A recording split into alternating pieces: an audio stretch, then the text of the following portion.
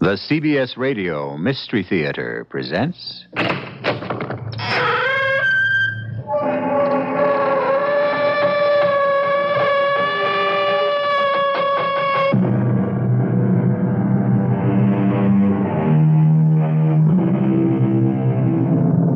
Come in.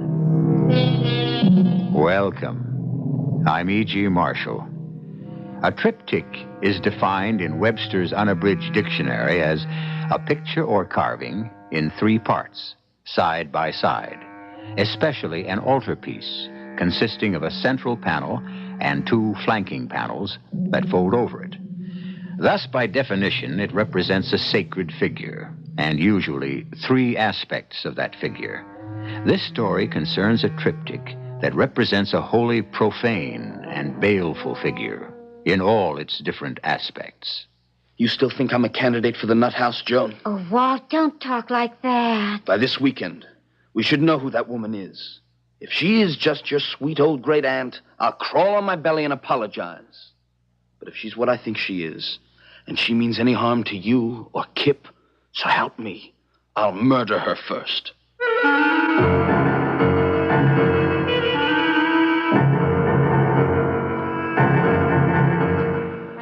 Our mystery drama, Triptych for a Witch, was written especially for the Mystery Theater by Ian Martin and stars Margaret Hamilton.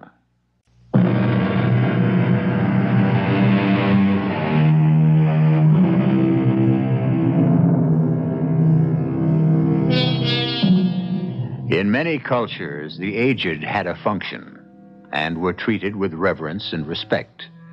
Less and less this is true of the Occidental cultures. I enter no discussion of whether this is right or wrong. Frequently, the elderly would prefer to be left alone to pursue their own destinies. And yet, when the moment comes and some very ancient relative is left alone, particularly a woman, some atavistic instinct, or is it just plain guilt, drives many of us to open at least our homes, if not wholly our hearts, to them. This is the story of two such people. But may heaven protect you from the strange and awful experience they unwittingly laid themselves open to. Flight 101. Super. Well, Joan, as the governor of North Carolina said to that other guy, this is just about it. Did I know my great-grandfather was going to get married again just before he died? And here I thought I was marrying an orphan. Now I find out you tricked me. Oh, I just forgot about Charlie. He's 60 years older than me. I didn't even know he was still alive. Oh, but she wrote such a sweet letter. There isn't anyone else who's family. So the least I can do is help out poor old Charlie's widow till she finds out what she's going to do. Okay, no sweat. How old is old Charlie's widow anyway? Oh, search me. Just before our wedding, when Mother died, she mentioned out of the blue that my great-grandfather had suddenly married at the age of 82. Then you came into my life, and every other thought I ever had went out the window. Well, that's why I'm so jealous of anyone horning in. Old Charlie had a real eye for the ladies. The first 3 times he married, only one of them wasn't young enough to be his daughter. This one might turn out to be young enough to be his granddaughter. Well, I guess we're about to find out. Like you said, this is it, for better or for worse. The times you look back and would like to have bitten your tongue for some crazy thing you blurt out. Not that I knew right away. Matter of fact, when we first spotted her, the old gal didn't look so bad. Oh, she was no spring chicken. She was old, all right. With a little round face like a withered apple that still had red cheeks and sharp blue eyes that glittered like agates and didn't miss a trick darting out from the shadows of a wide-brimmed hat with a conical crown that looked a little like it might have been left over from Halloween. But for all her age, she was spry, skipping along like a sandpiper with a pet carrier in one hand and a carpet bag in the other. Joan? I'm her, your great-grandfather's Hester, and this must be Walter. Oh, hello, dear. How did you know us? Know you anywhere? Spitting image of Charlie, only prettier. Here, let me take those heavy things from you. For land's sakes, no problem. You can have the bag. I'll hang on to Smokey. He likes to stay real close. Smokey? My cat. Oh. Shh. You're almost home again. Just want to get Captain Jack out of my pocket before he stirs up a real... Some of the words... Death and damnation. It talks. Of course he talks. He's a parrot. Well, a kind of parrot. Half moon, they're called. You don't mind about Smokey and Captain Jack. They won't be any trouble. Oh, of course we don't mind. We're just a little surprised, that's all. Doesn't that bird need a cage? Can't abide them. He sits on my shoulder. Or a perch I have for him in the carpet bag. Well, he won't fly away. Can't. Flight feathers are clipped. Not that he would anyways. You mean you brought that bird all the way from Minnesota in your coat pocket? Of course. He sleeps there. Oh, I take him out when we change planes. He was complaining. He doesn't really like to fly. Oh, that's a switch.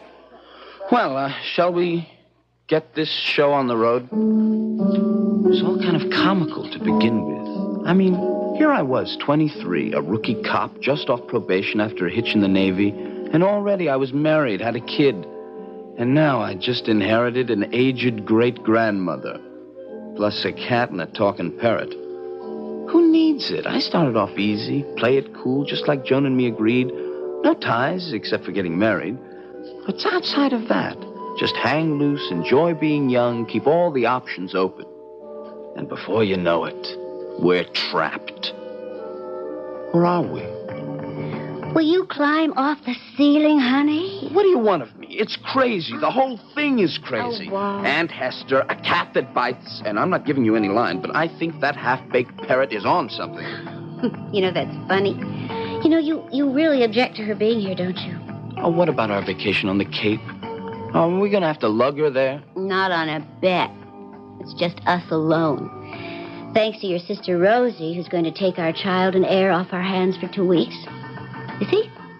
Relatives can be of some use. In time of dire distress. Well, if anything happened to Rosie, Aunt Hester could probably... Who? Well, we decided that was the best name for her. Everything else was sort of clumsy. Anyway, as I was saying, Aunt Hester could always fill in as babysitter. Now, I wouldn't leave Kip alone here in the apartment with an old witch like that. Don't call her a witch. She's a sweet old lady. Oh, you have something special against Aunt Hester? Oh, no, baby. Oh, what could I have against... Well, like you said, a nice, sweet old lady. But for once, and I guess the first time, I wasn't telling the wife I loved the truth. On the surface, everything was nice about Aunt Hester, even that spiteful cat and the cockamamie bird. But the vibes were wrong somewhere. Maybe it's the reason I became a cop. I got this special thing about people. All I got to do is meet someone. And within a minute, some buzzer goes off. Wrong guy, right guy. It's never failed me yet.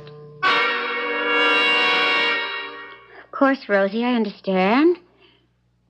No, we couldn't take a chance at Kip's age.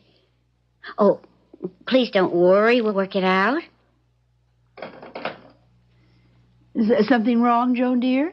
Oh, well, nothing earth-shaking, I guess. It's just that our vacation's messed up. Oh, what's the matter? Oh, Rosie's oldest child has just come down with measles. That changes all our plans, doesn't it? Oh, not yours. We'll see you off back to Duluth the end of the week. I'd be happy to put things off and stay here until you've had your vacation. Oh, I couldn't do that. Kip would be too much for you. Unless... Unless what? Oh, unless you wanted to come along with us to the Cape. It's lovely there, and then Walt and I could have our cake and eat it, too. Well, if you're sure Walt wouldn't mind, I'd be happy to. How could I object or complain? It seemed the perfect solution. Then why was I ridden with doubts and fears that I concealed from Joan? They only began to take shape when we finally did go to the Cape. The cabin was right on the beach, up on a sand dune facing the Atlantic. Joan and I had lots of time to swim and surf, while Aunt Hester kept an eye on Kip. But every so often, Joan would have mother's guilt feelings and decide that this particular morning would be just for Kip and her. And on one of these mornings, I had gone beachcombing, and on the way back had stopped for a rest, half covered by sea grapes, and had fallen asleep. Of a sudden, some inner time clock woke me, and I was looking towards the beach where I saw Smokey the cat prowling and pawing in the receding tide as if he were harvesting. I got to my feet. My eyes, even after sleep, were still partially sun-blinded, and headed down to the water. As I came nearer, that cat looked around and, seeing me, suddenly billowed out to Aunt Hester's plumpness. Barefoot and bare-legged, her skirts kiked up to her knees. Aunt Hester! Why, hello, Walt. What on earth are you doing here? Me?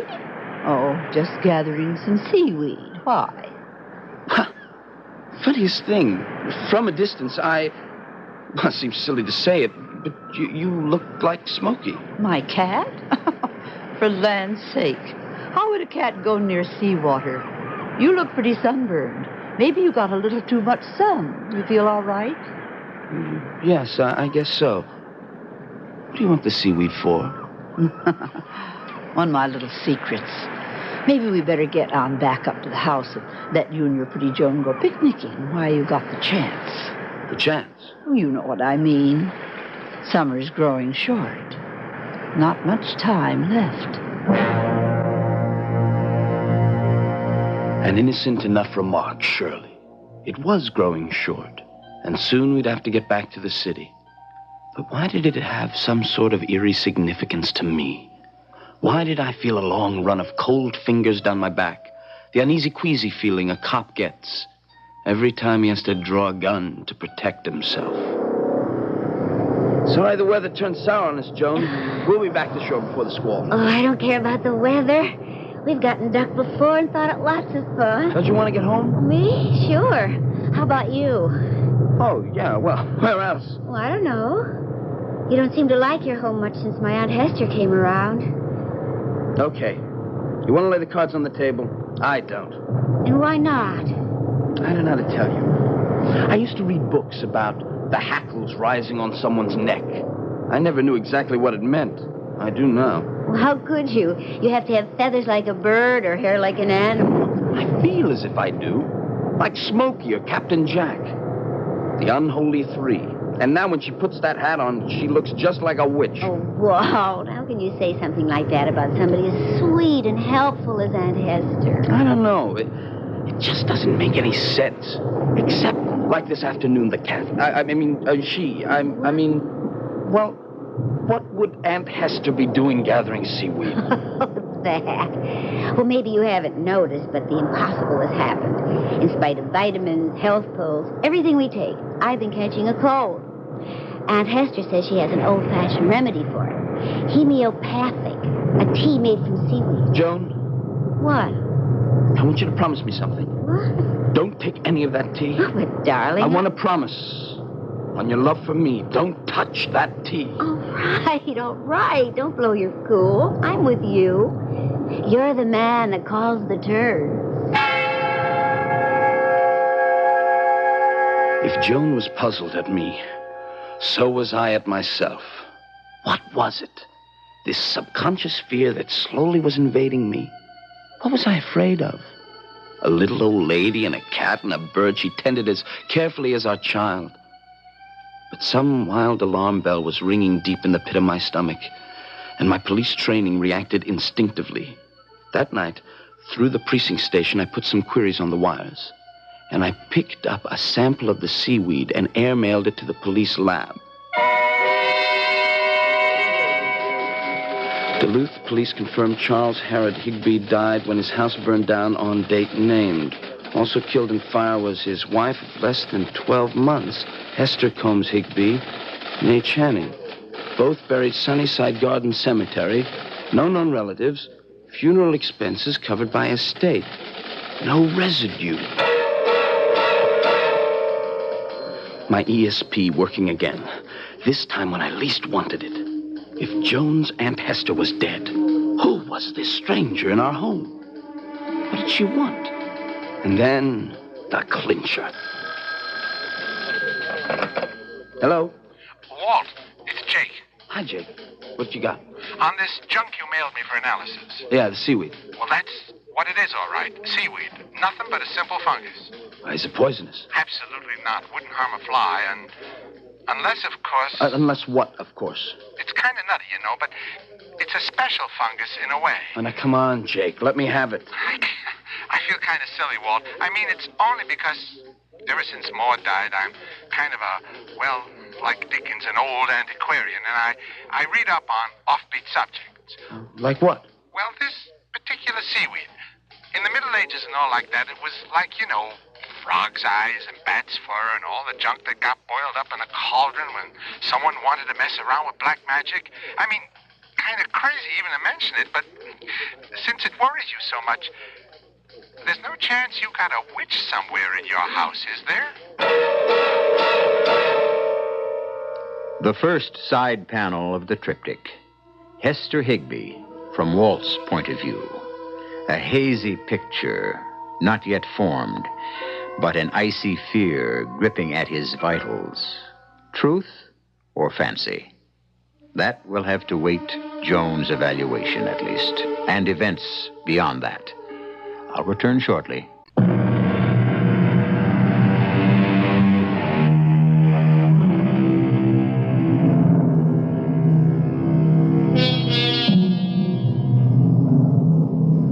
Of course, nobody believes in witches anymore.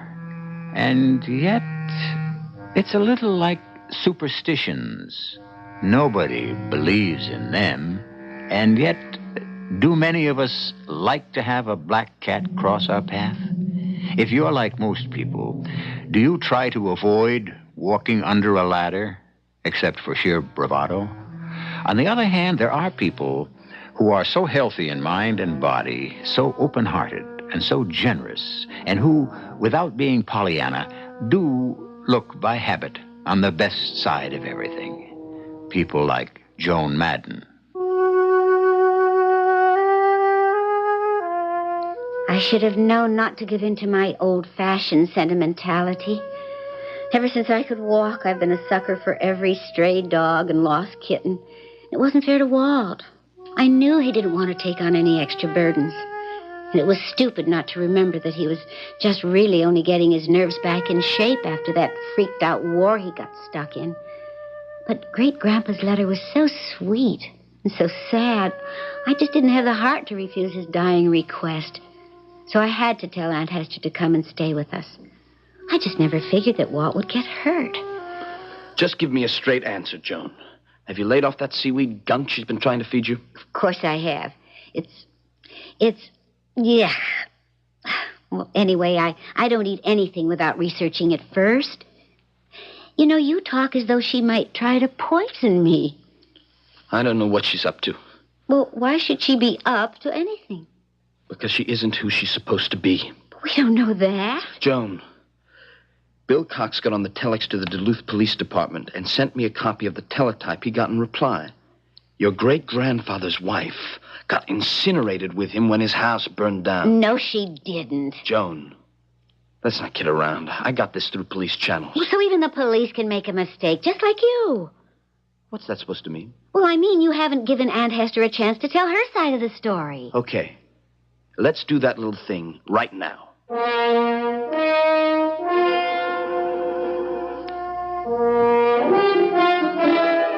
Now, let me get this straight, Aunt Hester, or whoever you are. You weren't in the house when it burned down? Land's sakes, Walter, of course not. How could I be here if I had been? Oh, dear. What's the matter? I think I dropped a stitch. Let me see now. Now, look, if you weren't in the house, where were you? I don't think I want to say. Why not? It's sort of important. I suppose it could be made to be. Dear me. He was such a good man and kind, but weak and terribly careless. Oh, it's beginning to get dark, isn't it? I'll turn on some lights. Oh, no. Burst the windows, the drapes, and the shutters. Oh, I'm sorry, I forgot. There, you see? You like that better? Ever so much. The night must always be shut out, especially here. You can put the lights on now if you want. I'm still waiting for an answer. From me? Oh, Oh, yes, about the house burning down. Oh, dear. I hoped I wouldn't have to go into this, but now, Walter, don't look so grim. It's all perfectly logical, if terribly unpleasant. I'm afraid when Charlie wrote that note about me, he wasn't quite telling the truth. He did say he had lupus erythematosus disseminatus, didn't he? Yes. We didn't know what it was. That's the bad kind, terminal. Only it wasn't true. He was just trying to cover up. Cover up what? Well, that even though I loved him, I'd had to take Smokey and Captain Jack and leave him. Why? Oh, my. I guess I can't pull any punches. You see, Charlie was a chaser. A chaser? He was woman crazy. It had gotten so bad I'd had to move out. Little did I realize how lucky I'd had, or I would have been burned up in that house.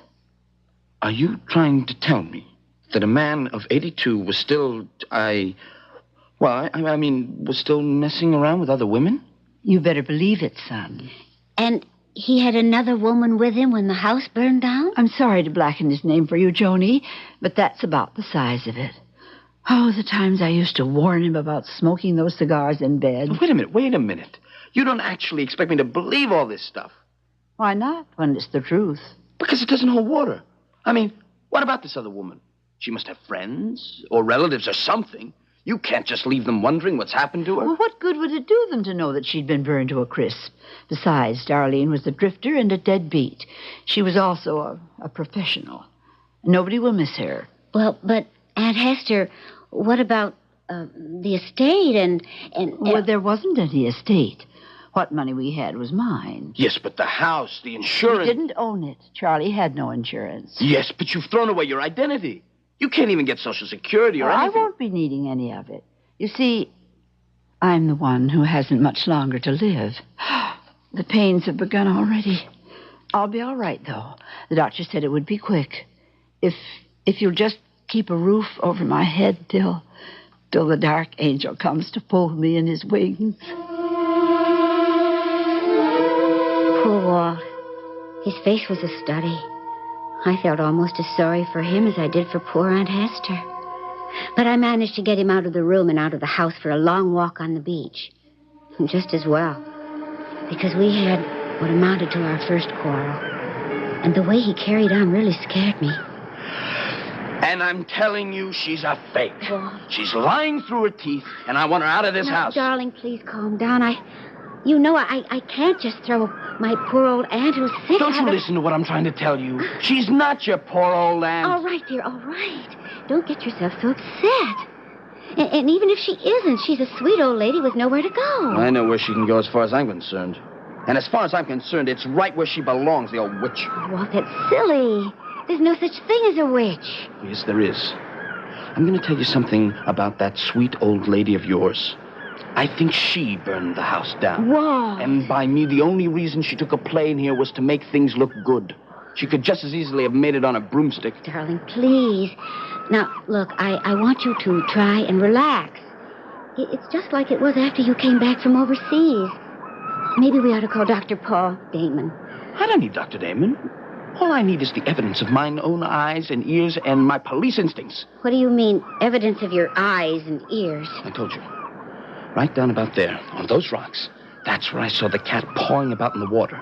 And then all of a sudden, the cat changed into Aunt Hester. Walt, you'd been asleep. That was just a hallucination. I don't hallucinate. Well, not anymore, anyways. And it isn't only that, but she talks to that bird, Captain Jack, all the time. And sometimes there's a third voice, like the cat, and he talks back. I hear them. Don't you? No. So now you think I'm hearing things, too? Oh, darling, Captain Jack says a few little words. But how could a cat talk? Because they're not just a cat and a bird. Any more than she's your Aunt Hester or even human. I tell you, she's a witch. And the other two are her familiars. Her what? I went to the library and read up on it. There were two kinds of minor spirits that witches had, or have, called familiars. One was a divining familiar, and the other was a domestic one. Walt, honey, look at me. Now, you can't honestly believe all this bilge. Suppose I do. Then I think you're sick, and you ought to see a doctor. Listen, I just want that woman out of the house and out of our lives. Don't ask me to do that to the poor old thing. Look, what could she want from me? How could she hurt me? I don't know. You can see from the way she treats Kip how harmless and well-meaning she is. Kip? Oh, good Lord. Maybe that's what she's after. The baby, and we left her alone with him. Oh, you like to scare me to death. The two of you, running like that and bursting into the house. I thought you'd wake up poor little Kip. Look at him, having a little afternoon nap with Smokey in his arms and Captain Jack perched on the edge of the crib, keeping warm. 4 bells and all's clear. Oh, dear. When the sun goes down, my old bones have an ache. And I look at you, Joan, darling, and think to myself, what a wonderful thing it is to have a young, healthy body at one's command. How much you make me long to be just as you are now.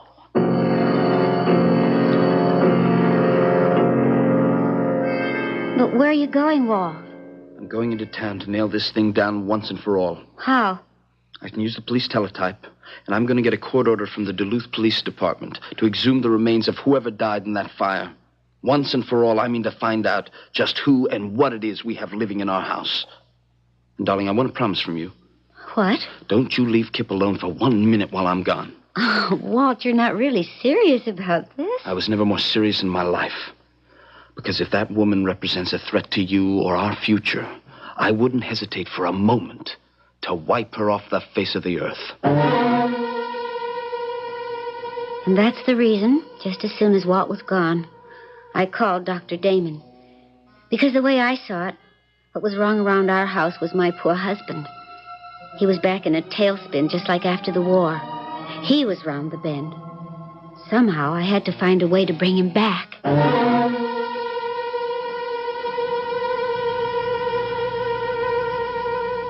The second panel of the triptych. Is Joan right? Has she reason to be worried about Walt? Or is she perhaps worrying about the wrong person, shutting her eyes to the real danger? Is Aunt Hester what she seems to Joan, or what Walt is convinced she is? And if, wild as it seems, she were a witch, what is it she's after? I'll return shortly with Act 3.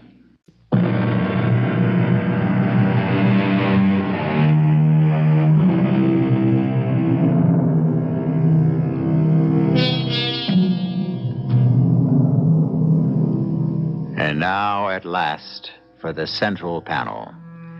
The sum and substance of the two side portraits we have examined. The real truth about Hester Madden. But first, a harried phone call from Joan to Dr. Damon, monitored, unaware by either of the principals, by that sweet old lady Hester, on a convenient extension. I'm sorry to bother you, Doctor, but I am frantic. I don't blame you. I had hoped that Walt had found himself. Can you get him back to town to see me? Oh, I doubt it.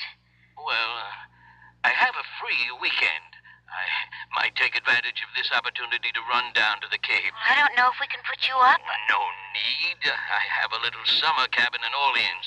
I could just drop in on you casually and check out Walt. Oh, if you only could. Oh, you know me, Paul. I don't flip easily, but this whole thing has got me really strung out. Okay. I'll be there. Count on me.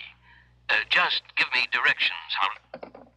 May you roast in hell forever, Dr. Damon, if you try to cross my path, psychiatrist. Roast him in hell. Roast him in hell. Quiet. How much time do I still have? Not much. The moon is full this weekend. And your houses will be in conjunction. Time to make the change to her. Now, can I, Smokey? If she's not prepared. Give me the dried seaweed. I'll make sure it's dropped in the salad she mixes for dinner. I'd better handle that. No good. He wouldn't let you near her, even if she would. Damn and double damn him. May the torch of Hecate singe his eyes. Her spear ripped through his vitals, and her hounds run him down and tear him to pieces. If it weren't for him, it all would have been so easy. Maybe it would be better to move as soon as possible, even right now while he isn't here. No, well, that would be taking too much of a chance for all of us. She's right. Yeah. We exist only as long as you do. Why should I care about you? You're only projections of me that I can snuff out like a candle if I wanted to. And be all alone without your familiars to understand and serve you. And if you did send us to eternal nothingness, our voices would still carry to tell them the truth. That you did not die, as you want them to The think. sea would come back to reclaim you for its own. No! You wouldn't do that to me. As long as you don't do anything to us. My true name is Mergeist, and I am the oldest order of witches, the witches of the sea. I was born before the world began, and my span of allotted years were 7,007. But when at last my time came to return and mingle as a nameless droplet among the uncounted of the great oceans, I could not bring myself to obey the law, to escape my avenging sisters of the sea. I had to find an earthly body to house my spirit. I called on all the ancient arts, magic, divination, astrology, enchantment to find a young girl whose sign was my sign, whose birth date reflected the conjunction of our houses, the ascendancy of whose planets and stars matched my own. Every 2 generations, as the body I have possessed begins to disintegrate with age, I have found countless times a new one to possess. The alternative is too hideous to contemplate. I need the body of Joan Madden, and nothing shall stop me from invading it and making it my own.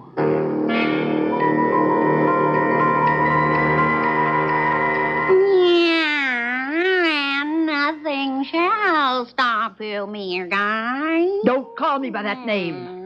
Forgive me, Esther. How can I afford to wait? Divine me now, Alebka. What is the man Walter Madden doing? He is arranging for an order to exhume the bodies, to examine the one of the woman who died in the fire. He'll want me to see any further. As far as you can. The skull was not destroyed. They will find where you struck her and killed her. And by the teeth, they will know her as someone other than you. They will look further and find the fire was set by someone, and they will start to look for you. I knew it. Margaret, what is the girl doing now? I'm guarding her child because her husband told her to. He is most afraid you mean the boy harm. Does she still trust me? She is not even thinking of you. She worries about her husband, that he is losing control of his mind as he did once before. She does not think that I am a witch. She doesn't believe such things exist. So much the better. Let us do everything to make her think he has gone mad.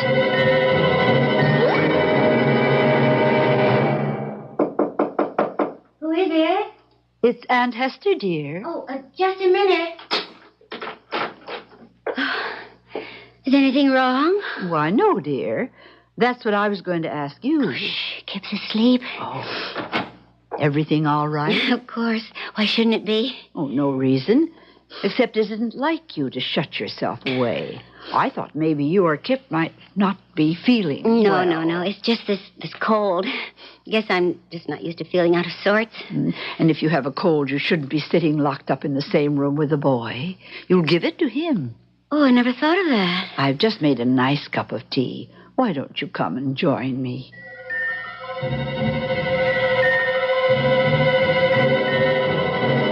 Follow following her downstairs, I could feel the saliva thicken in my mouth with envy. I was never more conscious of arthritic joints, the sagging flesh, the muscles that barely had vitality enough to respond to the message of the brain. There in front of me was that shining hair with a natural curl, the lithe muscles rippling just under the skin, the easy, jaunty step that had no fear of the treachery of steps to the old and feeble. Just as we reached the bottom of the stairs, the front door was thrown open hurriedly, and Walt came in. Joan, you all right? Of course. Aunt Hester and I were just about to have a cup of tea. Will you join us? Where's Kip? I left him upstairs. He's asleep. Maybe since it won't be too long till dinner, you'd rather have a drink, huh? No, I want to talk to you. Why don't you let me attend to dinner, dear? Why don't you just go in the back, Aunt Hester, and stay in your room? Walt. Just let me handle things. Of course. I'll go right now. I wouldn't want to be in the way. All right, Smokey, you'll get your dinner. But we're all going to have to wait. Walter just isn't feeling himself tonight. Put him in Section 8. Put him in Section 8. What was he saying? What's Section 8? Service lingo for the nut house, the loony bin. You still think I'm a candidate? Oh, Walt, don't talk like that. Now, just leave me alone. By this weekend, we should know the truth about who that woman is. If she is your sweet old great-grandmother, I'll apologize. But if she's what I think she is, if she means any harm to you or Kip, so help me, I'll murder her.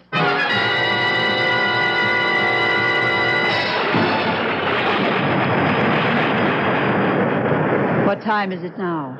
9 on to 8 bells. Midnight and high tide. Then we must act before then. How to get Joan alone.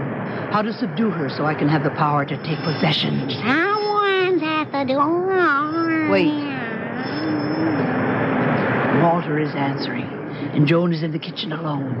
This may be our chance. Shh. I want to hear what they're saying. Paul Damon, what are you doing? Well, come in. Come out of that terrible weather. Come in the living room. Joan's in the kitchen. She'll be right out. What brings you here? Did Joan send for you?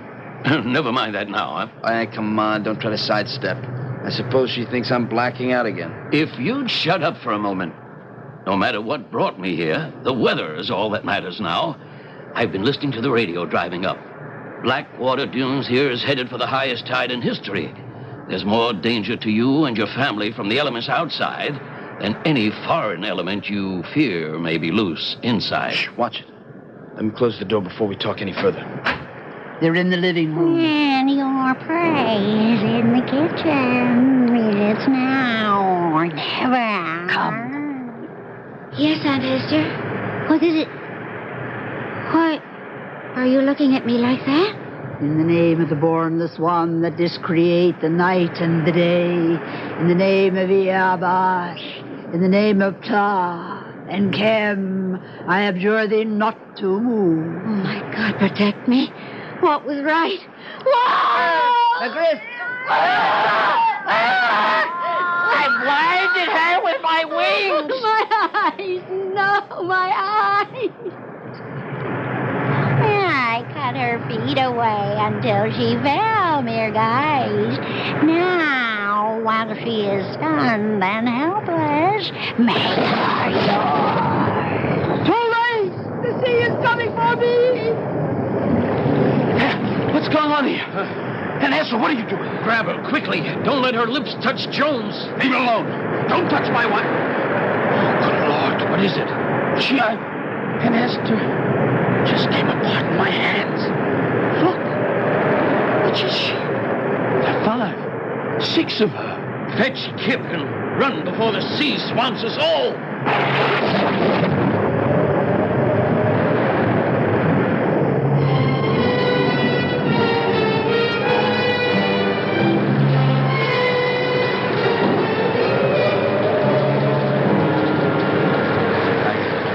I never saw a tide like that. Came in like a giant hand and swept everything away. You all right, Joan? Oh, I think so.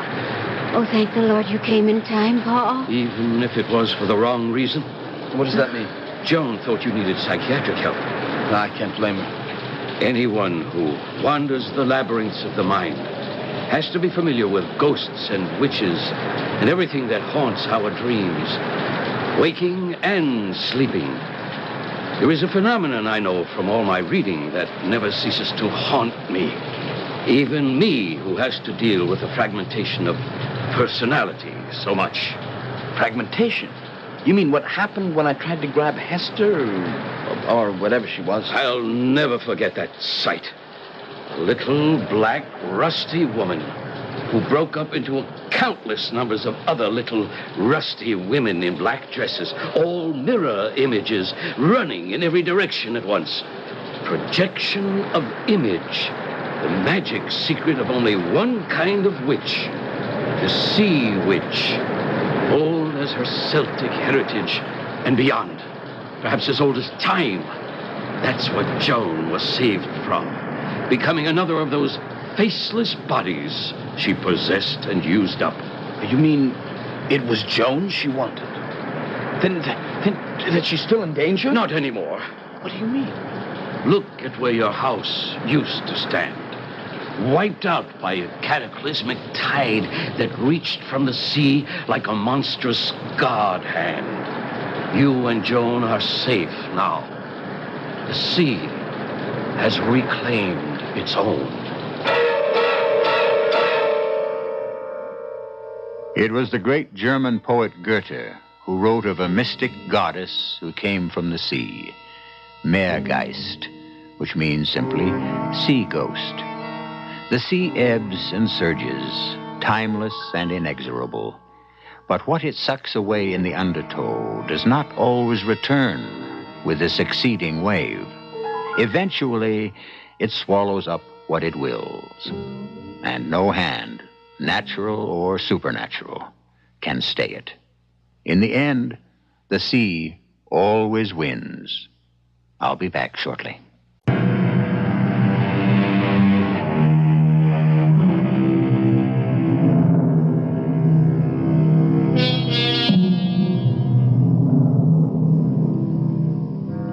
It was Malcolm in Macbeth who said of the end of the Thane of Cawdor, "I saw him die.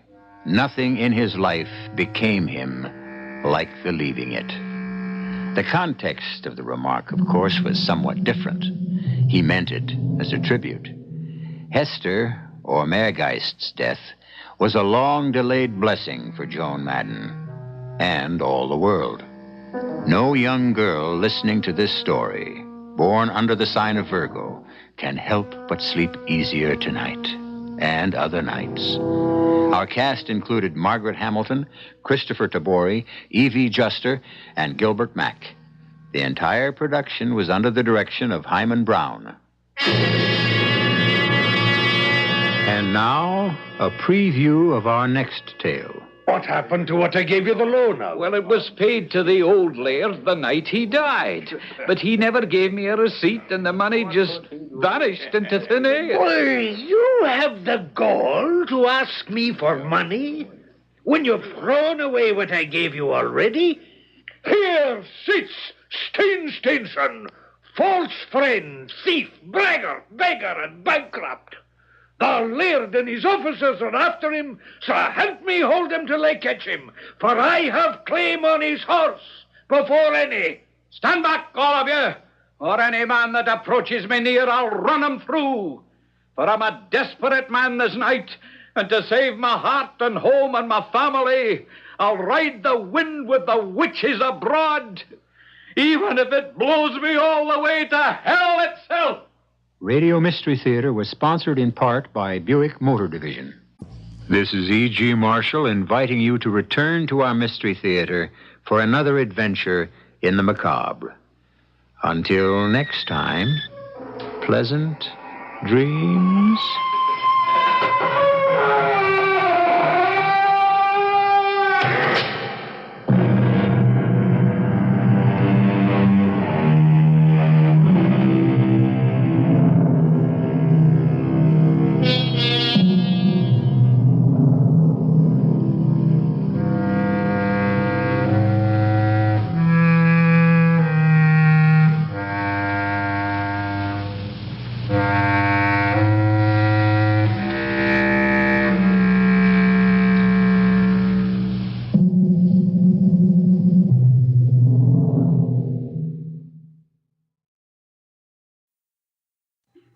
The CBS Radio Mystery Theater presents...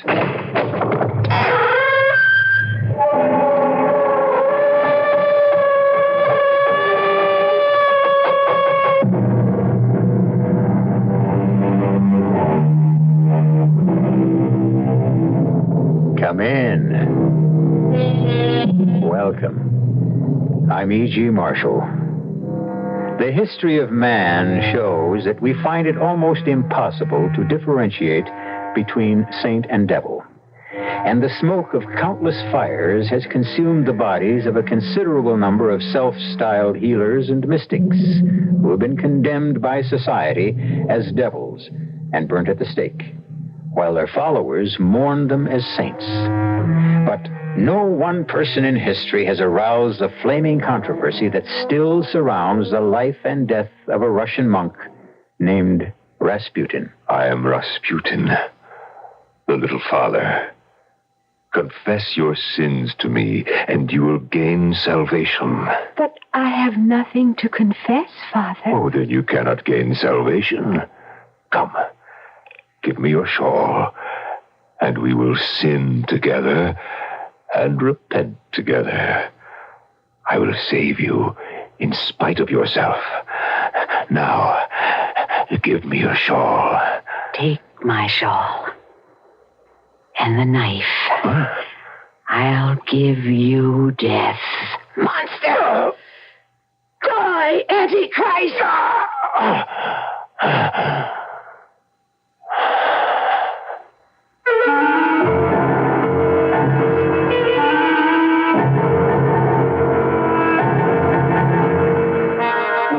Our mystery drama, Courtyard of Death, was written especially for the Mystery Theater by Murray Burnett and stars Norman Rose. It is sponsored in part by Anheuser-Busch Incorporated, Brewers of Budweiser, and Buick Motor Division. I'll be back shortly with Act One.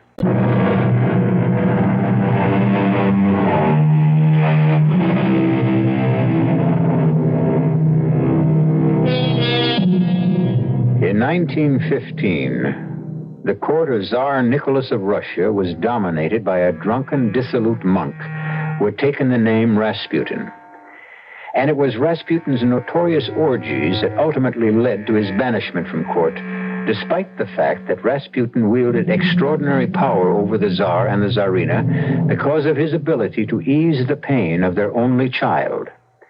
The Tsarevich, heir to the Russian throne, had been born a hemophiliac, a victim of the bleeding disease. And when Rasputin appeared at court, his hypnotic voice and soothing touch did the Tsarevich more good than any doctor's prescription. Well, Dr. Lassavet, how is he? How is my son? The Tsarevich is resting, Your Highness. Comfortably? Reasonably so. Is he in pain? Oh, it's hard to tell. You and the other court physicians are incapable of helping my son. But I know someone who can. Rasputin? Yes, Lassavet. Rasputin, whose name brings that grimace of disgust to your lips, but whose touch brings comfort to my son. Your Highness, I dare not presume, but you know I speak out of my love for you and the Tsar. You make a mistake placing Russia's fate in the hands of this charlatan, this drunken debaucher of the ladies of your court. He'll surely bring ruin to Russia. You will see to it that Rasputin is brought back to court as soon as possible.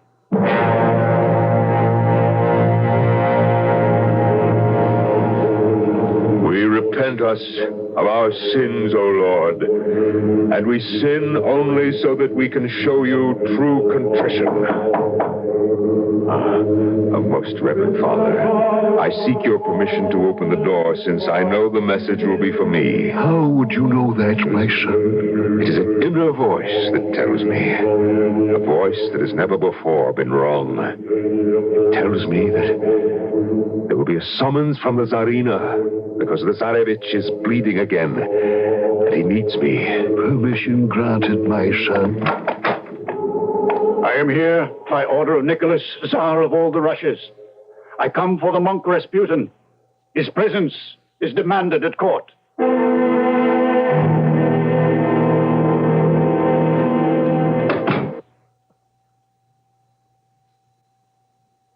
Zarevich and I are in your debt. You have worked your miracle. My son smiles in his sleep. The pain has gone. Ah, the miracles are not mine, but the Lord's, madame. Oh, the devils. La Sauvette, what are you doing here? Once again serving as a messenger, Your Highness. Colonel Amder seeks an audience. I'm going to my quarters, madame. The Zarevich will sleep through the night. A man of God and the chief of the secret police have little to share. Little Father, I came because I knew I would find you here. What Colonel Amder has to say concerns you. But, Colonel Amder, this is preposterous. I will not tolerate your Krona withdrawing protection from the little father here. Your Highness, as the head of the secret police, I can no longer in all conscience furnish any protection to Rasputin. You speak of conscience, Colonel. What is it that weighs so heavily upon your sense of duty? Treachery, Your Highness. I assume, Colonel, you have some proof of these charges, whatever they are. Your Highness, here are the documents. Yes, I can see that these have something to do with medical supplies in the war, but I have no time to read them through. These documents show that Rasputin has sold millions of rubles worth of medical supplies to Germany, a country which is waging war against us. And do your documents explain why our little father would do this? Yes, Your Majesty, to line his pockets. As payment, Rasputin has been given shares in the Süddeutsche Munitions Factory, as well as shares in Taunus Manufacturing and Copernicus Industries in Bavaria. Your Highness perhaps knows of these companies? Little father, tell Colonel Amdur what you have told the Tsar and me. Madame, it will make no difference to him. Tell him. It is a prophecy, Colonel, and it is this. If I die at the hands of the nobility or members of the court, the Tsar and the Tsarina will lose their crown and their son within 6 months of my death.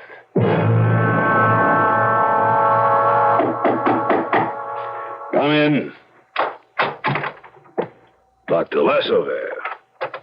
I arranged for you to be admitted privately, expressly to meet this young lady.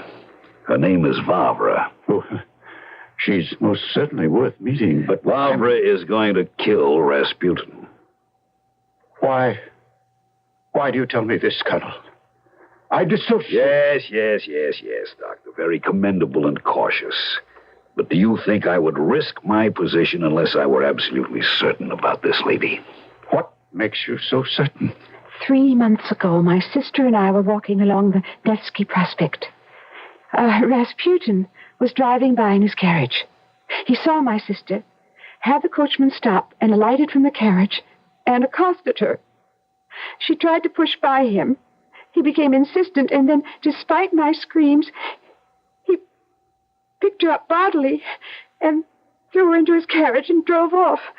Then neither I nor my family have seen her since. But we know where she is. Yes, she is in the quarters of Rasputin in the palace. I brought you here, Doctor, for you to show Vavra exactly where to strike Rasputin with a knife, so that the thrust will be certain to kill him. Haven't you overlooked the fact that before Vavra can strike, she must be close enough to strike? Use your eyes and wits, Doctor. Isn't she beautiful? Extremely. Don't you know that it's the custom of this lecher to hold audiences just like a reigning monarch every day from 10 to 12 in the morning? But surely he'll recognize Vavra as the sister. We can't be certain of that, but even if he does, it's all the better for our plan. I don't see how. Vavra will join the line of supplicants outside Rasputin's apartments tomorrow morning. It is his custom to come out and look over the waiting petitioners before he sees them. It is also his custom to select any beautiful young women and take them into his private chamber before he deals with the others. You're certain to pick Favre, you agree? Yes. And suppose he recognizes her as the sister of the girl he abducted. Could there be anything more natural than that she should come to ask about her sister? To plead, to beg, with tears in my eyes and trembling lips, to ask for grace. Exactly. The whole world knows how Rasputin dispenses grace. And where? In his private room. Exactly. And when he has you in the room and attempts to take you in his arms, then, Doctor, you will show her exactly where to strike. There he is! The little father! Oh. Little sister, do I know you? You remember me? Oh, thank God you remember me. Come, little sister. The Lord will prepare thy going out and thy coming in. Then you will tell me how my sister is doing, won't you? Your sister? Oh, then you don't remember. No, you mustn't let those beautiful eyes fill with tears. Try to recall for me. Nevsky Prospect. It was months ago. I was walking with my sister, and you passed by in your carriage. Ah, yes. The little flower that I plucked off the street and exorcised the devils within her. She is safe, your sister. She has found salvation with me. Oh, my parents will be so happy to hear that, little father. May I see her? After we make sure that you are without sin, little sister. Come, we'll pray together. Now, this is the cleansing room. It is here you will find salvation. But, little father... Oh, come. It's so dark. I can't... Dark rooms to hear dark tales. You can start by removing your shawl. There's only Our Lady to see you. Olga, my sister. Where is she? In good time, little bird, in good time. You must be saved. Give me your shawl. I'll give you death. Monster! Die! Christ! I cleansed myself, little father.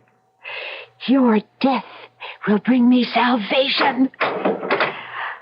Remember who it was that sent you there as you burn in hellfire.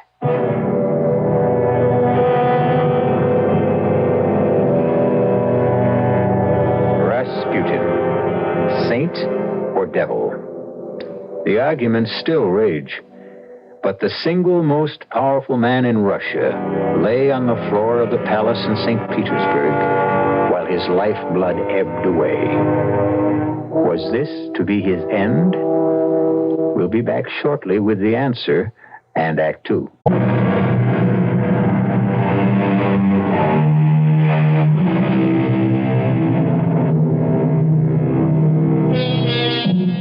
The year was 1915. And the Russian imperial court seethed with intrigue. At the center was the bizarre figure of Rasputin. Dissolute, drunken Rasputin openly boasted of his influence with the Tsar and the Tsarina. Idolized by half the nation as a saint and a healer, Rasputin was loathed, feared, and plotted against by the other half. One such plot resulted in a stabbing which wounded him so seriously he has been hovering between life and death for days. You will be careful to keep this bandage in place, little father. And you will also refrain from drinking. Wine makes blood, Dr. Lasauverte. It will be good for me. For just once, listen to the doctor. Perhaps it would have been better had I died. How can you say that? Had I died, you and the Tsar would be safe.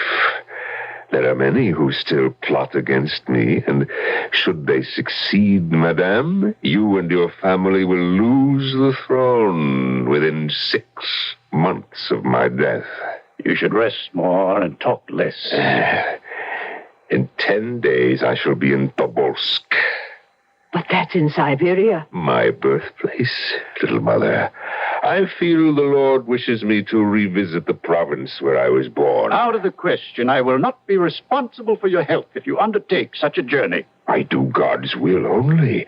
And if God wills it, I shall return. Oh, you must, little father. You must. If Rasputin undertakes this journey, it will be against my orders. I take note of that, Lassover. And risking your highness's displeasure, I remind you that your niece, Princess Irina, and her husband have been waiting in audience with you for some hours. If they wish to see me, have them shown in here. But, your highness, neither the princess nor Count Elston has ever met the little father, and I'm uncertain. But of course,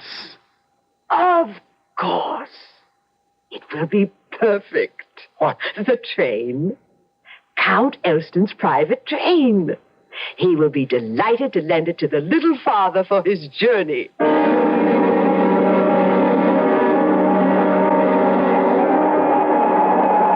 This is not a task for the head of the Okhrana guarding a train. Lassover, couldn't you have let the scoundrel die? I'm afraid it was a higher power than mine. Ah, yes, the picture of the Holy Virgin that saved the life of the holy Rasputin. Barbara's knife would have pierced a vital organ had it not been deflected by the wooden frame of the picture of the Virgin Mary. Are you becoming a disciple of the monk then, Doctor? Not at all. It just seems a strange coincidence. Of which he's made more capital with Her Highness. Are you still determined to remove Rasputin? He's vermin. And vermin must be exterminated. Russia must be saved from him. And at the same time, you save Mother Russia. You ensure your continuation as the head of the Okhrana. Oh, you know something. What have you heard? Only the gossip of the court. Her Highness is unhappy with your removal of the guard from Rasputin. I don't care about my career. You must believe that the first motive I have for seeing that the devil dies is to save Russia.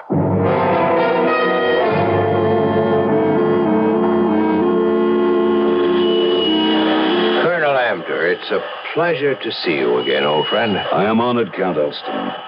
Doubly honored by your wife's presence. Irina wouldn't hear of our turning over the train without inspecting it and seeing that everything was in order. And also removing some of my personal belongings. I've heard that this monk isn't the neatest of guests. Anything you've heard, Princess, is not only true, but also probably understated. Then, Felix, why are we lending our train to Rasputin? Because Alexandra asked us to, my sweet. May I help you on, Princess? Thank you. Dr. Lassover, this is the Princess Irina and her husband, Count Elston. Dr. Lassover and I are old friends. I'm delighted, but also surprised to see him here. Your aunt insisted that he be aboard to check on your guest's health. You know, of course, that it was his skill that helped save Rasputin's life. I'd heard. Congratulations, Doctor. Thank you, Princess. I'm sure you gentlemen will excuse me. Felix, darling, I shall be in my car if you want me. Colonel, I have an unpleasant task to perform. I have a message from Her Highness. I wish that she'd chosen some other messenger, but it's my duty to inform you that you're relieved of your duties as head of the Okhrana. So, it's happened. Rasputin wins.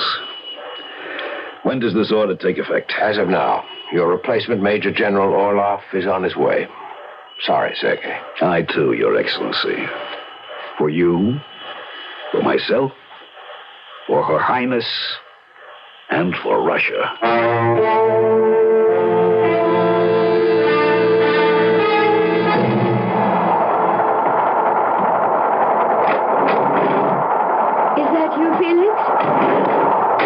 Darling, I do hope you're not annoyed. Who are you? A man of God, Princess. And a friend of your Aunt Alexandra. You're Rasputin. Is it my appearance that surprises you? Surely you've heard about me. Have you seen my husband? Not yet, dear lady. I first wanted to thank you personally for your kindness in lending me this train. Aunt Alexandra told me that you would return our train by the 1st of the month. Did she also tell you that Rasputin does what he likes, when he likes? If you'll excuse me, I'll join my husband. But first, you will sit on my knees and tell me about your sins. You will take your hand off my wrist. Oh, don't be ashamed of your sins. If you're wise, you'll accept salvation at my hands. Yes, you will sin as you have never sinned. You will reach heights of ecstasy that you've only dreamed of in your darkest dreams. And then we will repent and earn our salvation together. I'll tell my husband. He'll kill you. The Count is wiser than you. God protects me, and the Count knows better than to interfere with God. The devil made your nails sharp. Get out!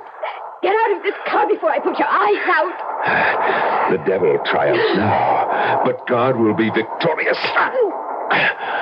Finally.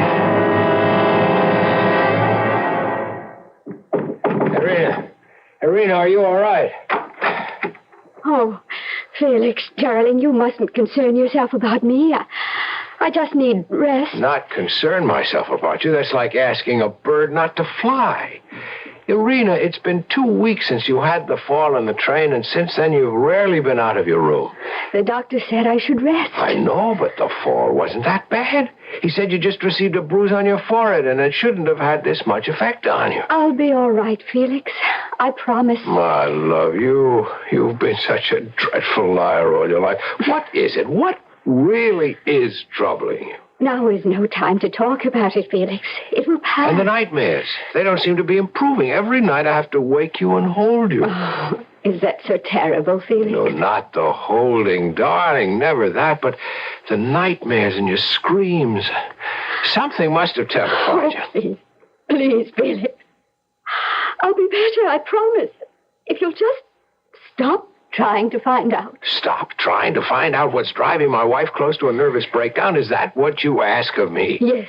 You are afraid. That's where the nightmares come from fear.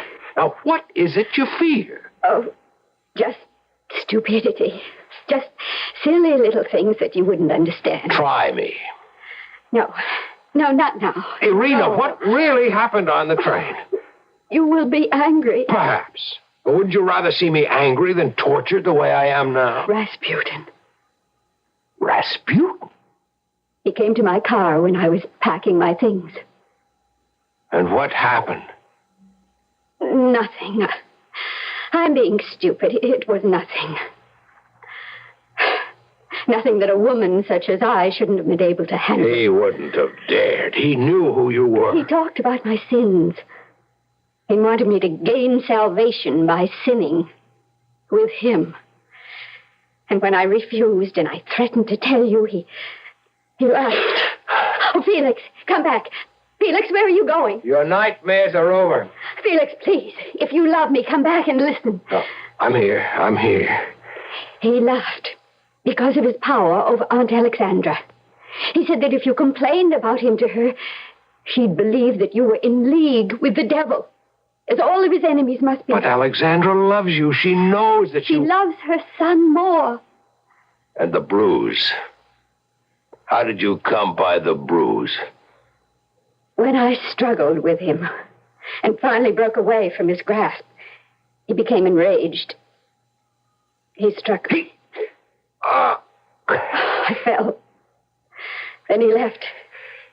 But I know he still wants me, and I'm afraid. Irina, my darling, I swear to you that you have nothing to fear. You have nothing to fear, because now that you have told me this, Rasputin is as good as dead.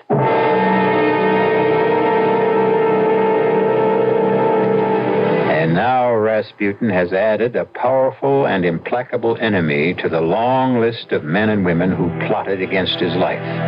But so far, he has survived all the plots and attempts to kill him. However, Count Elston was by far the most powerful and determined of Rasputin's foes. I'll be back shortly with Act 3 to take you further along on this journey to the cellars of death.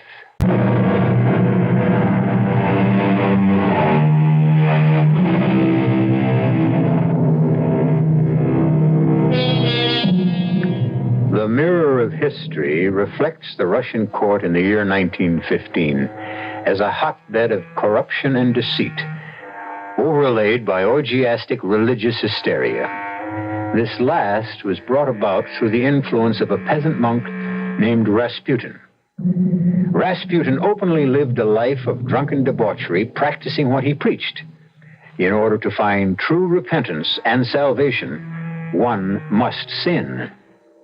Rasputin sinned, and in sinning incurred many enemies, among them one of the most powerful nobles in Russia, Count Felix Elston. Sergei, thank you for your promptness. I apologize for not delivering the note in person. I am honored and pleased that you thought of me, Count. How may I help your excellency? How many men have you killed? Well, am I to include those I had executed when I was in command of the secret police? No, personally. 3. I had thought it was more. I wish to heaven it had been at least one more. Anyone I know? I believe he recently carried a scar on his face made by your wife's fingernail. You insolent dog! You knew about Rasputin and Irina, and you didn't... Please, Your Excellency, I meant no offense. I wish the devil were burning in hell. I tried to say to them, please let go of my throat. And Rasputin knew. He found out you'd sent that woman to kill him, and that's why he had you replaced as head of the Okhrana. He would have had me dismissed even if I hadn't tried to have him killed. I'm still Colonel Sergei Amdur. I'm sure if Rasputin has his way, I shall shortly be sent to the front to fight the Germans. I must not let that happen. I need you, Colonel. What for? To help me kill Rasputin.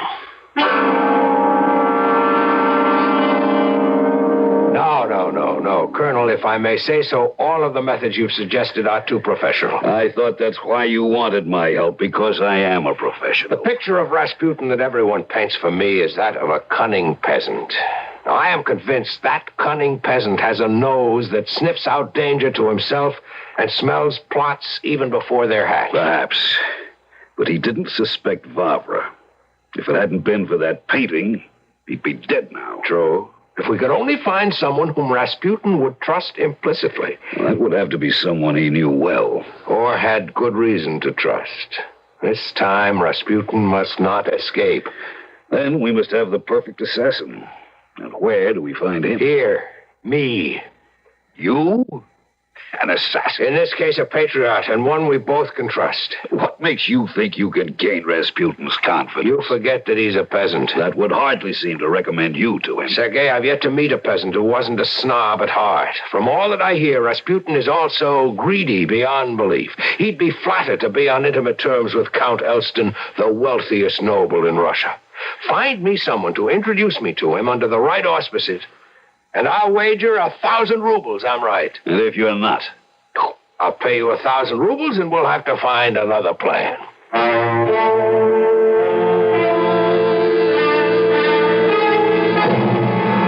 Come, Felix, drink up. Wine is good for the soul. Little father, I don't think our acquaintance has progressed to the point where you can call a prince of the blood by his given name. Huh? Oh, I apologize, Your Excellency. Oh, will Your Excellency suit? Or do you prefer Count? Count will do nicely. Oh, you'll be the first aristocrat I've ever addressed by title. I might enjoy the novelty.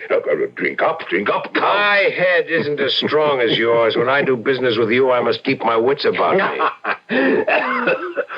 You aristocrats, you're all alike, pretending that money is of no importance, but always looking to cheat a poor man out of a kopeck. Well, I won't allow you to cheat Rasputin.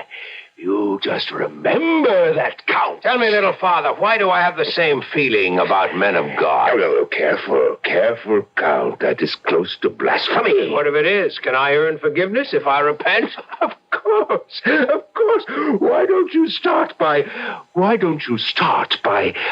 deeding me the land that we've been talking about for 4,000 rubles? But we've been talking about the price being 10,000. But that was before you had something to repent. You must pay for penitence and salvation. Don't you think the price is a trifle high? No, salvation isn't bought cheaply. Of course, you have other assets. Your wife, I found. You will not mention my wife. Huh? Count, you are very fortunate that I like you. Otherwise, you might find yourself in disfavor at the court. Yeah. Drink up. I don't like your wine. What? It's the Tsar's best Madeira. I must sample your cellar sometime. My wine cellars are open only to my friends. Then we shall soon be drinking your wine, Count. I never fail to make a friend of a man I like. You'll find the desire for my company growing upon you.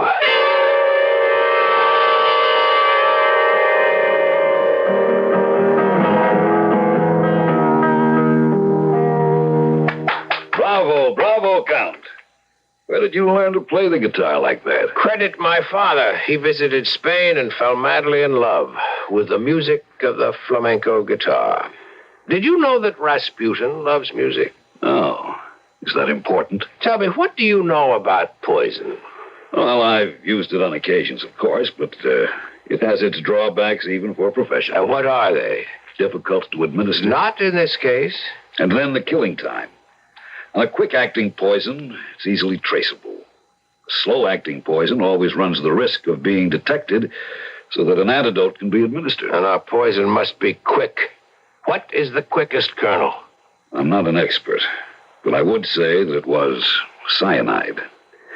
That, of course, has the distinctive odor of bitter almonds, which makes it easily detectable by the intended victim. You are right. We can count on his gluttony, but not to that extent. There must be other poisons. Dozens. Why don't we call in an expert? Count Elston, what do you want me to do? Furnish us, Doctor, with a quick-acting poison whose taste would be concealed by food or wine. I must warn you, Your Excellency, that any poison I know will have unmistakable symptoms that would warn the victim and alert any bystanders. There will be only Rasputin and me. Well, knowing that Rasputin is careful never to be alone with anyone, even women, I wonder how you think you can arrange that, Count Elston. That is not your concern. And this, Colonel, is the door that leads directly to the cellar. What about footprints? There will be tracks in the snow. Both going in and coming out. The way I've planned it, Rasputin will presumably have left my palace and wine cellar in good health. I cannot expect to conceal the fact that he has been here, but the Tsarina and the police will know that he left. 6 steps down, and we arrive here at the door to the room where Rasputin will do his last drinking and eating. It's next to the wine cellar there. Colonel, I will want you to see that the table is set for 8. If all preparations for a party aren't set up, that peasant shrewdness of his would smell a trap. Now, the tea and the cake should be on the table. The chocolate will be the poison cake. He has a sweet tooth, and he loves chocolate. And that way, I'll also be able to eat with him without risk. And as you see, my guitar is already on the wall. What time will you want this room ready? We'll be arriving about 9. What about Lassover? Our good doctor is unhappy, but he'll do it. He already has the poison. Good. You'll both wait upstairs. The servants? I've given them the night off. Shouldn't we wait down here, concealed, in case something goes wrong? Nothing will go wrong. You and Lassover will stay upstairs until I come for you. Very well. But I'll feel better if you take my revolver.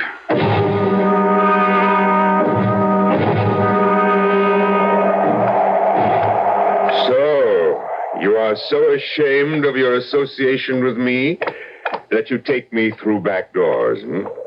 Rasputin is not accustomed to that kind of hospitality, Count. The type of entertainment that you enjoy, little father, is best done secretly. Well, this seems to be carrying secrecy to extremes, Count. The room is empty. I told you we'd be early. You wanted to hear me play the guitar. I don't like playing when people are more interested in eating and drinking than listening. So, make yourself at home. The wine which you've expressed a desire to sample is on the sideboard. All in good time, Count. Will your beautiful wife join us tonight? I have asked her. And she said? She said, little father, that you frightened her. Oh, she should be more like me and trust in God. I'll get my guitar. It's always easy to be frightened, Count. Did you know that only today the Tsarina warned me of some new plot against my life? Wouldn't you like a glass of wine? No. I see a samovar here. I'll pour myself some tea. Tea? Yes, tea. Tea, my dear Count. You see, I am afraid that if I start with wine, I won't be able properly to judge your skill with that guitar that you hold. Now, are you going to play before the company arrives? Or shall we send for the Princess Irina? I'll play. Mm-hmm.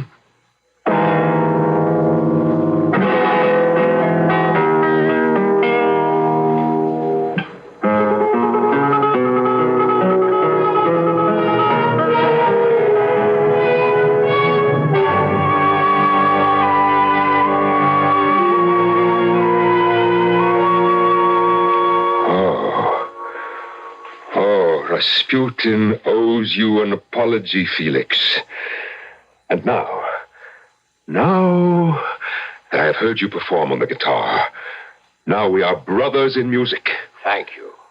And now you shall play some more for Rasputin while I eat before the other guests arrive. Try the chocolate cake. It was prepared especially for you. Ah, thank you. Oh, if I could play the guitar like you, I'd kill myself and take my place beside the angels, playing my guitar to their harp. How do you find the cake? Oh, it's delicious. A trifle on the sweet side. I think I'll have some more. Where are you going? I'll get you some wine to wash the cake down. Ah, thank you, Felix, but I want you to play. Play to soothe my ears. Here's the wine. Ah, now I get to taste the wine from the cellar of Count Elston. Ah, yes. Felix, a trifle on the bitter side, a trifle bitter. Your music, Felix, is better than your wine. I asked you to play. I'd almost be willing not to have any other guests. Just listen to you play, Felix. Listen to music and eat and drink. When I finish this bottle, I'm sure there'll be another from your cellar. Maybe one not so bitter, Felix. The same vintage, but a different year, perhaps. Father Grigor. What? What, Felix? You stopped playing. Father Grigor, say your prayers. Oh? Is that a gun? Oh, are you a conspirator, Felix? Yes, Father Grigor. You'll do no more evil. You'll never again put your filthy hands on my wife. Oh, you are dead!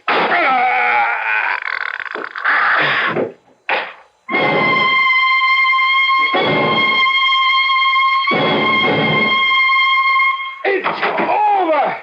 He's finished! The monster is dead! Were those shots I heard? Yes! Yes, I had to shoot. The poison didn't work. Absurd. I put enough poison in the cake to have killed 10 He men. ate every crumb of the cake and drank a whole bottle of wine, but all that happened was that he got a thick tongue. I had to shoot him. I had to. Of course. It's not possible. He should have died. He had to die. Stop mumbling, Doctor. He's dead and we have work to do. What could have kept him alive? It's like the picture of the Virgin all over. Forget it, Doctor. Remember, you will put on Rasputin's overcoat. You will be driven back to the palace by the Count. Enter Rasputin's quarters, then take off the overcoat and leave, making sure no one sees you. I think I want some brandy before... What was that? Nothing. I didn't hear anything. Good Lord. He's lying. It's not possible. I know I shot him. He's the Antichrist. He is. You're certain you hit him, Count? I saw him fall. And let's see who or what's making that noise. I'll stay here. You'll come with us. Come on.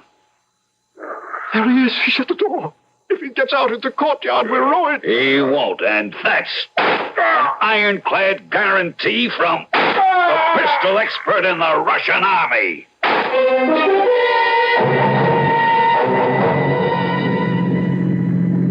Is the doctor all right? Depends on what you mean by all right. He went through with impersonating Rasputin. He was seen wearing Rasputin's overcoat. Then I took him home and to bed. Yeah, here's a good place. The river's deep. Bridge railing is low. All right, give me a hand with the body. Come on, drag it. Here we go. All right, there's no one around. Now, get it up on the railing and over. Thank you, Colonel. Thank you.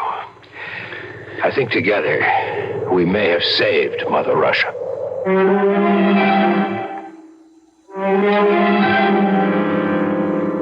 Count Elston was mistaken.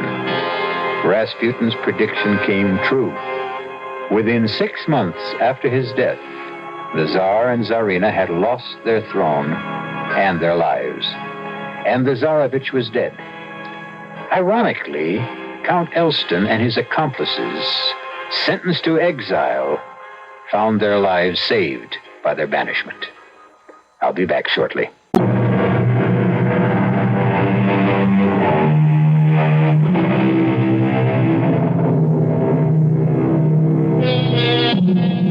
Rasputin's place as the religious figure who held sway over the Tsar and his family is unquestioned. Still open to conjecture, however, is whether Rasputin was a maligned saint or a devil. Here's the opinion of the Tsarina Alexandra in a handwritten note she had placed in his coffin. It reads, "My dear martyr, give me thy blessing, and may it always follow me on the sad and dreary path I have yet to traverse here below, and remember us from on high in your holy prayers." Signed, Alexandra. Our cast included Norman Rose, Anne Petoniak, Mason Adams, Gene Gillespie, Jackson Beck, Roger DeKoven. The entire production was under the direction of Hyman Brown. And now, a preview of our next tale. What's the matter? A matter? The way you look when you open that letter. Mary, what is it? Now, let me see that letter. No, Claudia. I'll just give it to Mr. Hammond when Mary, please, let me have that letter. All right. What? Mary, did you read this? Well, I glanced at it enough to... Todd, dearest, of course I love you as deeply, passionately as you love me. And you're right. Claudia does stand between us. So, dearest heart, I've changed my mind. I will go along with your plan to put her out of the way. Signed, Margot. Radio Mystery Theater was sponsored in part by Sign-Off, the sinus medicines. This is E.G. Marshall inviting you to return to our Mystery Theater for another adventure in the macabre. Until next time, pleasant dreams.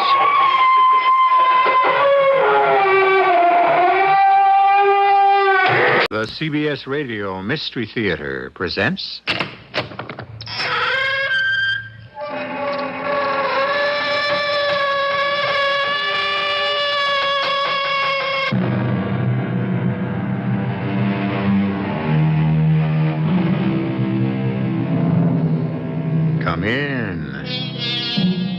Welcome. I'm E.G. Marshall. Today, nostalgia is king. Or should we say queen? What is lacking in these times that we constantly seek solace in the past? Especially when the truth is the past was a harder, slower, hungrier place.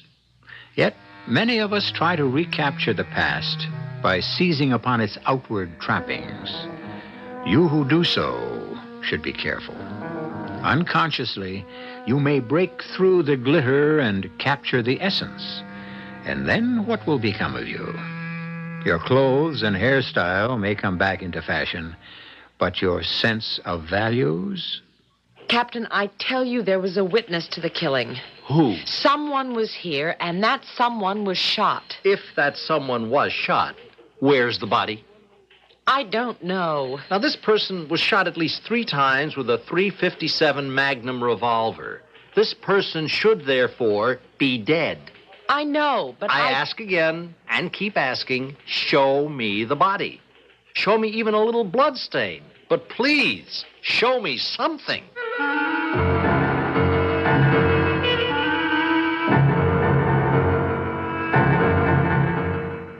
Our mystery drama, Blind Witness, was written especially for the Mystery Theater by Sam Dan and stars Patricia Elliott and Carmen Matthews.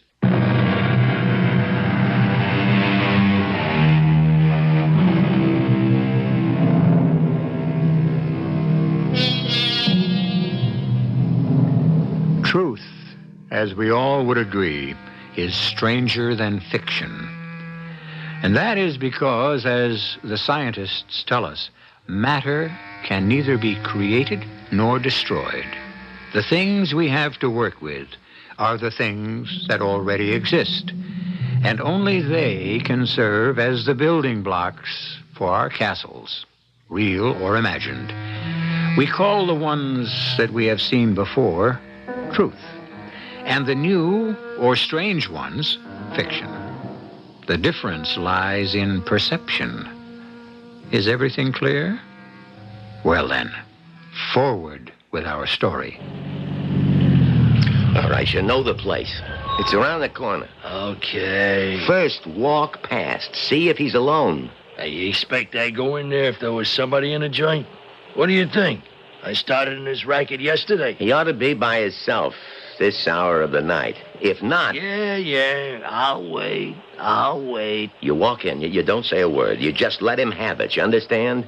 Why are you so nervous, chap? I was born nervous. It's as dark as the ace of spades. The rain's coming down, cats and dogs. There ain't a soul on the street. This job has to be right, exactly right. So that's why I'm here, ain't it? All right, go get him. You got my dough? I don't do this for kicks. You know I got your dough. 25 seconds to walk to the joint, 10 seconds to knock him off, 25 seconds to walk back to the car. That's what they call portal-to-portal pay. It adds up to exactly 1 minute. 10 grand for 1 minute's work. If you're set, go ahead. 10 grand a minute. I'm the highest paid wage earner in the world. Well, you go already. What are you waiting for? All right, in 3 minutes, it's gonna be midnight. So what? It's still Friday the 13th. You mean you're scared of that stuff? In this line of work, you take every edge you can get. Why knock a guy off on Friday the 13th when you can wait 2 minutes and cool him on Saturday the 14th?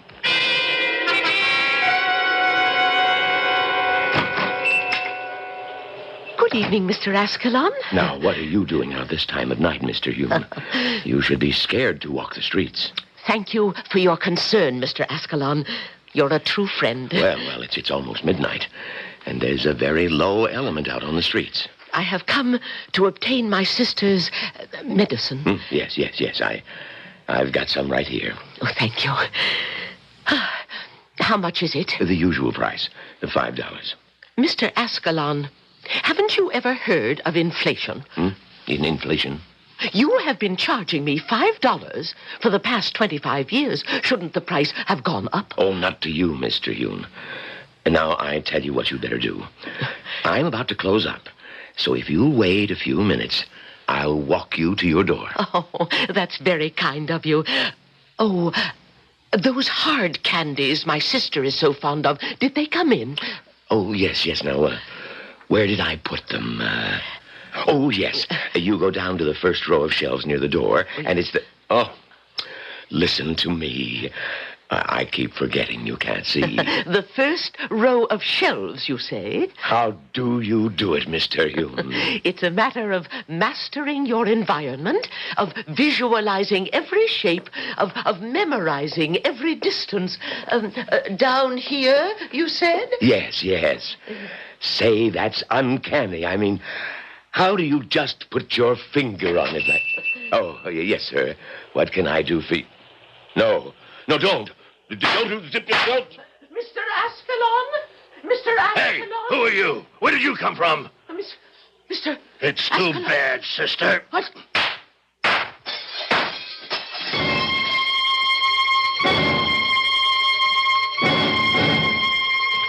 Get out of here. It sounded like the 4th of July in there. What happened? There was a dame in the store.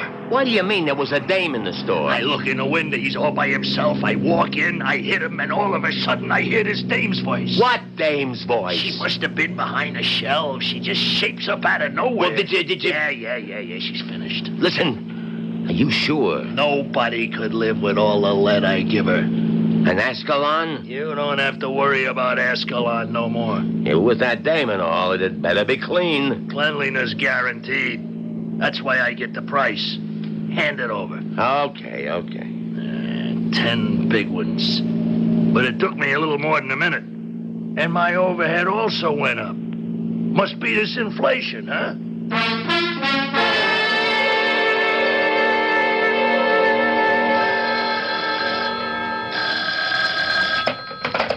Captain Sterling. Oh, yes, sir. Yes, the man's name was Armand Ascalon. 50 years old. Yes, he owned a drugstore. I assigned it to Jedwick. Julia Jedwick. Well, she's attached to homicide. Yes, so she's a detective first grade. No, I don't think she can do any harm. I'll supervise her closely. Yes, sir. Oh, none of this I needed. Captain Sterling? Oh, come in, Julia. Come in. Here, sit down. Now, what we got here is one of these neighborhood knockoffs. Now, you know how to go about this? Well, sir, Now, the best way is to keep your eyes and your ears open and work close with the patrolman on the beat. Yes, Captain. Now, what we got here has to be a stick-up. You know, most likely a junkie or else some hood. And, well, Julia, don't be afraid to lean on me for help. Thank you, Captain Sterling. Any questions? Well, it's just about the gun. What about the gun? I have a report from ballistics. Mm-hmm. The 2 bullets that were found in his body were fired by a .357 Magnum revolver. So, what's your question? Well, it would seem to me, sir, that your ordinary junkie or hoodlum who holds up a store wouldn't have an expensive Magnum. That type would usually employ a cheap Saturday night special. Well, a junkie could steal a Magnum, couldn't he?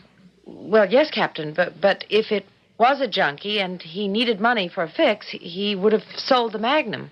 That's not bad thinking, Julia. So it doesn't have to be a junkie. It could be just some punk out to raise cash. Yes, sir. It's just that no money was taken. Mr. Ascalon had a $5 bill in his hand, and there was $100 in the cash drawer, and I don't know how to account for that. Well, here's how. You'll learn with experience. Now, there's a certain type of punk who nerves himself up to pull a job. You know, it goes wrong. He shoots, he kills, he sees the dead victim, and he gets terrified, and all he wants to do is get out fast. Now, you understand? Yes, sir, I do. It's just that a Magnum, well, isn't quite the kind of revolver for the type of killer you have in mind. A Magnum makes you think of a professional killer, and... Huh? Well, why would a professional risk everything on a $100 holdup? I like what you're trying to do, Julia. You have the stuff to become a good detective. But this is open and shut. You're looking for a punk who panicked. So you go out there and do the routine things and look for people who might have seen or heard something. Yes, sir. Well, I already have. Good. Any results? Well, it introduced a problem. First of all, the number of shots that were fired. Why is that a problem? Well, I found exactly 8 people who told me that they heard the shooting, and some say they heard 5 shots, some say they heard 6, but all agreed that they heard more than 2. Well? But only 2 bullets hit Mr. Ascalon. Oh, doesn't that only go to prove what I told you? It was a nervous punk who empties the gun at Ascalon and only hits him twice. Yes, Captain, but that still leaves us with a problem. 5 or 6 shots were fired. 2 hit Mr. Ascalon. That leaves 3 or 4 slugs unaccounted for. Well, what do you mean, unaccounted for? We can't find them. They should be in the wall behind, above, or either side of where Mr. Ascalon was standing, but there's no trace of them. But they gotta be there. We went over the place very carefully, and, that raises another problem. Yeah?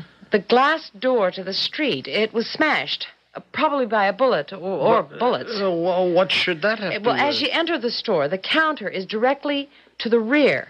We found Mr. Ascalon's body behind that counter. Well, what's the problem?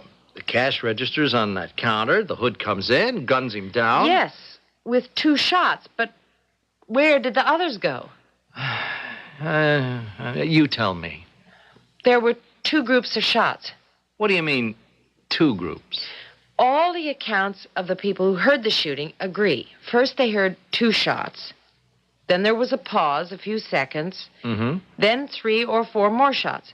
Therefore, the first 2 shots were fired at Mr. Ascalon. The next 3 or 4 were fired at someone else. How do you know? The killer enters the store.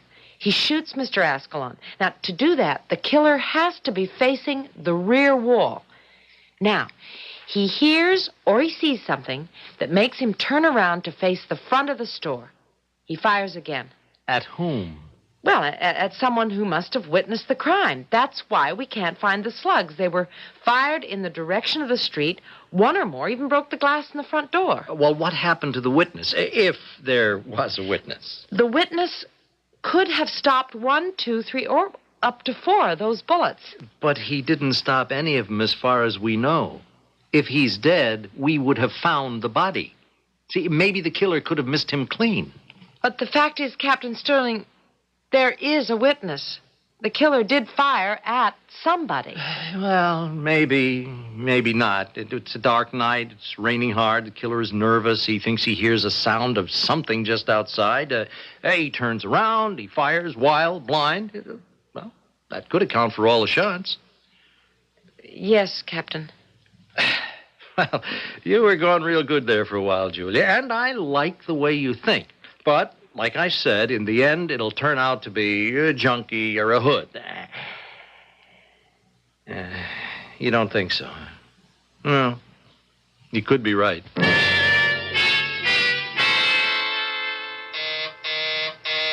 Okay. Knock it off, will you? I'm coming, okay. Who's there? Me, Chappie. Mule. Hey, what's the matter with you? Let me in quick. I was fast asleep. Good thing you woke me up. I got a plane leaves in an hour. Have you seen the morning paper? Oh, I never read the papers. Yeah, well, you better read this. It says druggist murdered. You gotta expect the papers to print this type of thing. It's news, ain't it? Just read it. Well, why should I read it? Ain't gonna be news to me. Druggist murdered. At midnight last night, Mr. Armand Ascalon, 50-year-old proprietor of Ascalon's Pharmacy on the corner of Bridge and High Streets, was shot to death by a bandit. Hey, I ain't no bandit. It has not yet been determined what has been taken from the store. The police are following an active line of investigation, according to Captain of Homicide Detectives James L. Sterling, Jr. So? What do you mean, so? Ain't there something missing from that story? I don't think so. Think, for crying out loud. Oh, okay. What's the beef? My boss calls me into the office this morning, right after he reads the paper.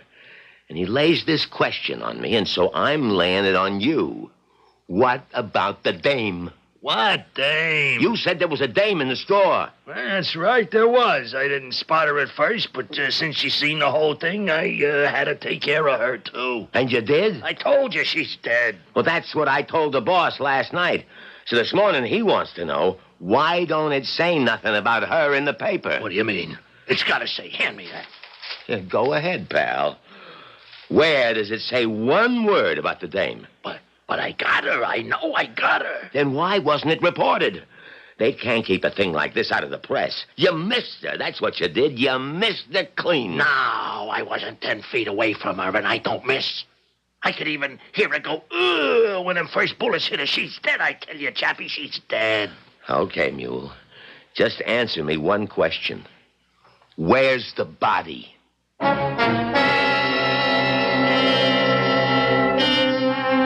Where indeed? Is it possible that Mr. Mule, who is obviously a highly skilled professional assassin, could have fired all those shots at her and missed? Mr. Mule is convinced it could be a trick on the part of the police, but we know the police are completely unaware of Miss Terhune themselves. Well, what did happen? Is she dead or alive? I'll be back shortly with Act Two.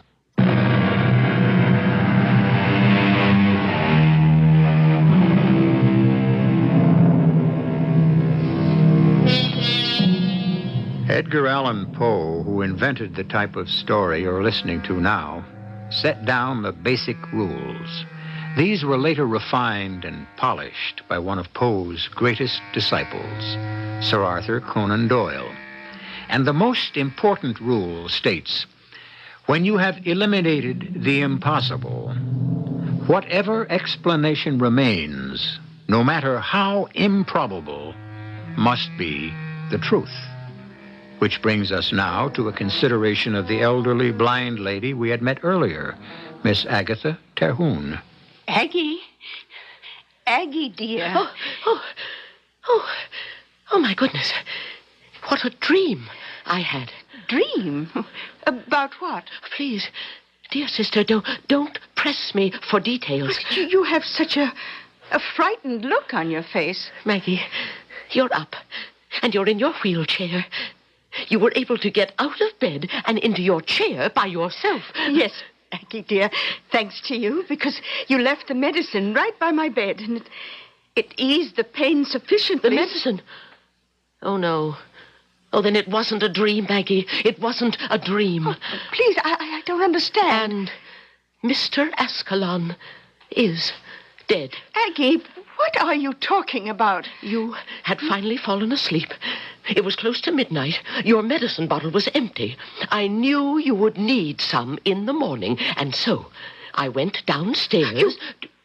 You went down into the jungle at night? Maggie, dear, could you face the morning without your medicine? But you could have been murdered. These streets at night, you know what lurks behind every doorway. And so I fortified myself. I put on the vest. At least I would be safe from knives and bullets. You should have waited till morning and wheeled me. The rule is you must never go alone. By morning, you would have been in too much pain. I would have put up with it somehow, and beneath my blanket, I could have the Colt 45 in one hand and the can of mace in the other. I had no choice. Aggie, you know you can't see. I know how to get every single place in this neighborhood and back. Just because I'm blind is no reason to treat me as an invalid. Oh, my poor darling Maggie. I'm so sorry.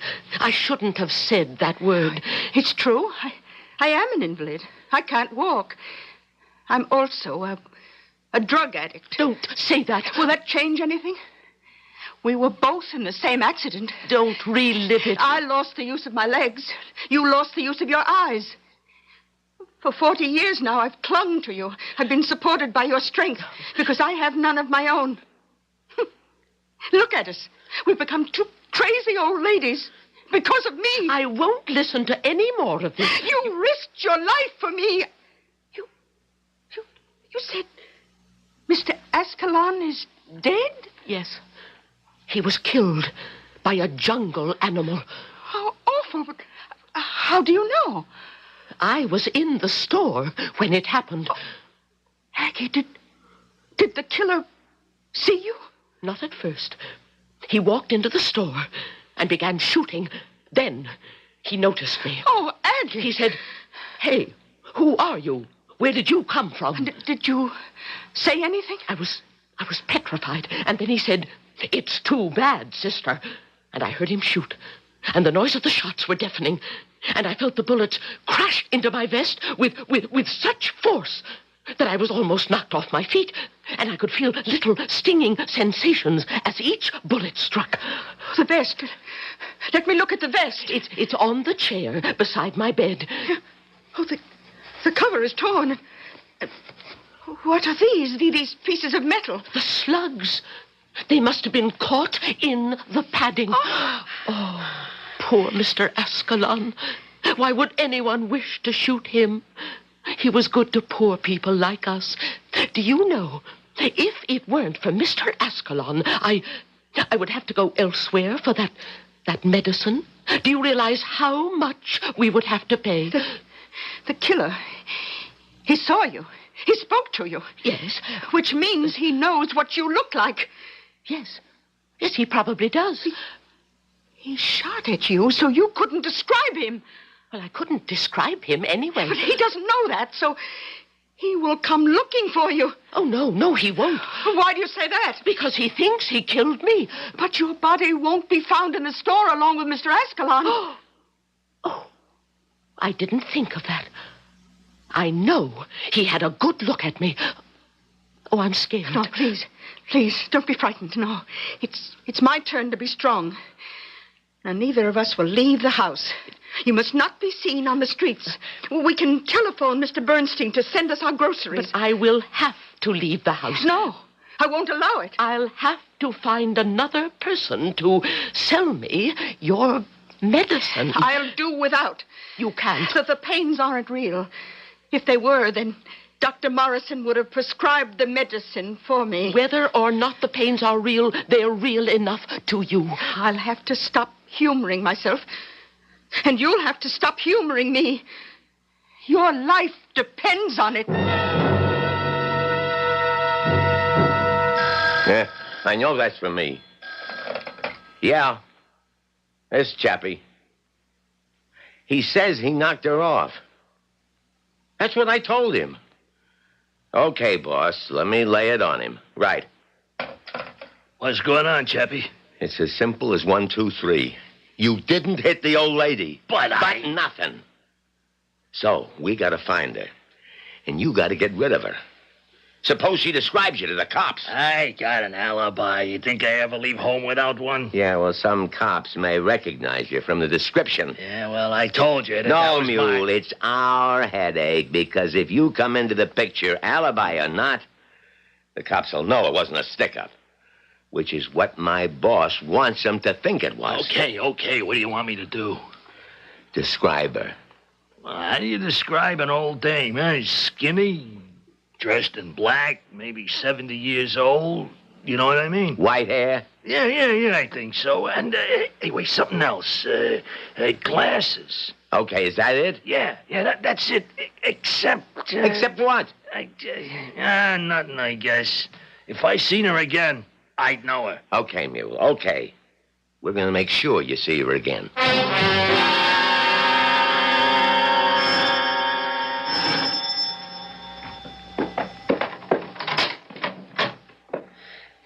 Good evening, Mrs. Caravel. Oh, yeah, you're the cop, the lady cop. Yes. May I come in? Oh, thank you. Yeah, got more questions you want to ask me, huh? Just one, Mrs. Caravel. You know, they ought to have more lady cops. Kind of makes everything easier. Now, the other night, when Mr. Ascalon was killed... Yeah? You heard a series of shots? Yeah. Did you hear any other sounds in the street? I noticed that your window opened... No, I didn't see anything. We was in bed. How about an automobile? Oh, yeah. After the shots, I'm sure I heard something sound like a guy was running, and then I heard a car taking off fast. And that's all? Yeah. My husband, he slept through it all. You could drop the atom bomb in here, and he'd never... But I run to the window and looked. The street was deserted. And you're sure you heard nothing more? Well, later on, I heard one of my tenants, this Miss Aggie Terhune, coming up the stairs. Well, how did you know that it was her coming up the stairs? Oh, I could hear that cane of hers go thump, thump. Oh, I see. Then she came upstairs right after the murder. Yeah, around that time. And she'd been outside in that weather at that hour. Where do you suppose she'd been? Well, I figured the drugstore. See, she's got this twin sister in a wheelchair that always needs her medicine. Then she had to be there at the time of the murder. Are you sure that you heard her coming up the stairs? Well, she couldn't have been there while Mr. Ascalon was being murdered, or she'd have been killed, too. I don't know. Maybe I didn't hear her coming up the stairs. But you just said you were positive. It was such a scary night. Maybe I dreamed it.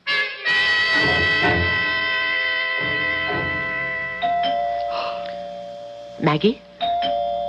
It's the door. Yes. Who could it be? I don't know. The killer. Miss Terhune? It's a woman's voice. Oh, the killer wasn't a woman. He could have brought one along to throw us off guard. Miss Terhune? Even so, Aggie, we have to answer. Do you have the Colt 45 handy? Yes. Who is it? It's a police officer. What do you want? I have to ask you some questions. Can we trust her?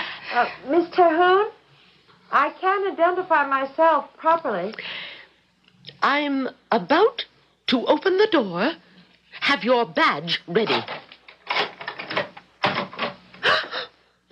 She's all right, Aggie. That's a police badge. And she's alone. Please, don't point that automatic at me. I have a license to own it, and I know how to use it. A pistol. We find it necessary in this jungle. And hanging on the wall. Is that a bulletproof vest? It is. This quality must have cost a fortune. We don't even have anything this good in the police department. How can we help you, officer? Which of you is Miss Agnes Terhune? I am. Did you know Mr. Armand Ascalon? Yes, we bought our medicines there.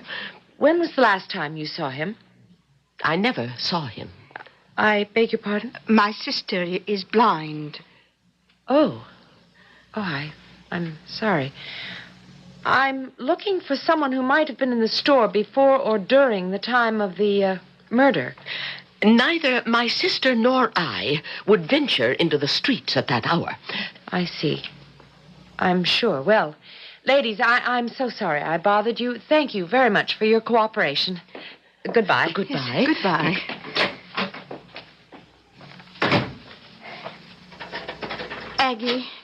Aggie, you could have told her the truth, that you were in the drugstore. No, my dear.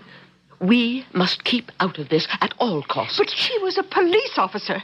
Couldn't we trust her? We can't trust anyone who lives out there in that jungle.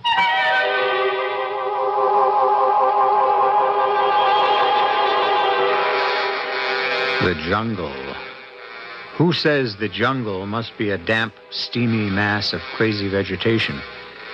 It can be a steel and stone canyon of tall buildings and busy traffic.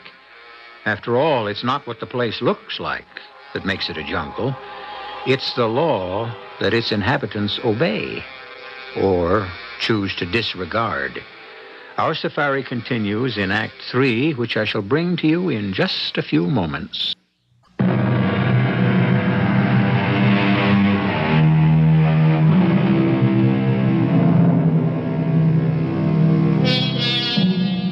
These things start simply enough. What appears to be a routine holdup suddenly assumes larger and weightier proportions. Both the law and the criminals are searching for a supposed witness. A diligent young policewoman has succeeded in her quest. How does the underworld plan to go about it? Listen, Chappie, I can't afford to hang around here. I got a business to attend to. Oh, no, you're going to hang around here until your business here is finished. I've been prowling the neighborhood. I could spot the old dame. Pulling your horns. What does that mean? The boss just figured out how we can get this old dame to come to us. Yeah? What was she doing in a drugstore at midnight in a howling rain? Beats me. Come on, use your head. Would she go out if it wasn't something important? Why did the boss want Ascalon knocked off in the first place? I never asked them kind of questions. To let all the smallies know that he's running the drug racket in this town. Nobody can go into business for himself. It's got to be organized. All right. This Ascalon clown was running what amounted to a charity clinic. The fact that he got knocked off made the message loud and clear. So, what does this have to do with my old dame? An old dame. She has to be a junkie. She needed a fix. Yeah? What else? You shot at her and missed. How could I miss? You scared her. Now, you know what she looks like. She knows she's in trouble. So what's she doing? She's laying low. But sooner or later, she's got to come to the surface. Why? Because she's a junkie. She'll need the stuff again. She can't go to Ascalon no more.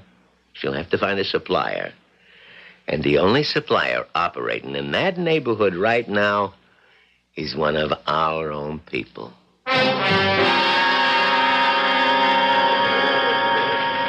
Captain, I found the witness. What witness? Well, you remember I told you the killer fired at someone else after he shot Mr. Ascalon? Now, Julia, that's pure speculation. The person he fired at was the witness, and I found her. Her? But we have a problem.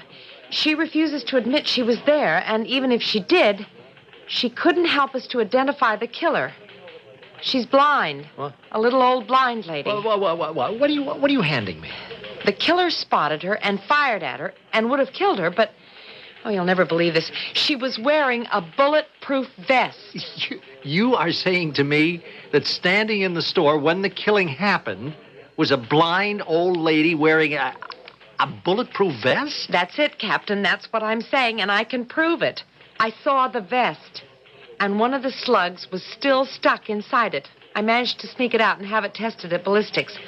It was fired from the same gun that killed Mr. Ascalon. You mean you got all this already? Well, you see, I had to ask myself why this blind old lady would go down to Ascalon's store so late at night in a bad neighborhood. She wore a bulletproof vest? Yes. You see, she and her sister are somewhat, well, eccentric.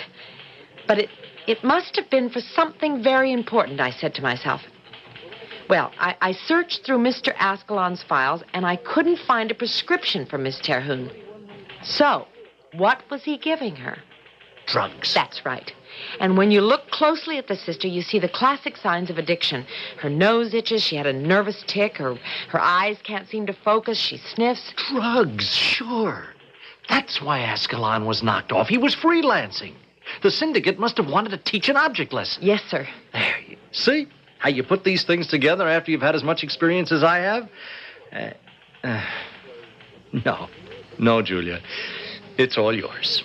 You deserve all the credit. Sir, for what? We don't have the killer. We will.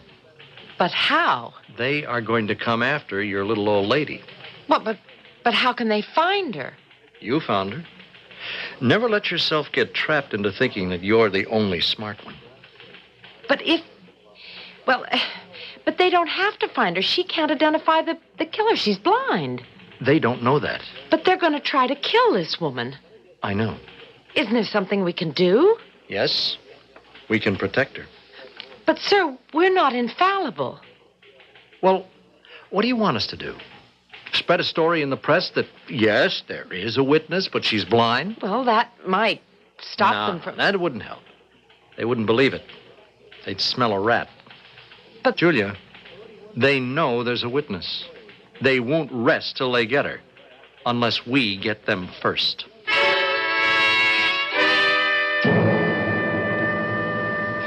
Aggie, I need my medicine. I know, Maggie, dear. I know it's hard. I have to have my medicine. I have to. But I can't go to Ascalon's anymore. Go somewhere else. I can't be seen on the street. Aggie, please. Oh, please.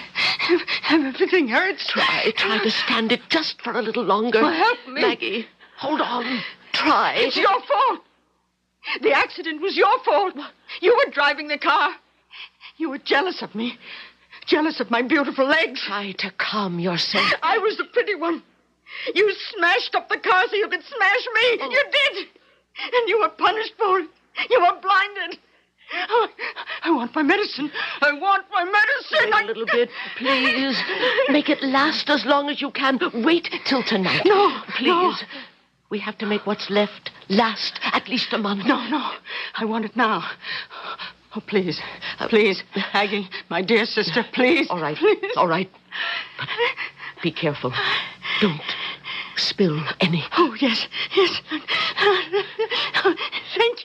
Thank you, dear sister. Oh, the sweetest sister anyone ever had. So loyal, so loving, so true. Maggie. Oh, I can close my eyes now. Thank you. Thank you.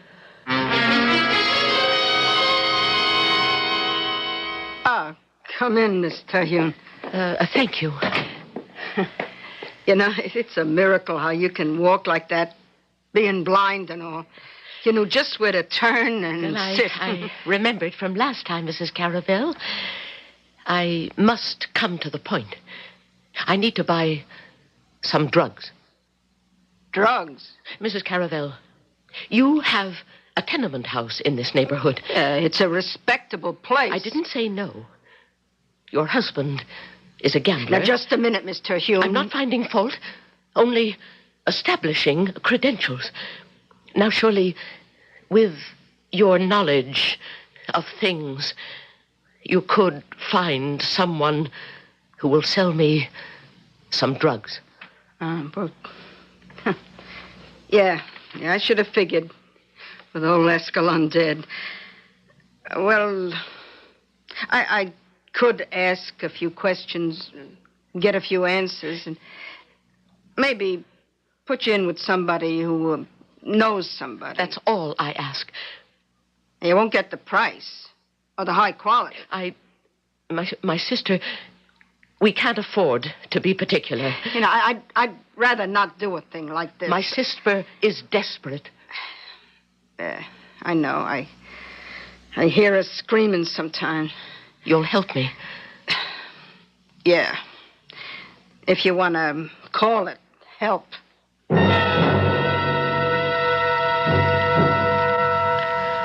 Okay, Mule, we can saddle and ride. What you got, Chappie? I got your little old lady.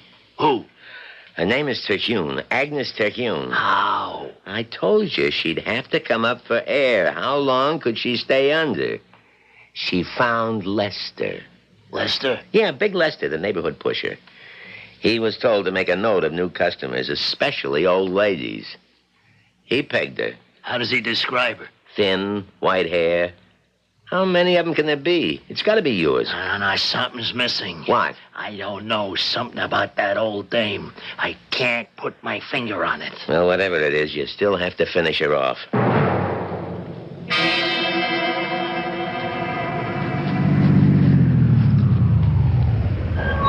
How you doing, Julia? All right. How long you been on duty? Since 12.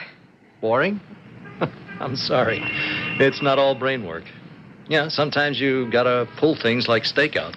I don't mind, sir. Anybody who looks suspicious going into the house? No, not yet. Trouble is, we don't know who to look for.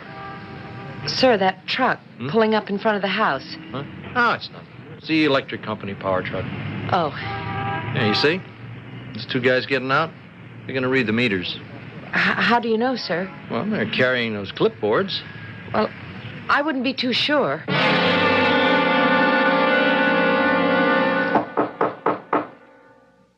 Who is it? Electric company. What do you want? You got a short circuit reported. We got to fix it.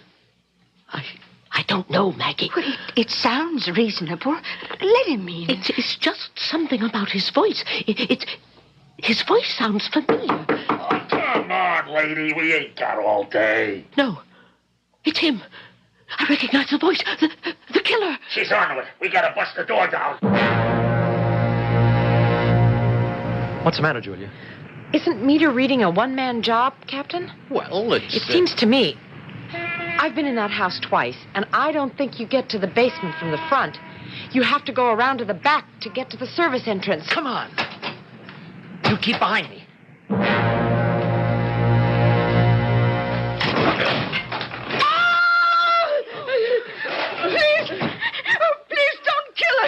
blonde mule? Yeah, the tall one with the dark glasses. I know her anywhere. Don't kill me! Don't kill me! I'm sorry, lady. But I could never identify you. I'm blind. I'm blind. Pay no attention. Do what you have to do. Freeze! We're police officers. Drop it. Both guns. That's it. Stand still. You ladies okay? Oh, now I know it was bothering me all along. She's blind. Are we safe now, officers? Yes, ladies. You're safe now.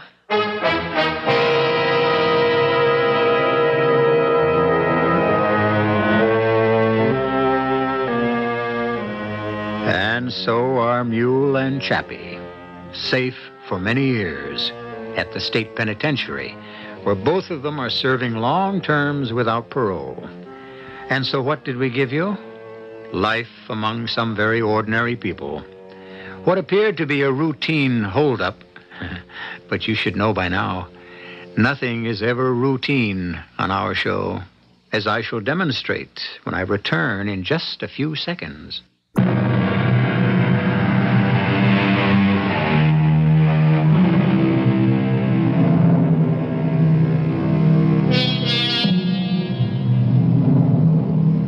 Someone once said, everything can happen to anyone, provided he lives long enough.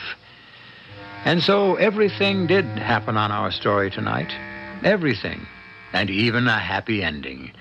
Because Maggie Terhune was turned over to the proper people who managed to cure her of her addiction. For all kinds of endings, remember we are here 7 times each week. Our cast included Patricia Elliott, Carmen Matthews, Leon Janney, Bryna Rayburn, and Earl Hammond. The entire production was under the direction of Hyman Brown. And now, a preview of our next tale. I'm not a particularly psychic person. It is very interesting, but why don't we talk about it in the office tomorrow? Sir, what I think you should do is call the police station in Porto San Diego. Where? That's the town nearest your sister-in-law's plantation. Oh, but that's in South America. I know. Now ask them to send a squad of police over to the house. Why? Because my secretary is having a bad dream? No, sir. Because you are frightened for the safety of your sister-in-law and your niece. But who'd want to harm them? Please. But I'm maybe 10,000 miles away. Sir, you're William J. Big Bill Rawlinson. When you talk, people listen. Will you call the police now? All right, I'll handle it. You're not saying this just to quiet me. I said I'll handle it. Do it now. It's the only way we can save them. This is E.G. Marshall inviting you to return to our Mystery Theater for another adventure in the macabre.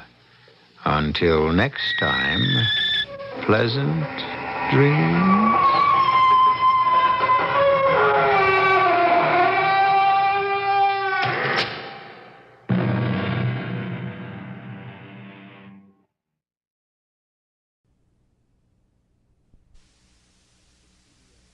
CBS Radio Mystery Theater presents...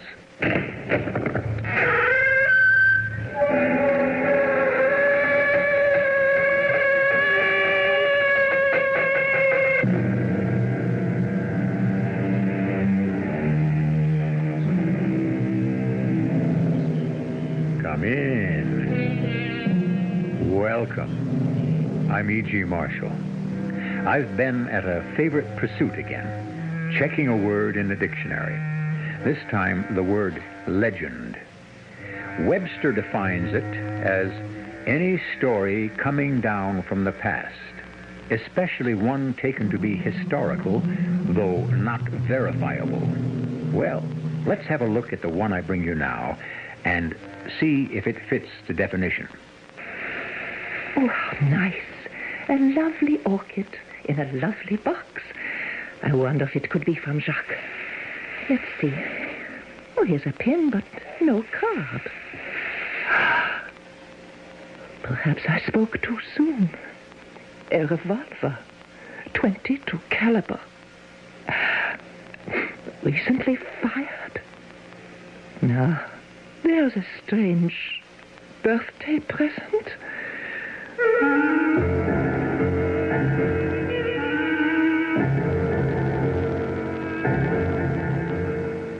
Our mystery drama, The House by the Seine, was written especially for the Mystery Theater by Ian Martin and stars Marion Seldes. We'll be back shortly with Act One.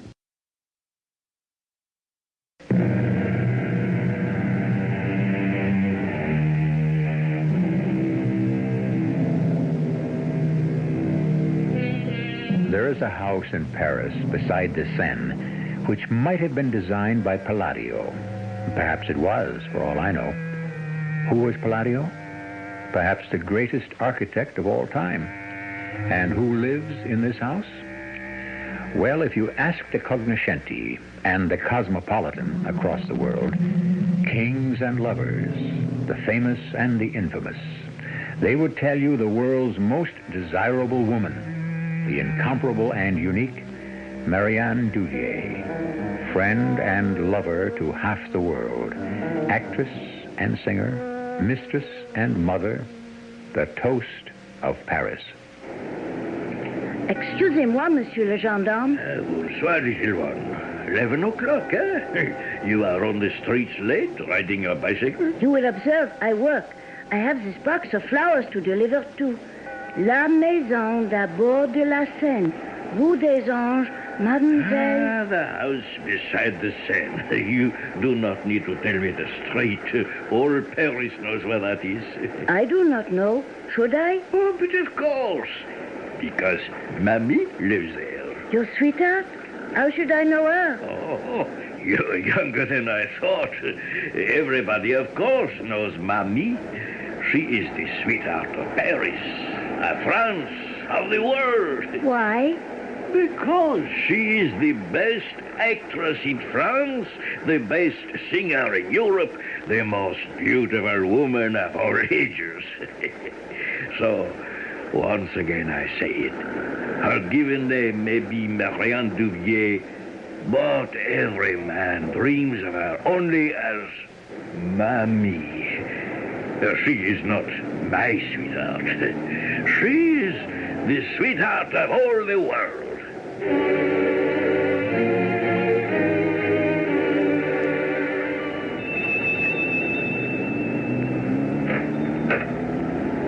Is this the residence of Mademoiselle Marianne Duvier? Yes.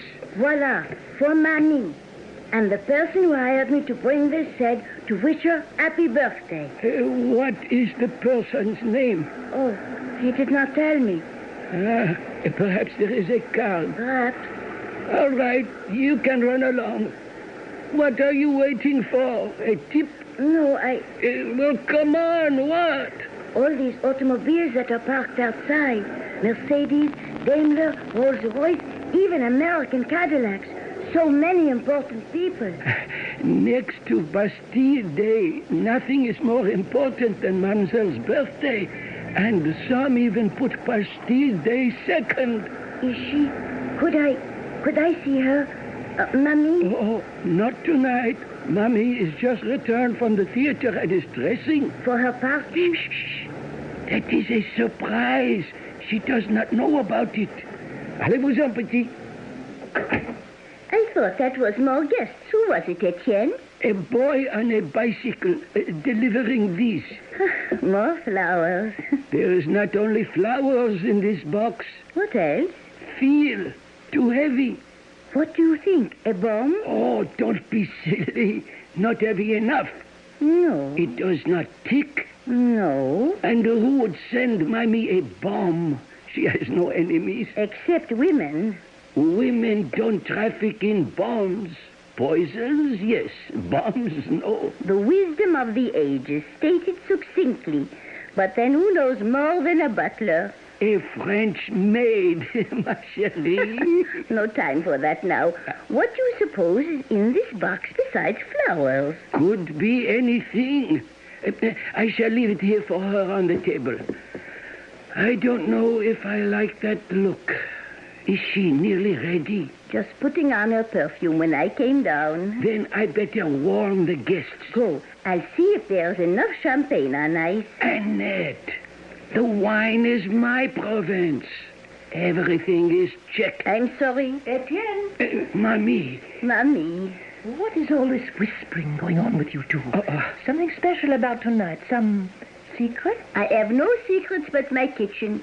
I will go see about supper. I am sure I am needed there. Etienne, you have a strange look about you. Something to say to me, perhaps? Just that Mademoiselle has never looked lovelier. Thank you. That's a pretty compliment. But older, don't you think? The rest of the world grows older, Mademoiselle. You grow only younger. Oh, nicely said, but it can't change the facts. Today especially I have grown older. And shall I tell you why? You have only to speak, and I listen. Always the perfect answer. Well, today is my birthday, Etienne, and I'm all dressed up. But nobody has asked me to the ball. Apparently, I shall have to spend it alone, since no one seems to know about it. I wished you happy birthday this morning. So you did.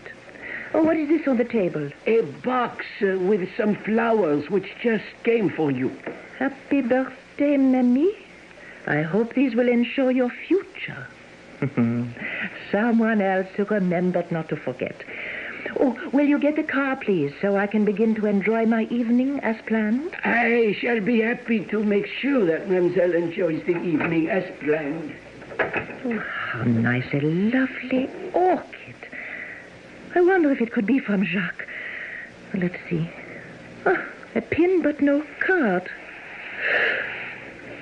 Perhaps I spoke too soon. A revolver, 22 caliber. And recently fired. Now, there's a strange birthday present. Why would anyone be... Happy birthday!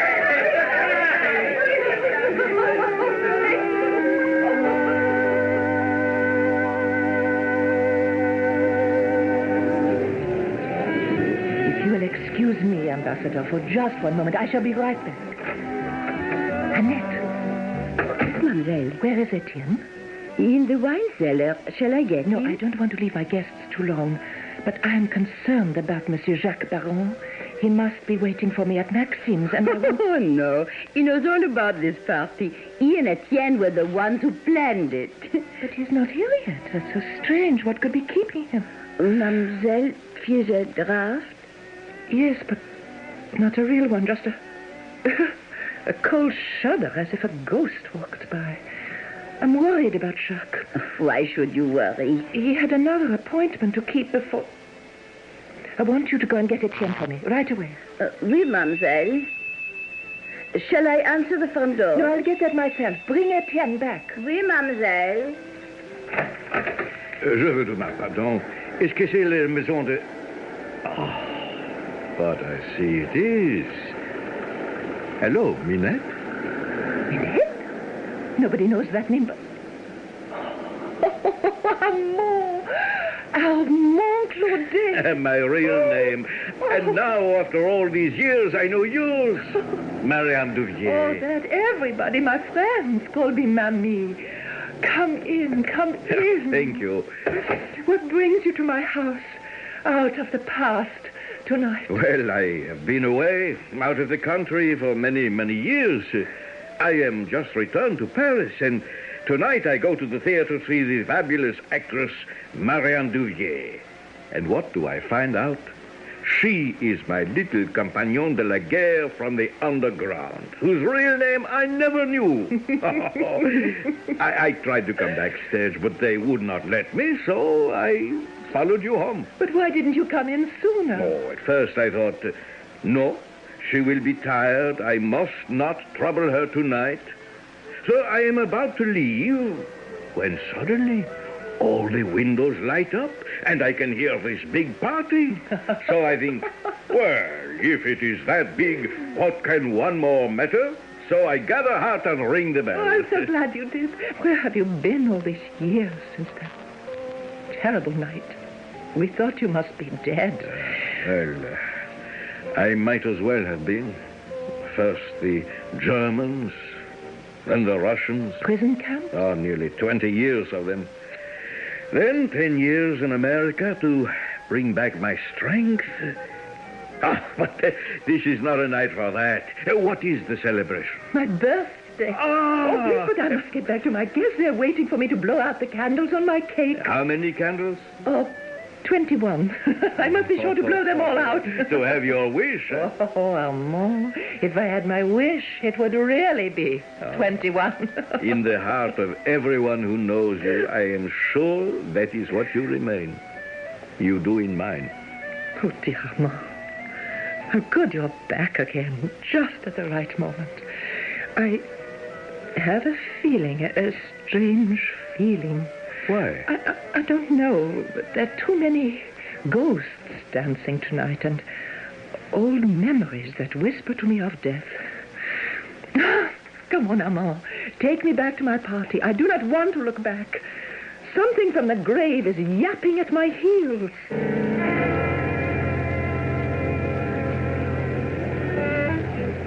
Excuse me, mademoiselle. What? Oh, Etienne, yes. I have sent for you because I'm worried about Monsieur Baron. Have you heard from him? No, mademoiselle. Well, I asked Annette to send you to me. But I don't know why. I have a strange presentiment. Well, never mind. Etienne, you'd better go about your duties. Pardon, mademoiselle, but I do have a message for you. From Jacques? No, mademoiselle. From an inspector of police. Where? Here? Yes, and he insists on seeing you. I tried to explain that... Etienne. I have been half expecting something like this, I suppose. Allow me to introduce myself. I am Inspector Thiraud, Paris Police. Inspector, I'm having a birthday party. I don't suppose this could wait. I am afraid not. I am not here on pleasure. I do not have to ask you if you are Marianne Dubier, except as a formality. I am she. And you are starring in the play The Changing Heart at the Theatre Élysée? I am. And the name of your leading man is Jacques Baron? Yes. You will prepare yourself for a shock, mademoiselle. Monsieur Baron is dead. Shot? How did you know? I didn't, I guessed. Am I right? Yes. He was found half an hour ago in your dressing room with a bullet through his head. I must warn you that anything you say from now on can be held in evidence against you.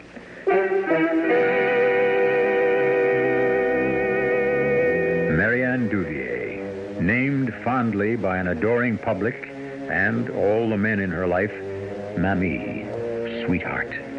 But apparently, she is that to all men, save only one. Is the gun that nestled under the special flowers that were sent to her a murder weapon? I shall return shortly with Act 2.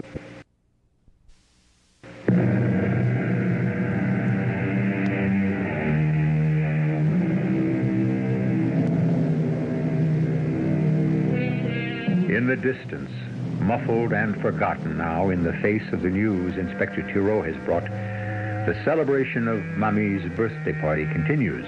But the news of her leading man's death doesn't seem to have been a total surprise to Marianne Duvier, as indeed neither did her surprising birthday present, the gun whose cordite fumes were stronger than the perfume of the orchid underneath which it nestled.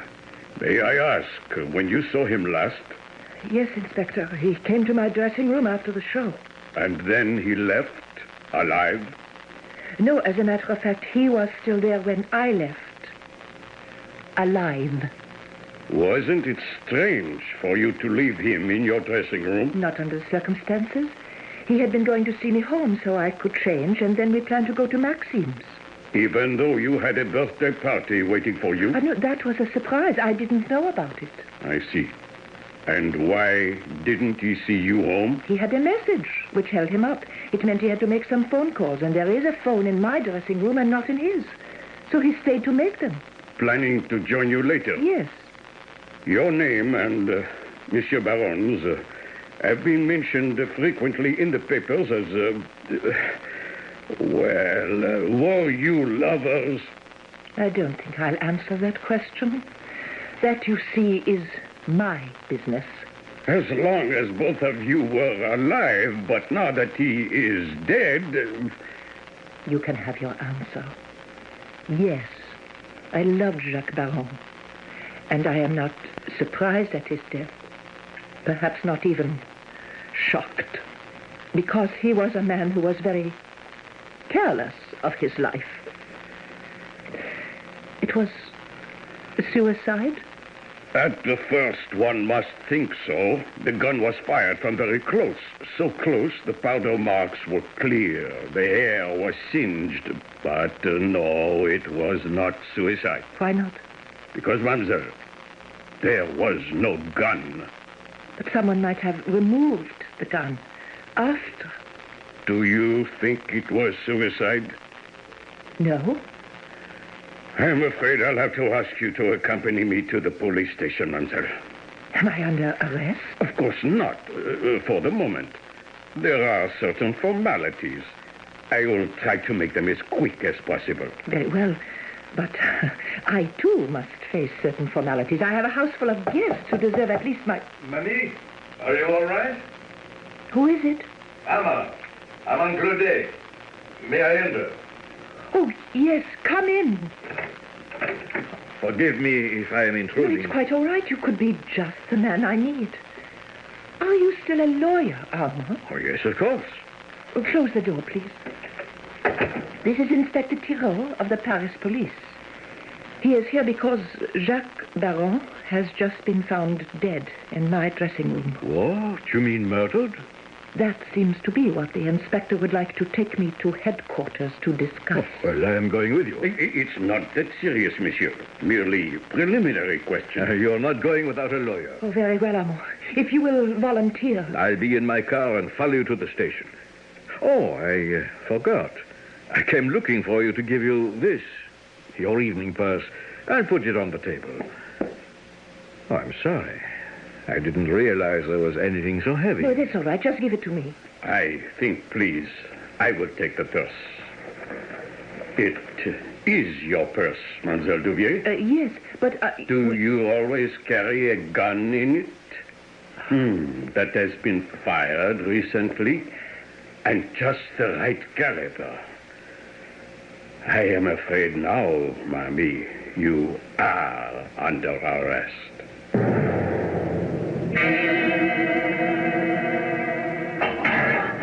I am sorry we had to detain you, Mademoiselle Duvier. I won't pretend I found your accommodations deluxe, Inspector. Pardon, but there is the evidence. Inspector, look at me. Do you truly believe me guilty? Ma'am, sir, when I look at you, I can believe anything you want me to believe. But when I look at the evidence, then I must believe what I don't want to believe. I must tell you, as I have explained to your lawyer, that we kept you here to check fingerprints. Only yours are on the gun. And I must warn you that since you opened in this last play, all Paris has been buzzing about your romance with the man who died. And equally, all Paris knows the man and his reputation. His reputation? What shall I say? He was a notorious ladies' man. You must have known or suspected. Are you trying to tell me Jacques was taking advantage of me? No, not exactly. Still, if he was looking in another direction, if there had been another woman, under the circumstances, it would seem incredible, but...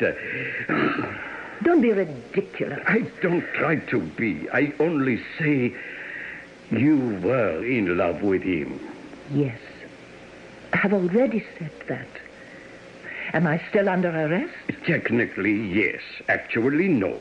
I am going to release you in the custody of your lawyer, Monsieur Claudet. Ah, you trust me that much? I don't know. I am, do you see, a gambler. I am, how would you say it, playing the odds.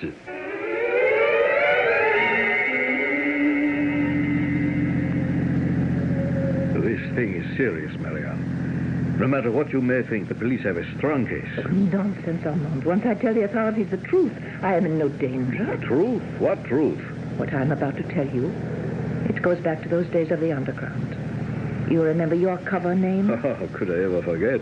Reynard, the fox. I was Minette. The kitten. And the Chevalier? You could not forget him. Our leader? Oh, never. His real name was Jacques Bagon. The actor.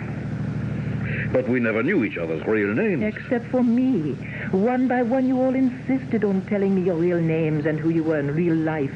Mon Dieu, what a prize I could have been if the Germans had caught me. We should have been ashamed of ourselves to put you in such a position. You of all of us, the one we most wanted to protect.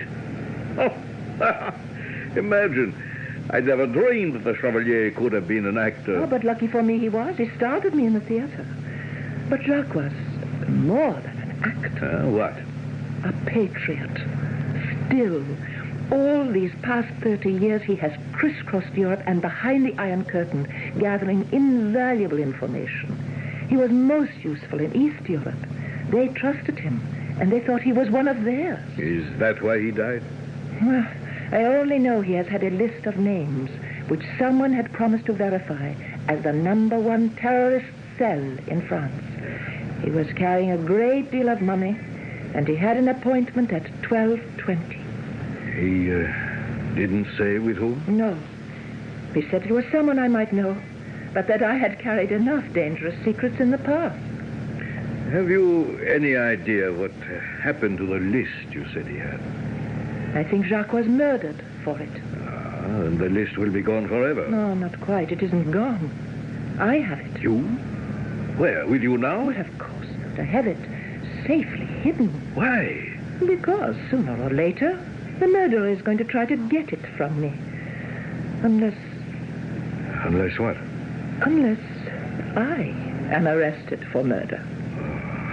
Then you could give the names to the police. Oh, but what use would it serve? A list of names? With the most important name missing? Who? The contact Jacques never made. The head man. The triple traitor. We're almost home to the house on the Seine. Come in with me, Armand. I think I know how, if the mysterious traitor doesn't get to me, just how I might get to him.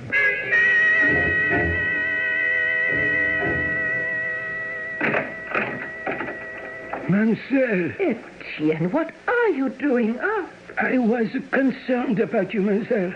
After all, it is not every day one is arrested. Oh, thank you, Etienne. Fortunately, one is not arrested any longer. Oh, you too, Annette. Oh, ma pauvre petite chère mademoiselle. I was so worried. No, Annette, it is all right. Oh, Etienne, would you please take Monsieur Claudet to the study and bring some whiskey and soda? And Annette, you must do something besides crying over milk that is not yet spilled. You have only to ask. All right, then. You bring me the Paris telephone directory.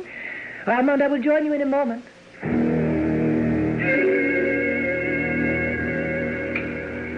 Is Annette all right now? I hope so. Etienne has taken her to their quarters. Yeah. Poor Annette.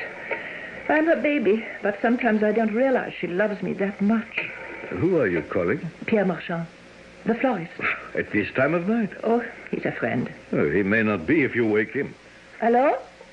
Oh, Pierre, c'est ici Mamie. Yes, it is very important or I would not disturb you. You are sweet. Pierre, did you send me flowers tonight? Oh, no. Or did anyone from your shop? Oh, I see. But would you and other stores have records of who bought orchids from you yesterday and where they were delivered? You would. I see. Oh, but not until then. No. That will be fine. Or at the theater, since I have a matinee tomorrow. Thank you. No. I will send someone over for the list. Merci. Mille fois. Bientôt. What was that all about? As soon as he gets to his shop tomorrow, he will check with the florist shops in this area who sold orchids, and then he will give me the list. Well, it is liable to be a long one. Friday is a night for orchids. But you underestimate my knowledge of who buys orchids for who in Paris. I can cut it down to size. Perhaps. Are you really going to play the show tomorrow? Of course, why not? Well, because of you and Jacques. I thought perhaps... well, I mean, you were in love, no? Come with me to the edge of the balcony, Armand. Now, look. Paris dreams by night. How lovely. How serene. Yes, I was in love with Jacques, but we were not in love with each other. We were a cause, a dream of freedom, just as you and I were once in love, bound by the same dream. Or have you forgotten? I have not forgotten. All these years I have been in love too, but not with a cause. With you, Mamie. I could not speak of it in those days because everything had to wait for tomorrow. And my particular tomorrow never came. Now, at last, we are together. And this time... This time, I don't want to wait for tomorrow. Well, I am afraid we still must, till the riddle of the present and the past is solved. Good night, Armand. Good night, Mamie. Until that impossible word again. You won't have to say it again, Armand. It isn't tomorrow. It is already today. I wonder what this one holds for us.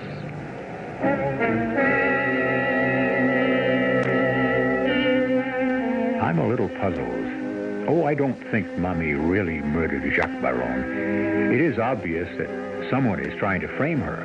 But who? And then there is always this consideration. If Mommy had been responsible and perhaps hoped the death would look like suicide, maybe someone made sure she wouldn't get away with it. I'll return shortly with Act 3.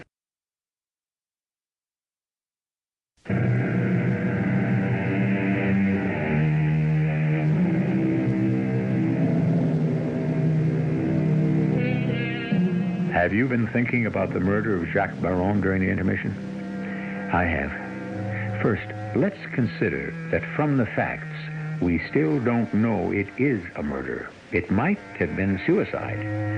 After all, how much do we really know about Jacques or Armand or Annette and Etienne? The only one about whom we seem to know almost all is Marianne Duvier, called Mamie. And she seems to know about everyone. So let's see what she comes up with. Come in. Your performance was wonderful. Did you think so? Good. Matinees are very important for me to be at my best. I must not disappoint my ladies in the audience.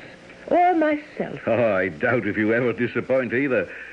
Where is Annette? She was exhausted after last night. I sent her home. Well, did you get the names from Pierre Marchand, the florist? Of your orchid fanciers? Here. It's a long list. I don't care about the orchid fanciers. I want to know only who might have a fancy for a gun.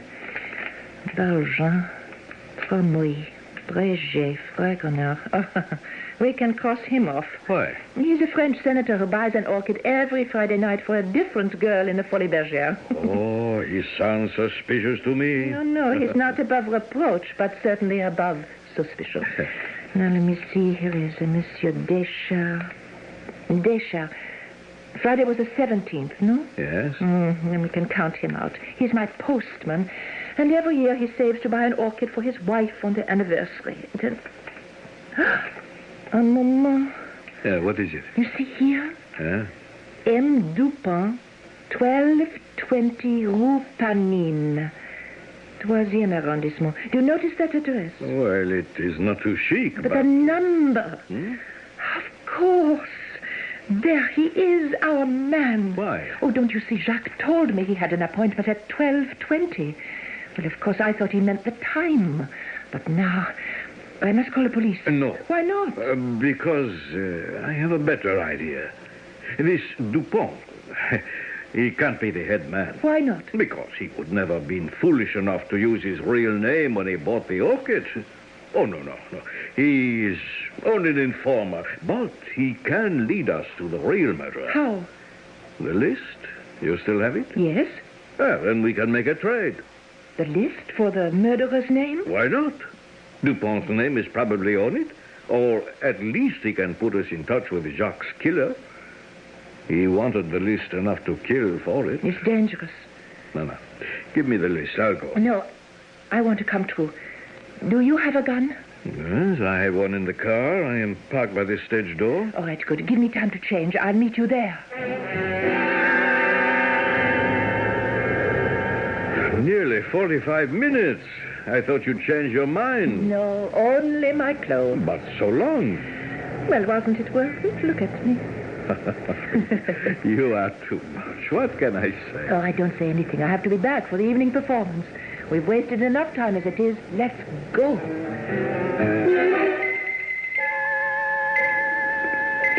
Well, this is it. 1220 Rue Penning. And we are about to meet Monsieur Dupont. Just a moment. You brought the gun? Just in case. Now, shall I knock? Yes.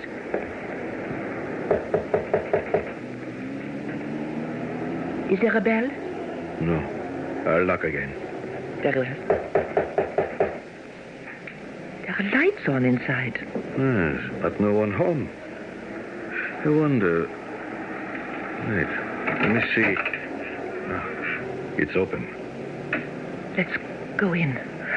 Let me lead the way. Stay behind me. Hello? Hello? Anybody here? Mammy, maybe we shouldn't... Oh, the lights, they went out. What caused that? I don't know. Overloaded wires, perhaps. Better get out of here. These whole buildings are fire traps. No, just plain traps. What does that mean? Oh, why don't you just reach for the switch and turn the lights back on? You know where it is. I know? Certainly. This is your headquarters, isn't it? So, you know. That you are Monsieur Dupont and the murderer and Mr. Head Spy? Of course. How long have you known? I have suspected from the beginning. Known when you made your first major slip. What slip? You recognized me from the theater, but not Jacques. Well, of course, he had changed. You hadn't. No, but you made a bigger mistake. What? You should have removed your name and address from the list you brought me from Pierre Marchand, the florist. My name? Yes. Your new cover name, Henri Dupont. And this is your headquarters. You knew that before you came? Yes. And now that you are unmasked, do you think we might have some light? Well, that's better. You are an amazing woman. If you knew I was the one who sent you the orchid and the gun, why did you let me bring you here? To kill me.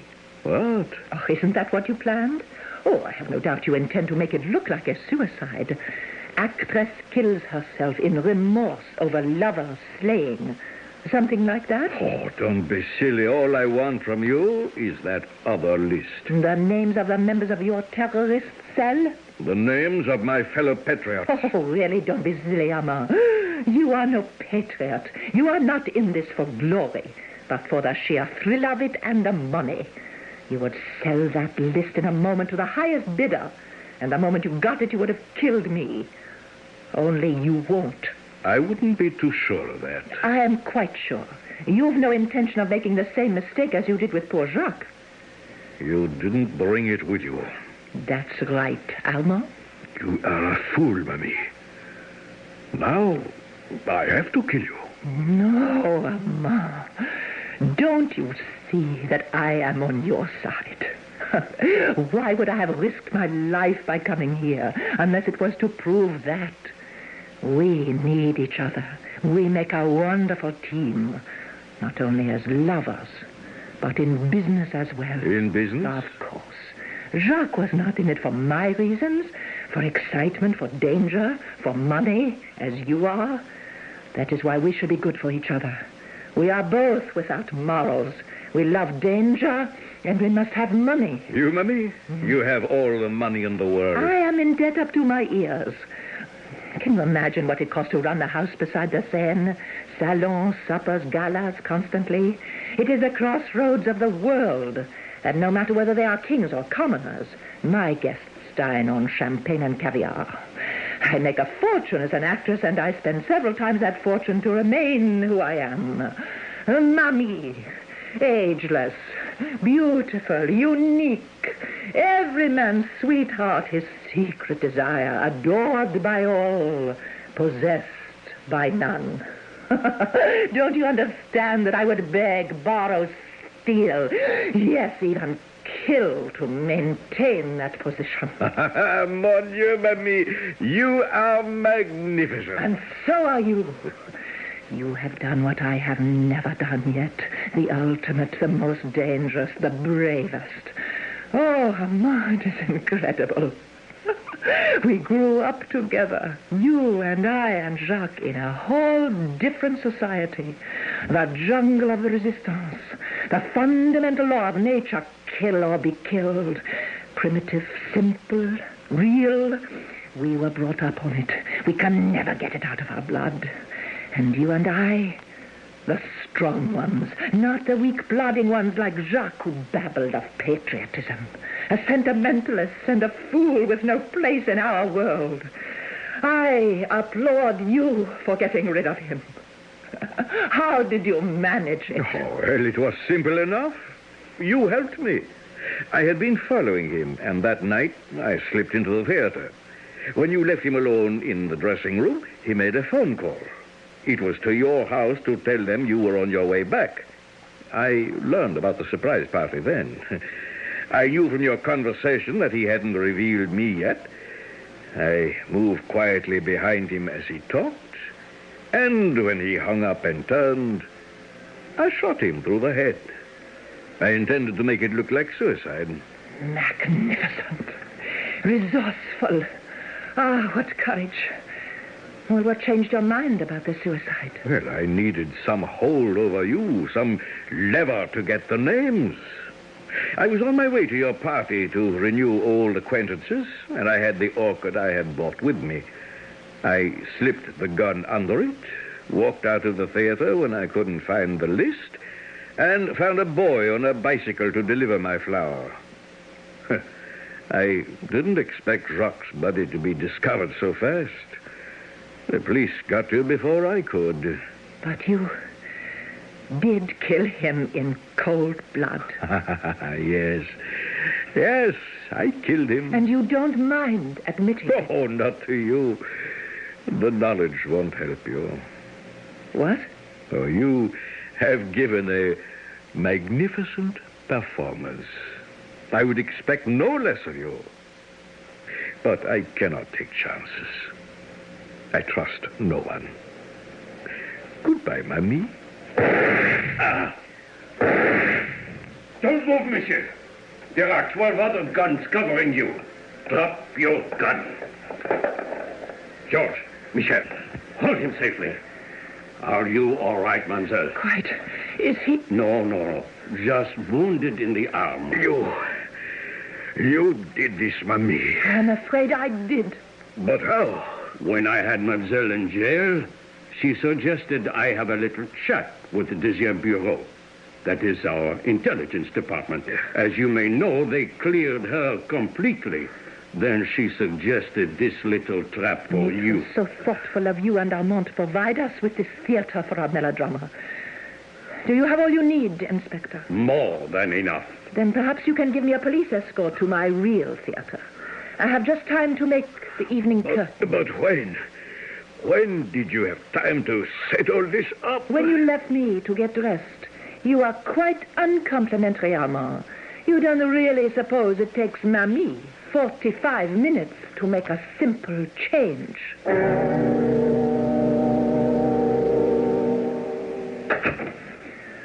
Home. Yes, mademoiselle. Let me take your cloak. Thank you, Etienne. Yeah. Just hang it there. Yes, mademoiselle. Annette has supper for you whenever you are ready. No, I don't think I'll eat tonight, Etienne. 3 performances in one day, and one of them exhausted me. I'm getting too old, I suppose. I think I will just sit out here on the terrace and look at the moon. Mademoiselle is tired.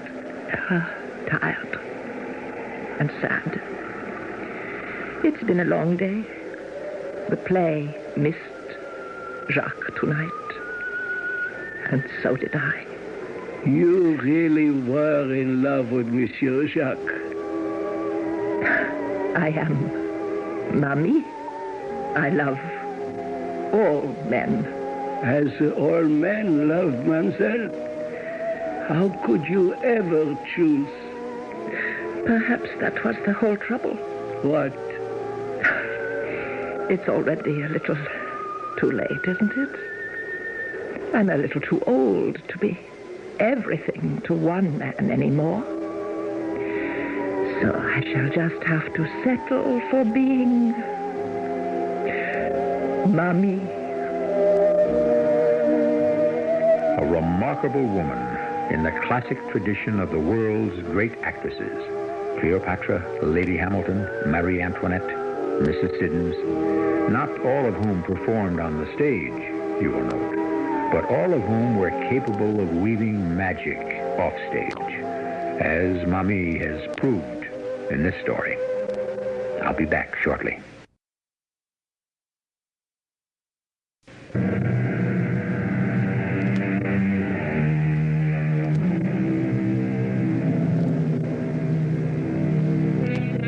The next time you're in Paris, take a stroll down by the River Seine. Cross the Pont du Carrousel and walk back towards the Pont Royal. You won't find the house by the Seine because, of course, it doesn't exist. But think what a lovely spot it would be to have a house. Looking across to the Tuileries, living today in the past. Of course, Mamie is only a legendary figure. But then remember, legends have a way of outliving reality. Our cast included Marion Seldes, Hetty Galen, Gil Mack, and William Griffiths. The entire production was under the direction of Harmon Brown. This is E.G. Marshall inviting you to return to our Mystery Theater for another adventure in the macabre. Until next time, pleasant dreams.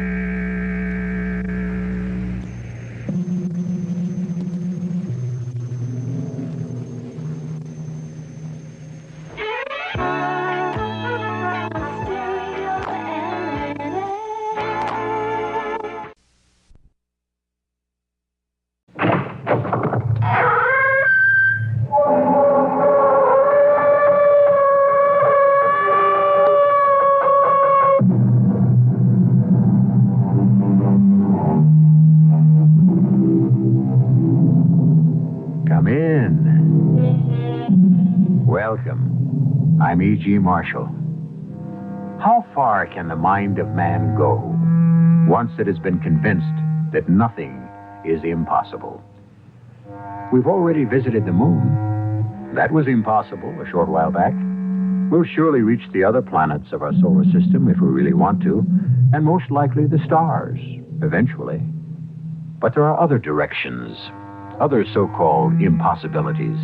Suppose, for example, a man looked in his mirror one day and, seeing the lines of encroaching old age, said to himself, "Now, why does a thing like that have to happen?" I want out of this house. Maybe once we're out of it, Nathan will stop. Oh, Jessica, I'm so frightened. Of what, Beth? Surely not of Nathan. I think he's finished his experiments with the animals, Jessica. What is he going to do now? I don't like the way he looks at me. Beth? That dog howled tonight. What kind of noise do you suppose I'll make? Because I'm next. And I'm not imagining it. I'm next.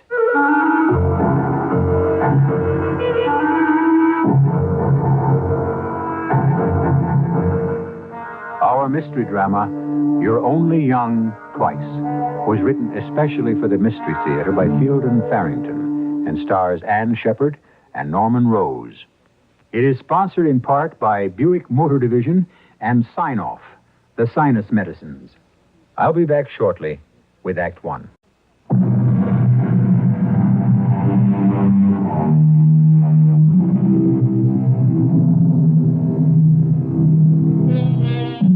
Aging, like it or not, is a process shared by all living things.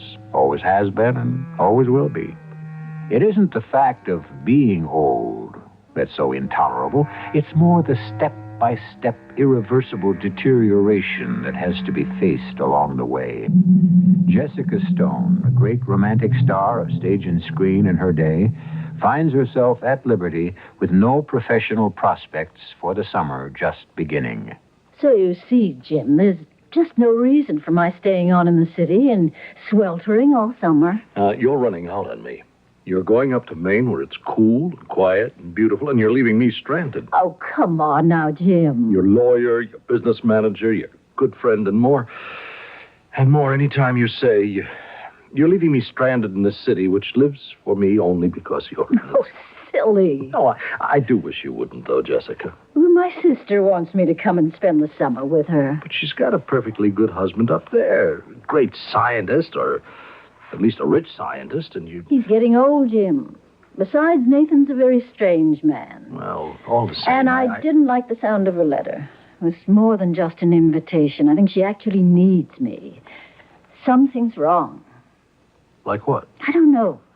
She didn't say, but from the way her letters read, I think she's afraid of something.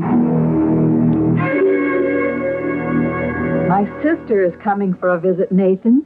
She phoned me last night. Jessica? Yes, she may spend the summer. I don't know. Wonderful. I'm delighted. Are? Of course I am. She's an intelligent woman, good company. Yes, she was always the glamorous one. Nathan, that dog was howling again last night. I know that. Were you hurting him? No, I was not. I wish you could believe me. I use animals in my experiments. I do not hurt them. If only I knew what... Nathan, you can't blame me for feeling left out. Even Cal knows what you're working on. Cal is my assistant. He has to know. Cal is a handyman. That's all Cal is. He takes care of the animals. I need him. Do you intend to use this, whatever it is you're working on, do you intend to use it on people once you've finished with the animals? Beth, you force me to ask you again to mind your own business. Because I'm the only people you have handy. Would you like me to keep you posted while you're gone? Well, of course. I'd jump at anything that was offered right now, and we both know it. I don't like being old and burned out and not wanted. Now, stop that. It's true, isn't it? Well, you're not 16 anymore, but you're not old. Well, I feel old and tired and finished. That is nonsense. You're beautiful and you sparkle, and I wish you weren't going away. Oh, dear Jim, I don't know how I'll manage without you. I'm going to ask you once more, Jessica. Will you marry me? You know how dear you are to me. But I've been married 4 times, divorced 4 times, no more. That's enough.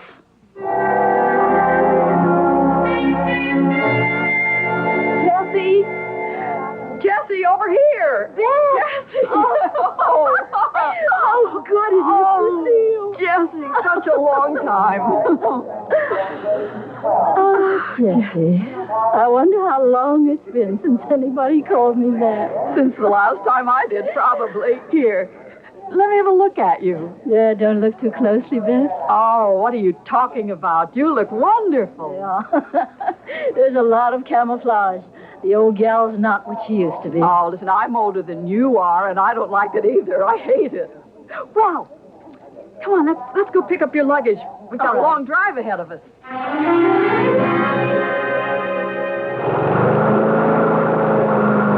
Cal, shut that thing off, Cal.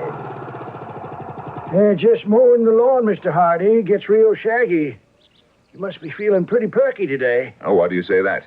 Traipsing around all over the place.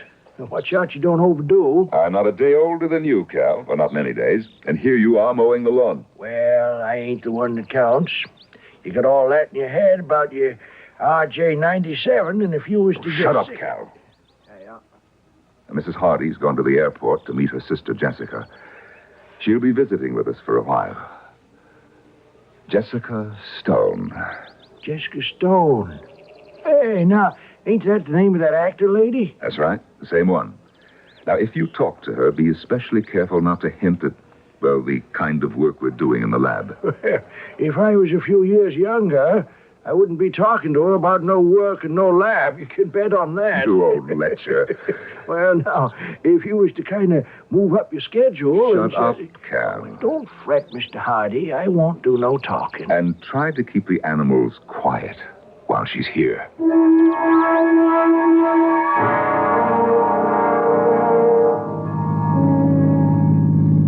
Tell me about Nathan, Bear. I haven't seen him in years. How is he? Well, all I can say is never marry a man 15 years older than you are. Oh? It's, I don't know, not exactly soured him, but I don't really know him anymore. Maybe it's his age and maybe it's something else. He's changed. In what way? Well, he lives in that laboratory. I mean, literally. He has a sitting room and bedroom there. I almost never see him. I almost never see anybody. There's just Nathan and Cal, and that's all. Cal? Local product. Nathan calls him his assistant. He helps out with the animals and putters around the grounds. He's not very bright. It's not an exciting life.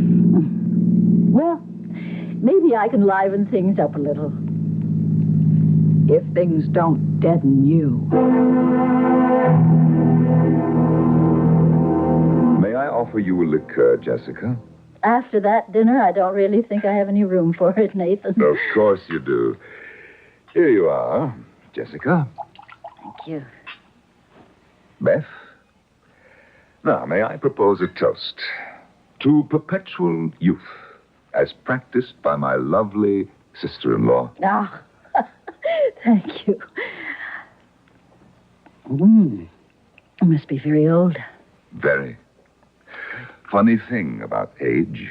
Good for spirituous liquors, bad for people.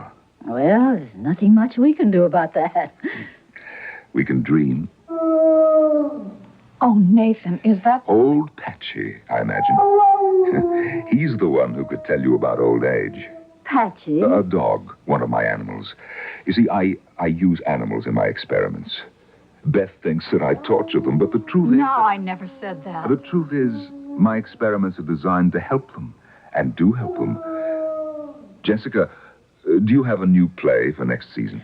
Well, I haven't really decided what I'm going to do. Of course, if the right thing comes along, but you never know, do you? I'll never forget you in The Lives of Gretchen Day. You were absolutely magnificent. When I made that film, I was very young. Were you expecting a call, Nathan? No, would you mind answering it? Phone rings so seldom, I sometimes forget we have a phone. What kind of a play are you looking for this time, Jessica? I really don't know. I'm getting a little old for romantic leads these days. Well, there are always character roles, aren't there? I've never played much character. Funny about that. You just can't imagine yourself ever growing old. And then one morning, you get up, you look in the mirror, and all of a sudden, you see... Jessie, it's for you. It's from New York. Oh, that'll be Jim Blake, most likely. I promised to call him when I got in, and I forgot. I didn't know that you were such a fan of Jessica's, Nathan. Oh, well, maybe I exaggerated a little. Can't do any harm. She was good, you know. She still is. Excuse me for bothering you, Mr. Hardy, but old Patch is having one of his spells. Oh, that dog. What's his problem this time? Same old thing, shaking and, not breathing the way he ought to. I think maybe if I was... Jim, all right. Jessica, sorry. this is Cal Summers, my assistant. How do you do? How do you do, Miss Stone? I swear if you ain't prettier than you are in them movies I've seen. Don't listen to him, Jessica. He's an old rake. Come on, Cal. Let's go down and see what we can do for old Patchy. Now, how long has he been acting this way? Well, that's the last we'll see of Nathan tonight. Really? Yes, once he shuts himself up in that lab, forget it. Jessica, if he asks to borrow money from you, don't give him any, will you? Borrow money? He's broke or very close to it. I don't really know how bad it is, but money is very short these days. But I don't understand. I always thought that he had... I thought he was quite rich. I guess his experiments, whatever they are, have cost him a lot of money. If you need money, of course I... Oh, Jessica, I'm so frightened. Of what? Surely not of Nathan. You heard that dog howl this evening. Well, dogs do howl. It's their nature. There doesn't have to be anything sinister about it. I think he's finished the experiments with the animals, Jessica. What's he going to do now? I don't like the way he looks at me. Beth. That dog howled tonight. What kind of noise do you suppose that I'll make because I'm next? I'm not just imagining it.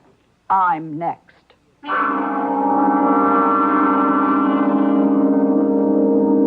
A man who devotes himself to scientific research is necessarily a curious man. That's the starting point for all research, curiosity. Carried too far, however, it can become dangerous. Are we witnessing a case in point? We'll try to satisfy your curiosity about that when I return shortly with Act 2.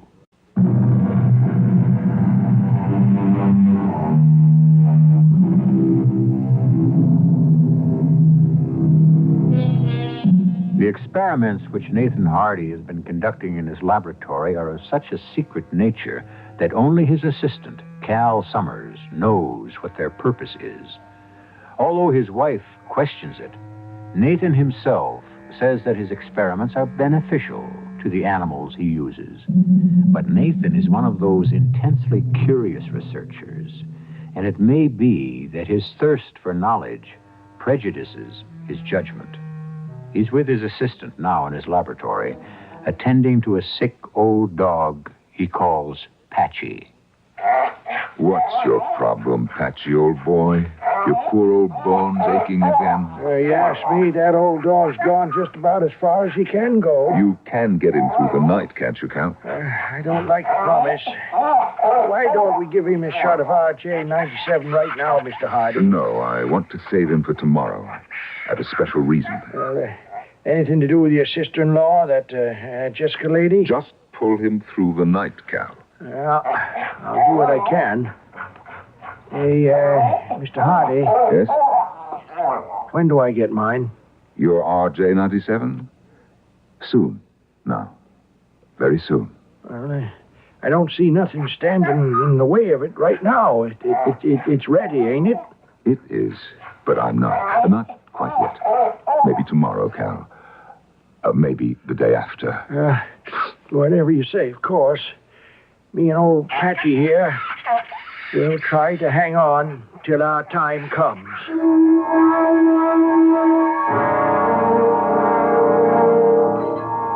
Is there anything I can do to help with breakfast, Beth? Oh, pour the coffee if you like. All I have to do now is scramble the eggs.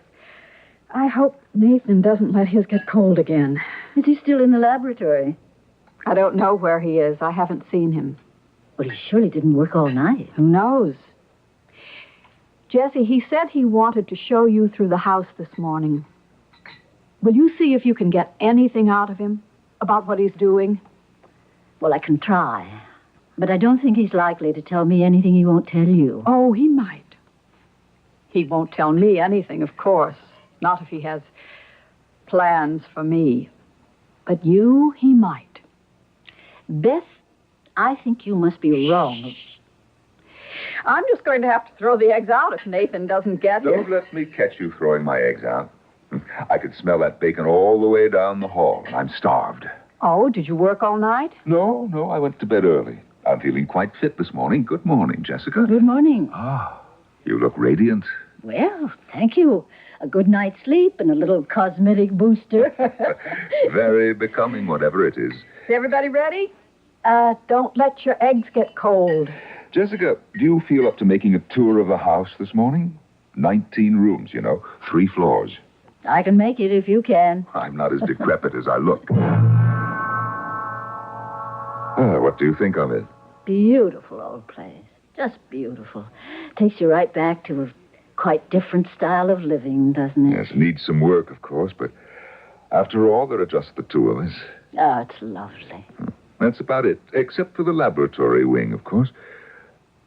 Would you like to see that? Very much, yes. All right. Come along. This is actually my home, Jessica. I keep this small suite in the lab wing, and, well, I come to visit Beth sometimes, but this is where I live. Very nice. But don't be embarrassed. Beth and I are, well, there's not much left of our marriage. Beth must have told you. Not that flatly.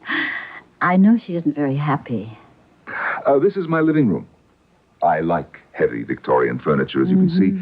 The bedroom's back that way, and this door, this is the entrance to my laboratory. Might as well see that, too. Your laboratory? You'll be the first, except for Cal and myself. Beth has never seen the lab. Oh. Well, I'm flattered. Go ahead, Jessica. Go on in. Very impressive. I've spent a lot of money on equipment. Too much, really. Cal. Right here, Mr. Hardy. Cal, bring Patchy out, will you? The dog you heard howling last night, Jessica. As I said, he's very old. How do you do, Miss Jessica? How do you do? I thought best carry poor old Patchy in. He ain't getting around so good this morning. I got through the night all right, though. That's the main thing. Cal, just put him down on the pillow there. All right, sir. There you go, boy. You see, Jessica, there's nothing really wrong with this dog at all, except old age, which, of course, means that just about everything is wrong with him. He looks so sad. What kind of dog is he? Too many kinds to list. I got him at the pound. I imagine they'd have put him away by this time if I hadn't taken him. Might be a kindness. I don't see what else there is to do. Jessica, wait a little, and you will. Want me to give him his milk, Mr. Hardy? Yes, please, Cal. All right. Here you go, Patchy, old boy. Nice, cool drink of milk for you. Just a minute, Cal. Are you going to put something in the milk? Just a few drops from this bottle. And keep the bowl steady, Cal. Yes, sir. 1, 2, 3, 4. All right, Cal. Give it to him.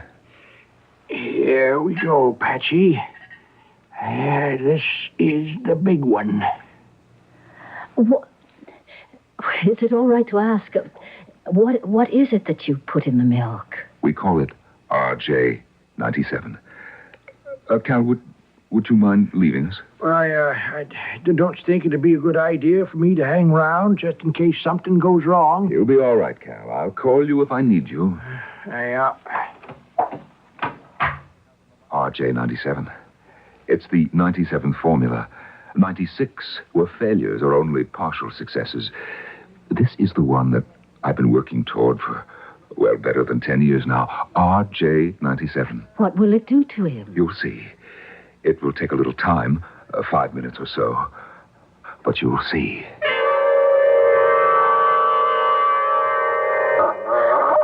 Nathan, look at him. What's happening to him? It's unbelievable. Down, boy, down. He's acting like a puppy. He is a puppy, or a little more. I'd say he's just about the equivalent of a year and a half, maybe as much as 2 years. Oh, he has a good 10 years to look forward to. But Nathan, I don't understand. RJ-97. The RJ stands for rejuvenation. Rejuvenation? Yes, it will work on people, too. I'm sure it will. No reason on earth why it shouldn't. On people? Jessica, how would you like to be young again? I can do it for you. Make me young again. About 25, I guess. Over 20, under 30, certainly. Within that range. How can you? 4 drops of RJ-97, Jessica. I don't believe it. I just don't believe it. Look at Patchy. Was that sleight of hand? Do you know, I'm not sure I'd want to go through it again.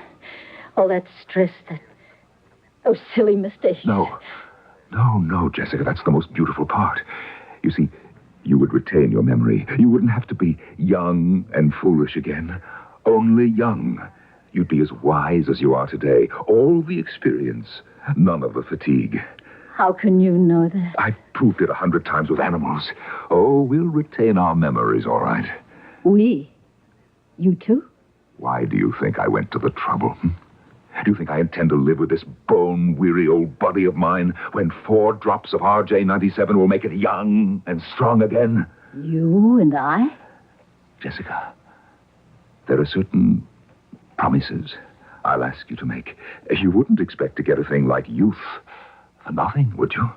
I see. What promises? I won't ask for your soul, although that is the going price, I understand. No, not your soul. All I'll require of you is that you agree.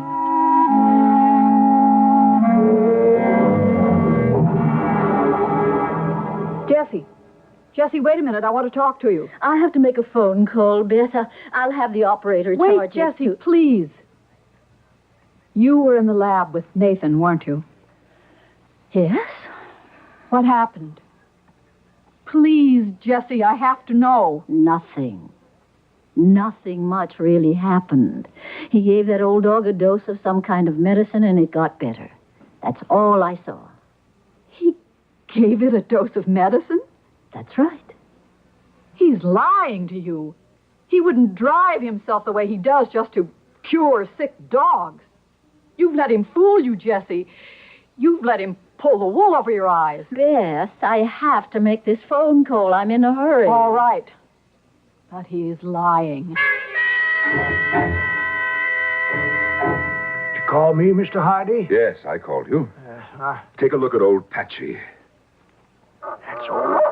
That's old Patchy there. Why, that ain't nothing but a pup. It's Patchy all the same. Well, land sakes.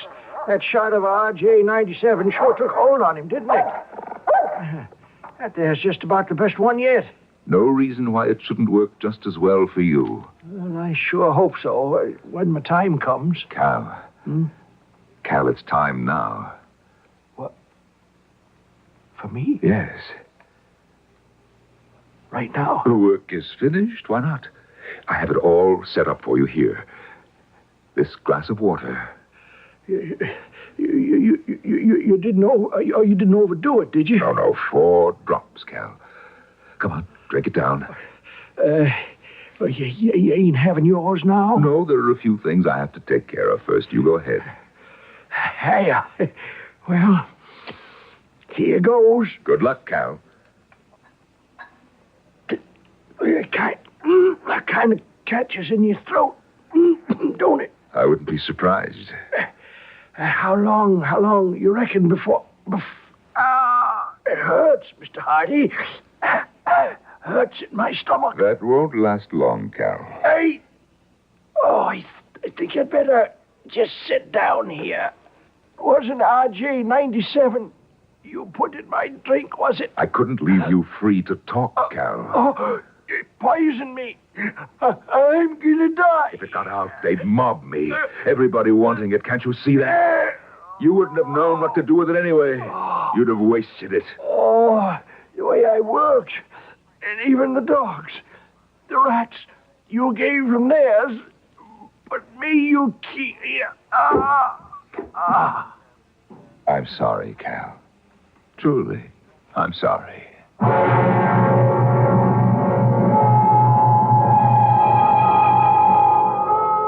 Here is a man who dispenses youth out of one bottle and out of another, death. Give a man that kind of power, and who knows in what direction it will bend his mind. But would you want to be the person who drank 4 drops out of one, or perhaps the other of his bottles? Jessica Stone has a decision to make. We'll see how she makes it when I return shortly with Act 3.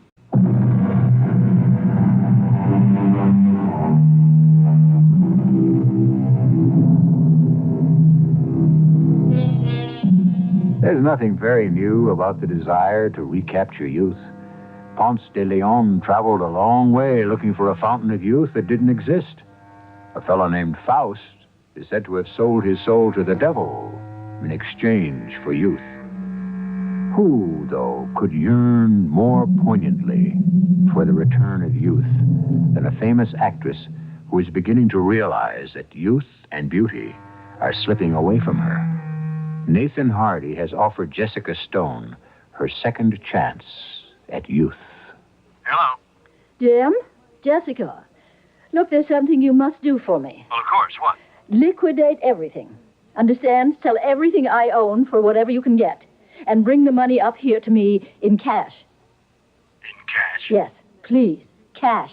Jessica, are you out of your mind? Within 24 hours. Don't try to make decisions for me, Jim. Just do as I say. Well, you know damn well I can't sell everything within 24 hours. It's impossible. Don't make problems for me. Just get the money. All right. Jim? Jim?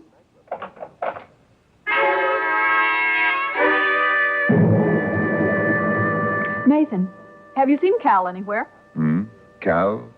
No. Why, Beth? Well, I'd like him to go to the shopping center. I gave Cal the day off. The day off? As a matter of fact, he may be gone for several days. Some kind of family trouble. I didn't get the straight of it. Family trouble? Well, I'll go myself. Maybe Jessica would like to go with me. Well, the truth is, I promised to show Jessica the rose garden this afternoon. The rose garden? Well, Nathan, she can see that any time. The point is, Beth, she wanted to see it this afternoon, and I promised to show it to her.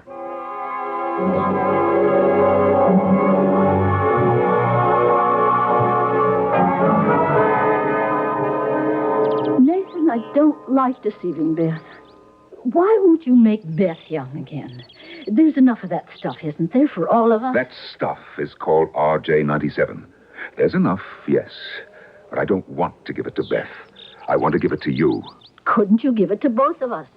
She'd be young and beautiful again. She was beautiful when you married her. Not as beautiful as you. Oh, Nathan, It's please. you I have always loved, always. Oh, Jessica, I can give you such a life. Think of it. Both of us young. A brilliant scientist, a great actress. Nathan, what's that? What's what? Under that big tree, that mound looks like a grave, a fresh grave. Oh, yes, it is a grave. Nathan. One of my dogs died this morning. I buried him. Looks big enough to be a man's grave. He was a St. Bernard, as big as a man. Ugh. Let's get out of here. All right. Nathan, I can't do this to Beth. You insist we be married. Why? That's bigamy. Oh, not really. We'll be completely different people, don't you understand? In our 20s. As far as anybody can tell, we won't be Nathan Hardy and Jessica Stone anymore. But I don't love you. But I won't be the same man. Can't you get that through your head? I'll be as young as you. And I wasn't a bad-looking man when I was young, Jessica. That's not the point. I don't love you. Jessica, we're going to do this my way. Or we're not going to do it at all.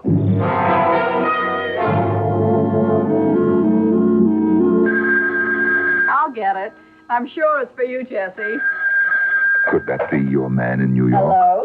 I guess it could be, Jim, yes. I told him I wanted the money here by Call tomorrow him, please. afternoon. Oh, it's for you, Jessie. Oh, okay, thank you. Jim Blake from New York again. He has a nice voice. Oh, yes. Hello, Jim. I've sold your stocks. Couldn't make a deal on anything else. Just the stocks? Well, how much does it come to? We'll count the money when I get there. It's in cash? Yes, it's in cash. How are you coming up? I'm flying to Bangor, due in at 11:30. Can you meet me? Yes, I'll borrow Nathan's car. I'll be there. All right. Is he coming here? That's wonderful. He seems very upset. What about? What right is he to be upset? He's only your business manager. Well, he's a good friend, too. Or used to be.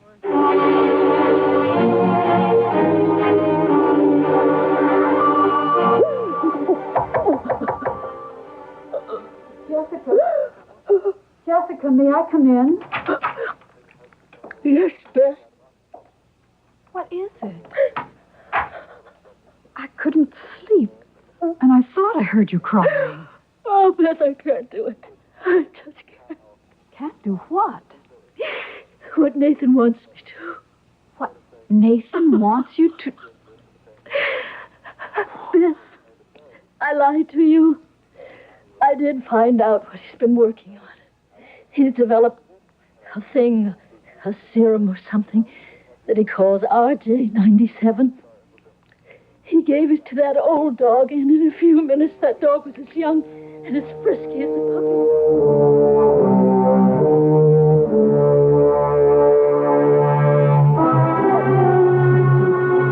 To marry him, after we've both taken the RJ-97, just as if you didn't exist.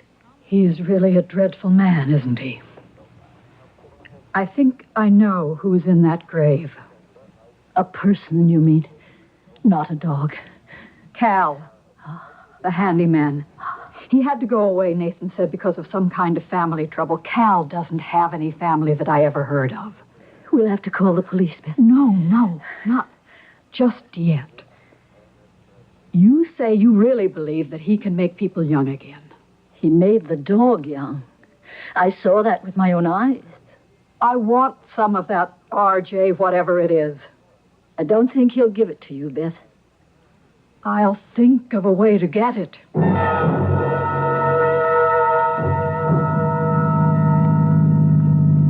It's about an hour's drive to the house, Jim. Oh, I have so much to talk to you about. I brought you $50,000. It doesn't matter now, Jim. The money doesn't matter. That's all changed. Oh? Jim, Nathan has found out how to make old people young again. Found out? Oh, that'll come on. No. He can do it. I saw him with a dog. And he wants to make me young. Just me and him. And then he wants to... But I told Beth, and she thinks she can... Will you stop it, Jessica? Just stop it. You're not making any sense. Beth and you and I, Jim, we're all going to be young again. But listen, even if there's any truth in all this nonsense, which I don't believe for a minute, I don't want any part of it. But, Jim... It is unnatural, and it's no good, Jessica. I'm going to do it. I want to be young. Did he bring the money? Yes, Nathan, he brought it. How much? All he could get on such short notice. How much? $50,000. That's all right. It's enough to get started with. Nathan, I'm not going to marry you. I think you will. I suppose I'd be smarter to let you think I intend to. But I just can't. I don't love you. I don't even like you. Even if you weren't married to Beth, even then, I couldn't. Jessica, that's not very kind of you. No. But sometimes it's impossible to be both kind and honest. Well, we'll go ahead with the plan. Maybe you'll change your mind when we're both young. Why don't we just get out of this place? I don't trust that man. Oh, no. If he's found a way to make people young, I intend to be one of the people. It's all right, Jim. You and Beth will be right there in his living room, just outside the lab. Well, how can we get in there without his knowing? I don't think it ought to be hard. I'll leave the attaché case with the money in my room. Say I've forgotten it. I'll tell him I don't feel well enough to go back upstairs for it. You know, partly from nervousness, partly from the smell in the lab. Mm-hmm. It really does smell. Well, I don't see what that has to do with it. He'll go up and get the money. Believe me, he won't make a move until he has his hands on that money. So when he leaves, you and Beth can come in and hide. I don't like it. I don't like any part of it. The bluish-gray attaché case, Jessica. That's the one, Nathan. Hurry. In the bedroom. Make sure he leaves the door open. Right. Are you feeling better now, Jessica? Not much. I don't know. I feel sort of faint. It's very close in here. Go on into the lab. Let's get this over with. Nathan, please. Can't we have the door open? That odor, I simply can't breathe. All right. I guess it doesn't matter. Everything's ready, Jessica. That's your glass there on the counter. Pick it up, Jessica. All right. Here's to youth.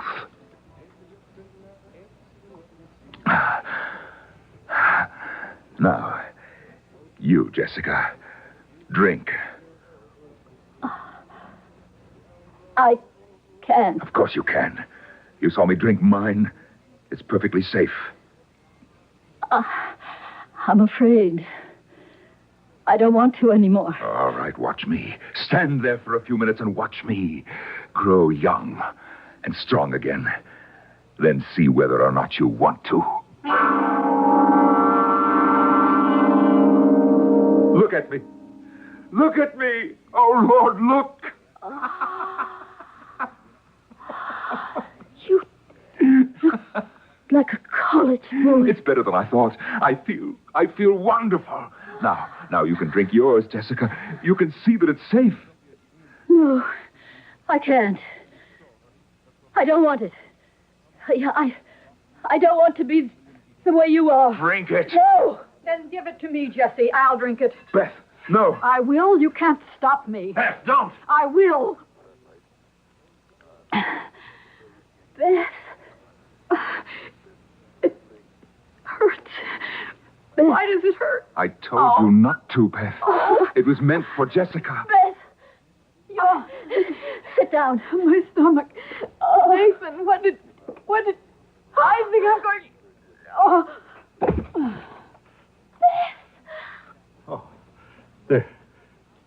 There's no pulse. It's her own fault. I told her not to drink it. It was poison, wasn't it? And you meant it for Jessica. She wouldn't marry me. She said terrible things to me. She deserves to die. Jim, don't. I am going to kill him. Stay away from me. No! Jim, he's got a gun. Don't move, either of you. I'll have to kill you, no matter what. But if you try anything, I'll do it sooner. Jimmy means it. I'm sure he does. Here, in this bottle, is every drop of RJ-97 there is, anywhere, in all the world. Now watch closely. All down the drain, so that there'll never be anyone else, you see? Only me. Now, watch this. This is the formula for RJ-97.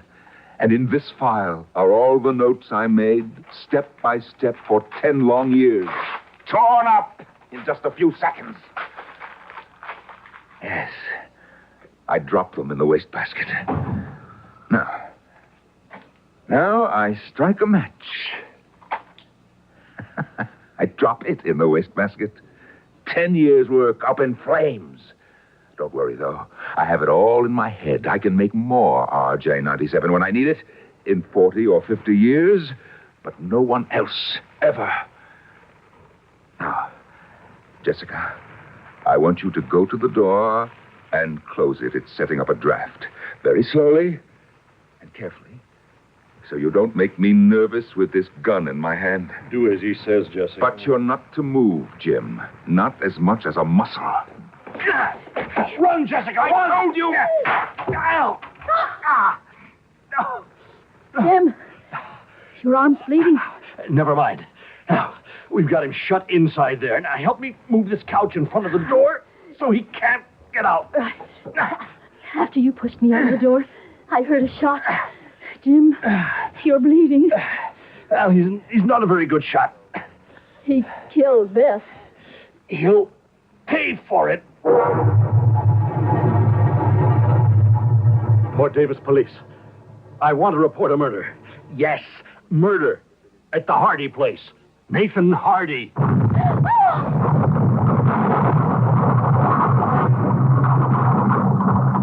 Jim, the lab's on fire. The fire in the wastebasket must have set off some kind of... you stay back, Jessica. The heat is too much. I'm afraid the whole place is going. Oh, Beth, poor Beth. I'm sorry, Jessica. Do you know what I forgot? The attaché case, all that money. I left it in the laboratory. Considering what might have happened to you, it's not too high a price to pay.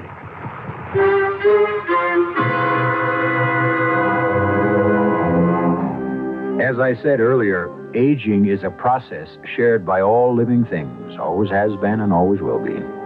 Waistlines expand, hair turns gray or disappears altogether, and except for an occasional Nathan Hardy, we all manage to take it pretty philosophically. It isn't all downhill. It has its compensations. I'll be back shortly.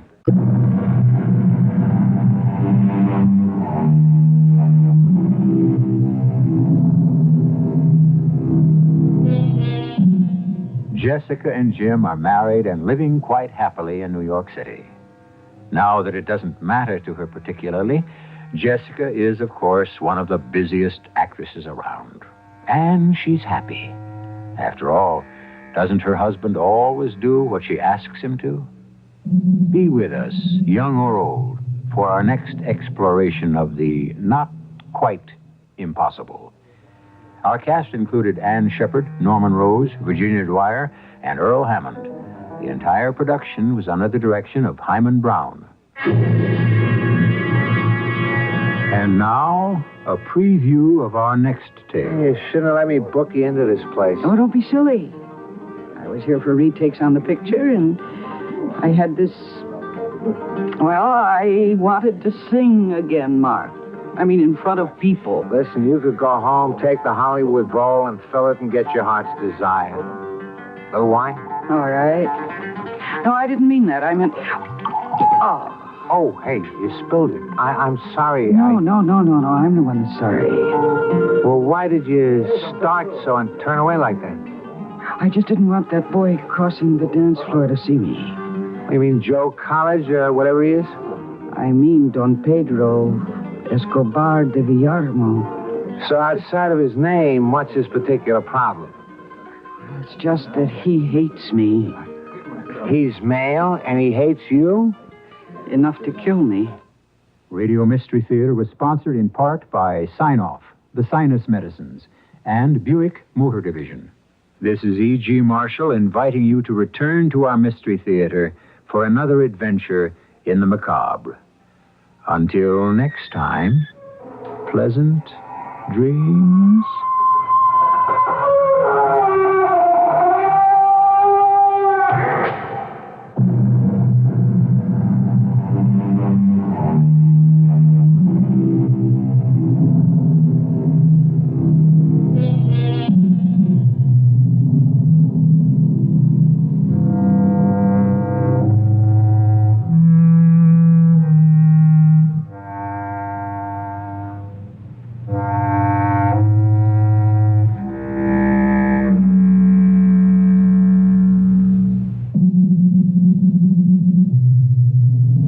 The CBS Radio Mystery Theater presents...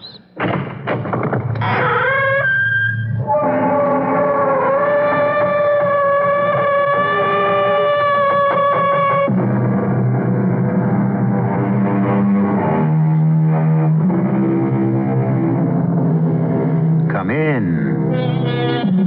Welcome. I'm E.G. Marshall. Age feels that youth is not yet mature enough for responsibility. Youth feels that age has passed its prime. The parents insist they have given too much. The children declare it was never enough. In this matter, as in so many others, the definitive word belongs to Shakespeare. How sharper than a serpent's tooth it is to have a thankless child. He must not stay here. Rachel, I cannot believe that you are saying this. He cannot stay here. But he is sick. He will die if we send him away. We must. He can't stay. Why not? Because he wants to kill us. He? This sick, weak, frightened... I tell you, a ravenous beast has come in here, in the shape of this young man. Rachel, you are saying that he is some sort of demon in disguise? Is that what you're saying? No, I'm not saying any more. I may have said too much already.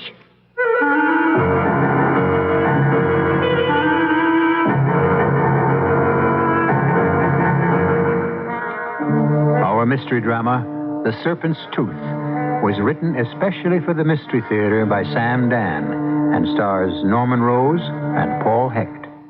It is sponsored in part by Buick Motor Division and Allied Van Lines. I'll be back shortly with Act One.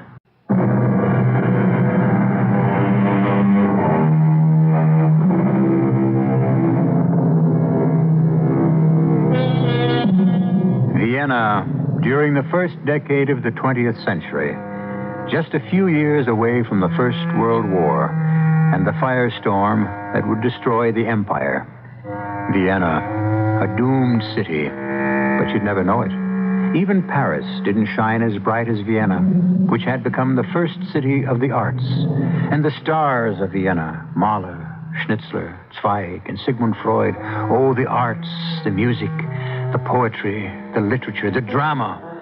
And, of course, once you left the brightly lit boulevards, the poverty.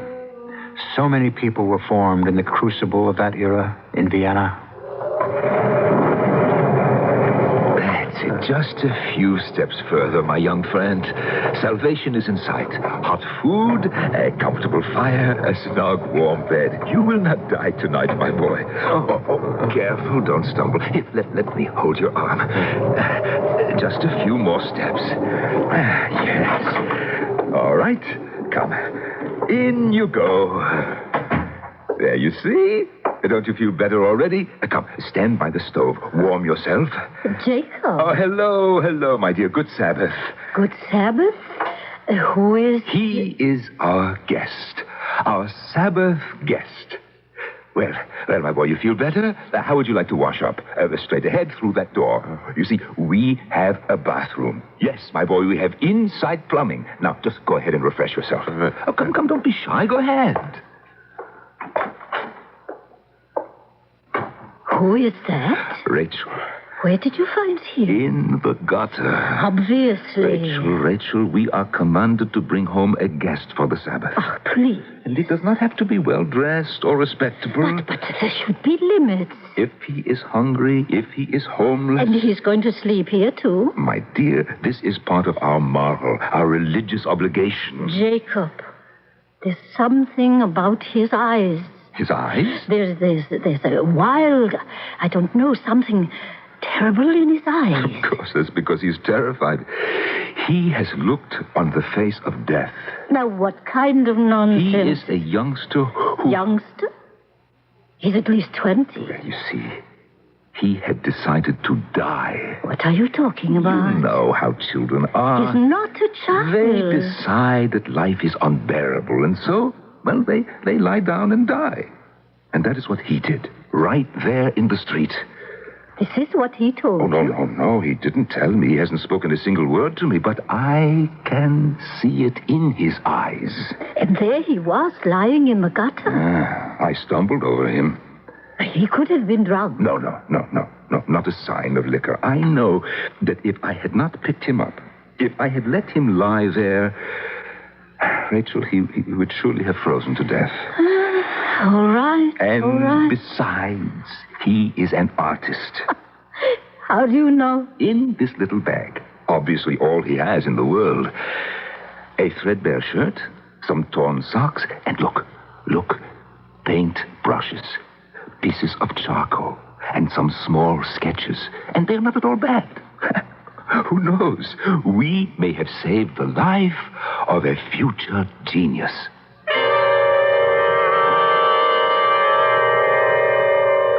We don't even know your name. Everybody calls me Addy. Mm-hmm. You have a surname? What do you want to know that for?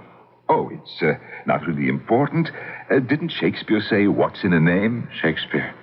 He was an English poet. Oh, yes. I don't like him. What? You don't like Shakespeare? I hate all English poets. I despise England. Oh, really? The English are very fine people. Anyhow, you do not have to tell us your name, Adi.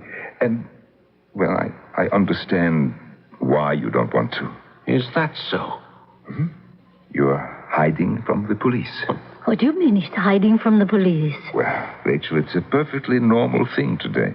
Thousands of young men are doing it. You see, they do not want to register for military service. Isn't that true, Adi? The food is getting cold. Oh, yes, my dear. We must have the kiddush and the prayers for the bread and the wine. The bread and the wine. It's like the Catholics. Oh, are you Catholic? I was born a Catholic. Where I come from, everybody's a Catholic. But me, I'm nothing. Oh, come now, Adi. Everybody is something. Oh, yes. Yes, I shall be something. I shall certainly be something someday. But you see, right now, I don't know what my something is. I can almost see it. Bits and pieces of it exploding in my mind. But so far it hasn't come together to form the picture. Do you know what I mean? Oh, yes, of course. And the colors, also sharp. Blood red, ebony black, shimmering white. Yes, you will be somebody, all right. You will be a great artist. How did you know I'm an artist? Well, it is obvious. It is? It is written on your face. You have the sensitive features of an artist. The deep, brooding eyes. You really mean that? Adi, can we fight fate? Look at what fate has done. Fate has brought you, an artist, to me, an art dealer. You? You're an art dealer? Well, I'm not very big or important as an art dealer, but we are well matched. You are not a very big or important painter. I give you my word. I will never desert you. When I become famous and fabulously wealthy, you will still be my dealer. Shake hands on it. The soup is getting cold.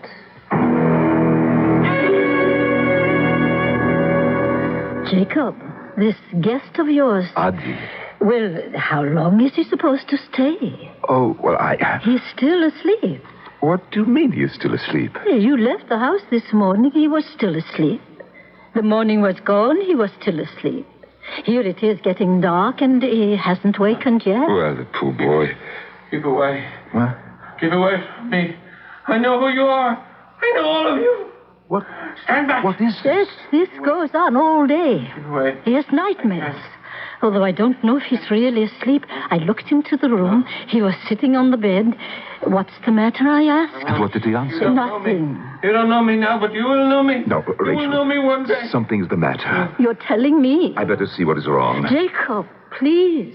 This boy, this person, he can't stay here. He is a poor, sick human being. I'm scared. Scared of what? Of him. Of him. Of this pathetic, skinny, consumptive-looking... Jacob, I'm frightened. I swear to you one day I will do something. He is delirious. Jacob, don't be impatient with me. But I'm terrified. Of what? Of something about him. Something in his eyes. Oh, he needs help, Rachel. He is a child of God. He needs help. I see Adi. I see the skull. Adi, my friend. What is it? It's me, Jacob. What's wrong? Why do you sit there and stare See the skulls. Gleaming white skulls. The piles of bones shining in the black night. The black night. And the blood. It has dyed the earth red. Burning crimson, red, white, black. No. Of course, how do you see it? It is the painting in the museum. The painting of death by von der Sleck. No. Now, come. You better have something to eat. Adi? White, black. Adi. Oh, Rachel. Rachel, he is sick. He needs a doctor. If he's sick, take him to the city hospital. Oh, Rachel. That's what the city hospital's for, isn't it? They have a charity ward. The charity ward? Oh, no, Rachel. People only go to the charity ward to die. He's not our responsibility. Please, don't talk like that in front of him. He's a human being. He has feelings. He doesn't hear a word you're saying. He's mad. Look at him. Right. He's mad. I'll run out for Dr. Block. In this weather, you'll catch your death of cold. No, I'll dress warmly. But Block is an old man. He'll catch his death. Don't you understand? We are responsible for this person. Why? Rachel, what are we arguing about? We never disagreed on helping another human being before. Why do we fight about it now? I'll pay for a carriage. Take him to the hospital. Let me call Dr. Block and we'll see. Jacob. We will see. I said we'll see.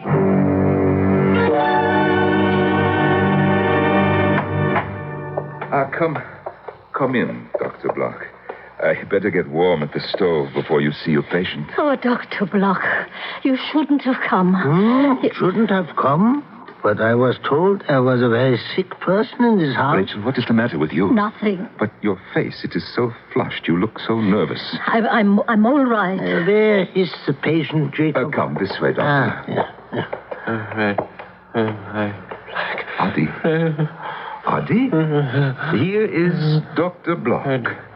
That's his name? Adi? Yes, Doctor. He's a fine-looking boy. Very sick, I can tell you that right now, but a fine-looking boy.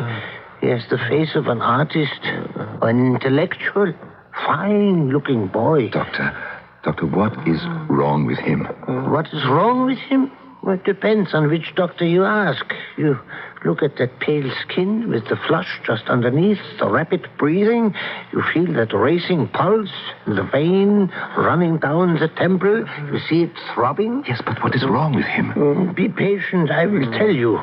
Dr. Freud, for instance, this Dr. Freud would say, we see here the classical signs of a deranged personality. But what do you say, Dr. Block? I say it's pneumonia.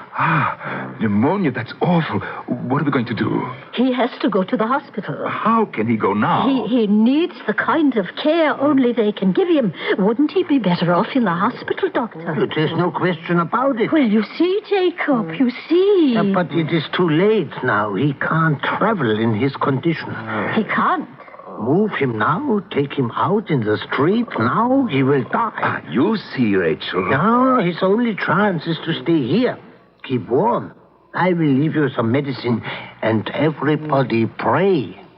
I want you to wrap him in blankets, Jacob, and I will call a carriage, and we will say... You didn't hear what the doctor said? He will die. Then I'm sorry, but he cannot stay here. But why, Rachel, why? Because he intends to kill us.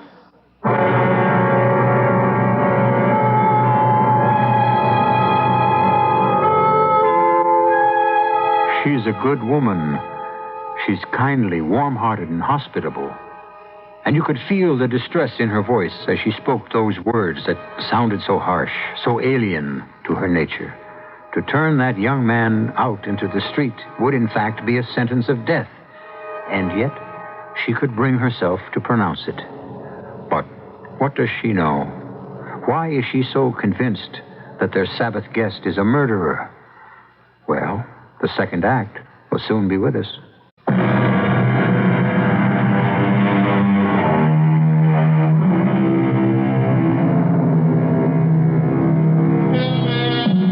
Are the eyes the true mirror of the soul? Is what we are really written in our eyes? If so, how clearly? And to whom is it given to be able to read the message?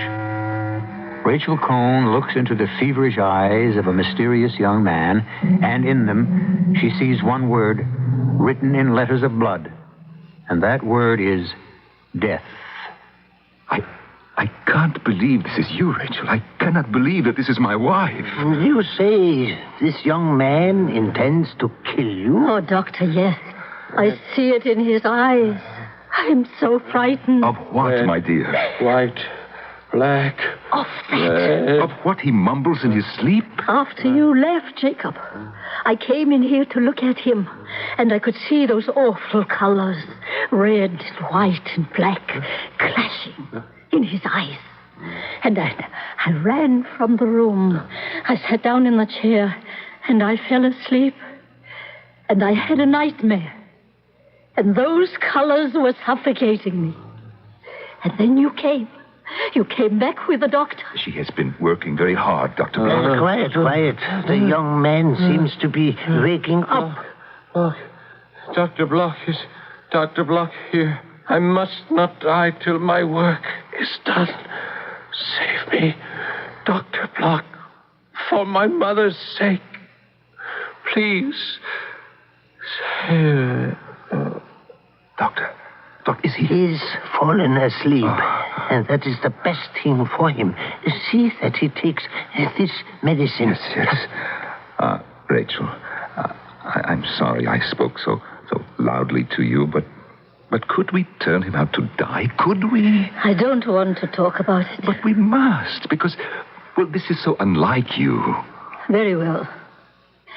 Suppose some ravenous beast, some deadly, poisonous snake had come in here to live in human form, in the shape of that young man. Do you know what you are saying? Even the most ignorant, superstitious peasants would hardly believe... Dr. Block, I appeal to you. Why not take her to see this Dr. Freud? Do you hear what she is saying? That this sickly young man is actually a dangerous, murderous beast in human form. That is what you're saying, isn't it, Rachel? I'm not saying anything. I have an idea. I may have said too much already.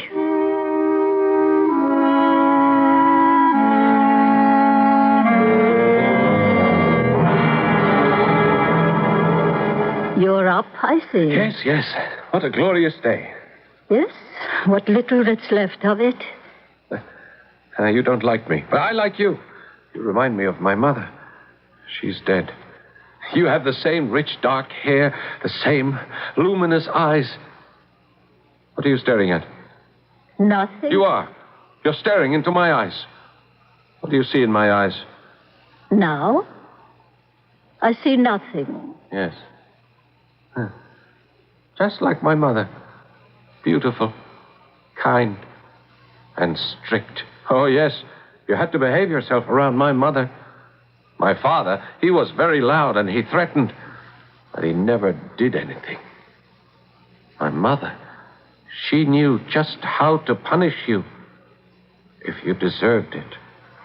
Your soup is getting cold. You and my mother, you always worry about food getting cold. I have an older brother. He will end badly. When he was 13, he was arrested for stealing. And later on, he was arrested again. My mother wrote him a letter in jail.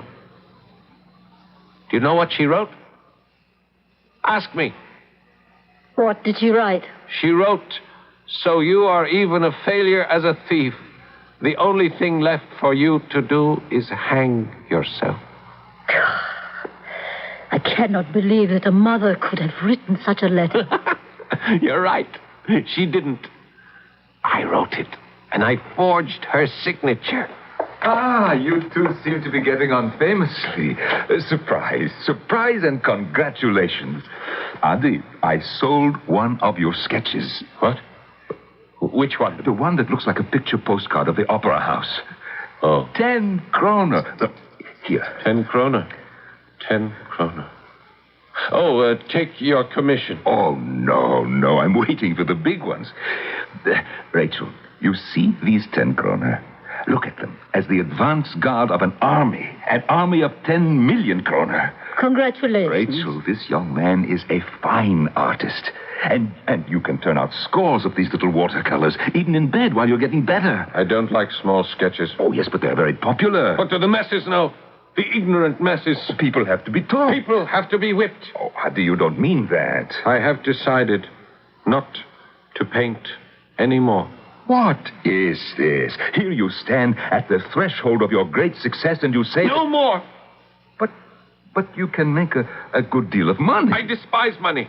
Money is the enemy of the creative artist. You will need money to go to art school. I have been refused admission. What?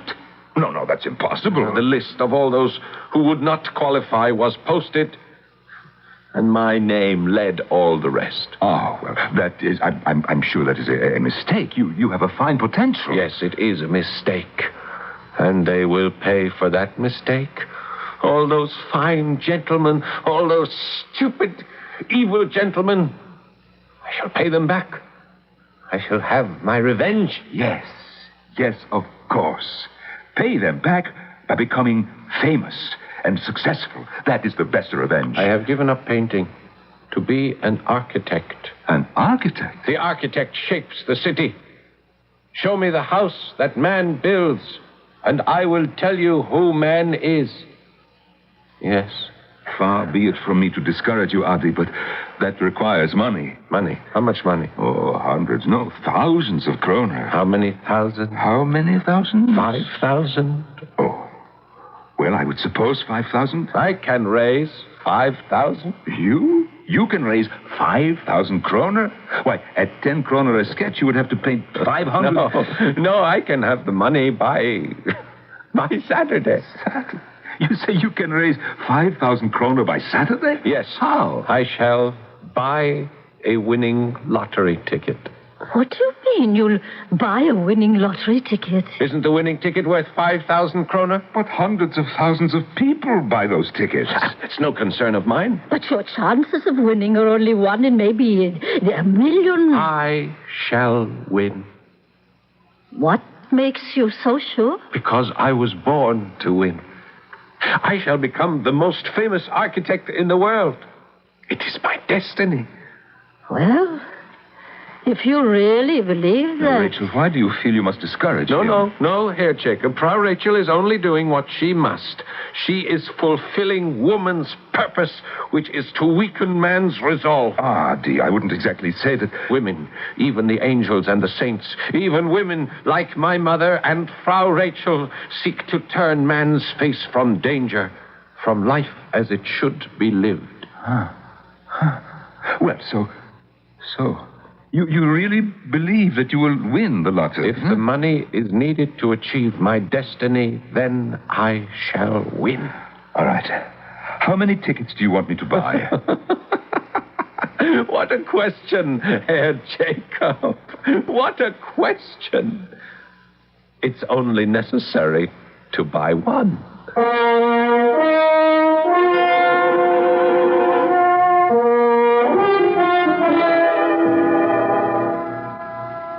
It's time for your medicine. Thank you, Frau Rachel.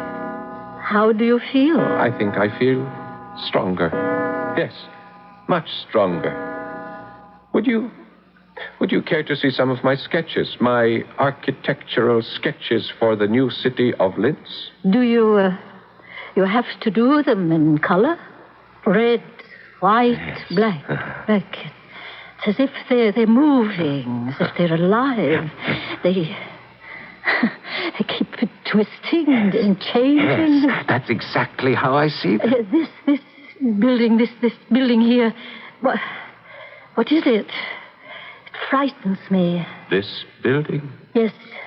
Why does it make me think of death? How did you know?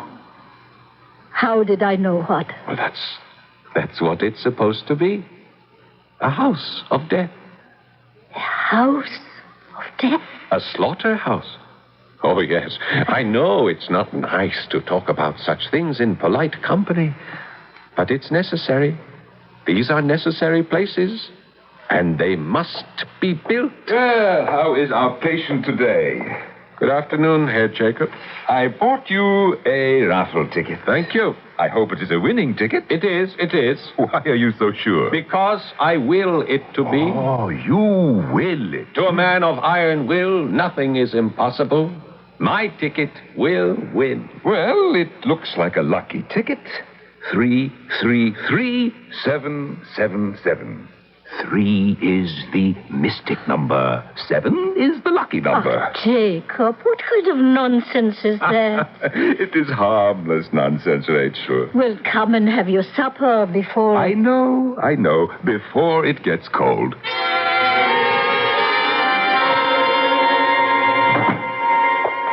Well, the patient is asleep. Doctor, I must know, is he still in danger? Yes, and especially with the weather being so treacherous. I'm worried. He isn't getting better? I'm worried about you. About me? Why? Rachel, I have never seen a person change so much in such a short time. You look like an old woman. Thank you. Your face seems to be ravaged. You are so nervous. Perhaps you need a tonic, yeah? I need something to make me sleep. Why can't you sleep? Because I have bad dreams and they wake me up. Bad dreams? It's like nothing anyone could even dream about.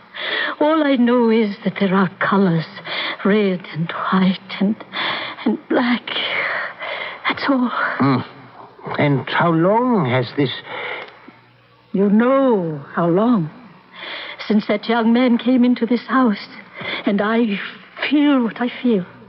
But that doesn't mean I'm the one who's crazy. Rachel. Oh, and Dr. Blanc. Oh, do I have news? Tremendous news. Fantastic news. Rachel, see if you can guess. But tell it or don't tell it. Oh, this is not something you just blurt out. This is something to be savored. I'll give you a hint. It concerns Adi.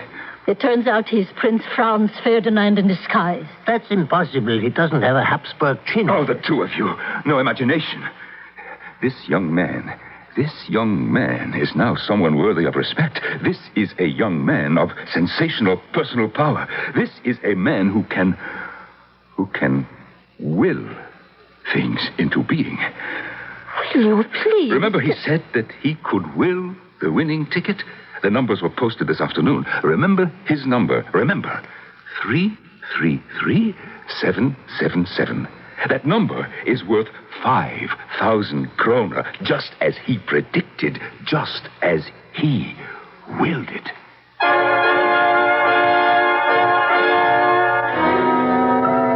The power of the mind. How do you account for it?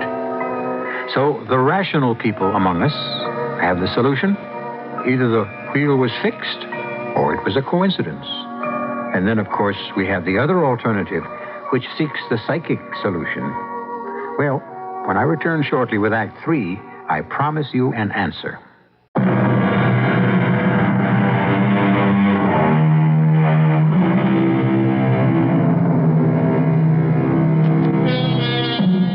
Can we determine the shape of the future? In a general way, the answer is yes, of course. Our actions today will create our tomorrow. But on another level, can we determine the fall of a card if our fingers do not hold the deck? Or where the wheel will stop if our hand does not spin it? In other words, can we will the outcome of an event through the psychic forces of our own mind? Can you imagine? Come, let us tell him. Tell him that his prediction has come true. He won the lottery. Doctor, is he well enough to hear such news? It is sure to make him better. Adi, are you awake? Oh, good evening, Herr Jacob. Adi, you were right. How right you were. Do you know what happened? You won the lottery. Oh. Oh, you mean you win 5,000 kroner and all you can say is, oh? Why are you so excited, Herr Jacob? Why? Well, because, well, it's the money you said you needed. I no longer need that money. Oh, you think you don't? You young people, you believe the world spins on love and ideals. No, not I. Well, be on the safe side and put the money in the bank. If you give me your ticket, I'll cash it in for you. My ticket? Yes, you have the winning ticket, Adi, 33777. Where is it? Where is it? Don't tell me you lost it. No. How could you lose it? You have not been out of the house. I didn't lose it. That is something to be thankful for. Come, where is it? I destroyed it. No. You what? I tore it up and I threw it away. You tore it up? When? The day before yesterday. But why? Because I don't think I shall become an architect. But I thought you wanted to because it was your destiny. A man can change destiny? But would that be a reason to tear up a lottery ticket? Yes. No, I don't understand. Herr Jacob, why did I buy the lottery ticket? Because you wanted to win the first prize, 5,000 kroner. Why? Why? Because it will be necessary for your architectural career. Yes. But since I do not intend to be an architect at this time, there is no need for the money. And I lost interest in the ticket. But you didn't have to throw it away. Yes, I did. Why? Because I'm afraid I would be seduced. Seduced? By what? By money. Money is the most obscene, the most demoralizing, the most destructive prostitute of all. No. Adi, it is how money is used. Money is not the root of all evil. If you read your Bible carefully, you'll see that it says, love of money is the root of all evil. With all due respect, Herr Jacob, it is the Bible that is the root of all evil. The Bible of Judea and the Bible of Rome. It unmans us all with its false comfort for the weak and the meek. Well, I'm sure if you read it carefully, both testaments, mine and yours. I have no testament, but I have seen the weak and the meek. I have starved in the gutters with the weak and the meek. And why are they weak and why are they meek and why do they starve? Because they have been fooled. They think it will all be made up to them in another world, a better world. But this is the only world there is. Adi, if you do not intend to become an architect, what is it that you want to do? Oh, I have already decided that. I have chosen a very important endeavor. I'm going to write an opera.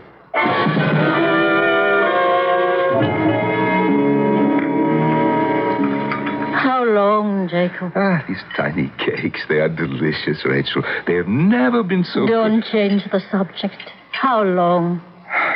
Well, the boy is sick. How many times must you be told he's not a boy? If you do not believe that he is sick, just ask Dr. Bloch. Yes. He's still sick, but he can be moved to a hospital. Rachel, do you realize that from the split second he came into this house, you took a severe dislike to him? I can't help it. Maybe I can see into the future. That is impossible. But these terrible colors, red, black, and white. What is so terrible about red, black, and white? I see them in his eyes. Imagination, pure and simple. I'm saying he has some kind of power. Give me an example. If you want to talk about it, let's really talk about it. It's my fault. What are you saying? I was never able to give you what you wanted more than anything else in the world. A son. Rachel. And so you look for that son. Everywhere. In every young man. No, Rachel. We have to talk about it, Jacob. You need a child to love, to teach. But, Rachel... Please, don't make this any more difficult for me than it is now. I know what you see in him. Brilliance, yes. But I see something else. Evil. Rachel. I can't help myself. Rachel, he has such enthusiasm, such fire, such raw energy, but such confusion. He needs to be directed. I want to direct him. Oh, I can help him, Rachel. Jacob, let me say this. Just this. And I shall never again say another word against him. A snake. Oh, please. A deadly, poisonous snake is somehow trapped in the bitter winter cold, and it becomes dormant. But warm it, and feed it, and its eyes open. Roach, I cannot permit you to... And you think you have won him over with your kindness. But he is a snake. It's not his fault. And sooner or later, when he has enough strength to strike, he obeys the urging of his very own nature. He must. I know what you're going to say, Jacob.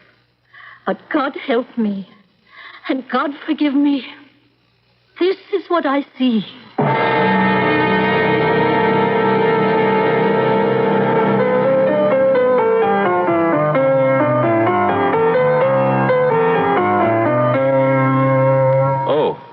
Frau Rachel. What are you doing out of bed? Well, I was feeling a bit stronger this morning. Uh-huh. I didn't know you played the piano. Oh, yes. I have a friend back in Linz, August Kubizek, Auguste. He's a musician. You'll meet him one day. I would listen when he took his piano lessons, and that's how I learned. You play very well. Yes, but I don't know how to write music. You see, I am able to compose music, but I don't know how to write it. Well, you could learn. I have no time. I have so much to do. Do you write music, Frau Rachel? A little. Oh, well, would you help me write down my opera? It's the kind of opera Wagner would have written. He should have written it, but he didn't. And so I shall. All the music is running through my head. Do you have a name for the opera? I have the name, the story, everything. It's called Wieland the Smith. It's the ancient heroic legend of Wieland. You see, one day, the wicked king cruelly, carelessly lames Wieland for life. And Wieland takes his terrible revenge. He rapes the king's daughter, he kills the king's sons, and then uses their skulls as drinking cups for wine. But, isn't that somewhat... And in a glorious climax, he hammers a pair of wings in his forge, and he flies away. Can you see that shining moment? What is the purpose? Revenge! Wieland the Smith is the personification of revenge. Implacable, ruthless revenge. But is it necessary to be so violent? Yes. Violence, storm, stress. Wasn't that how the world itself was created? Well, there are beautiful things in this world, too. Yes, Frau Rachel. I agree. And the most beautiful thing of all is violence.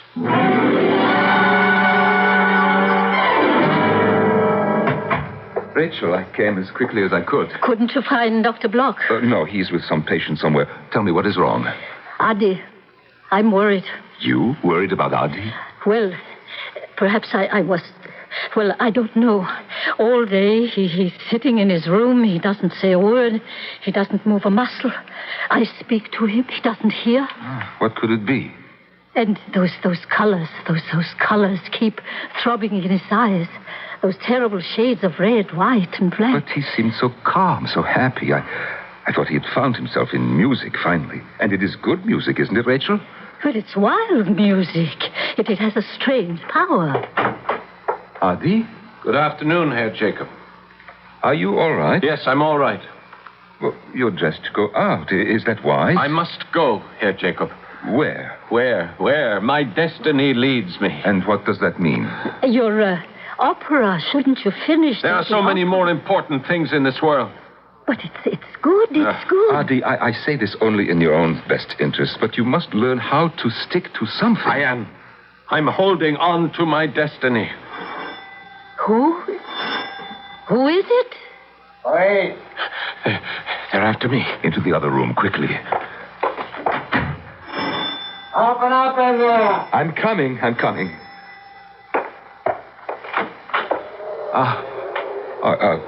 Yes? This is the home of Jacob Cohn and his wife, Rachel Cohn? Well, yes, Inspector.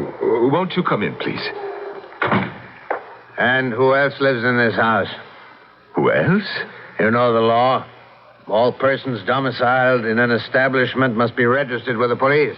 Well, there's just the two of us. Well, that answers one question. The second question, you are Jacob Cohn, the art dealer? Yes. We are looking for a young man who has not reported for his military service. We have here his photograph. Have you seen him? Why should I have seen him? We have reason to believe he is an artist. He may have tried to sell you some pictures. Examine the photo, please. Have you seen him? No. And you, Frau Cohn? No. Very well. If you should ever see this young man, should he ever approach you, it is your duty, as loyal subjects of His Majesty the Emperor, to notify the police. Yes. Yes, Inspector, we understand. His name is Hitler. He is also known as Adi. Yes, Inspector. That is all. Good day to you. Good day, Inspector. Good day. No. Let me make sure he's gone. All right. All right, Rachel, it's clear. Hardy, he's gone. Thank you. No one has ever done anything like that for me before. It is nothing. It's everything. But is it safe for you to go? I know how to avoid the police. Good friends, kind friends, I must leave you. Where will you go? I cannot stay still, remain in one place. I must always move. I can never be at rest, at peace. You get older. You'll look forward to a little peace and rest. You'll come back. You'll see us sometime. Oh, yes, I'll come back, Frau Rachel. Herr Jacob. I give you my solemn oath. I shall come back.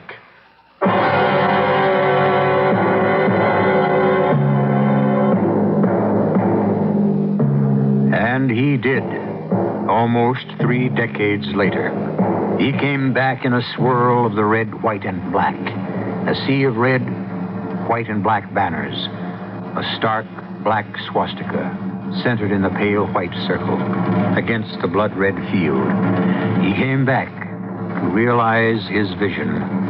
The gleaming white bones shining in the pitch-black night, while the earth had turned a burning crimson. I shall be back, but for a more peaceful purpose in just a few moments.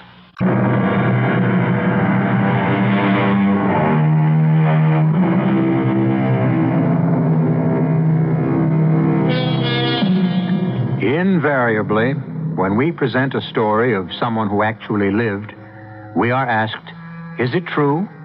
Well, we could say that truth is relative, subjective, and elusive. But that would be begging your question. And so, the answer is, yes, it's true. It's true in all of its basics and most of its facts, which is what we strive to do here 7 times each week.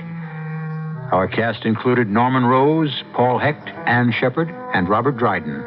The entire production was under the direction of Hyman Brown.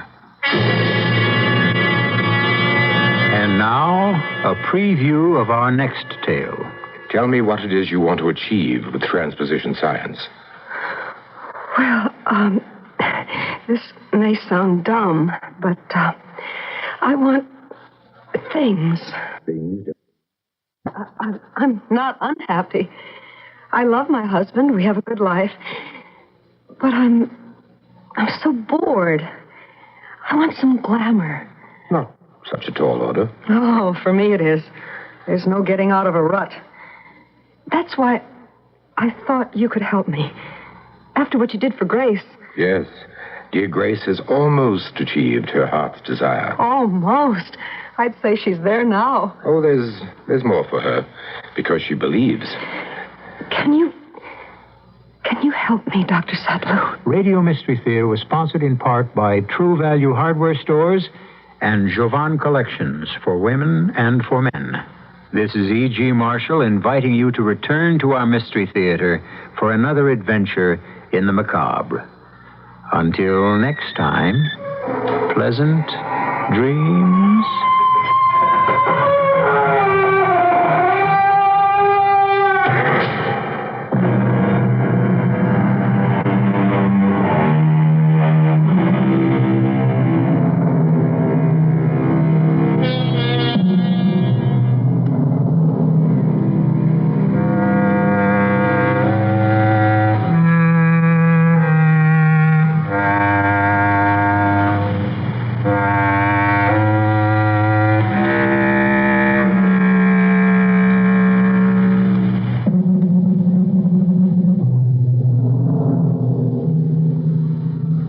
And now, Mystery Theater.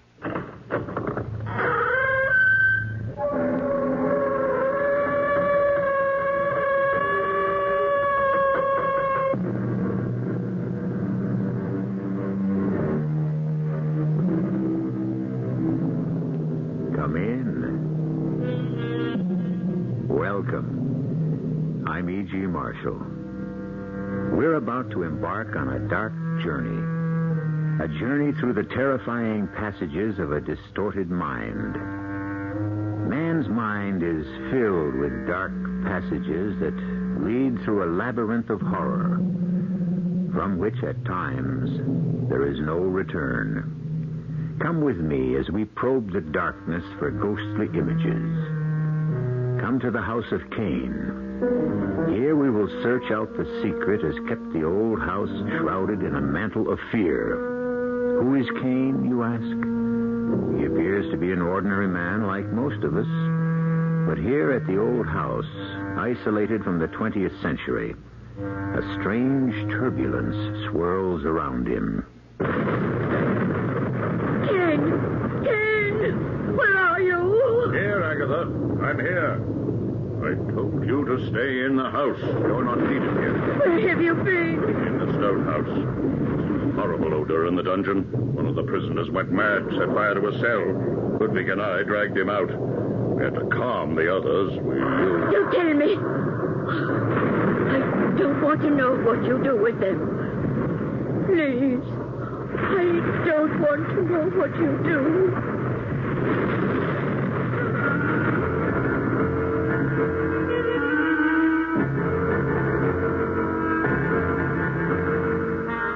Mystery drama, Them, was written especially for the Mystery Theater by Ralph Goodman and stars Alan Hewitt and Jordan Charney.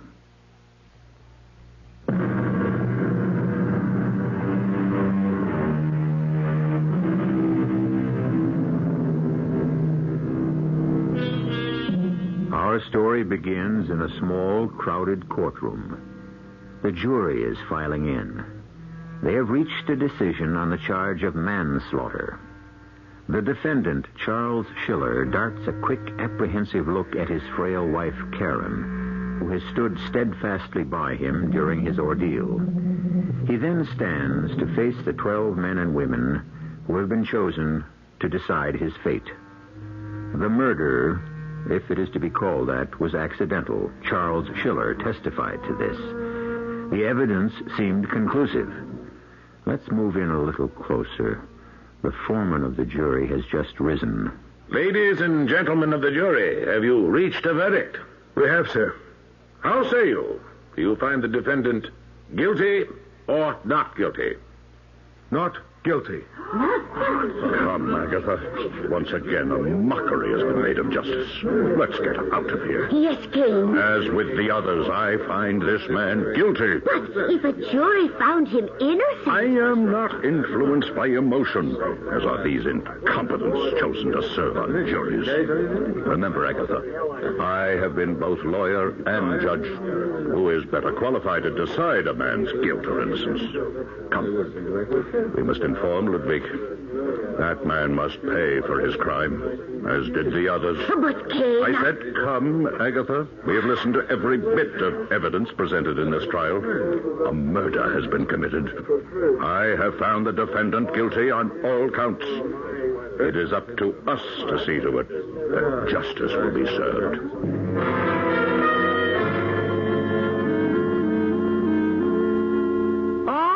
You two, this is last call. Breakfast is served. We're coming, Mom.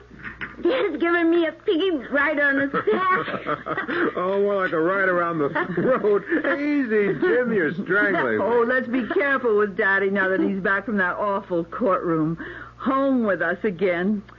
Well, now you two sit down. We've got toast and boiled eggs and... Boiled eggs? Mm-hmm. Oh. I'll just take a piece of toast. And anyways, I'm not hungry, okay? All right, then take a piece of toast. Maybe you'd better take two. Okay, Dad. I gotta run anyway. I'm supposed to meet the guys at the schoolyard. Toast is perfect for eating or running. Oh, it's so good to have you home. And to have that nightmare behind us. No, let's not think about that or talk about it again. All I'm interested in now is having that phone taken out so I can spend a quiet Saturday with my wife. Hello? No, you didn't. Yes, I'd like very much to be included. 12:15? Fine. Where is it to be held? Oh, no, that's not necessary. I have my own car. I can just... Well, all right, if you want to. I'll be ready at noon, yes. Goodbye. Who was that? Well, I don't know, really. I neglected to ask. A friend of Warren's, another lawyer. Some of his associates are giving Warren a surprise luncheon today to celebrate his winning my case. I wish I had thought of it. Well, you did call him to thank him, dear, twice last night. Oh, I know, but a luncheon, what a wonderful idea. And they've asked you to come. It's almost the same as if you'd thought of it. Well, not quite, but I'm glad someone did. It must be a really fancy party. They're sending a limousine for me. Oh, how posh. Look, I know we planned the day together, darling, but after all the work Warren did for me, I'd like very much to go. Darling, of course you have to go. Where's it to be? Well, the man didn't say. Actually, it doesn't matter. They're sending the car. I'll let the driver worry. I'd better shave. I thought you just did. True, but I've never been picked up by a limousine before. Oh, John. Oh, it's good to have you home again.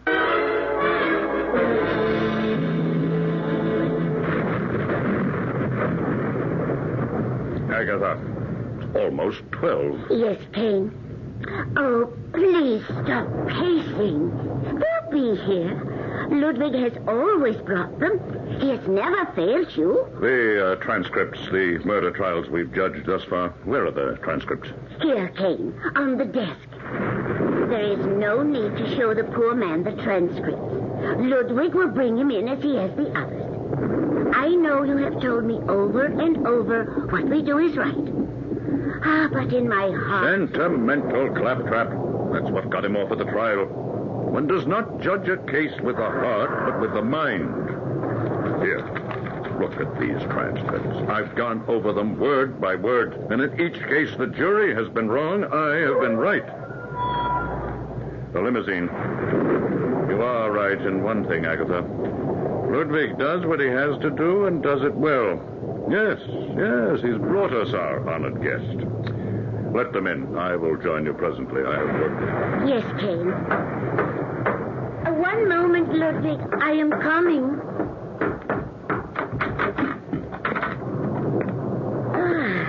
Good afternoon, young man. I am sorry to have kept you waiting. Take his hat, Ludwig. And if you will please follow me, sir, to the study. I appreciate your hospitality. My name is Charles Schiller. Yes, I know. Now, if you will come this way. The halls are rather dark and dreary. What is this place? I mean, your chauffeur was not very talkative. I still don't know the gentleman's name who sent the car for me. Oh, it's Mr. Kane. This is his estate. Kane, I see. Is he a lawyer? He's a judge. Ah, Mr. Schiller. I see you've arrived safely. Allow me to welcome you. I'm Matthew Kane. Oh, how do you do? I must admit, when a luncheon was mentioned, I was expecting... To be taken to a small restaurant or a banquet room? Oh, no. This is too important a moment to be held in mundane surroundings. You've met my sister, Miss Agatha Kane? Well, no, not formally. How do you do, ma'am? If you'll both excuse As I've told you, Agatha, this is Mr. Schiller. He's come to visit with us and have a bite of lunch. Would you do the honors, my dear? Ludwig will help. But give Mr. Schiller and me a chance to get acquainted first. Yes, Kane. I will go and find Ludwig. Unfortunately, she is a little addled, I'm afraid. Oh, I'm sorry. Well, since you're the first to arrive, may I suggest a little brandy to warm you from the dampness of the weather? Oh, yes. That'll be fine. I took the liberty of pouring as you arrived. Your drink is here, on the side table. Oh, I see you're admiring that magnificent old portrait over the mantel. My grandfather, sir. A man who gloried in our judicial system. Spent his life exacting justice. A godly man who believed in the holy words, an eye for an eye. He has a magnificent face. Yes. He's been dead for over 50 years now. But his presence is still felt in this house. Well, here's to you, sir. Thank you. Sit down, Mr. Schiller. The others will be here shortly. Sit down and tell me about your day in court. You had an able lawyer. Oh, one of the best. I can't speak highly enough of Warren Douglas. Clever. Yes, very clever. But then, criminal lawyers must be exceptionally clever. Most of the time, they're paid to defend the guilty. Well, I meant no inference in your case, just a generalization. That's all right. I'm not sensitive. I was exonerated. Yes, I heard.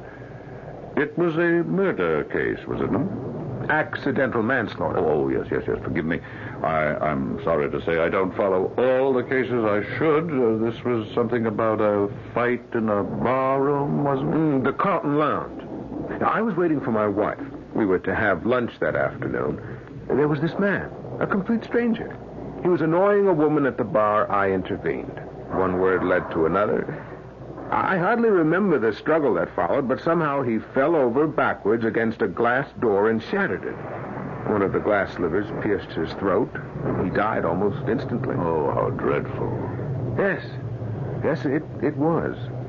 1 minute sitting quietly, worrying about how much my wife spent on a shopping spree, and, well, the next. We're at the mercy of circumstances, are we not, Mr. Schiller? Oh, let me fill your glass again. I was just wondering about the others. It's getting rather late. The judicial system and its failings have become quite a passion with me. Several years ago, my sister and I had occasion to attend a criminal court's trial. I'll never forget the sight of the man's face as he stood to receive the jury's verdict. He stood there, quivering with fear, awaiting the foreman's voice to pronounce him guilty. And suddenly, well, I suppose the strain was too much for him. The poor fellow pitched forward on his face, fell dead where he stood. Dead? Good Lord. Yes. Imagine that. And what do you suppose the jury's verdict was? Not guilty. The man lying dead at their feet there. Yeah. Well, retributive justice has a strange way of finding its mark sometimes. Well, I'd hardly call it justice if they found the man innocent, as you said. I found him guilty. Well, he was dead at any rate. You found him guilty? Yes, Mr. Schiller. We all judge our fellow man. You pick up a newspaper, read of a trial, decide a man's guilt or innocence over your morning coffee or toast. Don't deny it. Yeah, well, to some extent, I suppose we do. To some extent? Did you hear that, Agatha? Well, now, there is some reasonableness to you, certainly, if you can admit that. Now, then, let me ask you this, Mr. Schiller. Do you think, with all the legions of lawyers, clever lawyers with silver tongues, that certain inequities of justice are sometimes meted out by juries? Do some innocent men hang? Unquestionably, sir. Then you would also admit that some of the guilty go free. Is that not so, Mr. Schiller? I don't feel well. My head. Well, I was hoping the others would be here by now. Do you think we should give Mr. Douglas a call? Perhaps there's been a misunderstanding. There's been no misunderstanding, Mr. Schiller. Mr. Douglas was never notified. There's no one else coming. Then the misunderstanding was mine. I thought you said that there was to be a surprise luncheon for Mr. Douglas to celebrate. Did you put something in my drink? Yes, Mr. Schiller. Why? I don't understand. Why did you do it? Oh, Mr. Kane, please, I can't. Sleep well, Mr. Schiller. Ludwig and I will attend to everything. Ludwig, come. We have work to do.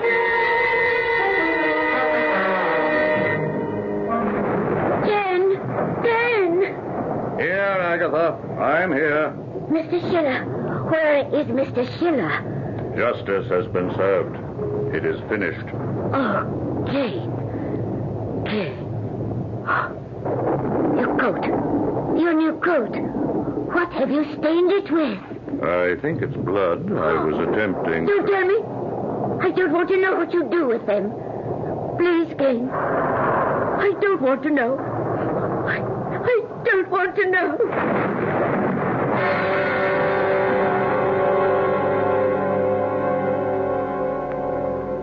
Well, there is no doubt that justice in the minds of men can take many forms. Who is to say what is true justice? The charge against the defendant was manslaughter. Well, I guess each man has his own rationalization for justice as he sees it. But just as no man may place himself above the law, so no man may appoint himself the oracle of judgment and truth. It seems, however, that Matthew Kane has done so. I'll return shortly with Act 2.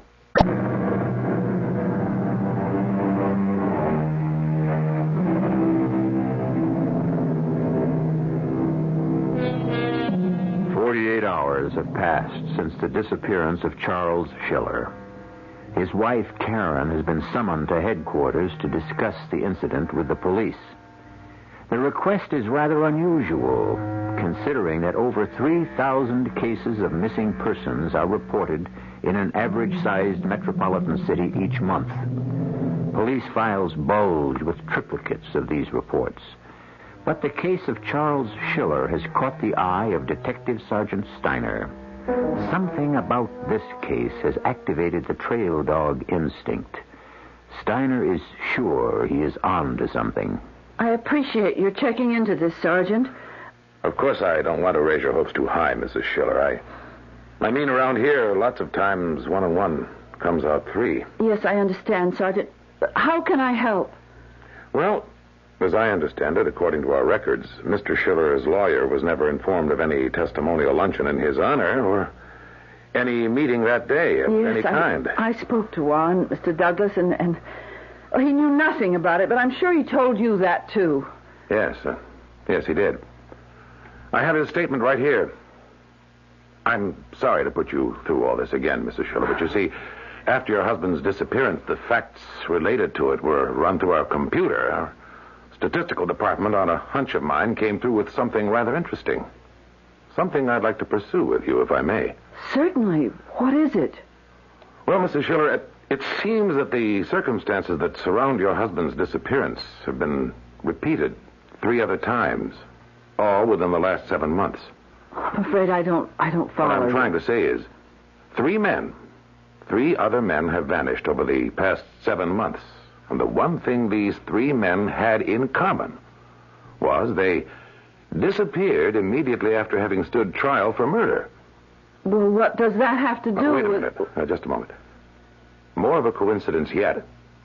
Each of these men was found not guilty at his trial.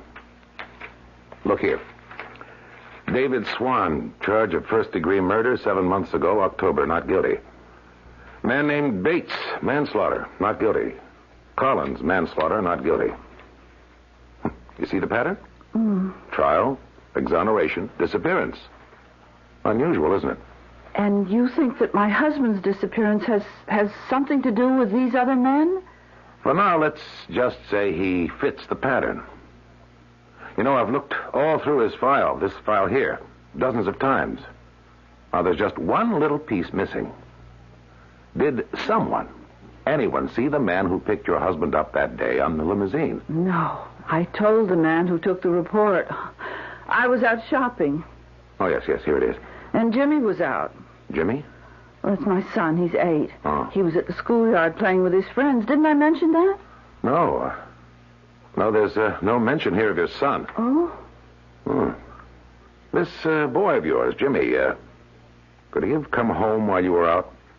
Well, I suppose. I never thought to ask. But we have a tree house in the backyard. He and his friends often play there. This tree house, does it face the street? You mean the front driveway? Yes, but... Mrs. Schiller, where's your son now? He's in school. He'll be home at 3. Do you think there's something that Jimmy might know that... Possible, Mrs. Schiller. You know, all we need is one lead.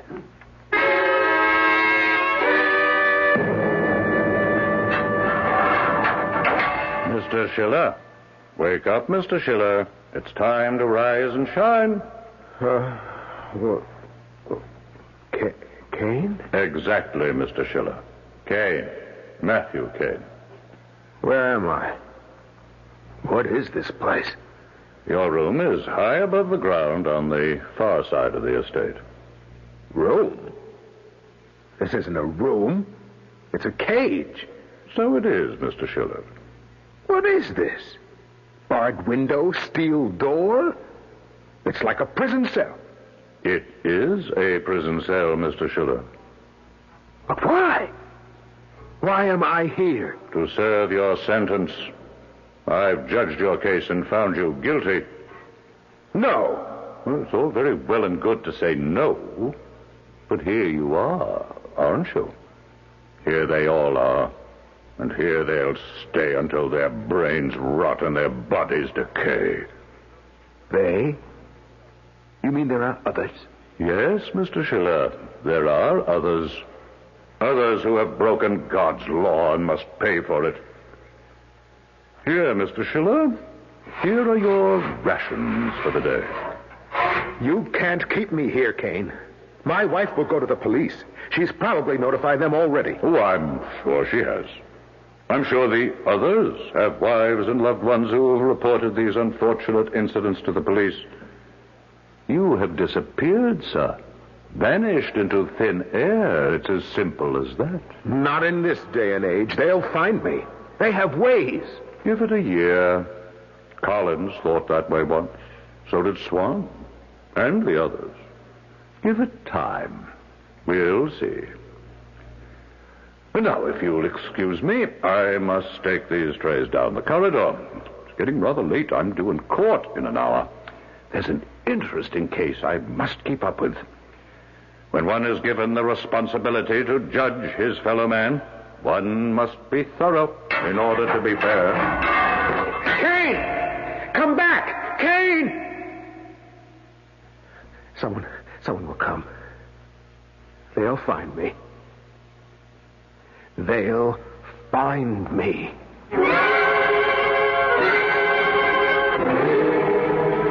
Well, I'm glad you could bring Jimmy to see me, Mrs. Schiller. When he said that he was in the treehouse and saw his daddy leaving a big black car... Could be the lead we've been looking for. Now, are you comfortable in that chair, Jimmy? Yes, sir. Good. Now, you keep looking through this picture book. I don't understand how a children's book of cartoons... They're types, Mrs. Schiller. Tall, thin, wiry, heavy, muscular. And the clothes they wear, all geared to pinpoint a suspect. Now, Jimmy, do you see anyone in there who looks like the man you saw from the treehouse? Not exactly, but he looks something like this one. Only he's wearing kind of a uniform, like a soldier. Tall, thin, in uniform. Now, let's see. Uniforms. Here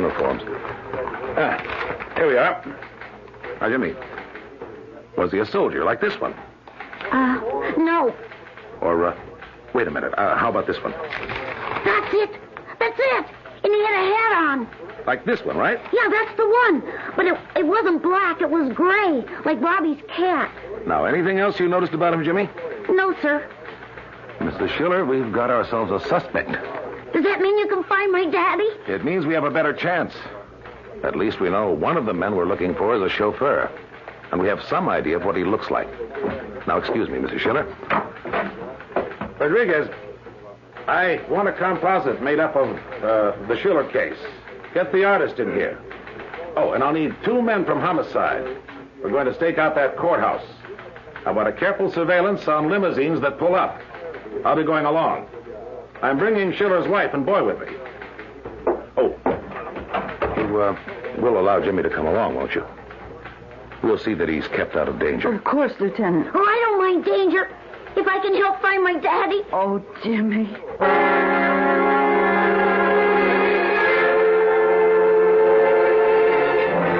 Oh, good morning, Agatha. Good morning. There was hammering and pounding near my room this morning, Kane. Yes, we're building a new cell. A new cell? There's another court case today. Murder one. I don't want to hear about it. You can't shut out the world, Agatha. And please, get that dog of yours off the chair. I've told you over and over. I'll get him, Kane. You hurt him when you pick him up. He's so tiny. I hate small things. Small minds, small people. Take him out. And come right back. We'll be leaving for the courthouse as soon as Ludwig brings the limousine out front. Oh, I can't go today. There's a flower show at the Civic Auditorium. Mrs. Eustace is picking me up this afternoon. You've asked her to come here? Oh, I won't invite her in. I'll be ready when she arrives. Oh, Kane, when is all this going to stop? You loved Grandfather, Agatha. You know what he stood for. You know how I've worked and planned and dedicated my life. We won't stop. We'll never stop as long as there's breath left in me. Why do you do this to me? I don't like losing my temper. You know I don't. Ludwig's ready. Since you are going to be home, feed the prisoners. Prisoners? I don't know where they are. You know where they are, Agatha. I've seen you sneaking around, watching Ludwig and me go up the narrow stone steps of the gatehouse. The keys, I don't know where you keep... You don't need keys. You'll find the trays in the kitchen. Fill them, slide one under each cell. I'll expect it to be done when I return. Yes, Kane. Well, I must hurry off to the courthouse. When a man's life is at stake, one must be fair.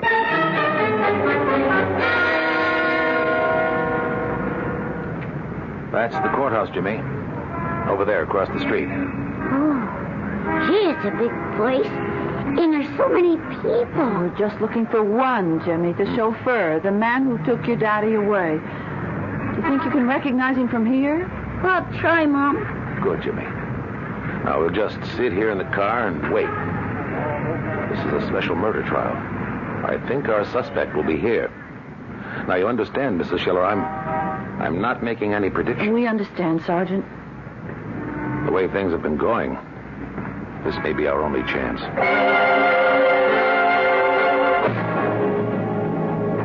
Mr. Schiller? Mr. Schiller? Yes? Yes, who is that? I've brought you some food, Mr. Schiller. Miss Agatha, what are you doing Kane here? left the house. He asked me to feed the prisoners.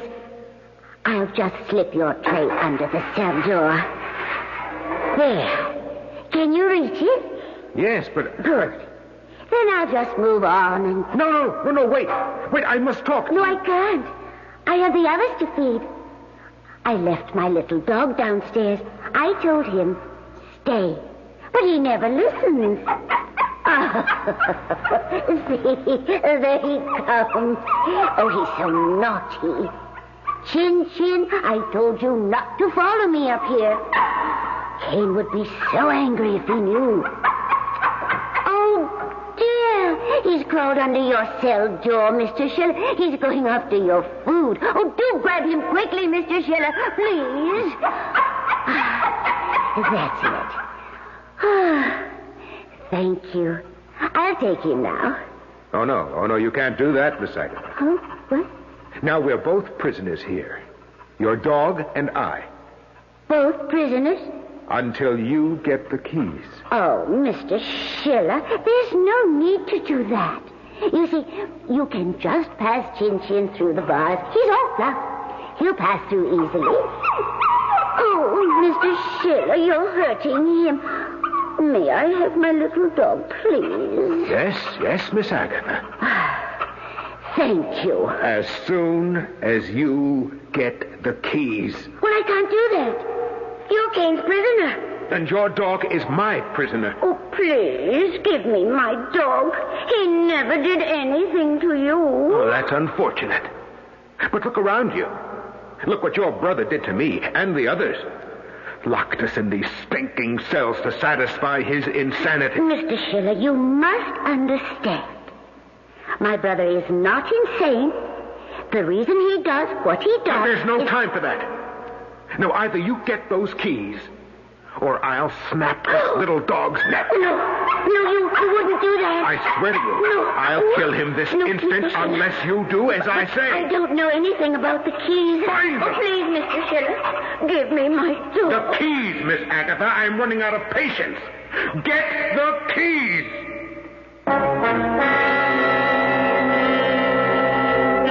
Yes, the mind of man is a fragile thing. There is little doubt that Charles Schiller has reached the breaking point. It has been said that desperate men are capable of desperate deeds. Will the frightened Miss Agatha find the courage to release her brother's prisoner in exchange for the life of her dog? I'll return shortly with Act 3.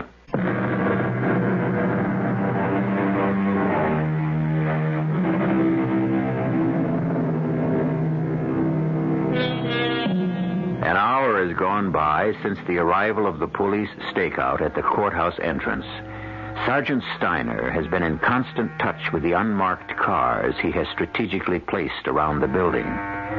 Sitting with him are Karen and Jimmy, who has been keeping a close watch on various limousines that have come and gone.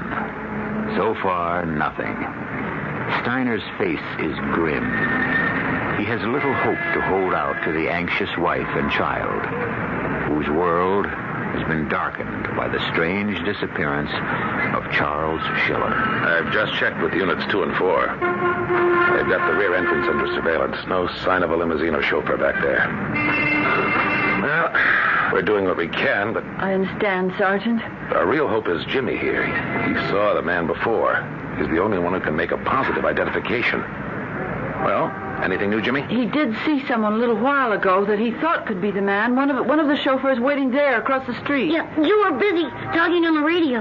Well, you should have cut in. Where? Which one? Well, he's gone now. No, wait. There he is over there at that big black car. A limousine? Yeah, he's helping that big fat man get into the back seat. Are you sure that's the man you saw from the treehouse? Well, I wasn't before, but I am now. You see how he bends over kind of stiff when he opens the door? Uh-huh. Well, that's how the man bent over when he helped Daddy into the car at our house. Well, that's good enough for me. The car's starting up. They're going to leave. Let's hurry up and capture him. No, Jimmy. We're not going to capture him. Why not? We're going to follow him. He's the only link we have to your dad. Control 1. To all stakeout units. Limousine, license number GNC 918. Pulling away from curb in front of courthouse. Suspect at wheel. Heading east on 3rd. Tail him. He's turning, sir. Heading for your grid, Unit 4. Pick up as he passes. Units 2 and 5. Follow on parallel course. Move it. 10-4.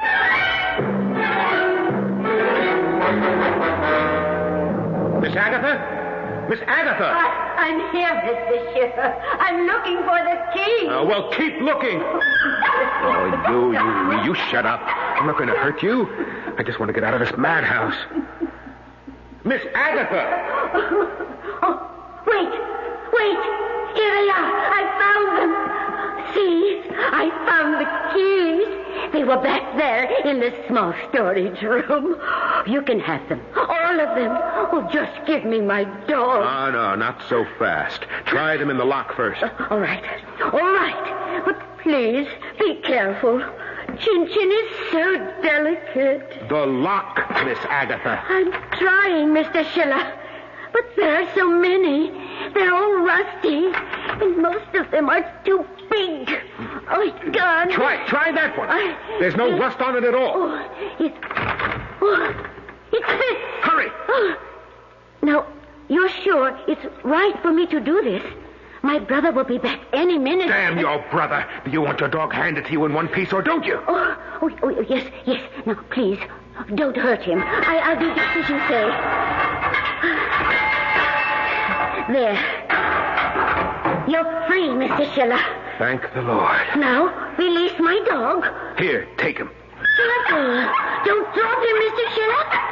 Oh, now look what you've done. He's getting away. Chin Chin, you come back here this instant. This very instant. Forget about him. I've got to get out of here. Which way do I go? Here, Chin Chin. Good little Chin Chin. Miss Agatha, wait. I can't. I'd better find poor Chin Chin right away. Oh, it's so easy to get lost in this endless maze of corridors. Damn you, Miss Agatha, come back! Come back!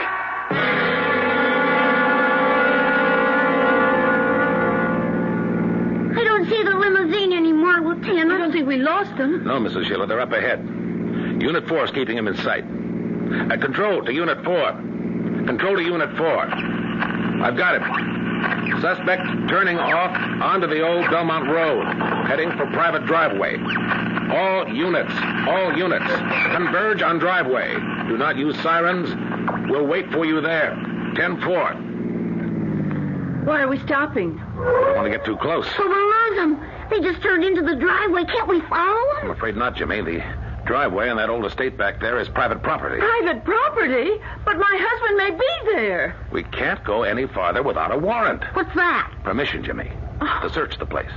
The other car should be along any minute. You flag them down, son. I'll take care of the red tape. Control 1 to Central. Control 1 to Central. Request the search warrant. Private residence.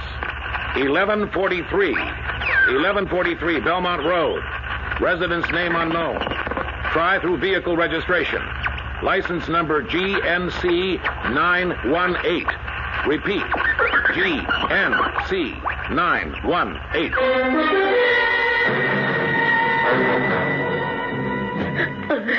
Agatha, will you please stop blubbering like a child and tell me what's happened? Well, it was just a few minutes ago, Kane. I'm sure you and Ludwig can find him and bring him back. Find who? Bring who back? Mr. Schiller. Schiller? Well, he forced me to let him out of his cell. He what? Well, you see, he had Chin-Chin. He said he would break the poor little dog's neck if I didn't get the keys. You gave him the key? Well, I opened his door, then left them in the lock. I had to go after Chin-Chin. Ludwig, quickly. The cells. I'll get the rifle. You fool, Agatha, you fool. Oh, sorry, Kane. I know I shouldn't have. The cells, Agatha. Where does Ludwig keep the shotgun shells? No, Kane. Put away the gun. Disobedience must be met with force. Justice, Agatha, justice. Justice? I have seen your prison cells, Kane. Those poor, unfortunate men living like caged animals. You call that justice? Now, get out of my way. Those men must not escape. Too late, Kane. Schiller. I've already released them. Do you realize what you've done? Those men are half crazed. I suggest we all stay here. It's a lot safer than out there. I've warned you, brother. Stop before it is too late. I must stop them. I must. Oh! All right, everybody. Feel the prisoners are here. Run, Miss Agatha. Run. Stop. All of you. You're breaking the law. I'll not stand for a breach of justice.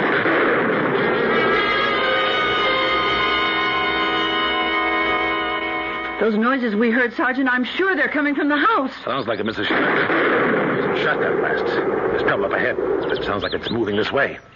No need to wait for that warrant now. All right, move up, men. That gunfire is coming from the left. Rodriguez, Gordon, cover me. I'm going in. Mrs. Schiller, you'd better wait back here with Jimmy.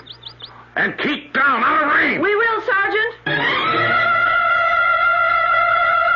This way. Miss Agatha, keep running. I can see the road from here. I'm trying, Mr. Schiller. I don't know what got into my brother. He's never been a violent man. He's still out there somewhere, firing wildly at anything that moves. Oh, those men. Do you think he killed them? Look, there's no time to think about anything now. Just keep running. I can't. I just can't go on any farther. It's all right, Miss Agatha. Look up ahead. Uniformed men. It's the police. Hold your fire, men. There's someone up ahead. It looks like... Yeah, it is. It's Charles Schiller. Oh, thank God you found us. We couldn't have gone much further. You are Charles Schiller? Oh, yes. And this is Miss Agatha Kane. Yes. Her brother Matthew is back there, armed with a shotgun. Well, you better come with me. You'll both be safer back there on the road. Get away from that man. Kane! He's an escaped prisoner. I'll shoot the first man who touches him. Careful. He's deranged. He's been holding chained men captive at the house. Put down that shotgun, Mr. Kane. I am in charge here. Tell your men to back off. I'm warning you, sir, for the last time. Schiller, hands on your head. We're returning to the cell. It's no use, Kane. It's all over. If you pull that trigger, you'll be murdering an innocent man. I was innocent, Kane. They were all innocent. That's a lie. I judged you all fairly. I see now I was too lenient with my sentence. Now that you dare defy me, I change my verdict. Your sentence is no longer life, it's death. Schiller, look out! Kane! Kane! My poor brother. You shot him? Sorry, ma'am. I had no choice. Agatha. Yes, Kane. I'm here. I was only trying. I know, Kane. I tried to warn you to stop before it was too late. Oh, you're too easy on them. Okay. Too quick to forgive. The people, the jurors, they're all like you. Someone has to uphold the rightness of things. He's gone. Kane. Oh, Kane. He put me through hell, Sergeant. But you know something? I can't help feeling what he did was partly our fault. Our fault? Yes. Crazy as it may sound, there is some logic to his madness.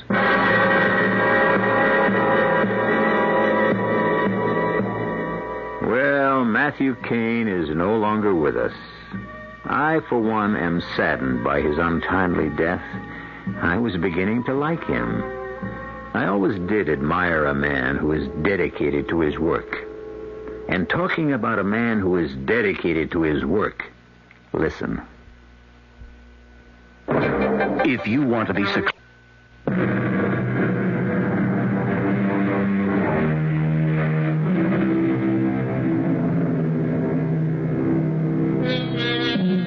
We hope we didn't frighten you with our story tonight. It's true, Matthew Kane was a psychopath. And he did have quite a successful prison franchise operating on his dark and dismal estate. But fortunately, Sergeant Steiner arrived on the scene in time to stop him from opening branch offices all over the country.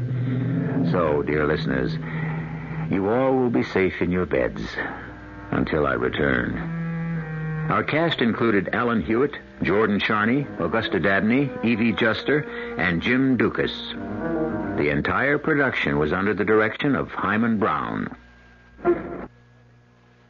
This is E.G. Marshall inviting you to return to our Mystery Theater for another adventure in the macabre. Until next time, pleasant dreams.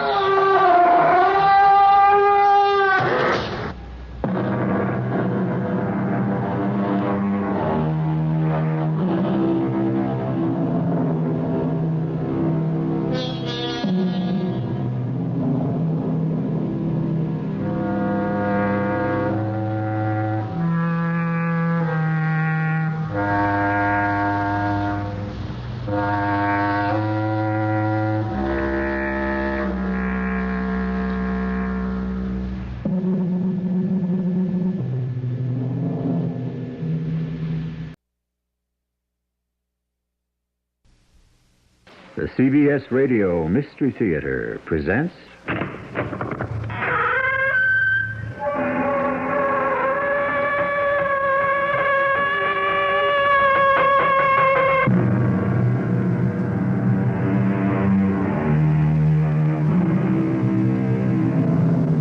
Come in. Welcome.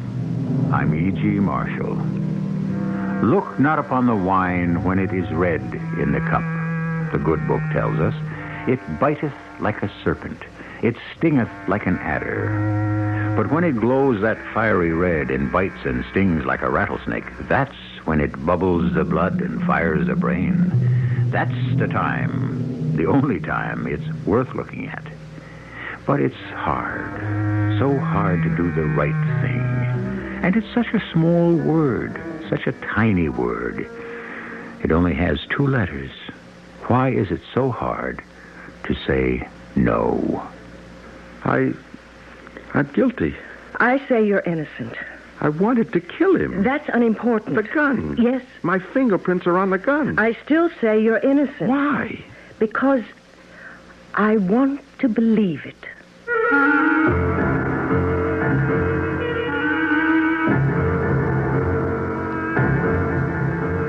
Our mystery drama, Little Green Death, was written especially for the Mystery Theater by Sam Dan and stars Kim Hunter.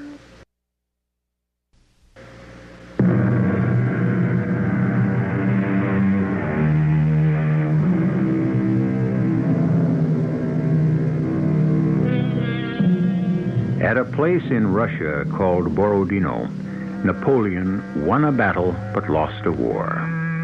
Now, why should we be concerned? This is, after all, the Mystery Theater, not the History Theater. You see, at the Battle of Borodino, Napoleon was not his usual alert, brilliant self. He was tired. It was an effort to think, to act. Why? Because he had a cold. And why did he have a cold? Because his feet were wet. And why? Because his orderly was drunk the night before and had neglected to make sure that the emperor would have a pair of dry boots.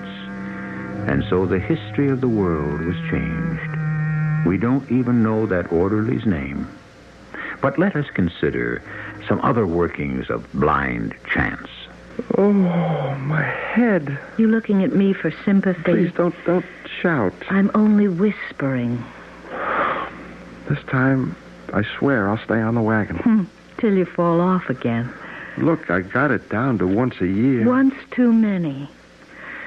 Where did you go last night? Oh, boy, do I know. Well, what did you do? Do I remember? All year, you hardly touch a drop. I know. And then one night, for some reason, for no reason you ever want to talk about, you just get blind, staggering drunk. Now, why? If I could answer that. If only I could answer that. Are you going to work today? Oh, sure. Big sale. Got to open the store early. Elmer, look, about the note. Yeah, well, that's why I thought we'd have the sale. Raise cash quickly. Did you talk to Bob Kirtland? Well, yeah. About an extension? You know Bob Kirtland. He said no. Well, don't worry.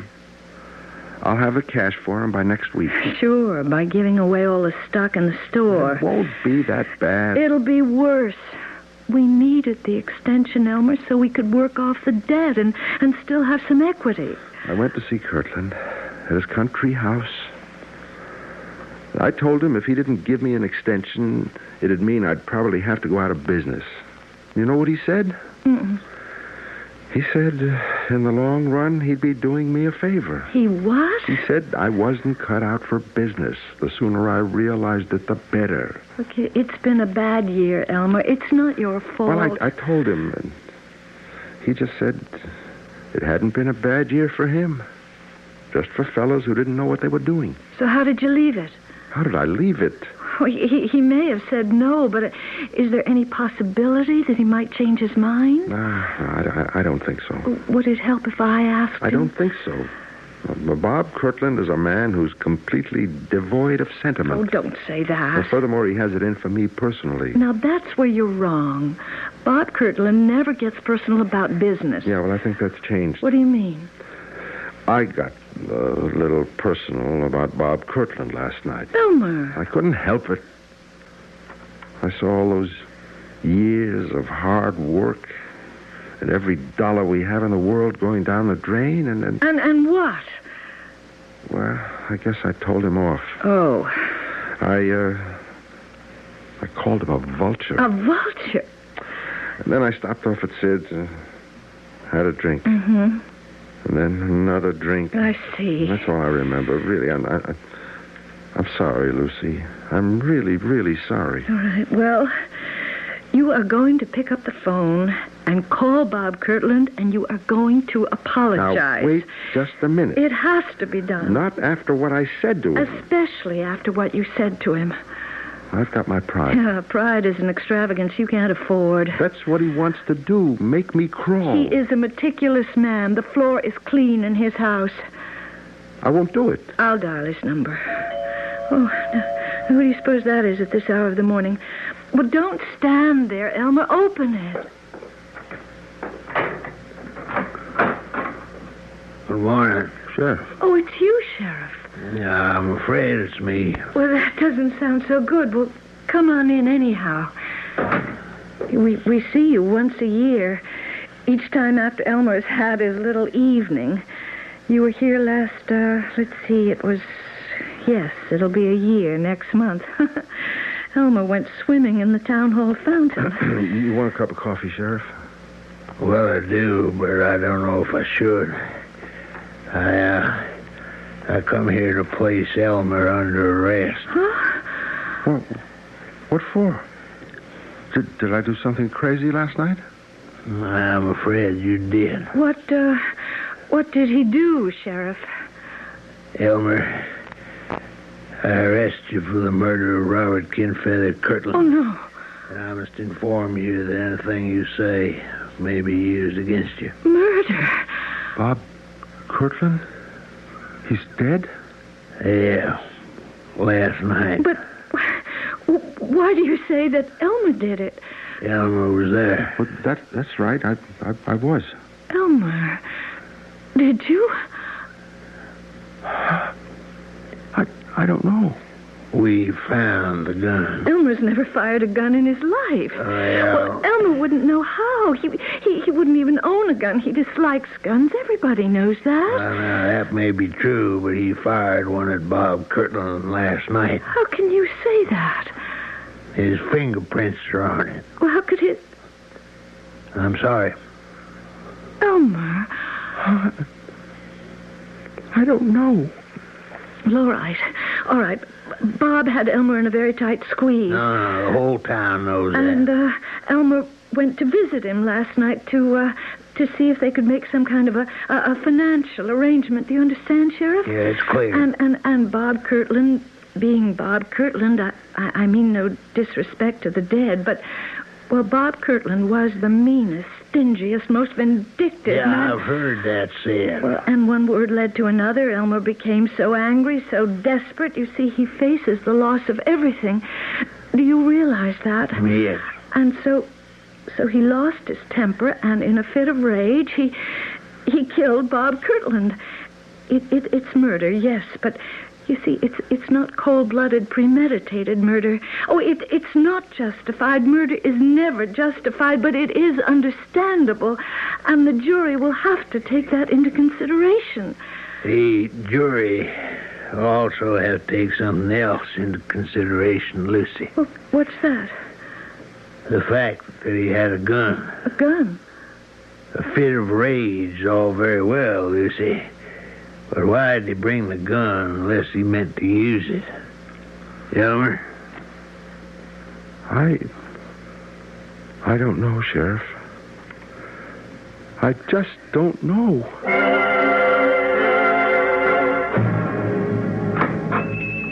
Lucy. Well, I didn't think you'd be in the store today. I can't afford not to be in the store, Phil. I want you to know I'll do everything I can. Thanks, Phil. I don't believe Elmer could have killed Bob Kirtland. Oh, they've got a gun with his fingerprints. I don't care about that. Do you believe Elmer's guilty? Well, it's crazy. Elmer's the sweetest, most gentle human being in the whole wide world, but maybe once a year when he starts drinking...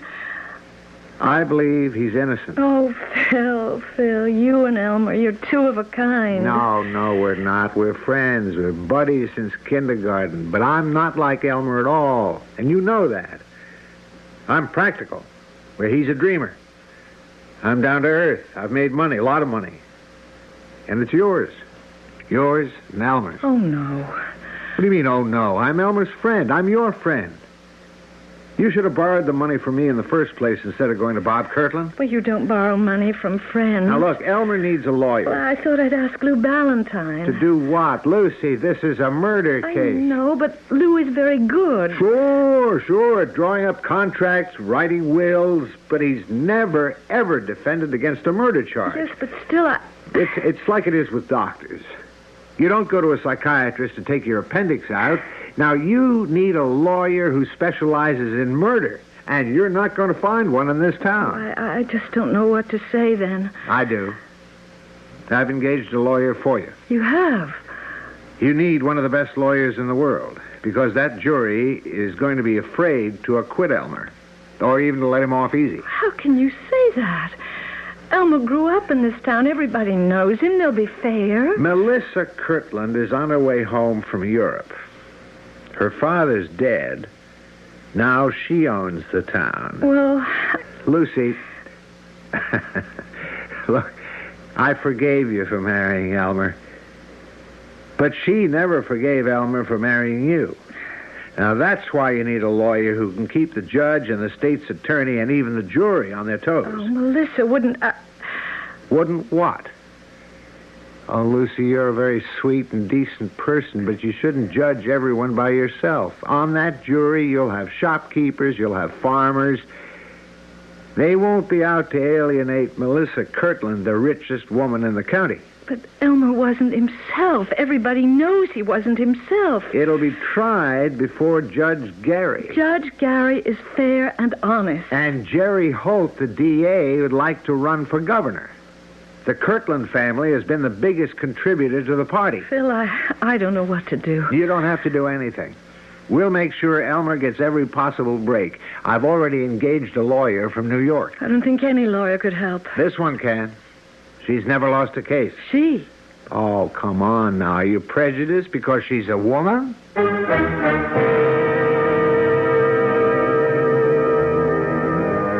Interesting question.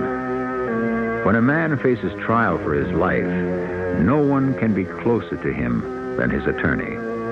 And if the lawyer happens to be a woman, can his wife ever really feel completely at ease? Especially if he's acquitted. It means that the most important thing in his life will have been done for him by another woman. I just bring this up as a bonus. I'll return shortly with Act 2.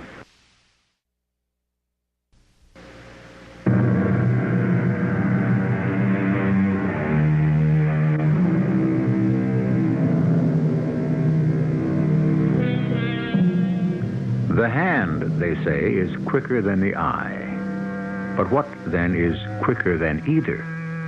Why, the mind, of course. Mind, eye, and hand, they were designed to work in unison and harmony as a team. But what happens when they seem to be working at cross purposes? Well, obviously, we're in for a great many differences of opinion. Lucy, this is Miss Adelaide Gordon. How do you do? Miss Gordon, Mrs. Baker, Elmer's wife. Tell me, Mrs. Baker, is your husband innocent? Well, how would I know that? I think a woman knows. Well, according to all the evidence. We're not concerned with the evidence. Well, how can you, a lawyer, not be concerned with the evidence? You think a jury makes up its mind on the basis of evidence? I would assume so. No, a jury is made up of human beings. Human beings do not make personal decisions on the basis of fact. I'm not a big city lawyer, but I would venture to disagree. Would you? Well, I think people are more intelligent than they're given credit for.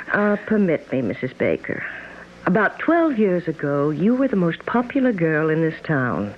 You could have had your pick of practically all the attractive and eligible young men. Well, I wasn't that popular. You chose Elmer Baker, who had no money and very poor prospects. I was in love with Elmer. My point exactly. The most important decision you ever made in your life had nothing to do with facts, evidence, or logic. Well, you're not alone. People don't change the habits of a lifetime just because they happen to be sitting on a jury. They'll believe what they want to believe. But in a court of law, the evidence... A person sitting on that jury doesn't know what to believe. Maybe he wants to believe Elmer is innocent. But he looks at you. You're his wife. He has to see that belief on your face. Suppose he doesn't. Look, there's proof Elmer's guilty. He was there. His fingerprints are on the gun. The best thing for him to do is to admit it and just throw himself on the mercy of the court. He'll be put away for life. Is that what you want? No. You have no right to say that to me. I'm just telling you how I feel. Your feelings are of no importance. Elmer is my client. He becomes the most important person in the world to me. I don't think that Phil did a wise thing in engaging you. You don't? This is a small town. You have a brilliant reputation. People will resent your presence here. They'll feel you're the big city expert here to show up the local talent. Look, let's straighten it out, Mrs. Baker. You wouldn't feel this way if I were a man. You're jealous of me. That is the most ridiculous thing. He's in desperate trouble. You want to be the one to save him. I have no interest in your husband as a man. I'm considered one of the top 10 trial lawyers in the country. But I won't force myself into this case. I could be on the next plane out of here. Now, wait a minute, Miss Gordon. You agreed to take the case. Mrs. Baker can lose it for me. Let the jury see the doubt and indecision on her face, and we don't have a chance. But we don't have a chance anyhow. The gun, the fingerprints. Believe he's innocent, Mrs. Baker. Phil Hastings here believes it. Do you, Phil? Do you really? Yes. That's why I accepted the assignment. Because Mr. Hastings is sincerely convinced of your husband's innocence. Mrs. Baker, you know Elmer better than anyone. In your heart. Now forget the gun and the fingerprints and the motive and the opportunity. Do you believe Elmer could commit murder? No. Believe that when you sit in the courtroom. If Bob Kirtland put the squeeze on many people in this town, there could be others with a motive to kill him. Is that true, Mr. Hastings? Oh, yes. Well, let's see if we could trace Elmer's movements. He left home at about what time, Mrs. Baker? Oh, just about 4. And he headed out toward the Kirtland place. How long would it take him to get there? About half an hour. No one was at the house except Mr. Kirtland. Now, the next thing we hear about Elmer comes from you, Mr. Hastings. Yes. About 11:30, I got a call from Sid Bellows. He owns a bar. He said I ought to come down and keep an eye on Elmer. And I went down there. Elmer was pretty far gone. I couldn't reason with him in that state, so I stayed with him till he passed out. Then I took him home. And what time was that? What time was that, Lucy? Midnight? Mm-hmm. Midnight, exactly. I know, because there was a show on the air that had just gone off. And then what? I managed to get him to bed. He slept through the night till 7 in the morning when he had to get up to go to work. He left the house at 4 in the afternoon. At 4:30, he arrived at the Kirtland house. Well, what time did he show up at the tavern? A little after 5. Sid will confirm that.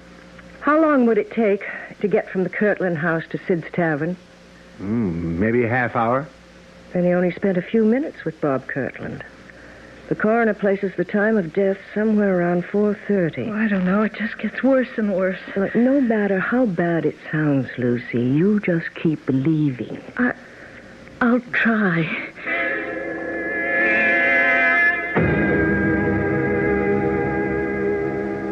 Sheriff, who discovered Bob Kirtland's body?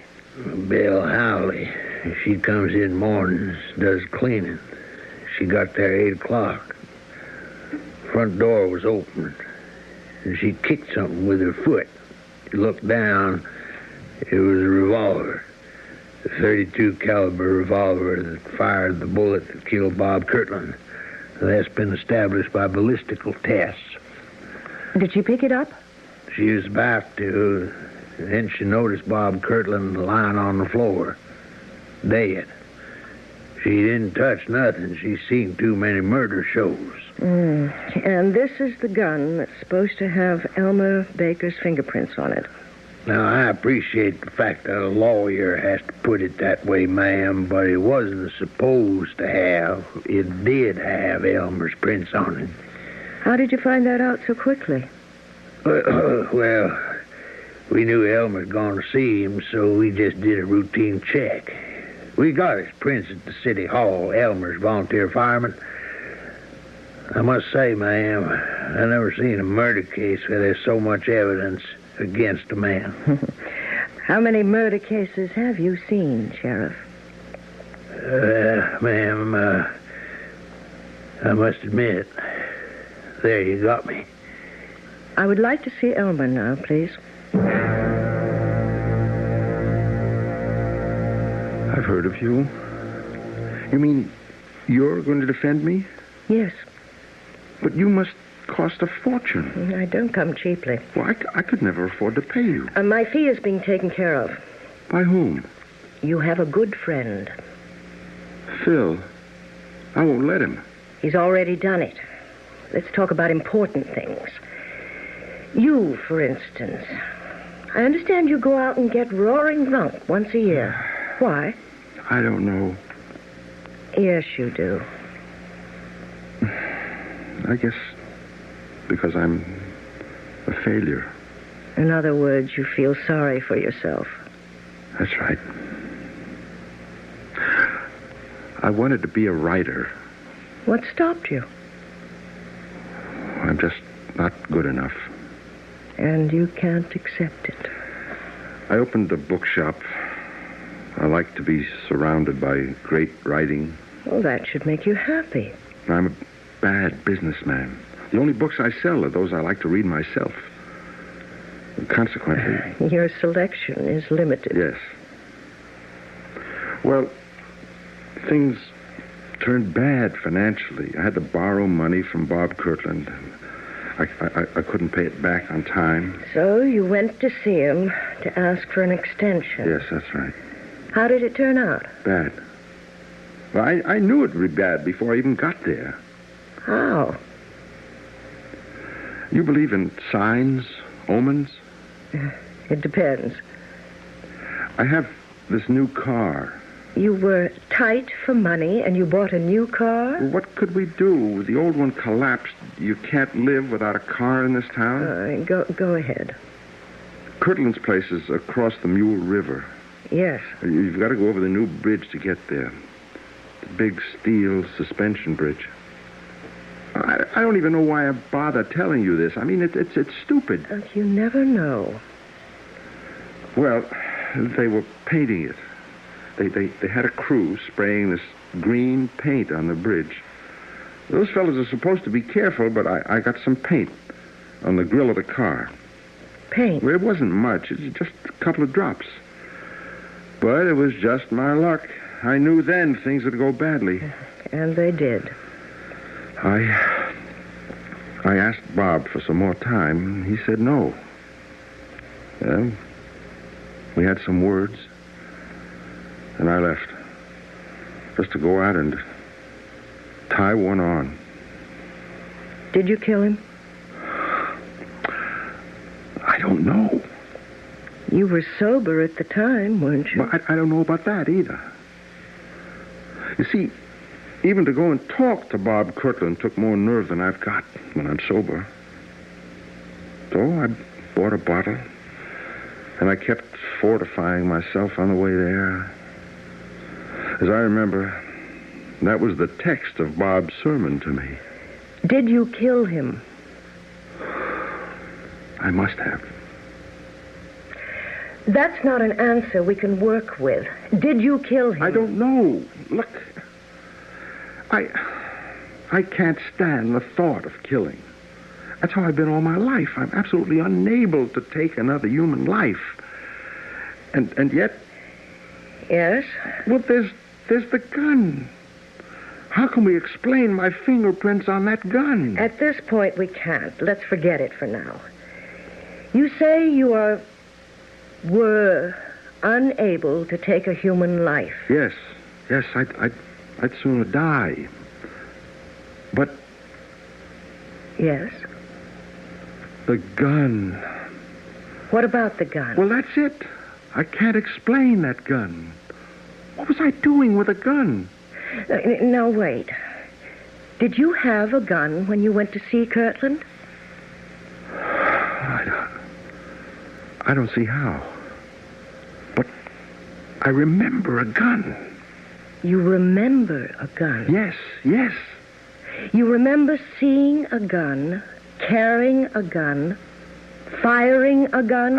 I just remember holding a gun. There was a gun in my hand.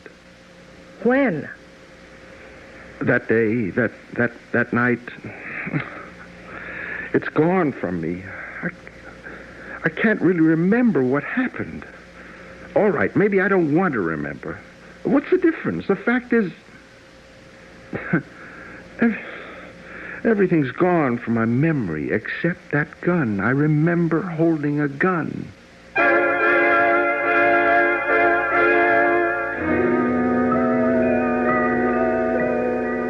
Slowly but surely, it's coming out. He remembers holding a gun. How would you like to be his lawyer? Miss Adelaide Gordon is supposed to be among the 10 best in the country.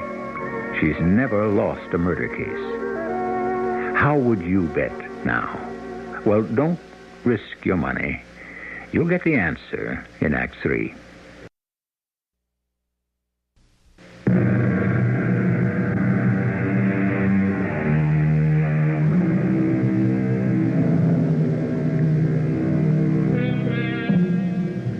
Beware, as long as you live, of judging people by appearances, said a French philosopher. And so, if we must forbear to judge people, how much more vital is it to withhold our judgment of things? Give a man a strong motive to commit murder. Have him present at the scene of the crime. Find his fingerprints on the murder weapon. And now ask yourself this question. Would you rather be the attorney for the defense or the prosecution? You remember a gun? Yes, I remember a gun. A revolver. What do you remember about it? Nothing. I just remember a revolver. I was holding a revolver in my hand. Why? I don't know. Had you fired it? I don't know. Where did you get it?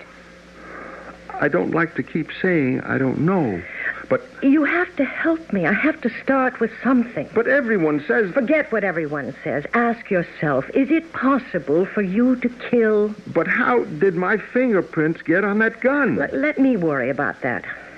Let you worry? If you killed him, then that would account for the fingerprints. You were desperate. You acted in a frenzy. Why did you bring the gun? All right, you brought it to scare him. You never meant to use it. You lost your head, you pulled the trigger. You were so scared, so disoriented, you even dropped the gun where it could be found. Well, then, maybe that's what I did. I must know for sure. If you're convinced you didn't do it, then I'll believe you didn't do it. Did you or did you not kill Bob Kirtland?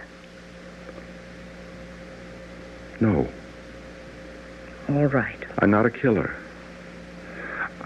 I don't care how it looks. I didn't do it. And that's the defense.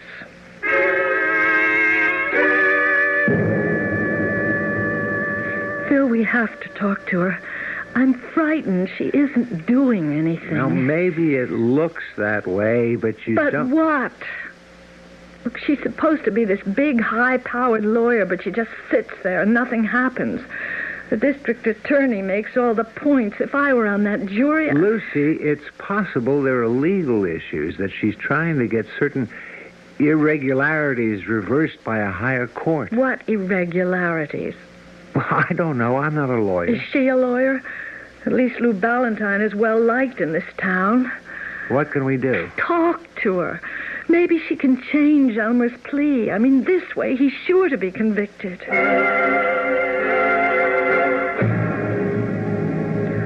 I'm sorry. You're dissatisfied, Mrs. Baker. I don't know what to say. It's obvious we're losing this case.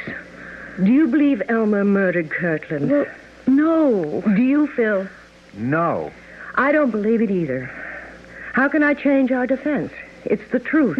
Well, why can't we just say that Elmer was seized by a fit of temporary madness, and that's why he killed Bob Kirtland? You'd be asking me to base our defense on a lie. Please, Miss Gordon, I don't know what to think, what to believe. I only know that this way we are just losing. Can you give us some assurance that your line of defense will be successful, Miss Gordon? I'm a lawyer. I go with what I believe is the truth. I believe Elmer is innocent, and I have to go down the line with it.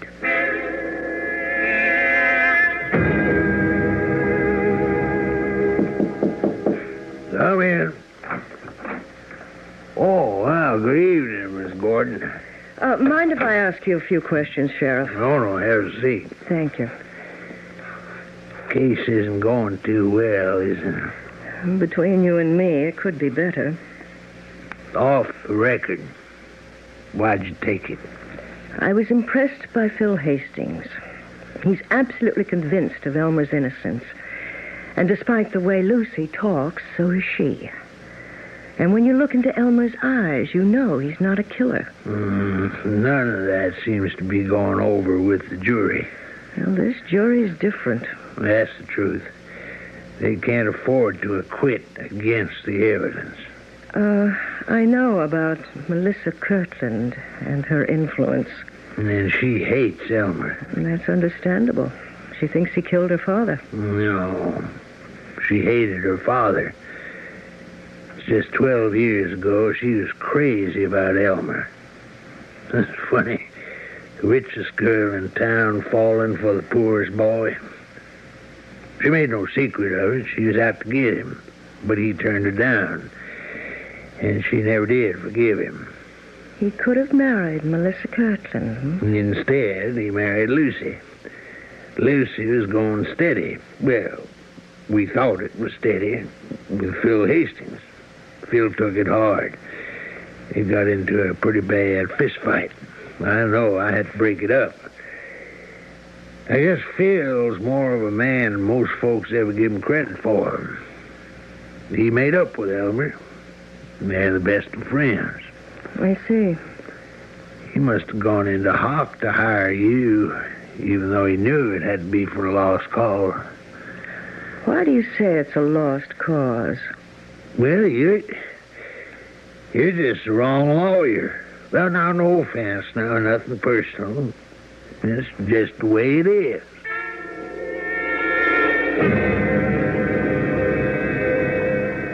Please, sit down, Miss Gordon. Thank you, Mr. Ballantyne. I must say, this is an honor.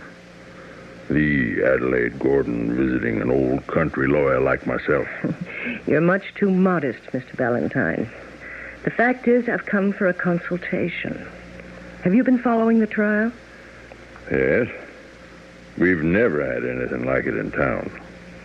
You're aware of my line of defense? Yes. What line would you have used? Same one. I would have insisted on Elmer's innocence, just as you are. Why? For the same reason. I believe in it. Well, that's my problem, Mr. Ballantyne. You would have the ability to transfer this belief to the jury. Evidently, I don't. I think you're doing an excellent job, Miss Gordon. The trial isn't over yet. It is, and you know it. Well, if we could assume that Elmer did not murder Bob Kirtland, we must ask ourselves the logical question. Who did? I'm a lawyer, not a detective. Sometimes there's little difference. You might ask yourself a question.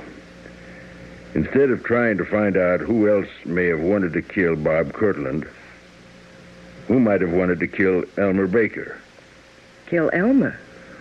Well, sending him to jail for 20 years, or life, amounts to the same thing.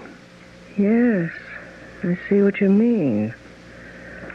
Who would want to kill Elmer?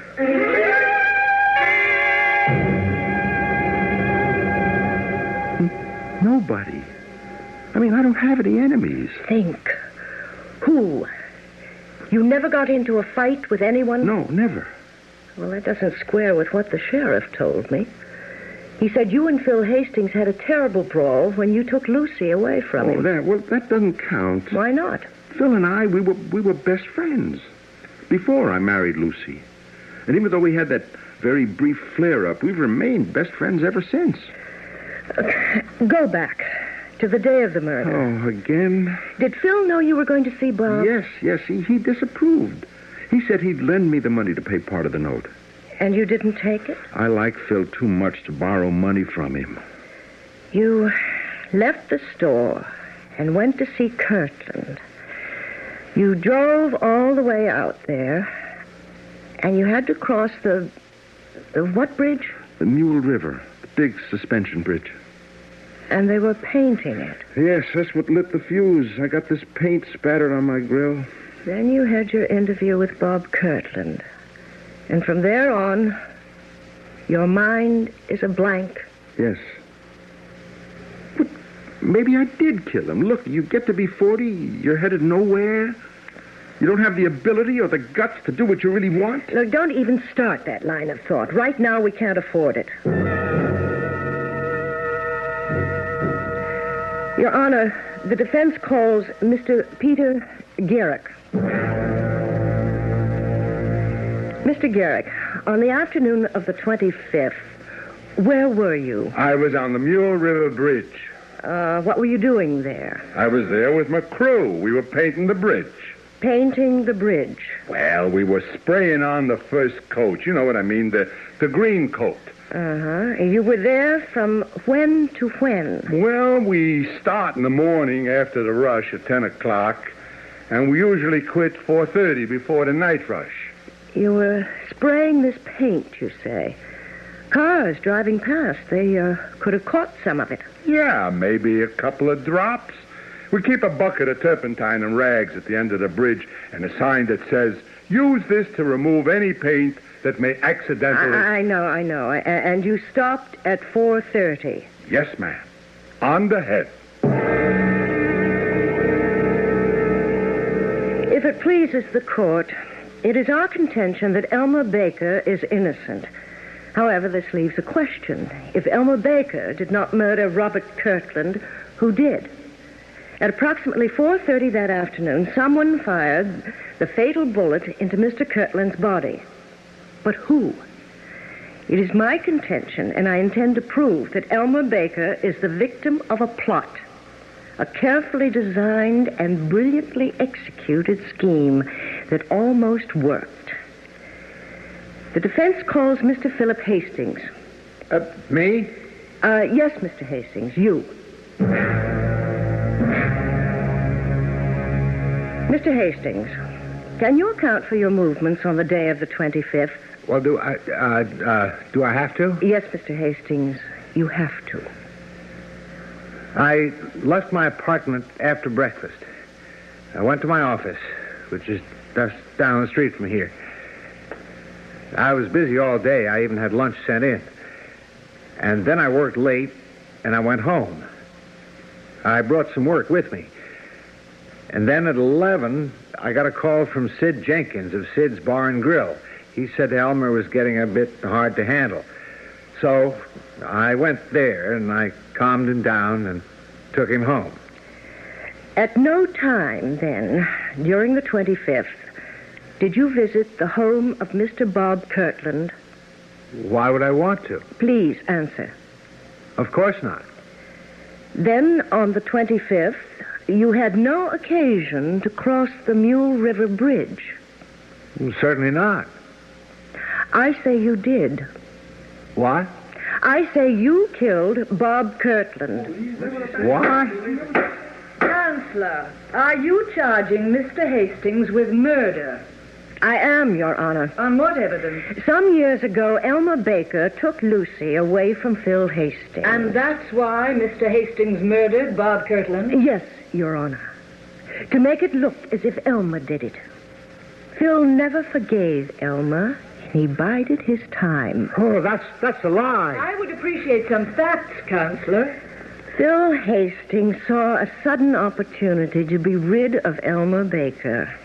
With Elmer in jail and out of Lucy's life, Phil could once again woo her and this time win her. But he had to maintain the appearance of great friendship. So he followed Elmer to Kirtland's house. When he saw Elmer leave, he went inside, shot Bob Kirtland. It's a lie! Your Honor, I shall present the proof in just a moment. He knew Elmer would be staggering drunk.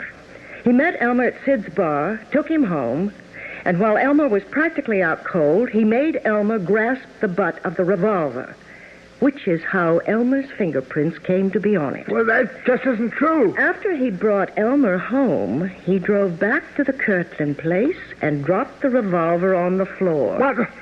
What are you trying to do to me? And there was Elmer, neatly tied up for the killing. But Phil had to make sure. In the ordinary way, Lou Ballantyne would defend Elmer. Lou, who knows each one of you in this town, who could have convinced you of Elmer's innocence. So Phil decided to make himself appear a great friend by calling in a famous outsider. Not one word is true. Counselor, this is all supposition. Are there facts? Do you still insist, Mr. Hastings, that you did not go to the Kirtland house on the 25th? I never left this town. You did not cross the Mule River Bridge? Certainly not. Then, Your Honor, I suggest the court moves to the parking lot, where on the right front grille and the left rear panel of Mr. Philip Hastings' car, we will find tiny smudges of the green paint that was sprayed on the Mule River Bridge on the day of the murder.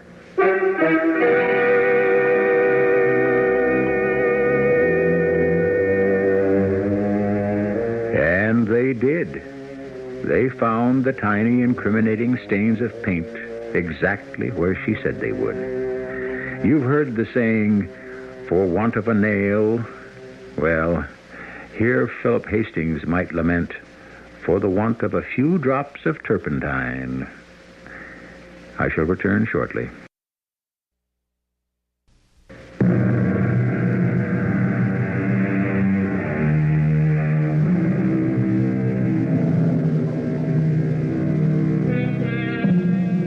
Belief.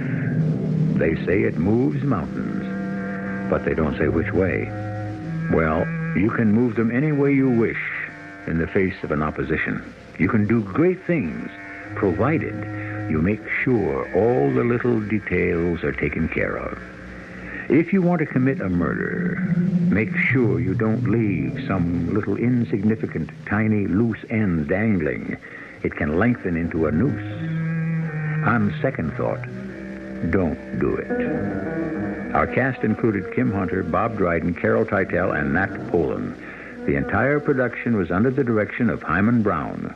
This is E.G. Marshall inviting you to return to our Mystery Theater for another adventure in the macabre.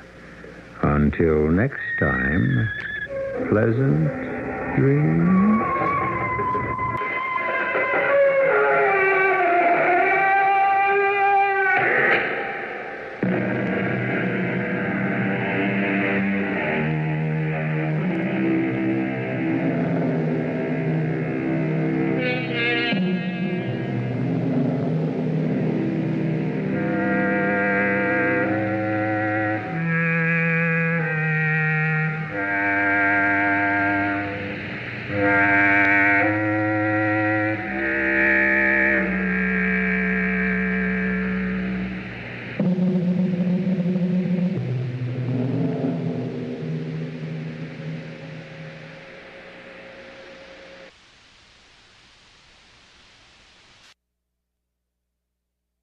The CBS Radio Mystery Theater presents...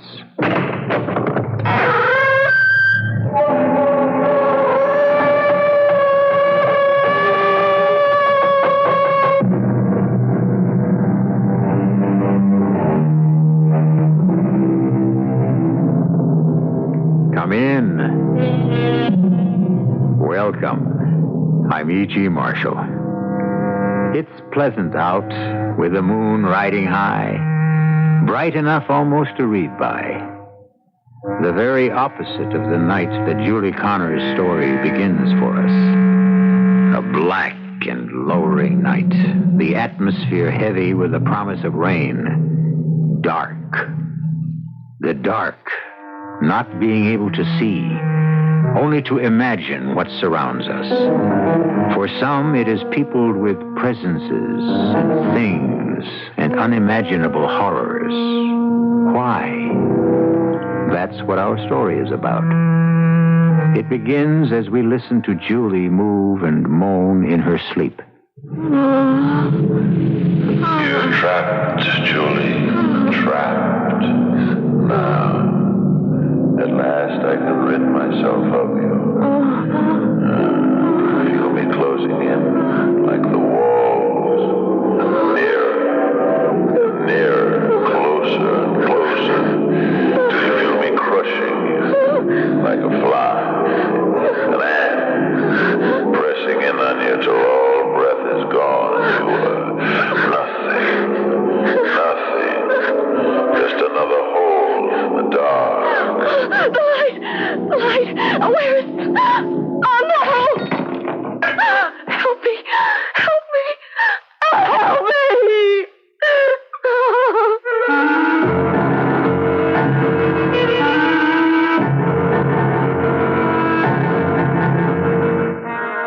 Our mystery drama, The Dark Closet, was written especially for the Mystery Theater by Ian Martin and stars Fred Gwynne.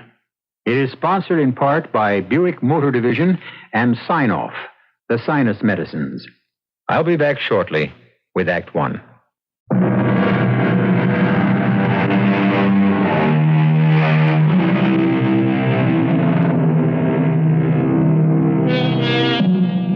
For the goblins-'ll get you if you don't watch out.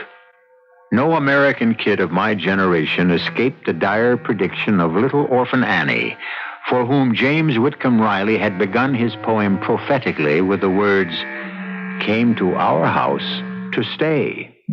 I know for me she did. I can still remember the little boy who went to bed, and when they turned the covers down, he wasn't there at all. Or the little girl who says, "Two great big black things a-standin' by her side, who snatched her through the ceiling, for she knowed what she's about. For the goblins'll get you if you don't watch out." I wonder what goblin holds Julie Connors in his thrall. Help me! Help! Julie, what is it? The light, Pop. Put it on. The light, please. Oh, thank God. Oh, thank God. Why didn't you turn on the light by the bed? Did you have to break that lamp? I didn't mean to. I was just so scared I reached out to turn it on and knocked it over by accident. That was one of your mother's favorites.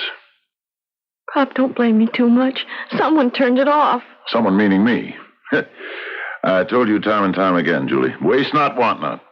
I looked in here when I got home and you were sound asleep. Lamp still lit. I only keep it that way this time of year when it gets dark so early.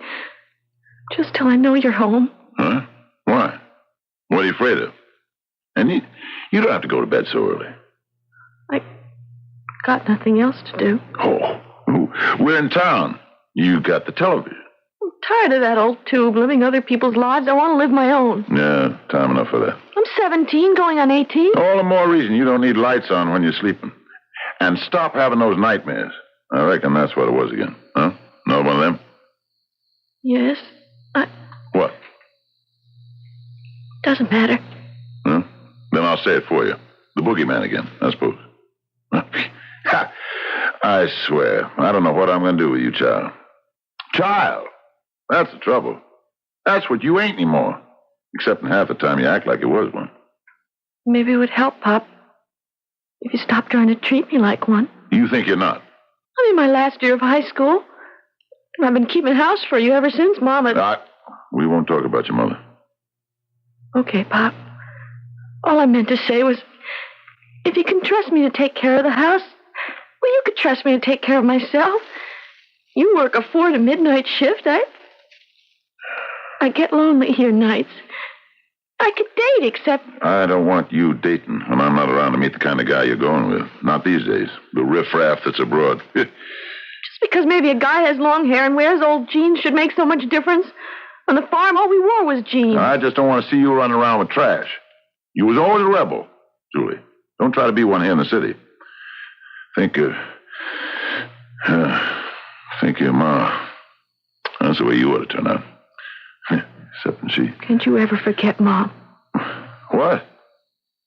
I mean, try to hide her away in the back of your mind. Like we all have to.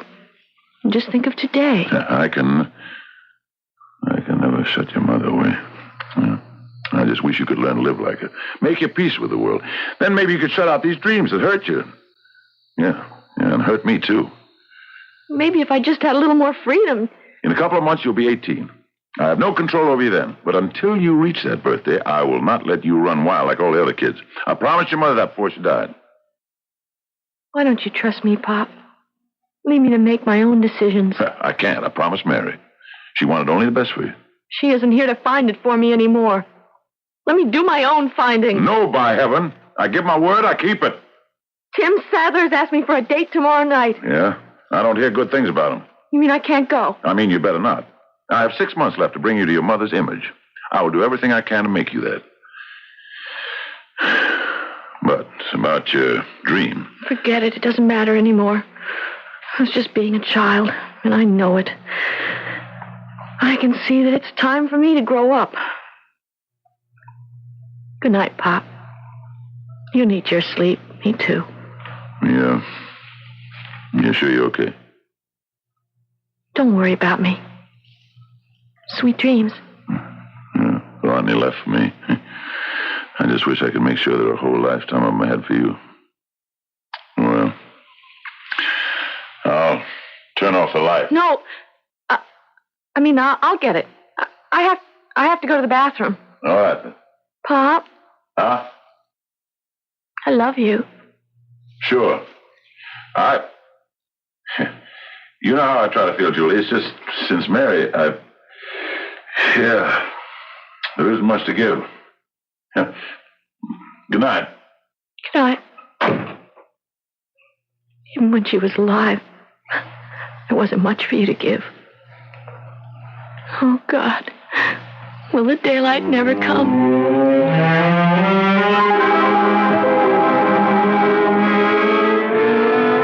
Hey, you look pretty freaked out there, my old lady. Thanks for the lift. And I'm not your old lady.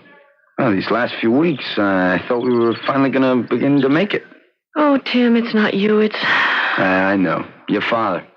No, not that so much. Something else. Well, what? Oh, something I can't explain. Maybe you ought to dump me. I'm not any good for you. Well, you have been stringing me along there. What's got you down? Sneaking out with me nights behind your old Dodo's back? I don't like it, but what other way is there? Still expects you to sit home and knit or something, huh? What's the way he was brought up? And Mom, they were farm people. Your mother's been dead for 6 years, hasn't she? Yeah, that's a big hang-up, really. Pop goes overboard about trying to, protect me like he thinks Mom would have. Oh, forget it. Look, we still got a date for tonight, right? Oh, sure. I even tried to tell Pop about going out with you when he came home. When he blew a gasket, I let it go. I didn't want to upset him. Upset him? He's gone out of style, baby. He belongs to a wax museum. You should take a good look at yourself in the mirror. You got circles under your eyes like some old broad of 30. I told you, that isn't Pop. It's just this crazy nightmare I have all the time. Oh, yeah. Well, okay. Listen, I tell you what. You're going to get a good sleep tonight. Old Doc Tim is going to guarantee it. Oh, how? I'm going to borrow us some wheels and take a little booze, and you're going to take a couple of belts. See, what you need is to relax. Maybe you're right, Tim. I'm so uptight, You know something? The last few weeks, I've really been afraid I'm going to flip my lid. Well, tonight we're going to do better than that. You're going to blow your mind.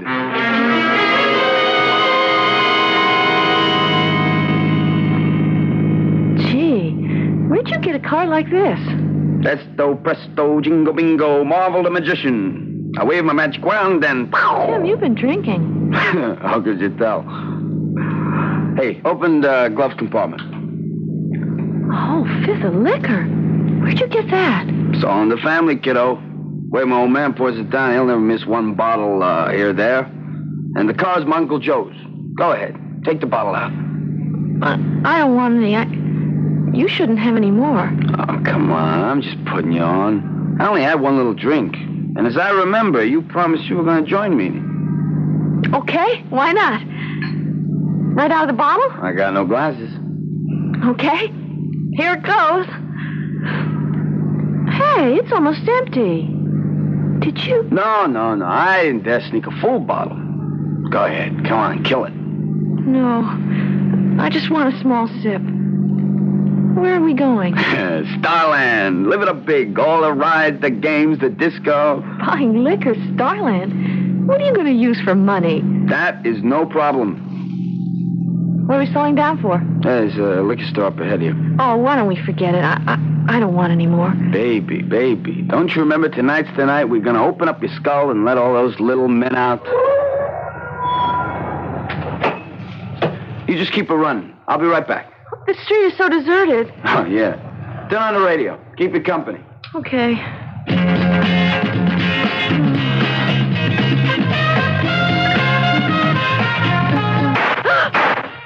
Those are shots. They sounded like... Julie! Oh, my... Julie! Tim! Julie! Tim! Help me. Hey, Tim, what happened? Hold me. I can't stand it. Gotta get to the car. Come here. All right, I've got you. Tim, it's a gun. You've got a gun. Give me that. What are you doing with a gun? That's a cop, Doctor. Oh, Tim. Oh, Tim, can you hear me? Oh, the cops. Get rid of the gun. Tim, how can I get rid of Okay, sister, all right, just drop your gun. It isn't mine, officer. Drop it. Okay, Jake, get inside the liquor store and see what happened. I'll handle this end of it. Now put your hand behind your back. But, officer, I Do you want your sidekick here to bleed to death? Now behind the back. All right. Oh, no. I'm no, sorry. Please don't. I'm sorry, you play rough games, you gotta take what comes with them. Now come on, over to the car. I've got a radio emergency for an ambulance.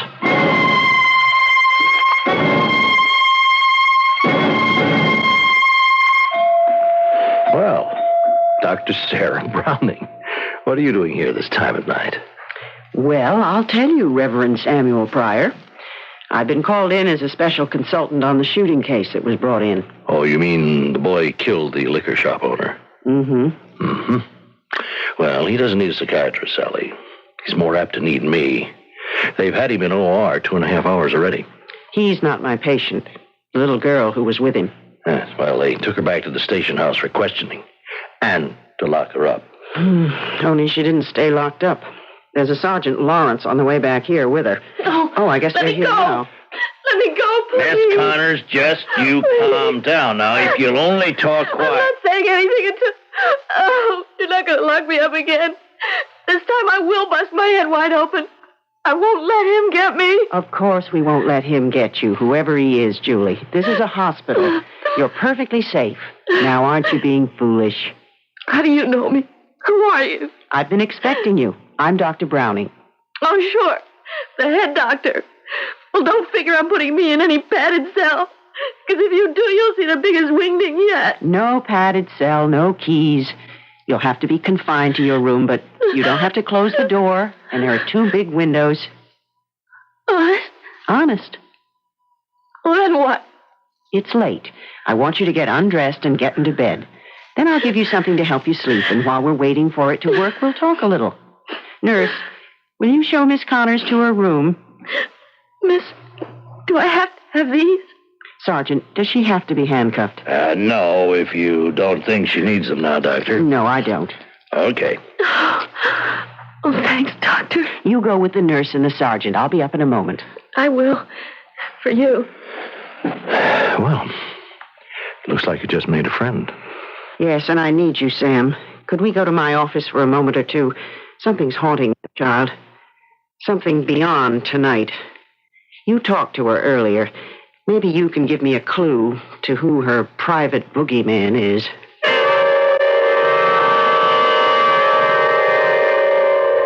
It's so easy for all of us, no matter how sure we think we are, to panic at what we don't understand.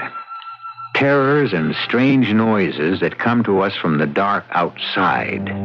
But when the nameless fright wells up from inside, creating our own boogeyman, call it what you want, then we are truly possessed.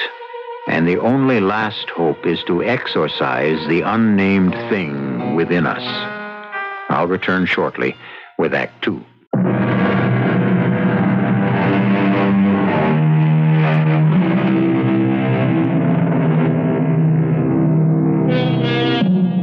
Exorcism is a convenient, old-fashioned word. It conjures pictures of the damned or possessed writhing under the influence of some foul demon. It once was the sole province of the religious, and even in modern terms still is. But it is well established by now that the psychiatrist is equally important, and church and medicine work as partners, like the Reverend Sam Pryor and Dr. Sarah Browning. So the police want a psychiatric evaluation of Julie Connors. They were holding her for bail and locked her in a cell, and she went berserk. Did you see the bruises on her forehead? I did. Claustrophobia? Apparently, but that's for later. The point is that even if it is bona fide, it's only a symptom, not a disease. What worries me is less the girl than the father. Oh, what's the matter with Mr. Connors? What kind of father abandons a 17-year-old girl who's never been in any real trouble to face jail before she's been found guilty? Well, she's a suspected accomplice in the murder of a liquor store holdup, or even the murder. Sam, can you honestly believe that child could handle a heavy gun like the one that was used? There's no way of proving that until the boy she was with comes to. If he ever does. That bad, Sam? He's young, but not so good, Sally. What was the bond on the girl? The police don't really suspect her as a principal. Only a few thousand. Except that her father refused to post it. Well, maybe he can't afford it. He can. I called him this morning. He refused to talk to me. Do you seriously imagine that my winning personality might succeed where yours failed, Doctor? You might apply a little occupational leverage. The father is a deacon at the Plainview's church. Oh, of which the minister happens to be a close friend of mine. Sam, I can't judge the girl without knowing something about her background, her history, her life. There isn't time for deep analysis. Her father is the only one who can tell me quickly. Oh, no mother or relatives? No mother, no relatives close enough to be of value. I know it's an imposition. Well, not when you ask me, Sally. You give me the address, and I'll go and beard your lion in his den.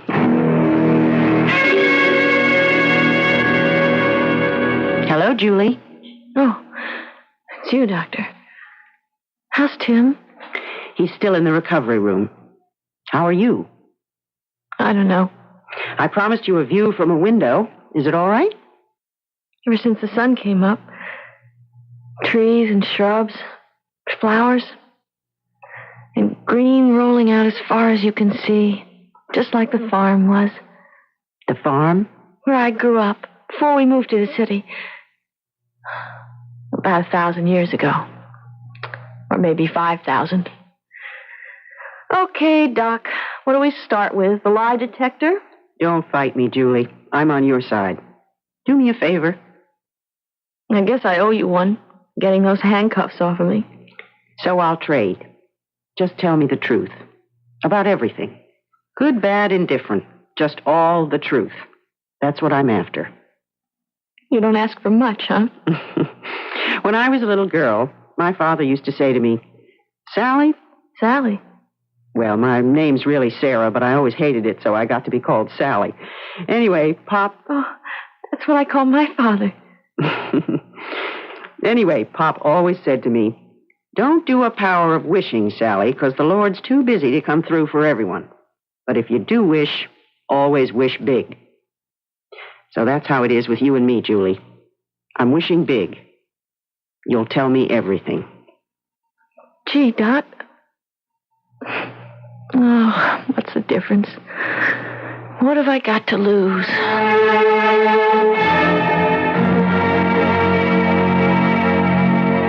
So Tim was just like any other boy. I had to bust out of home for some kicks some of the time. But you'd known him for a while. Well, sure, we were in the same class at school. You weren't surprised when he picked you up in a car this time? Sure I was, especially when he said we were heading for Starland Park. You know, the rides and all. And he wanted to go to the discotheque. I just didn't feel right. He never had money like that before. But you went. Yeah, I went. I was ready to go anywhere that night, I thought. I even had a drink. Now, I don't usually because it makes me feel kind of dizzy. But I thought it might chase away the guy that follows me. Go on. Tim had an almost empty bottle. He gave me a drink, and he said he wanted to stop and get more. Tell me about the man you say follows you. I don't want to talk about that. Then don't. Tell me more about what happened. Well, we stopped at this liquor store, and Tim left me in the car. He told me to turn on the radio. I heard him throw away the empty because it broke and smashed in the street. I didn't like that. Why? Well, things should be tidy and neat. Mom always... Well, I was listening to the radio. And then there were these two noises. I just couldn't believe they were shots.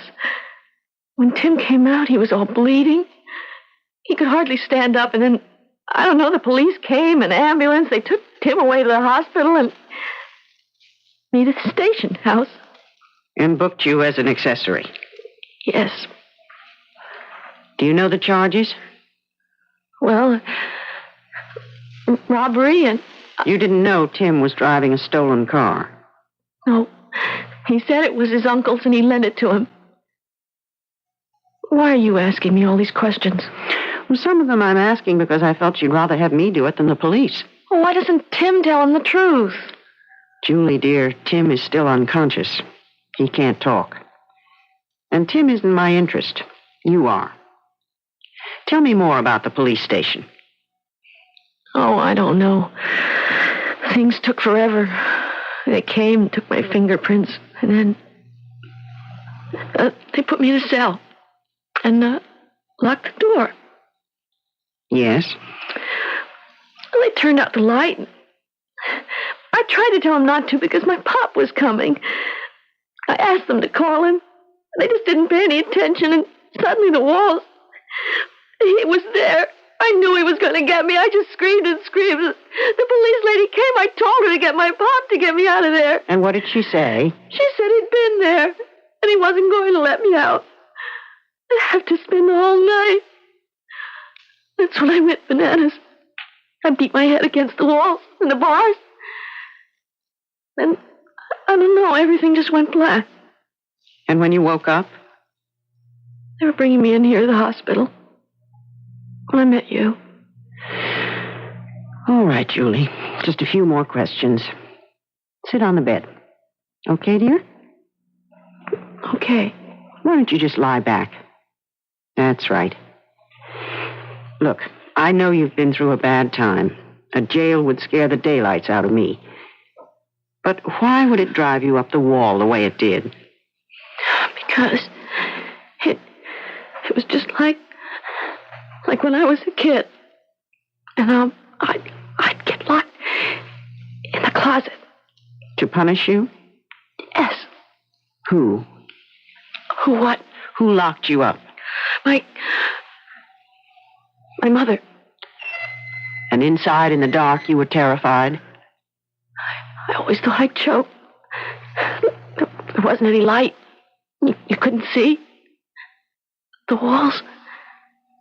You could just feel them. You could feel them moving in. I'd close my eyes. I always hoped my own private dark wouldn't be as scary as the other.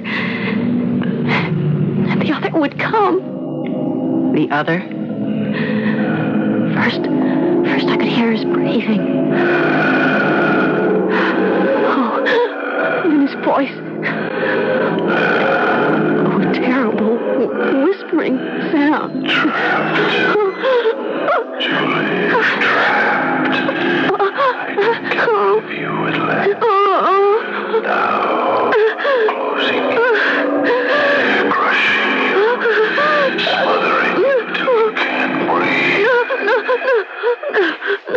how did you know that this boogeyman wouldn't get you? Oh, I always knew Pop would come to set me free. And he always did? That's right, except this time. Oh, how could he do that to me? How could he leave me shut up when he loves me? Just the way I love him. How could he let me be there alone to be swallowed up by the dark forever? All right, Julie. It's going to be all right. Don't worry, we're going to get you all straightened out. Oh, Dr. Browning, I'm so afraid. We're all afraid, Julie, of so many things. If I asked you to call me Sally as I called you Julie, would that make it easier? Oh, you're so kind. I do trust you. Whatever you say, but I just want my Pop. I know you do. Sally, please, don't let him walk away from me. If he did, I couldn't live. You don't think he really will, do you?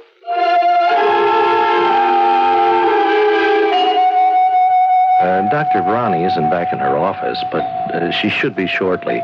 We can wait for her there. I don't know why I was talked into this, except that you and my past are good friends, Reverend Pryor. A friend in need. Yeah? What does that mean? Well, something we all need on particular occasions, but really all the time. Yes, this is Dr. Browning's office. I can't imagine going to a woman psychiatrist. Well, neither can I. Huh? Why, because you're a minister? No, because I don't need one, and my collar, you must remember, makes sex immaterial. Yeah, of course. Whatever criminal aspects this case involves can scarcely touch your daughter.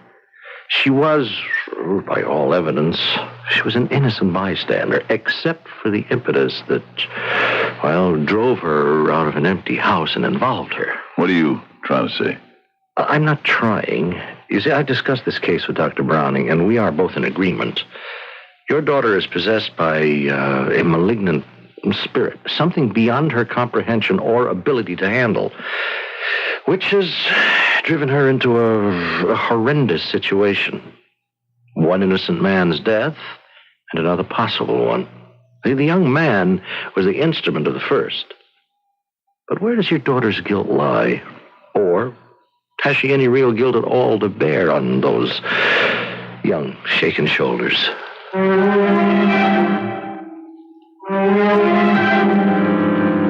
The holdup of a liquor store goes wrong. The owner is shot to death. A boy is the apparent murderer. A girl with him, a possible accomplice. What peculiar twist of fate put her there? What punishment or resolution should come from the circumstances?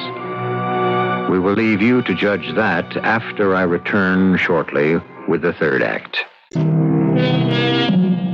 This is a story which wanders the fields of modern psychiatry and tries to plumb the depths of subjective terror, grown from within rather than impressed from without. So we return to a minister who faces an anguished father and a history still buried in the shadows of the past. I don't know why I let myself get talked into this, Reverend. For your daughter's sake. Yeah, I told you. I'm through with it. Miss Connors, you cannot abandon your child. She's only been arrested, not sentenced. She hasn't been proven guilty. She was in a stolen car with a boy who had a record. Oh? Well, I don't know that. So isn't it just possible that Julie didn't either? No, forget it. She'd lie to anyone to try and take him in. But this time she didn't get away with it. Except she managed to fake a way out of jail. I mean, why are you so bitter against her? I'm not bitter. Are you sure? And Dr. Browning doesn't think she's faking. She thinks Julie has real claustrophobia. Yeah? What do you mean? A terror of being shut away in a confined or narrow space. Hey, so that's the story she's trying to sell. We all have it, more or less. Now, perhaps your daughter... I didn't mean to eavesdrop, but I've just had a long talk with your daughter, Mr. Connors. I think it's true. Who are you? Oh, this is Dr. Browning, the psychiatrist in charge of your daughter's case. A psychiatrist? That's right. A profession, I gather, may not be too popular with you, Mr. Connors. But I'm going to be important in your life. How? I want to be frank, and I don't want to sound arbitrary, But what happens in a few weeks until the trial, as far as Julie is concerned, is almost entirely up to me. If you're trying to trick me into posting a bond for her, the answer is no. Let her stay in jail. Learn a lesson for once. That's just what your daughter shouldn't, well, I'll amend that, can't do. She's a very insecure and disturbed girl. Am I supposed to be responsible for Julie? Am I to take the blame? I don't like the word blame. Let's say you might be a factor, along with others. What others? Julie's mother, for example. Don't you say one word against Julie's mother. Mary was a saint. From what Julie told me, a different picture could be imagined. Whatever she said was lies. Lies! Possibly. But if she's lying, I'd like to find out why. Now, Mr. Connors, won't you sit down and help me? I'm sorry, Doctor. I have a job to do. I don't see how I can help you. If you'll excuse me, I think I'm superfluous in this discussion, and also I have work to do. Now, I promised to visit your daughter. Can I tell her you'll be up to see her, Mr. Connors? No, you can tell her I never want to see her again. Well, that's a message you'll have to convey by yourself. Excuse me.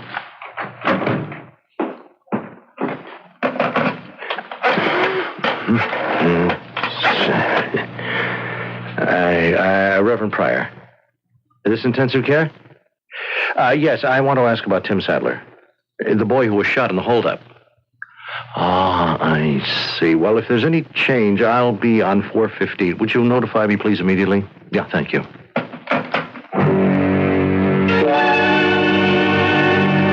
Hello, Miss Connors. Hi. Oh, excuse me, Reverend. Well, for what? Well, you're a minister and all. I didn't mean to be rude. I don't want to answer any more questions. No, who does? So we'll avoid them. Leading ones, anyway. Ooh, it's a pretty nice view out of that window. Reminds me of the farm I was... where I grew up. You like being out there? Better than the city. At least Pop was happy out there. And nice. Well, he still seems pretty nice. He's here in the hospital. Talking to the shrink. The shrink? You know, Dr. Browning. Uh-huh. But he won't come and see me. You don't have to tell me, I know. It doesn't matter. Nothing matters. Don't give up hope, Julie. Oh, I gave it up soon after Mother died. When I got old enough to realize he never wanted me. I could never take her place. I ought to have died, too. Never been able to admit it. He hates me for being alive instead of her. Only why can't I even it up and hate him back?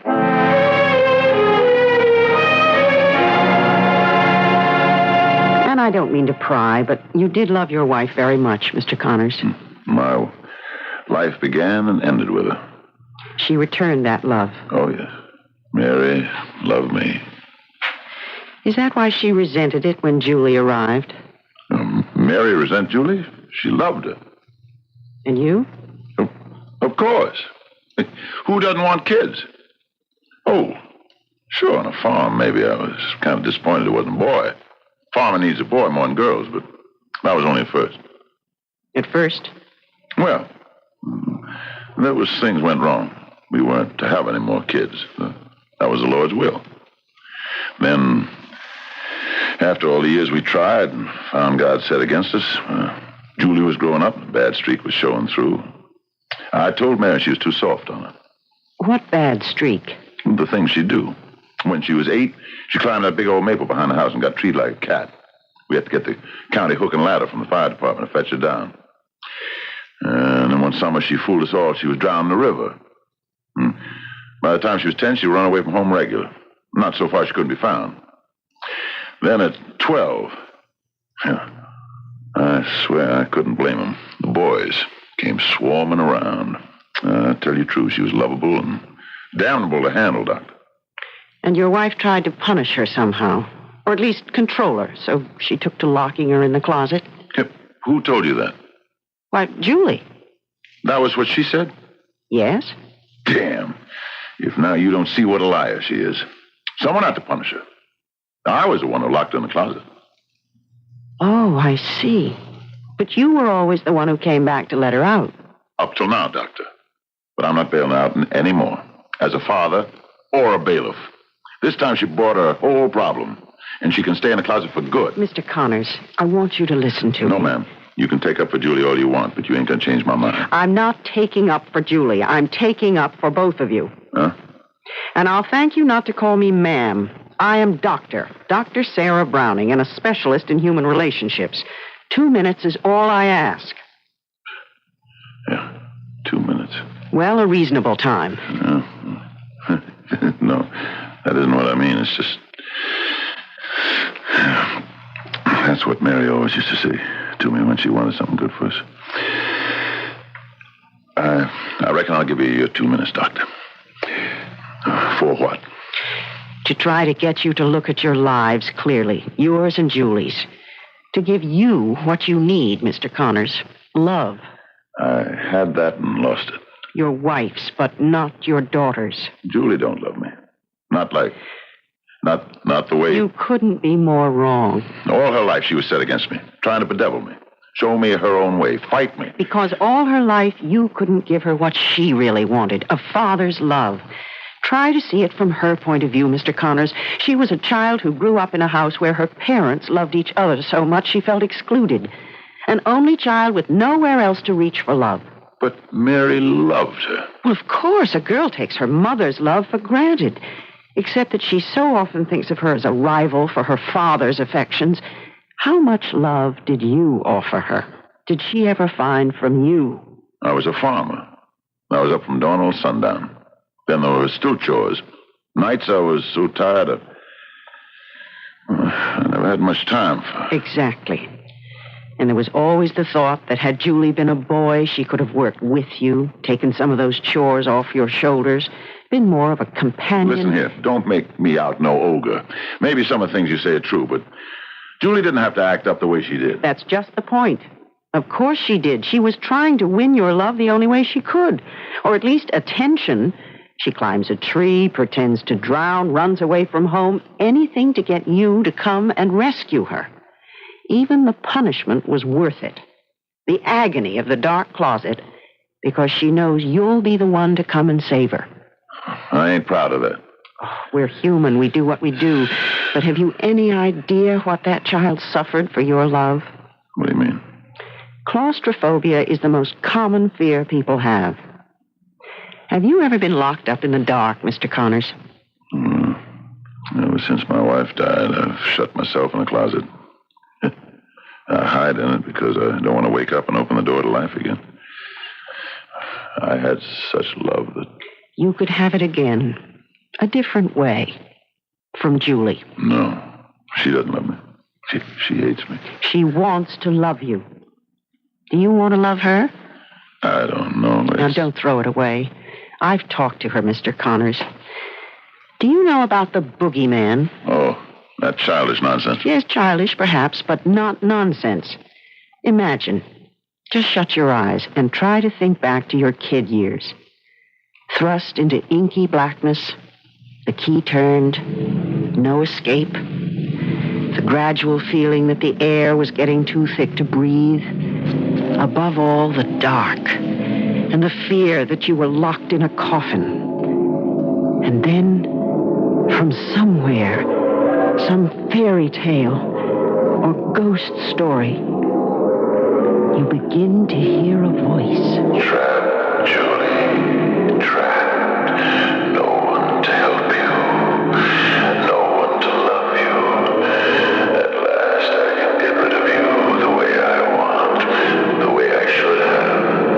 Because you never should have been. Do you feel me closing in?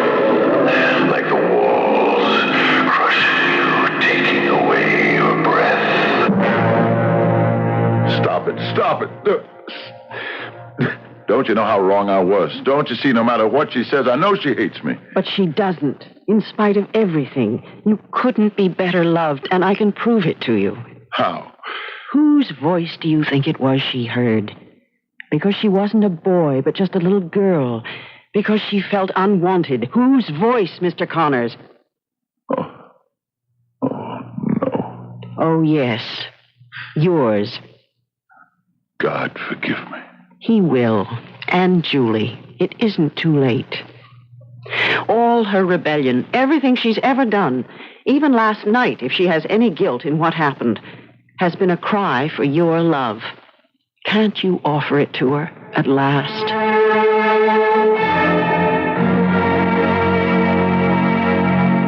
Pop.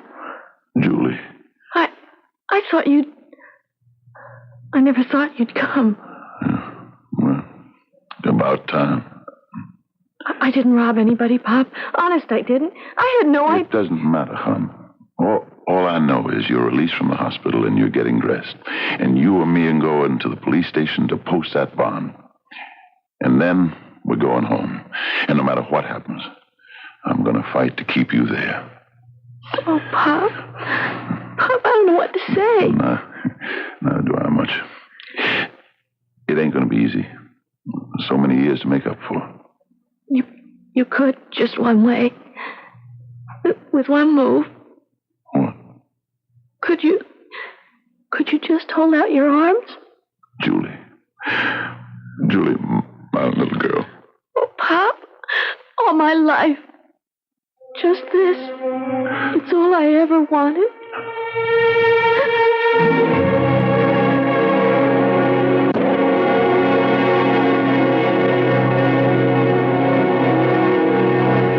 All of us have closets in the mind where skeletons rattle and boogeymen breathe heavy in the dark.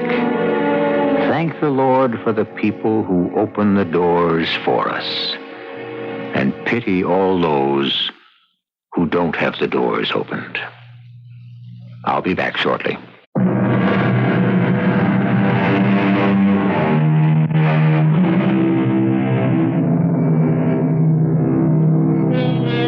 Well, Julie and Seth Connors made their peace the hard way. Perhaps this time it will stick.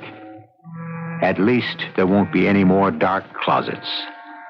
Life is too full of them, and the trick is to find out how to open them. The key is easy to find, of course. It's something very simple. Love. What the real trick is, however, is to be able to give it to the right person. Our cast included Fred Gwynne, Jada Rowland, Christopher Tabori, Francis Sternhagen, and Earl Hammond. The entire production was under the direction of Hyman Brown. And now, a preview of our next tale. 3,000, right? Where? All three of us? Oh. All right. Will do. We're to put the money in a book in the 42nd Street Library. Put the book back on the shelf at exactly 5 p.m., walk out, and stand for a few minutes chatting near the lions on the library steps. And then split. Oh, they're kidding. Oh, no. They're in earnest. Deadly earnest. Why hang around on the steps? I should imagine somebody wants to get a good look at us. The killer? Yes. It would be a shame to rub out the wrong guys. Radio Mystery Theater was sponsored in part by Uncle Ben's Long Grain and Wild Rice and Anheuser-Busch Incorporated, brewers of Budweiser. This is E.G. Marshall inviting you to return to our Mystery Theater for another adventure in the macabre. Until next time, pleasant dreams.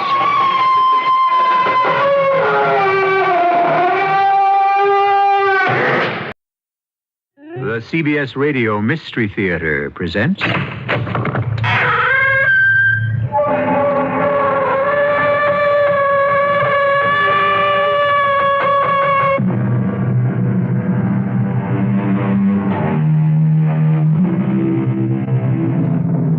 Come in. Welcome. I'm E.G. Marshall, conductor of this occult omnibus, which stops at your station 7 times each week. It is said of some people that they live in the past, but of course we know this isn't true. Nobody can actually, genuinely, physically live in the past.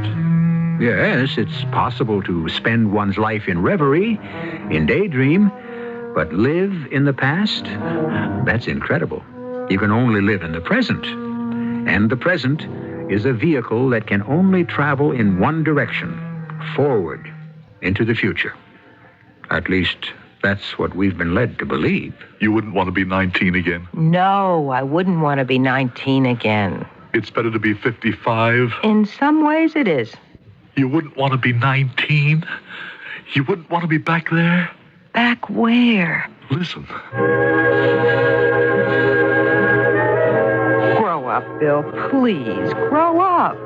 I have grown up, and I don't like it. Like it or not, you've got to live with it. That's where you're wrong. I don't have to live with it. You don't have to live with it either. Come back with me. Back where? We can be 19 again. You're crazy. There's a key.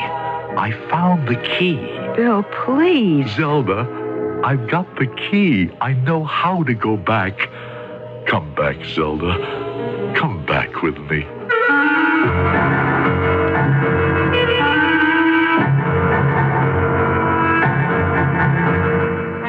Our mystery drama, Come Back With Me, was written especially for the Mystery Theater by Sam Dan and stars Howard Da Silva. It is sponsored in part by Buick Motor Division.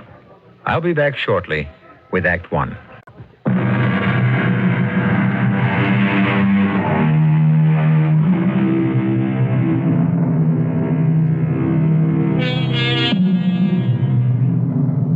The city is a living organism. And because every living thing must one day die, the city must die too.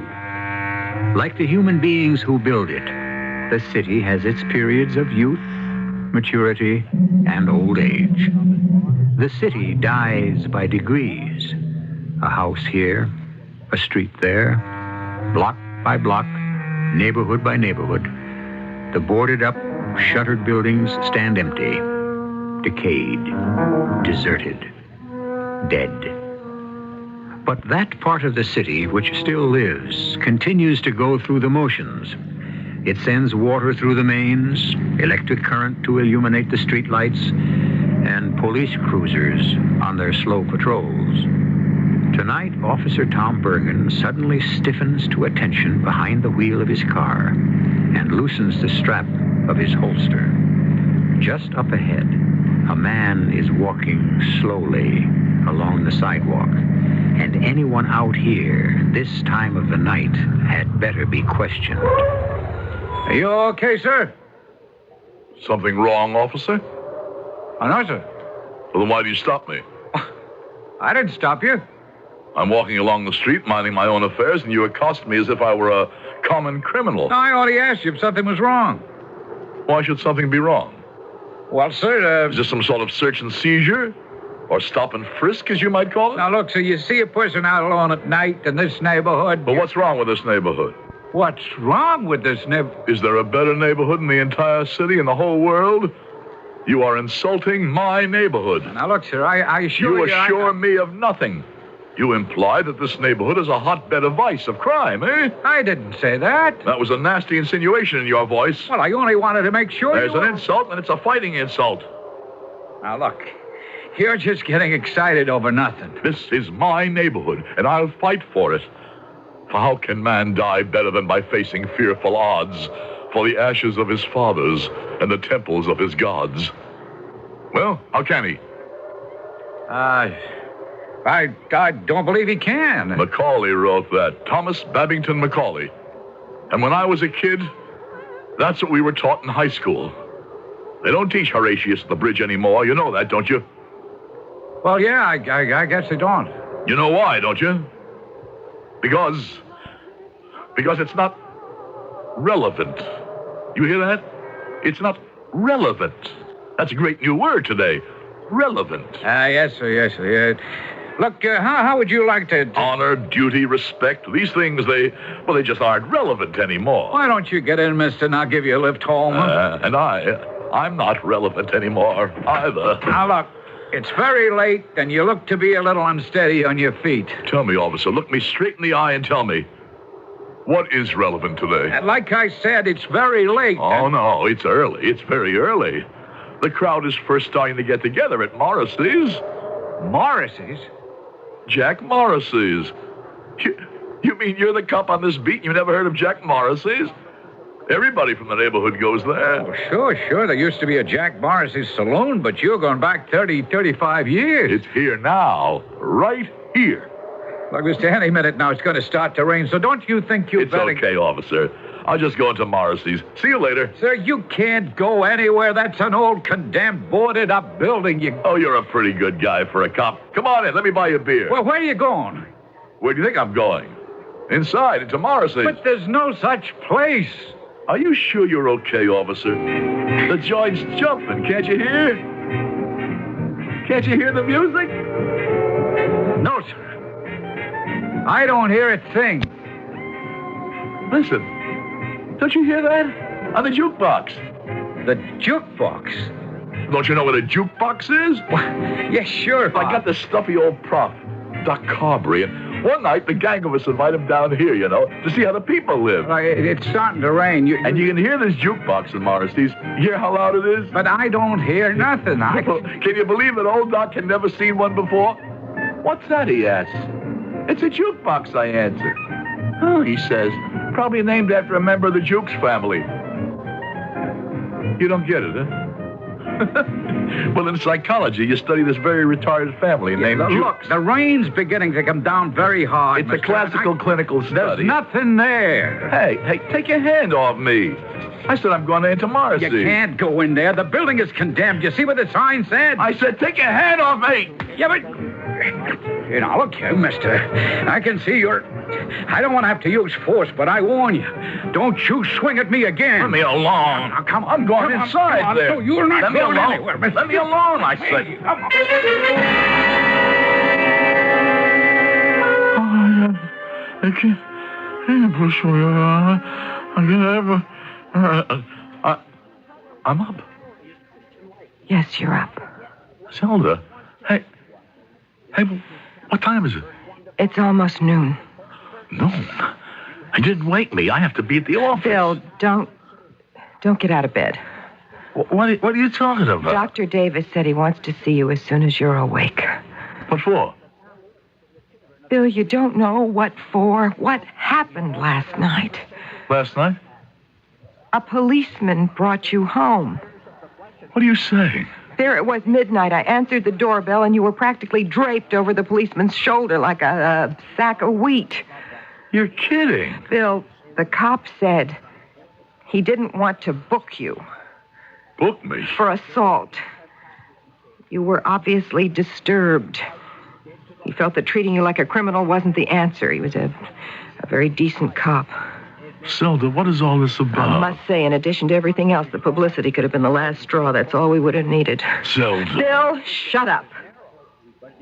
What were you doing in that deserted, godforsaken neighborhood? Godforsaken?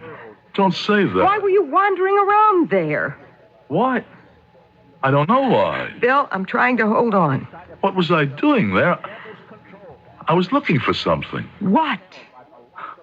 If I tell you, you'll think I'm crazy. I think you're crazy now. I was looking for you and for me. All right. All right, I was a fool to ask. You really don't want to know. I want an intelligent, responsive answer. I guess you would. Intelligent, responsive answer. You used those words the very first night we met. Oh, Bill, please. We met in Morrissey's. I fell in love with you at first sight. Western United Industries is making the offer today. How can you talk about... How can I talk about love? Our lives depend on it. Yes, our lives do depend on Bill, love. save us. Let them buy us. You mean sell out? You can call it whatever you like. It's our only chance to get out of debt, to save something from the wreck. What wreck? Now, Norman's had some preliminary discussions with their attorney. It's a fair offer. I remember. I walked into Morrissey's that night, and I saw you sitting there. You remember the tune that was on the jukebox? Listen. Listen to what? Can't you hear it? That's Dorsey himself on the trombone. Bill? He's gone. But how great he was. Bill, will you please try to concentrate? Oh, can't you hear it? No, I can't hear it. You didn't have to kill it. Now, look, Bill. You try to relax. I'll have Dr. Davis come over here right away. There's no point to it. You want him to convince me to accept some basic facts of life? Well, I accept them. I'll go down there and sign my death warrant. Why do you have to call it your death warrant? Because that's what it is. It is nothing of the sort. You'll still run the company.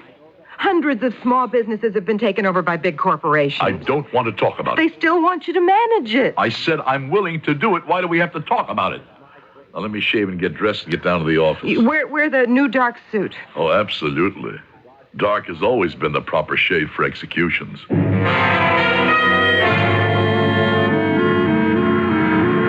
Taxi! Yeah, mister. I'll go to South Broadway in Torrance. And we're off. Well, don't look too good, does it? Think there's gonna be a war? Well, there has to be a war. Huh? What do you mean, has to be? I figured out. Nobody was willing to stop him when it was easy. Who's going to do it now that it's hard? You just keep grabbing and grabbing until nobody will have any choice. Well, just who you talking about?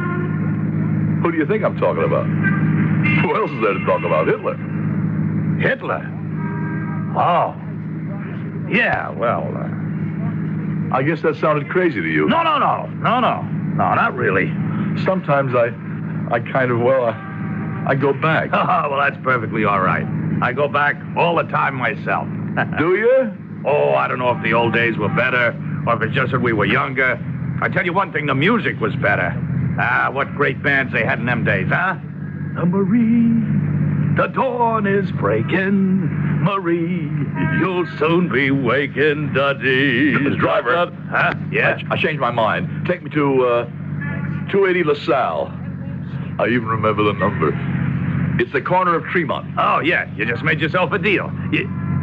Hey, you sure you want to go there? I'm positive. But that neighborhood, there just ain't nothing. Okay. You're the doctor.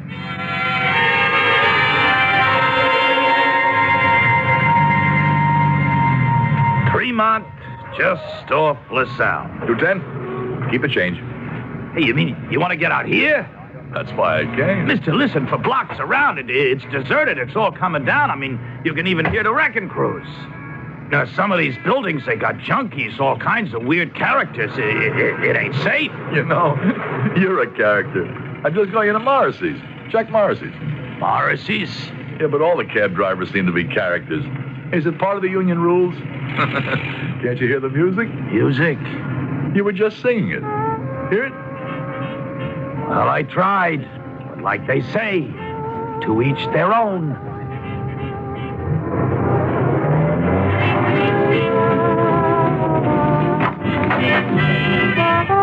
Hello, Jack. Will you look at who's here? Pretty boy himself.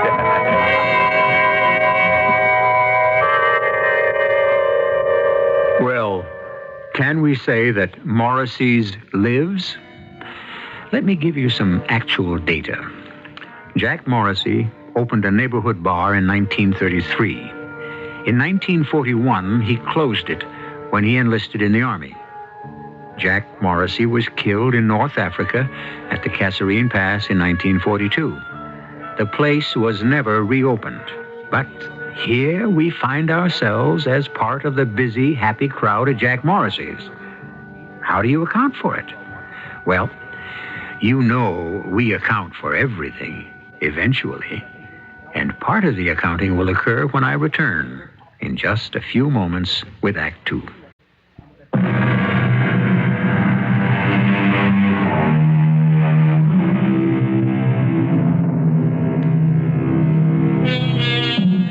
I would give 1,000 tomorrows, a poet said, for just one of my yesterdays.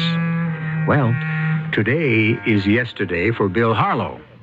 He has just walked through a door, and almost 35 years have suddenly fallen away. The far away and the long ago has just become the here and the now. Here he is in Morrissey's, where the college crowd hung out. And here are the girls, just as he remembers them, with their hair parted in the middle, high in the front, and curled up at the shoulders. Here are the guys in sweaters and pleated pants and loafers. And the music. Oh, that music. Well, how are you doing, Billy? I may just enlist. Oh, now that's a drastic step. Well, might as well get in there first. Never be first in anything, Billy. Let some other guy do the spade work. You see what I mean? Who's around tonight, Jack? Well, there's your old buddy Norman. Nice dish sitting there with him. Yeah, very, very nice. I think she's giving you the eye. Oh, no, she belongs to Norman. A woman belongs to nobody. What do you want me to do, steal her from my best friend? He'd steal it from you, wouldn't he?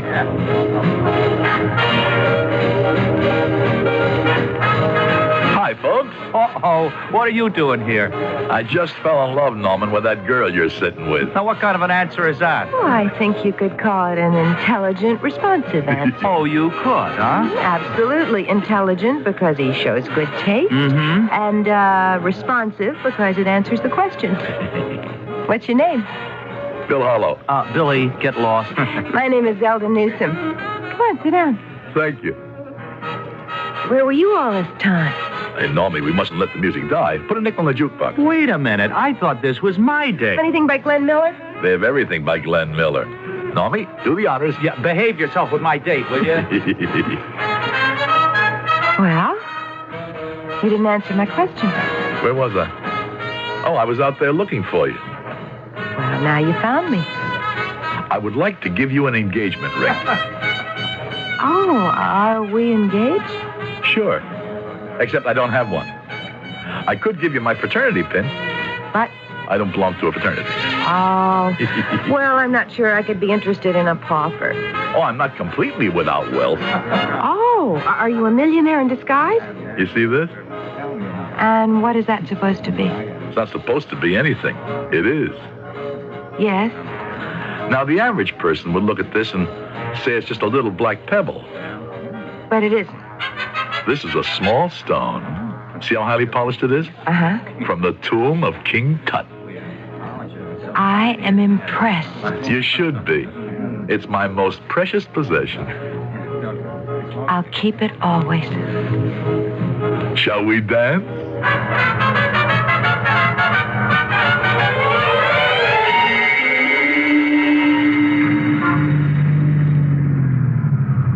Well, if it ain't my old buddy, Officer Tom Bergen. How come you ain't made chief, huh? Hey, what are you doing in this godforsaken neighborhood? I'm trying to get out of it. How'd you get into it? I had a fare. You mean somebody wanted to come down here? Would you believe it? I had a guy wanted to go to LaSalle Corner Tremont. Next week, that joint ain't gonna exist. The wreckers ball is gonna lay it over. No, wait a minute. This was a genuine 18-carat nut. Take me to Morrissey's, he says. Wait a sec. A tall guy, kind of distinguished looking, a little bit gray. Yeah, that's right. The guy looked legit. He points to this building that's falling apart. That's Morrissey's, he says, just like it was a live swinging joint, and in he walks. Yeah, he would. Yeah, thanks, Jerry. Thanks for telling me.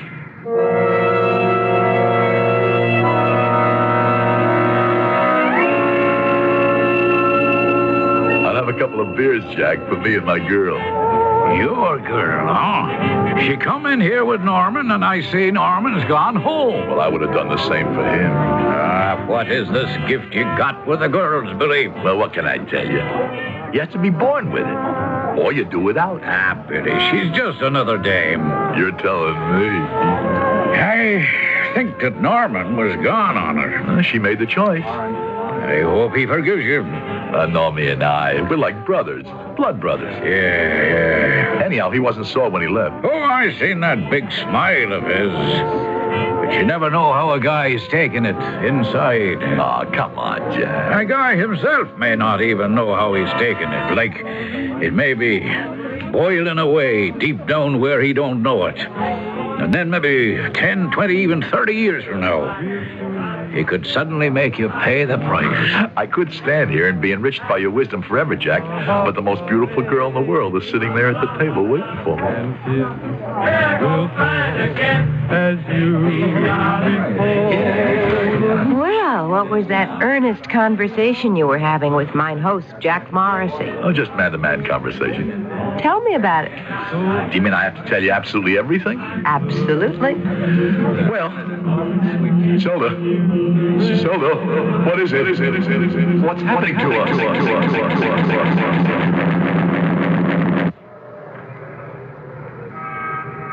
Hey, Mr. Harlow. Zelda? She's gone. Hey, Mr. Harlow. Morrissey's gone. It's all gone. Where did he go? Look, Mr. Harlow, you can't stay here. It was all here. Jack Morrissey's. Don't you understand? You don't want to get yourself into trouble, Mr. Harlow. It was here. July 30th, 1939. The night I met Zelda. She was Norman's date. Yeah, sure, but... Don't you patronize me? No, I won't. I'll tell you straight out. You imagined it. I didn't. It was real. Okay, so it was real to you. So's a dream. But you wake up and the dream is gone, right? And now this is gone, too. Yes, it's gone. Well, we better be getting out of here. This place is dangerous. Morrissey's dangerous? Yeah, the buildings are being knocked down on all sides, and the vibrations could... come on. Yes, officer. I'll come along quietly. The policeman is your best friend. That's what my mother used to tell me. Do mothers tell that to their kids today? I wouldn't know, sir. No, I wouldn't know either. We never had kids, Zelda and I. Maybe if we'd had them, it might have been different. Yeah, well, come on. I think we better go now. Yeah. Wait. Oh, what's the matter?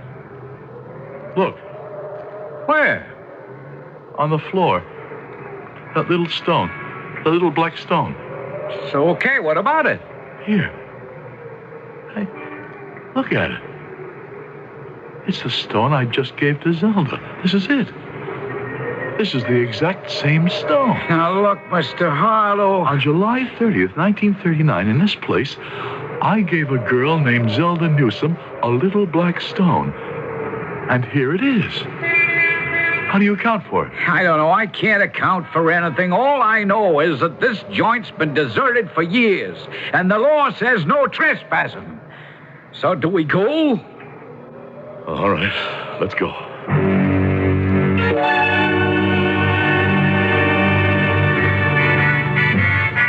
Bill. Hello, Zelda. Norman. Well? Is that all you can say? Hello? What are you doing here at home? Well, it's obvious. I've been listening to one of my favorite records. Turn that thing off. It used to be your favorite record, too. Please, Bill, do you mind? We have some serious matters to discuss. Oh, we certainly do. We certainly do, Zelda. That night we met, I gave you a stone, remember? Norman and I waited for you at the office. The man from United Western Industries was there. You don't remember that little black stone, Zelda? Bill, excuse me. I have to say this. You did not create a favorable impression. You said you'd always keep the stone. Fortunately, I think we saved the situation. Don't be so modest, Norman. You saved the situation. Why didn't you keep the stone, Zelda? I don't know what stone you're talking about. Listen to us, and less than an hour ago, we spoke to each other with such love. We were so thrilled. We were so excited by each other's presence. Less than an hour ago. You are crazy. We did. We met for the first time. You don't want to remember. Bill, will you please concentrate? I am trying to tell you, Norman worked out the deal. Did you, Norman? Yes. You see, Zelda and I decided... Zelda and you. Yes, we have worked very closely on it for a long time, Norman and I. Norman and you? Yes, Norman and I. Yeah. It had to be Norman and me. Who else would have kept the business alive? You've been very close with Norman, haven't you, huh? Just what does that mean? Well, maybe you think you made the wrong choice back there in Morrissey. Maybe she did. I'd better go now. No, stay. Would you have been happier with Norman? Sober, steady, reliable Norman? Disregard all of this, Norman. We have to discuss what happened today while you weren't there, Bill. Now, Bill, look, you'll still be president of the company. That's nice. But... the but. I become chief executive officer in charge of operations. I see. Well, you know what it proves. Jack Morrissey was right. Now, what are you saying? Poor Norman. You kept it bottled up all these years, but you never forgave me, and today you buried the knife. Bill, I didn't want the job. Oh, I bet you kicked and screamed. Won't you try to understand? It's the only deal United Western will accept. But I don't accept it. Do you want to know the truth, Bill? The awful, terrible truth? They don't have to give us any kind of deal at all. They can wait a year until you go bankrupt and then just move in and pick up the pieces. You really don't remember the stones, Zelda? Can't we have a sensible conversation? You're getting off lucky, Bill. Am I? Why? The truth is, you don't know how to run a company in today's market. That's true. I believe in quality. Yes, you justify yourself with that word, quality. But quality is a thing of the past. It costs money. People refuse to pay for it. As long as I run this company... When did you ever run this company? I carried you. Shut up. Look, I'm sorry. I'm going back to the office, and you should go back, too. We have to meet with the United Western people. Well, you sure spoke your piece, didn't you, huh? Oh, Bill. You were a big, friendly boy with the gift of gab. But after a while, it all wore a bit thin. Goodbye.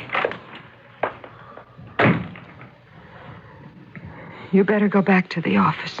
Yes, let's go back. But not to the office. Let's go back to Jack Morrissey's. Jack Morrissey is dead and gone. And you and I can't do the Lindy anymore. We were happy. We were so happy. Because we were children. You never wanted to grow up, accept responsibility. Wouldn't you like to go back to when we were really in love? You're still a kid, and you still ask a child's questions. But I've gone back.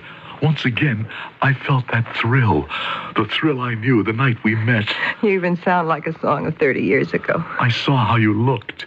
You didn't have a line on your face, a doubt in your heart, a worry in your head. Please, Bill, go to the office. Salvage something.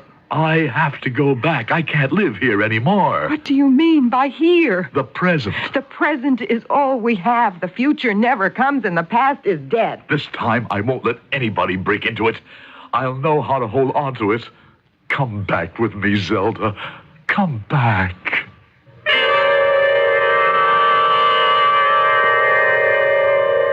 It was Albert Einstein who said, the past, the present, and the future are all mixed up.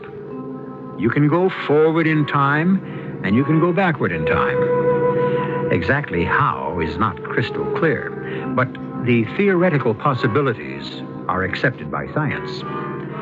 Backed by such assurances, we can certainly give Bill Harlow a little bit of credence, can't we? I'll be back shortly with Act 3.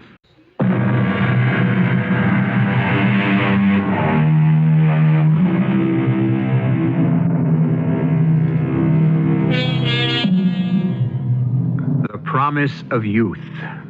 Who has seen it fulfilled? Not most of us, that's for sure.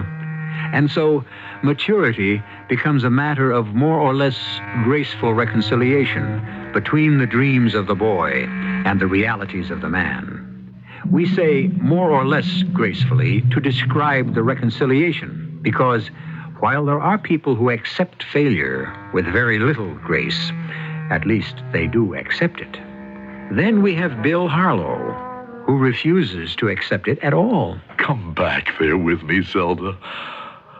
Zelda, you and I, we're still there. We're still sitting in Jack Morrissey's. We never left. Bill, how can we be sitting in Jack Morrissey's if we're sitting here? I don't know, but I was there an hour ago. I think of how beautiful you looked. It breaks my heart. Bill, it won't work.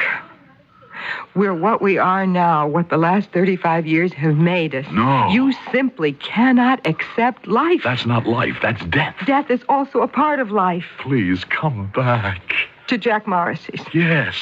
Where you can still get a big glass of beer for a dime, and you can dance all night, and there's no gray in your hair, and only love in your heart, and all the world is friendship and music. Was that the only time in your life that you were really happy? Is it a crime to want to hold on to happiness?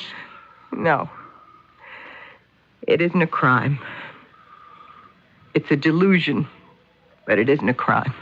We can go back. I don't want to hear any more about it. But I can prove it. I've got the proof. You go back to your office and you grow up. Zelda, I said I could prove it. You go to the office, or I'll walk out on you right now. Zelda. I mean it.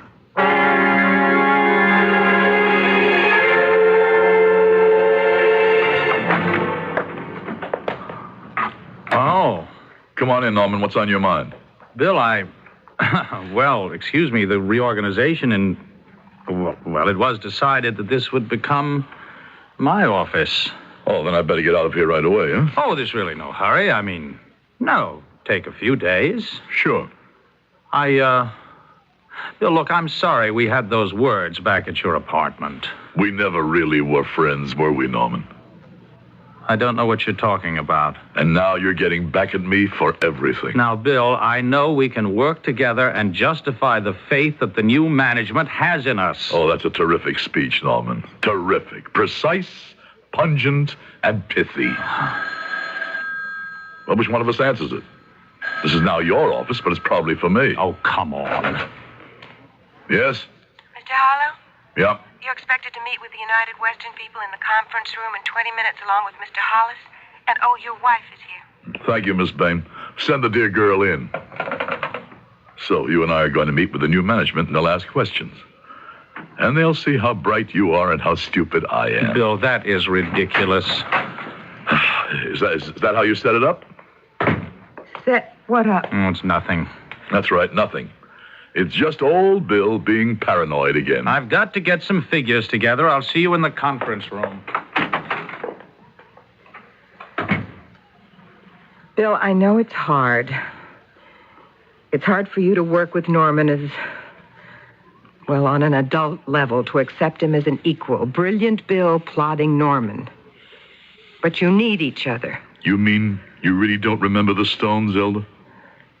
The stone. King Tut's royal stone. Then why did you pretend? Maybe I wanted to forget. Why? Because so much has happened to us. Zelda. Don't try to rake it up, Bill. Let's have it out. All right. All right. Let's talk. About Marie. I was never in love with Marie. That didn't make it any easier for me. I thought we agreed to forget about Marie. I never said I would forget Marie. I only agreed not to let her break up our marriage. Zelda, she was the only one in all these years. Oh, the only one? Well, I think that calls for some sort of medal. How long did it last? A couple of months? And what's a couple of months in a lifetime, hmm? You promised you'd never forget that stone. Oh, yes, the stone. That was the day I learned I had an associate. Zelda. Another partner in my marriage. You know what I did with that funny little black stone, which you said came from King Tut's tomb? Well, it really didn't. Oh, I always knew that. I went for a walk on the Starrett Street Bridge, and I stopped at the rail over at the middle of the river and had a wild idea to throw myself off the bridge. But I threw the stone instead. And by now, it's sunk deep into the riverbed, under 100 feet of water. So you see, it's gone. Zelda, if we could get that stone back. Oh, sure. That stone. The stone I gave you the night we met. The night it began for us. That stone is gone. It's gone forever. It's gone beyond recall. No. Bill, you have to grow up. You have to accept it. Because the stone is like the past. Dead. Buried. You cannot bring it back. I have brought it back. Oh, Bill, please. Look. Look here. Look at what I have in my hand. Take it. What is it? You know what it is. That can't be the stone. You remember. You took it to a jeweler. You had our initials engraved on it. B.Z. You found another stone just like it. Hold it. Look at it. Feel it. It's the stone. Our stone. I threw it off the Starrett Street Bridge. Nobody could ever find it. But I went back and found it before you threw it away. I went back to the night of July 30th, 1939. You couldn't. We were 19 years old. I don't believe it. We're still 19 years old. Come with me. I'll prove it. We're in Jack Morrissey's at the corner of LaSalle and Tremont, and we're 19. It's impossible. Listen. Don't you hear the jukebox? It's playing the slow tune. Let's go back. Let's be 19 again. But... It's another chance. It's another chance to live another life. And this time I'll know better. This time, I won't waste it. This time, I'll grow up. Don't you want to be 19 again? I'm afraid. There's nothing to be afraid of. What were we afraid of when we were 19? We didn't know what the word meant.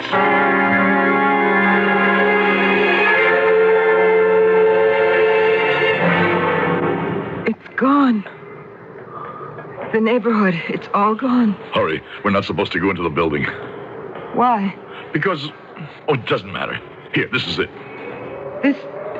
This was Jack Morrissey. It still is inside. Now, let's duck in quickly. Before we're seen. I'm afraid to go in there. Why? Hurry before somebody comes along. It's a crazy-looking building. It looks as if it'll fall apart any minute. Come on in. But can't you see there's nobody inside? There isn't? Listen. Do you hear it? What are we waiting for? It's July 30th, 1939, and we're about to meet for the first time. You see that table near the wall? That's where you were sitting with Norman. Go there. I'll join you in a minute. Word. It's Billy the bridegroom. And how's married life? I recommend it highly. Try it, Jack. Oh, I've done without it for 40 years. You look handsome in that uniform, Billy. Why don't you enlist, Jack? If we get into the war, I will. No. This round's on me, soldier boy. Well, it's about time.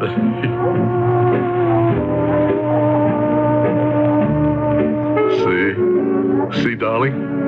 It's just as it was the night we met. Something's wrong. What are you talking about? If this is the night we met, where's Norman? Norman? It was Norman who brought me here. I was his date, remember? Well... And you're in uniform. This can't be July 30th, 1939. You didn't enlist till August of 1940. Well, what's the difference? Look at the calendar over the bar. What does it say? Tell me. December 6th, 1941. Tomorrow is Pearl Harbor. Well, what's the difference if we pick up our lives on December the 6th, 1941 or July 30th, 1939? We were here that night. I remember. So do I. I remember everybody who was in this place. Well, what's to remember? You can see them. There's Jack Morrissey behind the bar. Norman isn't here. He wasn't then either. Zelda? No, listen. There's Tommy Burke, and Fred Novak, and Bert Ullman, and Jacqueline Myers, and Kitty, and Edith. Of course. And all of them are dead today. They can't be dead today. Here they are. I don't mean December 6th, 1941. I mean now. The boys, every one of them was killed in the war. The girls. Jackie died in childbirth. Kitty was killed in an accident.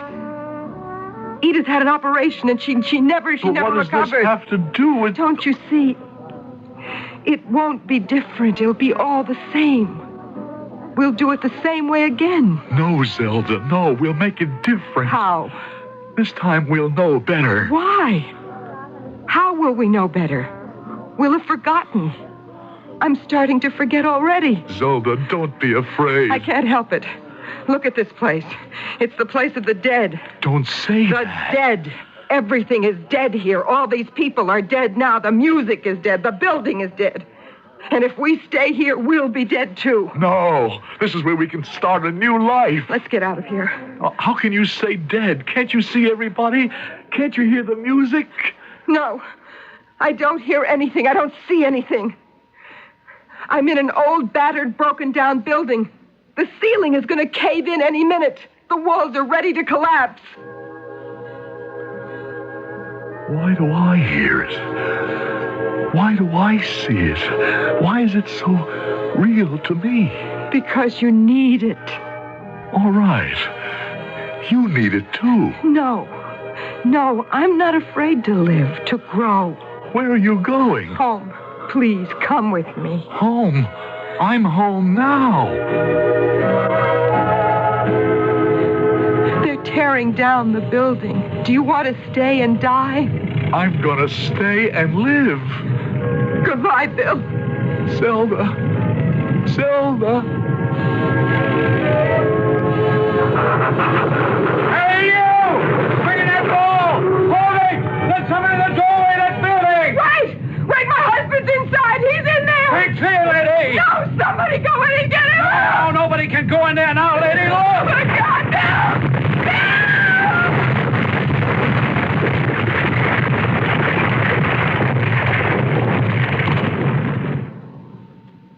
They never found his body. But then again, they never found the bodies of anyone else inside the place either. All the people who were in Jack Morrissey's the night of December 6th, 1941. Maybe Morrissey's is a state of mind. After all, doesn't everyone have a private Jack Morrissey's of his very own?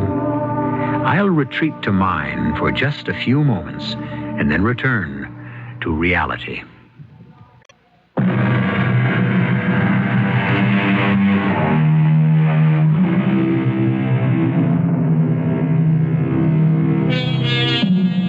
We say, where has the time gone? The truth is, the time hasn't gone anywhere. Time is merely a track. It stands still, and it is we, the runners, who move. And because it may have been easier originally, or for reasons that we will never fully understand, we started to move in one direction. Who says the only way is forward? Indeed, in this volatile world, who can say anything with certainty? Our cast included Howard Da Silva, Terry Keane, Ian Martin, and William Redfield. The entire production was under the direction of Hyman Brown. And now, a preview of our next tale. Say that again. He's been married for 20 years to Maria Elevna, who... Marvin. Shall I call a doctor? A doctor? That's how you looked that morning, pale and frightened. Who is Maria Elevna? Why should the mention of her name... How should I know? No, it's not my imagination. It's these two names. Dmitri Legorin and Maria Elevna seem... These two names, they seem to have devastated you. Why? I think I'd like to go for a walk. No, Marvin, we've got to talk. About what? Who is Dmitri Legorin? I don't know. Who is Maria Elevna? I don't know. And now, if you have no more questions... I have one more question. Who are you? This is E.G. Marshall inviting you to return to our Mystery Theater for another adventure in the macabre. Until next time, pleasant dreams.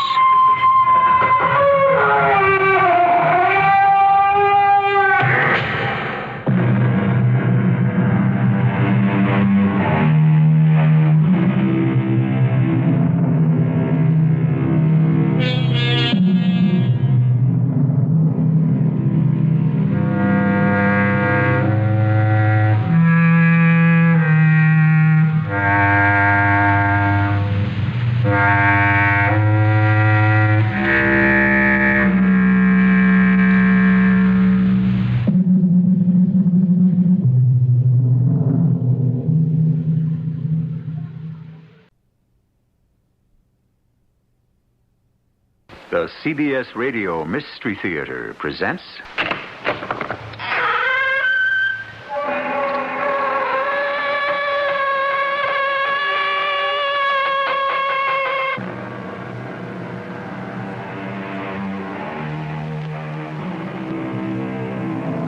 Come in. Welcome. I'm E.G. Marshall.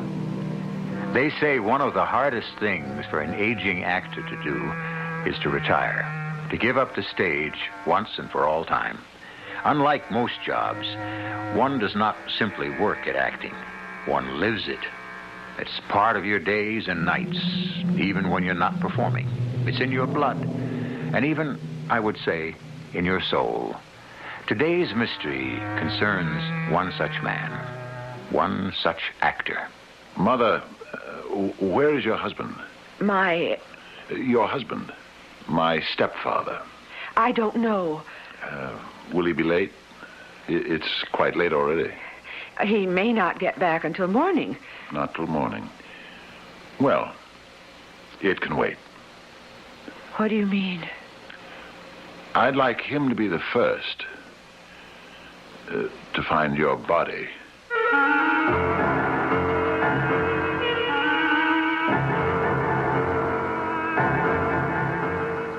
Our mystery drama, Return and Engagement, was written especially for the Mystery Theater by James Agate Jr. and stars Fred Gwynne.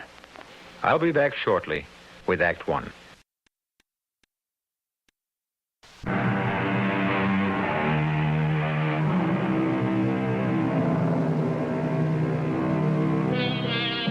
That great genius of the theater who left us more excitement, more love, more mystery, more knowledge of man, once wrote, "All the world's a stage, and all the men and women merely players. They have their exits and their entrances, and one man in his time plays many parts." Such a man was Roy Rayburn, actor from his toes to his fingertips. For 25 years, he was the leading man on the American stage. And 9 years ago, he dropped completely out of sight. That is, until this very moment.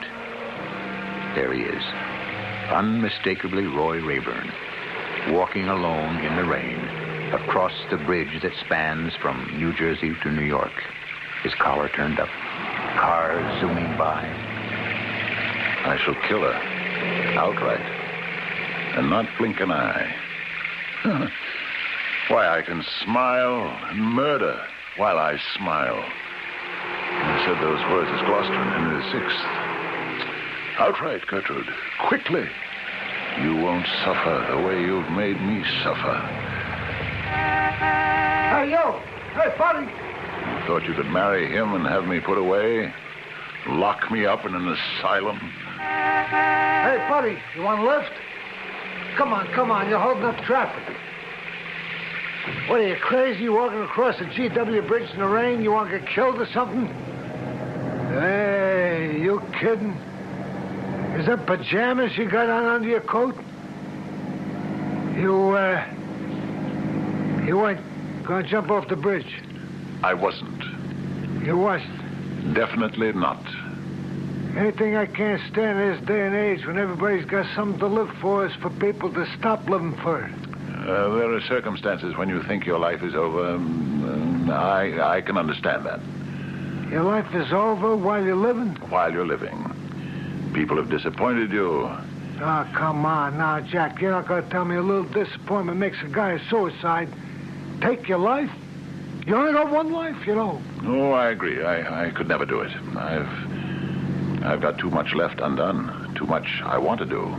Have got to do. So no matter how unhappy people have made me... That's the right attitude, pal. Too much to live for. Hey, you want to know something? I saw you walking on a bridge, see? I thought you were one of them, see? One of them, attempters. I did, honest. To jump off this bridge, something chronic. I mean, here's a guy walking along in the rain with an old overcoat over his pajamas. What's the guy going to think? Well, maybe I didn't have the bus fares, and I had to get across the river. Yeah, sure, that's possible. Anything's possible. But whatever it is, you better get yourself some clothes, because the cops are going to run you in. Well, I do appreciate your advice. It's been very helpful. No sweat. I'm what they call street smart. No education, PS 189, and that was it. You do all right. What time do you make it? 6 o'clock on the nose. I'm going up to the Bronx. I generally get there in time for dinner. It's a long trek to Jersey every day, but it's worth it. We live right under the Whitestone, you know. Hey, that's beautiful. Okay, Jack, I'm making a turn on the ramp here. I'll let you off. That's Riverside Drive down there on the right. Oh, I know. I'm an old New Yorker. Okay, then, so you know. Listen, pal, don't do anything I wouldn't do.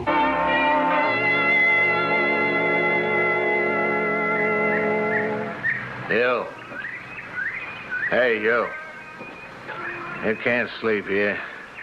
It's against the law. What? On a park bench? Since when? We let you do it at night, but days you better keep moving. Who are you? Telling me I can't close my eyes here. Look at you, you filthy, disgusting creature. You'd better beat it before I call a policeman. I am a policeman. And I'm Sherlock Holmes. Take a look at this. Oh, badge. Say, you are a policeman. Why are you dressed like that? Undercover squad. So if you don't mind, on your feet. Well, it was an experiment, my being here, and I don't seem to be the worse for it. What experiment? I thought to myself last night, I wonder what it's like to sleep in Central Park. I looked out of my window up there on Fifth Avenue, and I see these poor chaps trying to get a comfortable night on a bench or behind a rock. So I just slipped this coat over my striped pajamas and came out. You probably were wondering why I was wearing these pajamas. You'd better move along. Goodbye, sir. And this coat, of course, belongs to one of the servants. Pretty ratty, wouldn't you say? We have a lot of vagrants in the park these days. Can't permit that. Couldn't agree with you more, officer. Well, goodbye to you. That's what I said to you. Goodbye. I thought I might sit here a bit longer, enjoy the sun, watch the birds. I'm afraid you can't. Unless you got some identification. No. Actually walked out of my house last night without a thought about identification. Why don't I walk you to your residence? Fifth Avenue, you said? Yes, that private house in the corner. You can see it quite clearly from here. All right. Let's you and I wander over there. Ah, that's most kind of you, officer, but really it's not necessary. Let me be the judge of that. Well, if you insist.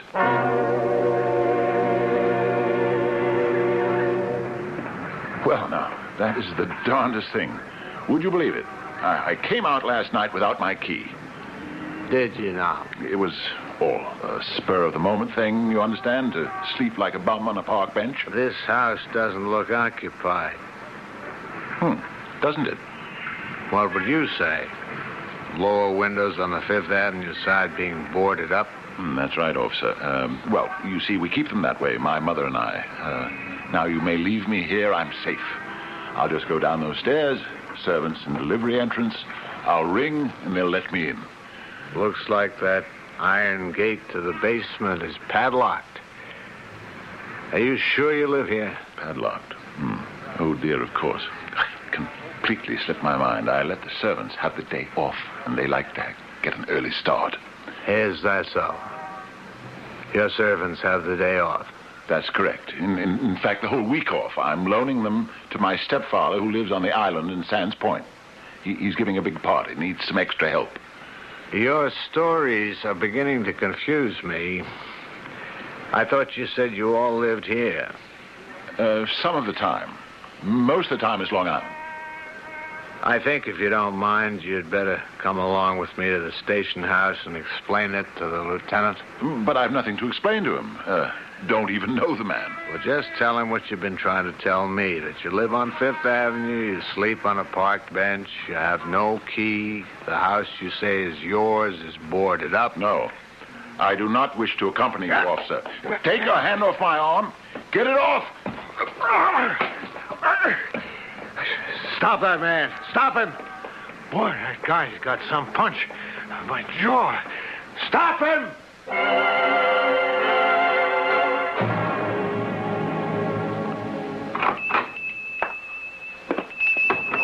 Something I can do for you? Yes, that pistol in the window. Which one? Yeah. I suppose somebody pawned it, and, well, I was wondering if you were waiting for them to come back and redeem it, or if it was for sale. Everybody makes that mistake. I'm no pawn shop. This is Schmidt's Den of Antiquity. Antiquity. Antiques, we sell. I'm Hermann Schmidt. The pawn shop is next door. Ah, the 3 gold balls hanging up there. Yeah, next door. There you sell, here I sell. Sorry, I've come in the wrong door. They're closed. Oh, they are. Illness. But no matter. The pistol you're expressing interest for is not in his window, it's my window. I deal in antiques, firearms, bric-a-brac, small furniture. The pistol is yours? Yeah, I'll get it out of the window. It's quite a collector's item. You a collector? Of certain things, yes. I would say I am. Here, take it. Examine all you want. Excellent specimen. Fine condition. It's not mint, but fine. Oh, so it is. It fits my hand well. An authentic Japanese Nambu pistol. Very deadly weapon in its day, I'm told. Oh, you don't have to be that careful. It's not loaded. It's not loaded? Oh. Look, if it's a loaded firearm you want, you better go someplace else, eh? Try some sporting goods store. There are 2 or 3 of them a few blocks south of here. No, thank you. Mr. Schmidt. Hermann Schmidt's Den of Antiquity. It's a good name, eh? My wife thought it up. Hermann Schmidt, yes. Do you have any knives or swords? A sword. Give me thy sword, Laertes. Nay, not a dull one. One that is sharp. A sword? Yes, I think we... Exactly what I'm looking for. A sword in good condition, Herr Schmidt. Sharp. Perhaps the kind Hamlet might have used in a duel. Go on, Schmidt. See what you can find for me.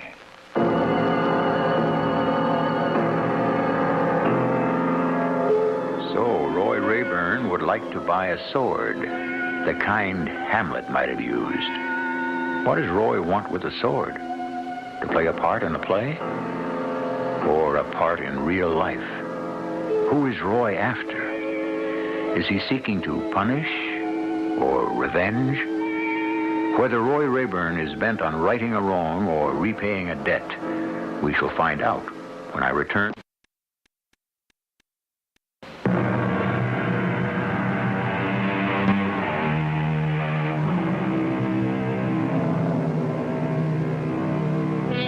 People often ask me, if an actor always plays a villain, does that affect his life off stage or off camera? I'd say no. For example, take Boris Karloff, one of the kindest, sweetest, most softly spoken actors I ever knew. He was the monster in Frankenstein. On the other hand, I've run across a few actors who always played heroic, noble, courageous characters.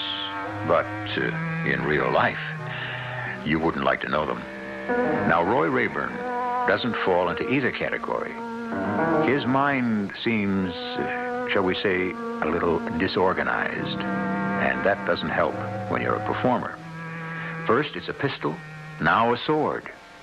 What is Roy really after? How about this Japanese samurai sword? This is quite a history.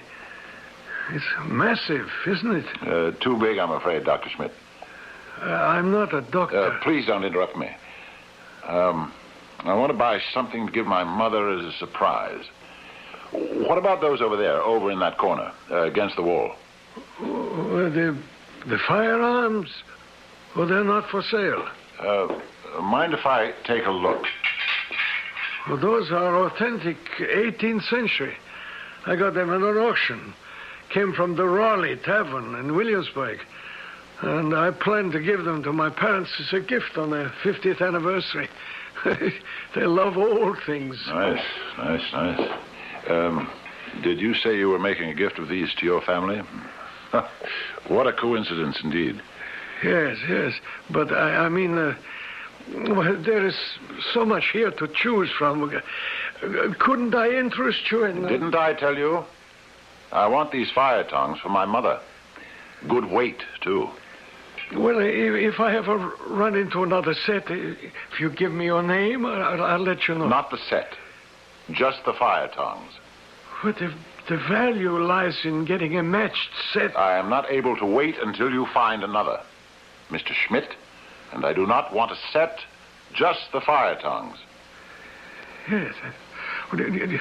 You'll excuse me, but please now, would you mind putting those back in the corner? Oh, yes, I would mind, very much.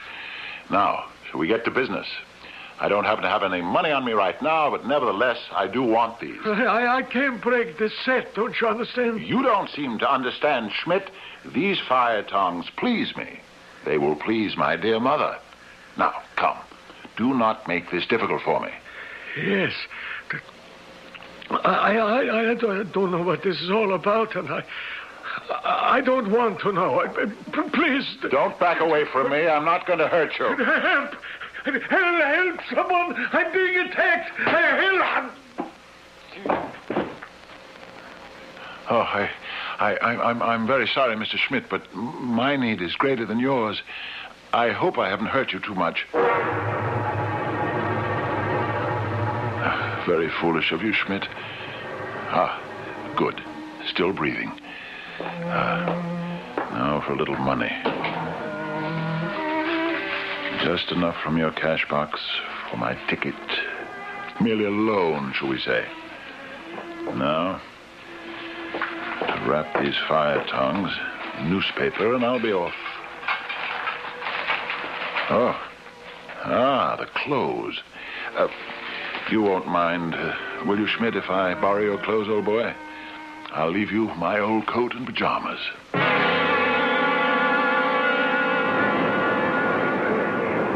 Yes, sir. Where to? Sands Point. You mean Port Washington? I mean Sands Point. Sands Point. The Long Island never ran a train there. You go to Port Washington and then grab a cab. Oh, yes, of course. I'm sorry. I forgot. One way or return? Make it round trip. Here's your $2.50. That'll be $5.50. $5.50? You've got to be joking. Of course I'm not joking. It's been $2.50 for years. What are you talking about? Do you want a ticket or don't you? What am I? Crazy?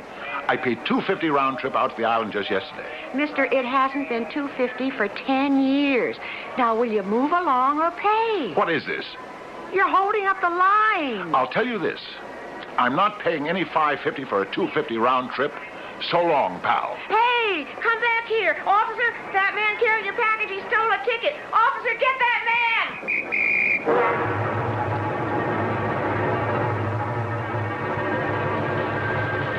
Well, look who finally made the station house. Mr. Fifth Avenue Mansion himself. What are you talking about? Welcome to the precinct. Oh, got yourself a decent suit of clothes, I'm happy to see. Young man, I don't know you, and I am here at the request of the police due to a misunderstanding. You never met me before? Certainly not. Why should I associate with such looking people like you? Look at you.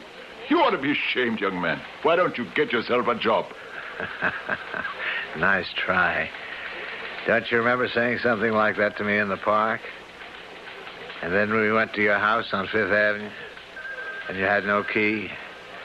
And you socked me right in the jaw.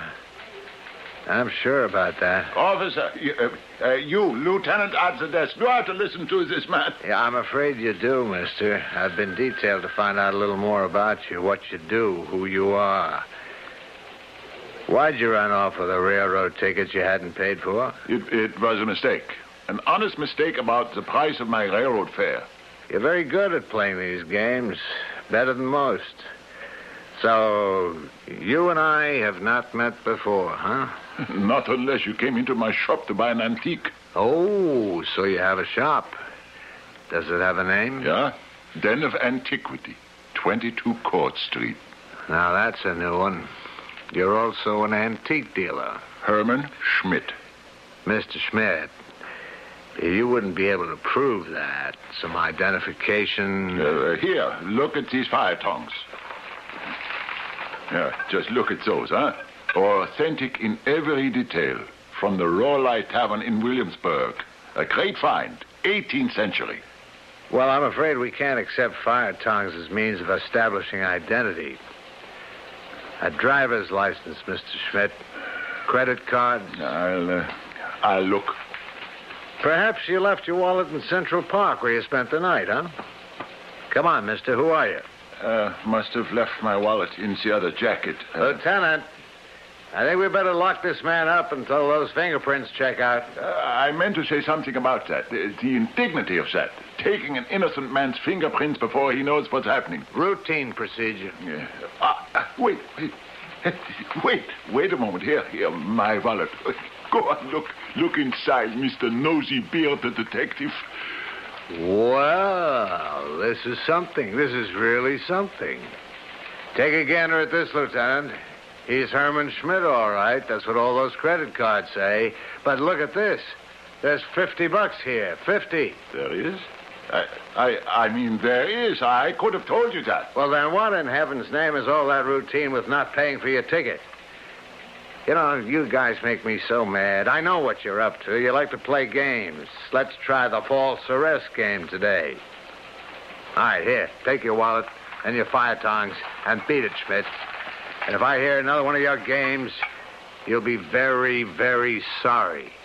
Now, get going.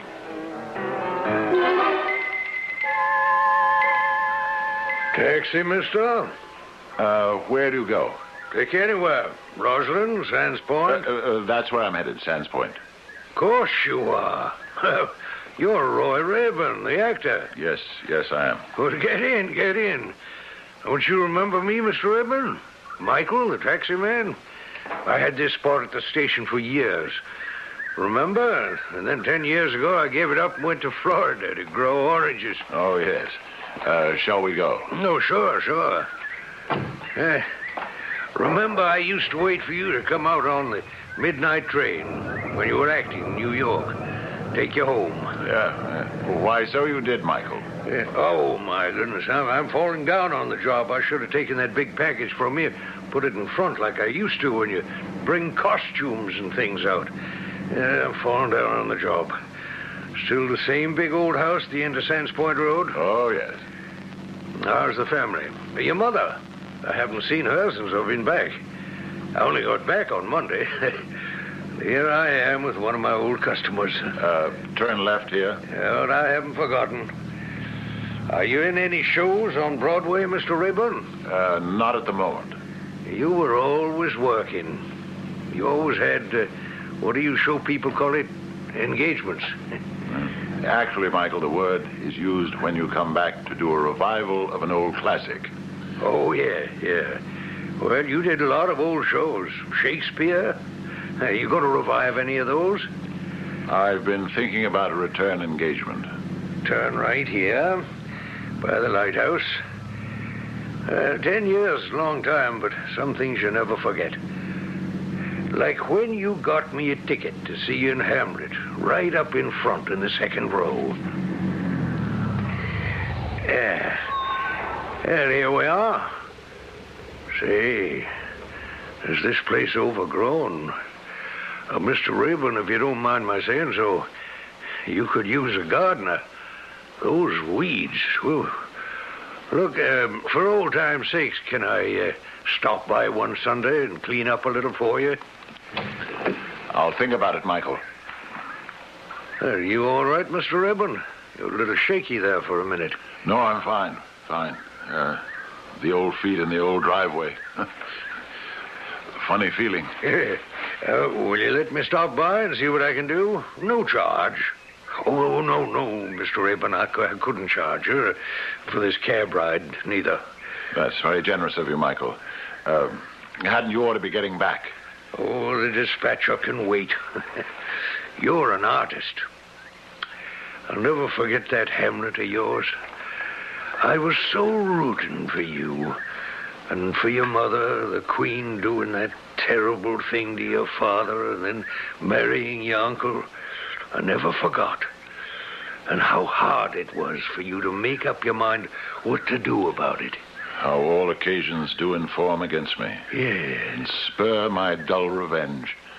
What is a man, if his chief good and market of his time be but to sleep and feed. A beast, no more. Sure, he that made us with such large discourse, looking before and after, gave us not that capability and godlike reason to fuss in us unused. Oh, I can understand that. That's how I felt down in Florida. Unused. How stand I then, that have a father killed, a mother stained, excitements of my reason and my blood, and let all sleep, while to my shame, I see. Oh, Mr. Evan, your fire tongs. They fell out of the newspaper. Here you are. Here, wrap them all up again.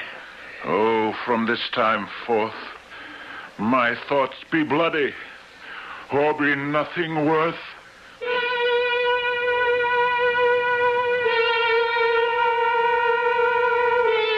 How much more truth there is than poetry in the phrase, all the world's a stage, and all the men and women merely players. Here is Roy Rayburn bringing to life a character he once played on the stage.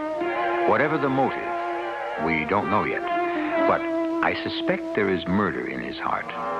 Stay with us as we finally cross the threshold of this mystery when I return in a moment with Act 3.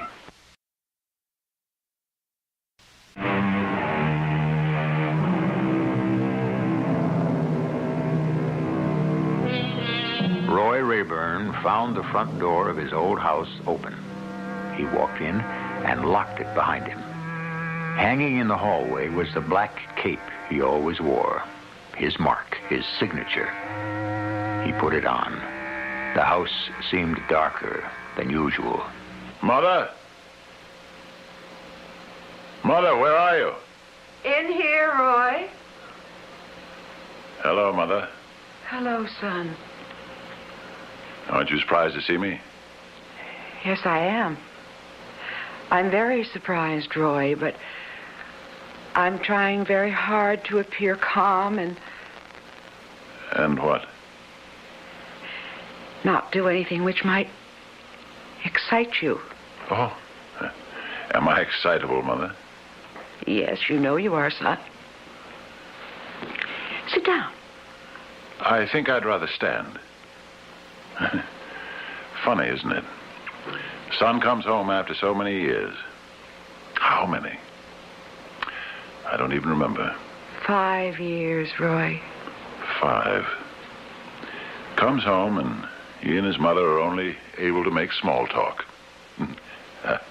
How are you? Hello. Sit down. No, thanks, I'll stand. Oh, Mother. Mother. Well, put your bundle down at least. What is it you've got wrapped up in that newspaper? A present. How do you like it? Oh, how very thoughtful of you. Now put them down over there by the fireplace. They're quite valuable, I was told. Old American fire tongs. I'm sure they are, but you don't have to keep holding them because they're valuable, do you? Put them down and come sit here by me. You're standing, Mother. When you sit, I'll sit. No. Remain standing.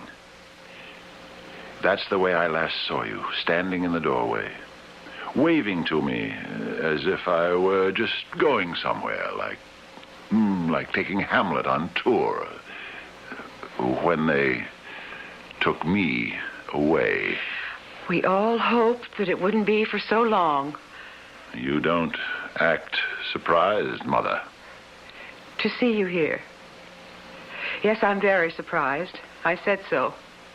I'm just trying to keep calm. Trying to keep calm. And what is there about the presence of your son in our old house that would make you uneasy, Mother? Would it be... could it be because you had him committed to an institution, and behold, he appears to have escaped? Roy, I wasn't the only one. Everybody felt you needed help. Now, we put you in Hilltop to protect you from yourself. I know you did, dearest Gertrude. Mother. Queen. Murderess. I know you did. Put him away. He knows too much. Roy, listen to me. You have so much wonderful imagination. Yes, Queen Gertrude. I am not Queen Gertrude. I am Gertrude Rayburn, your mother, not Hamlet's mother. The name is the same, Gertrude. You must be the queen. You've always been able to project yourself completely into any world you chose. Yes, Roy, that's what made you the extraordinary actor you were. Oh, were. Were, she says. Listen to the woman. Are, not were. I'm still. I can still be, still can play any part they give me. And you will, Roy. But the treatment takes time. Time. 2 years, 5 years, 7. Whatever the doctors tell us. Are you here alone? Yes. Where is he? Who? You know who. The man you married in such haste. My stepfather. My uncle. Where is he? Out? He's not here. I know it upsets you, Roy, so let's not talk about your uncle. Upsets me? Why should he want to upset me? Because he's your father's brother. And when I married him... Roy, please. Let's not go into it. I don't want it to start up all over again. How did you get away from Hilltop? Walked out, Your Majesty, on my 2 feet. You are the queen, your husband's brother's wife. And, would it were not so, you are my mother. Roy, please. Why are you taking that mirror off the wall? Come and sit you down. You shall not budge. You're twisting my arm. You're hurting me, Roy. I'll sit. You go not till I set you up a glass where you may see the innermost part of you. Roy, son, listen to me. Your father died a natural death. He was not killed. He was sick, and no one could save him. And yes, after a time, a long time, I did marry John, your Uncle John, his brother. But that happens. I am not a queen. Your father was no king, and your uncle is no villain. Repent what's past, avoid what is to come. Oh, my dear son, you're breaking my heart. What am I going to do? Let me stay with you, Mother. Oh, no, I can't. Why? My uncle? No. I'm not up to taking care of you. When does he get home? Who? Your husband. My uncle. I don't know exactly. Will he be late? It's quite late already. Well, he may not get back tonight. Business... Not till morning. How very fortunate. What do you mean? I'd like him to be the first to discover your body. What? Oh, Roy. Your poor mind. You believe I'm mad? No, dear Mother. It is not madness. I'm very tired. I want you to sit down in that armchair, Mother, facing the fireplace. Sit! That's better. I want you to look into the fireplace and remember your sins. What are you going to do? What happened to all the broken furniture, Mother? I had most of it mended. You're lying. There never was any broken furniture. You told them that, so they put me away. The doctor saw the broken furniture, Roy. I don't like talking to you with you behind me. Can't I turn around? No.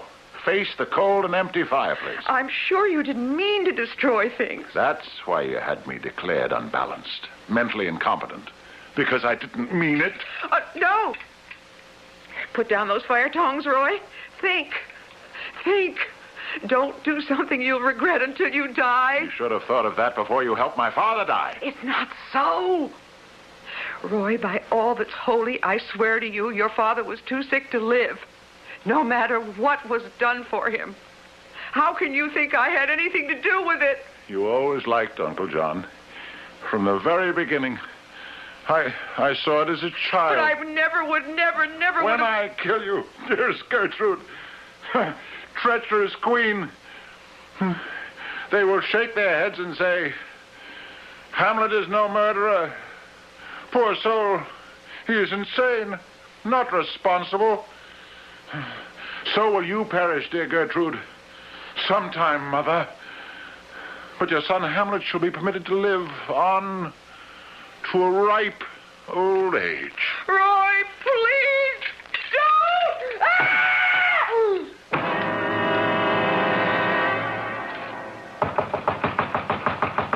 Open up, Roy, or we'll break down the door. What? We know you're in there. What, who is it? Come on, Roy, open the door. Okay, Jim, Bob, you too, Michael. Give us a hand. 1, 2, 3. Fan out to every room. He's here. In here. Oh, gee, I'm sorry, Mr. Raymond. The police. Hello, Michael. I didn't know you were one of the whitecoats. I thought you drove a taxi. Come along, Roy. It's time to go home.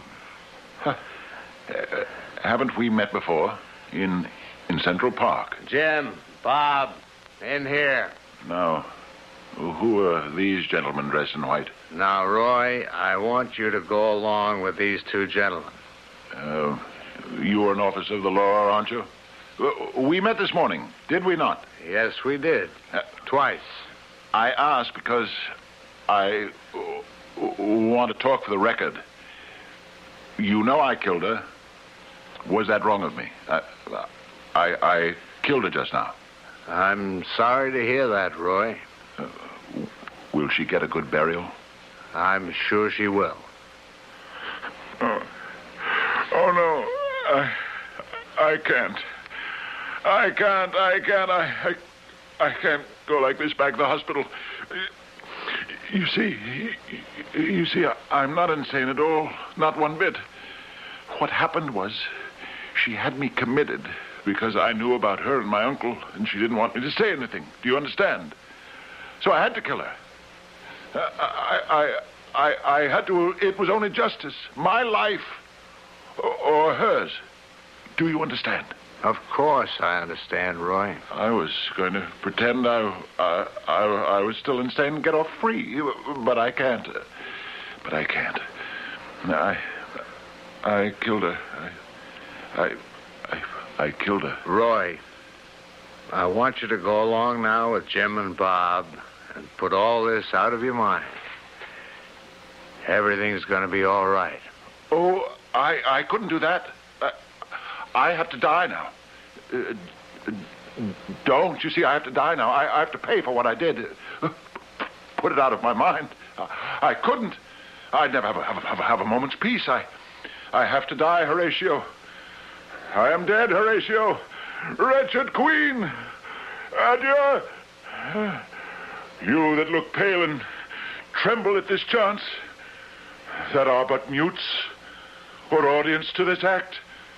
Had I but time, I could tell you, but let it be. Take him out, boys. Let it be. Let it be. Goodbye, dear friends. Goodbye. It's so sad and so terrible, officer. He seems so normal. How did you know? I've been following him all day. What was he talking about? Killing someone? This place is empty. There's no one here. What is it that Shakespeare says? There's nothing good or bad, but thinking makes it so. Roy Rayburn actually believed he did kill someone right here.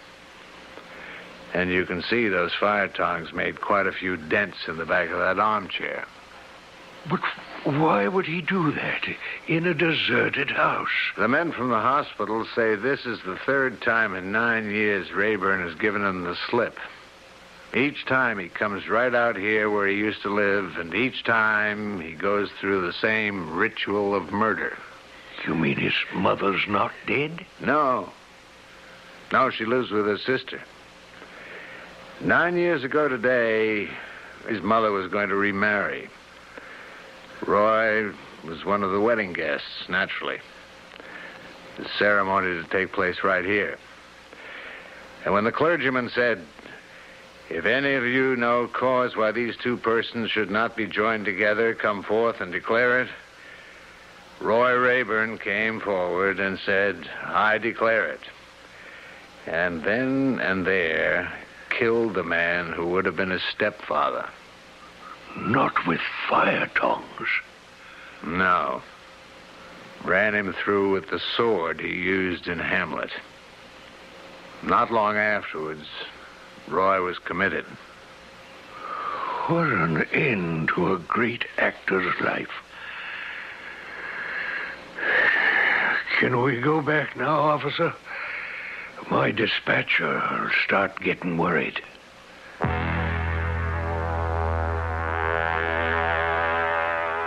One man in his time plays many parts.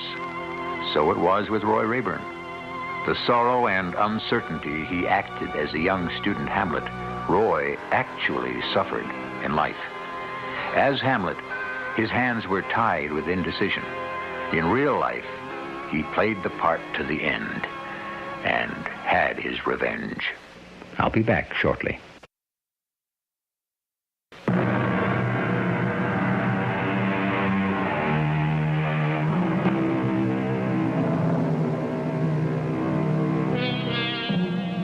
What is that fine line between art and life, make-believe and reality, between fact and dream, truth and nightmare? Is it true, as Hamlet himself says, there is nothing either good or bad, but thinking makes it so? So ends our tale of an actor who held the mirror up to nature, saw himself with motive, costume, and weapon, and believed he was the character he played. Our cast included Fred Gwynne, Ann Petoniak, Robert Dryden, and Court Benson. The entire production was under the direction of Hyman Brown. This is E.G. Marshall inviting you to return to our Mystery Theater for another adventure in the macabre. Until next time, pleasant dreams.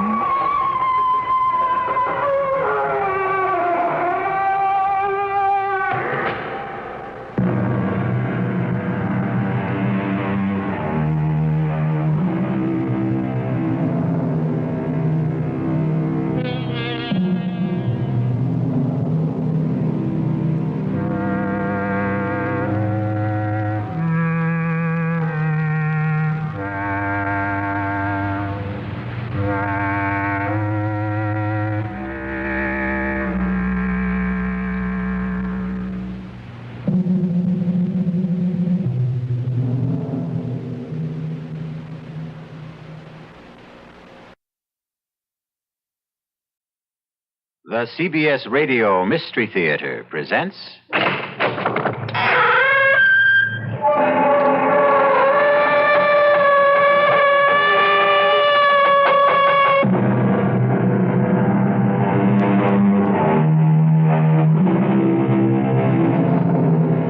Come in. Welcome. I'm E.G. Marshall. Welcome to the terrifying world of your own imagination. The law says, thou shalt not kill. And that's the law most of us openly acknowledge. Yet, there are other laws and drives that stir primitive, long-forgotten urges, instincts, laws that raise murder from the worst of sins to the most satisfying of deeds. Please, let me go. Oh, no. I've got you now, Jim. You have no reason to kill me. We're friends. It's nothing personal, Jim. Why? Why do you want to kill me? A hawk kills a rabbit. Why? Because he has to. It's the law of nature. Frank, you're crazy. Put away that knife. I'm a natural man, Jim. I'm only obeying the law of nature. Kill me!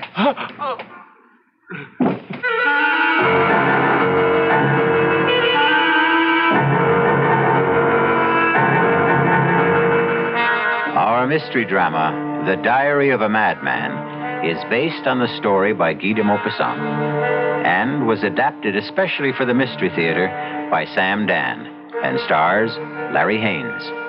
It is sponsored in part by Anheuser-Busch Incorporated, brewers of Budweiser, and by the Kellogg Company, makers of Kellogg's Special K cereal. I'll be back shortly with Act One.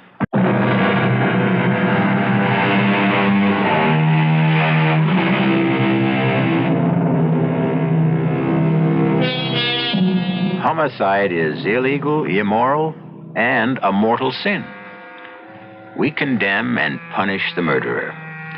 And yet, from time to time, doesn't an entire nation rise up in righteous anger and slaughter another nation?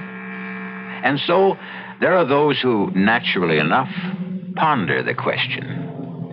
If it's noble to kill for one's country at wholesale, why is it base to kill for oneself at retail? These are the thoughts that occupy the mind of a tall, well-dressed, dignified gentleman. He's walking down a deserted street very late one night in the early summer, some 25 years ago. As he passes a darkened doorway, he hears a gasp. Oh, what a relief. I beg your pardon. Oh. Is something the matter, miss? Yeah. Oh, it's only you. Me? Yeah, you. I don't believe we know each other, Miss... Wilson. Darlene Wilson. Oh, am I glad it's you. I'm afraid I don't understand. Well, you see, I took this job at Benji's Diner. My first night at the job. You know the place? No, I can't say that I do. We'll never go there. Oh, what a bunch of creeps. Anyhow, somebody said this street was a shortcut to the bus stop. And I was walking down the street and I heard these footsteps coming up right behind me. Well, wouldn't you be scared if you was me? Well, I suppose. Oh, I got so scared. I tried to hide in this doorway. Oh, and it turns out to be you. Well, I'm sorry I frightened you. Oh, forget it. You're just the kind of person somebody would like to see on a lonely, deserted street late at night. Really? Why? Well, you're so well dressed. Is that all? Well, look. Is it okay if I walk with you as far as the boulevard? I guess it's pretty safe there.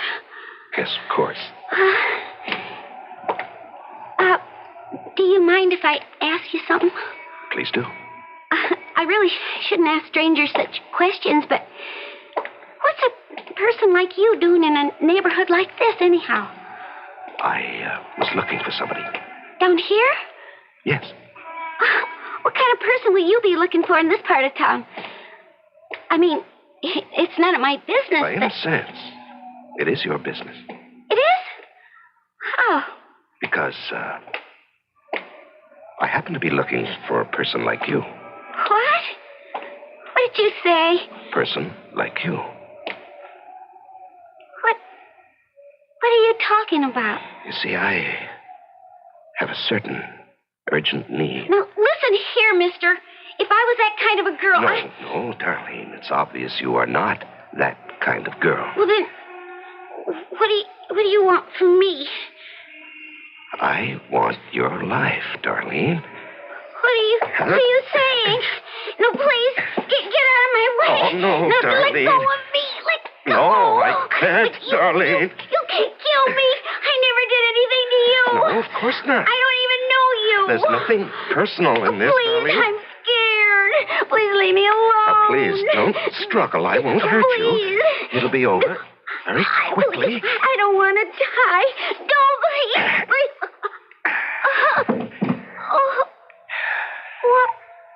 Why did you do that? Help me,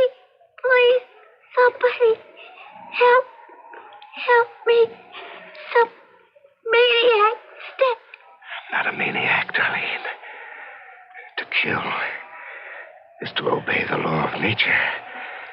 Nature commands all of us to kill.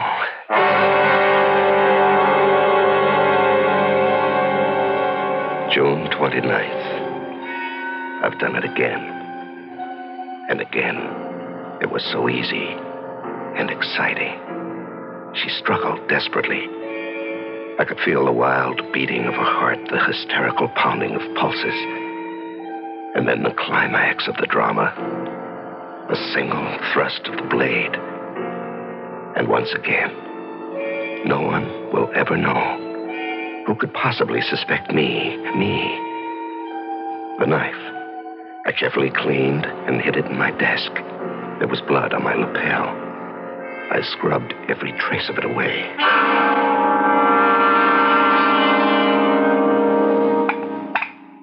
Morning, Frank. Good morning, dear. Everything smells so good. You mean you've regained your appetite? Well, I don't know. I'm starved. Oh, that's wonderful. I've been so worried about you lately, Frank. What did the poet say, dearest? Come fill the cup. Well, fill my cup and my plate with doubles of everything. What's come over you? Well, I feel like a brand new man today. How was the banquet last night? Oh, the usual political nonsense. Anyone want you to run for the Senate? Well, as they say, the feelers were out. Do we want to live in Washington? Oh, darling, that was a bore. I made an excuse and left early. Oh? Where'd you go? Oh, out for a stroll. One of your long walks? Mm-hmm. Clears the mind. Doris took your coat to the cleaners. The lapels were all wet. Yes, I tripped and fell to the pavement. Oh, you didn't hurt yourself? No. I landed on some grease or paint or something. I tried to wash it off when I got home. Well, you didn't have to bother. Doris said it looked like blood. Oh, that sounds ominous. Anything in the paper? Oh, the usual mess. Plus a nasty little murder. Oh? A young girl who worked in a diner, killed on her way home from work. Oh, killed, huh? Why? How? How? Stabbed to death on a deserted street. Oh, what a terrible thing. She was hardly more than a child. How would you know that? Well, you said a young girl. She was just 18. Oh, but why? Oh, I think it'll turn out to be a lover's quarrel. Really? They picked up her boyfriend. Seems the two of them had been quarreling. What? Oh, use of the car. Her parents say she was angry because he took it, but he claims it's as much his as hers. Well, what do they have on the boy? Well, he's got blood stains on his jacket. Oh, well, that doesn't look good. No. He claims he was out riding around and got into a fight. Oh, with whom? Well, that's the problem. He'd been drinking and can't remember where or with whom. Oh, why do we talk about these things at home, Frank? Isn't it bad enough you have to live with them?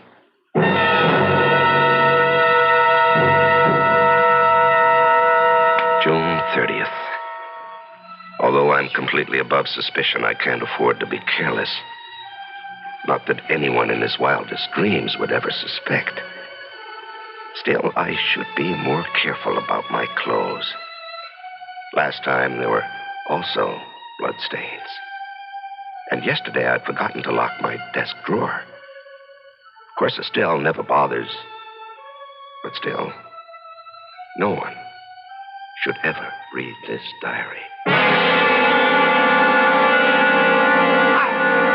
I didn't do it. They're lying. They're all lying. Order. Order. Order, I'll clear this court. The defendant will rise and face the bench. Your Honor, Don't you call me Your Honor, young man. By your conduct, you show no respect for the law or for this court. Judge Wallace, I didn't kill her. Why would I kill her? Why? I loved her. Young man, you're being given a fair trial. You have every opportunity to prove your innocence. Judge, please. None of them believe me. What are you saying? Everybody thinks I'm guilty. I can tell. But I was cruising around and I got into a fight. I got the bloodstains that way. I got no alibi, but I didn't do it. You'll have to be seated. We'll proceed in an orderly fashion. Will the attorney for the people continue his cross-examination?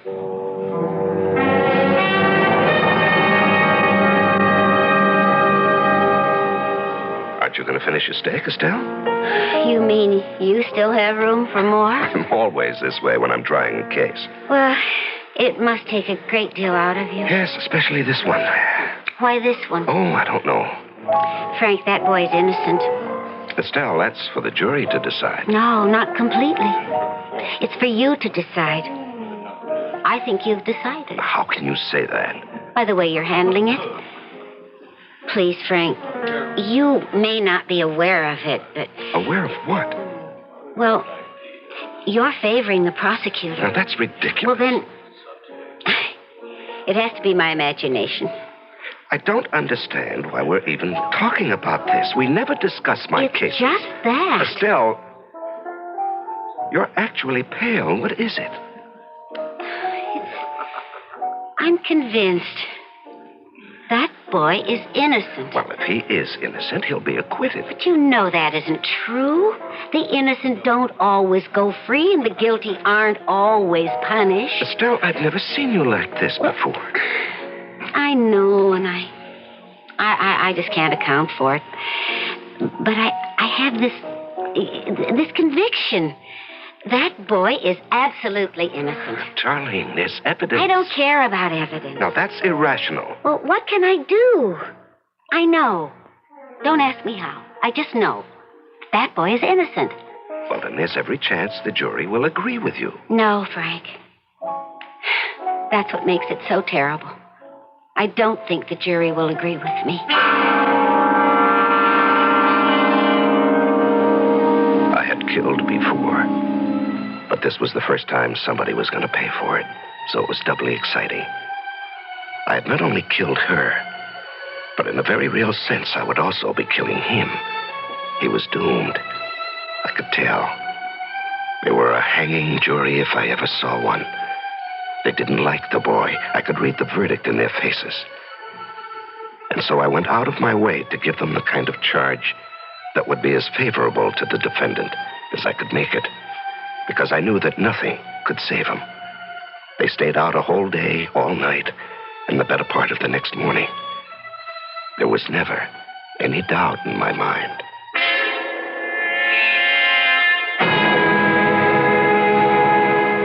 Peter Simmons, you have been found guilty. Have you anything to say? I was brought up to believe in God and to believe in justice. And I can tell you there's going to be justice one day. Not today, but one day. And the person who killed Darlene will never be forgiven.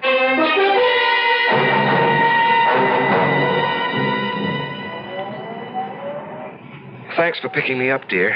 Yeah, well, I didn't think I could come to court today, but I couldn't stay away. Did you have to hang him? Darling, it was out of my hands. The jury wants him executed. There was no recommendation for mercy. Do you think he's guilty? We don't think about these things, darling. We hold a trial and hear the evidence, and the jury decides. Therefore, he's guilty. Well, I still say he didn't do it. I'm sorry. I heard your summation. You were obviously on his side.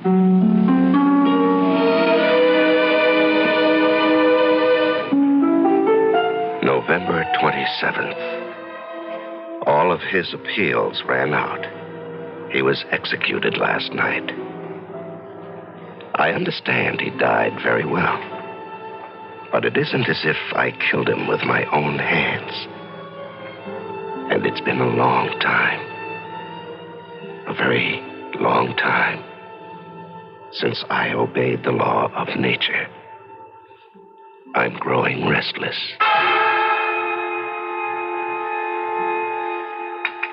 Oh, honey, I took so much trouble with that chicken. You haven't even touched her. I'm sorry, dear. Oh, you're out of sorts tonight. Actually, honey, you haven't been yourself all week. You've been working too hard. I have a headache. Oh, well, why don't you lie down? No. I think I'll take a walk.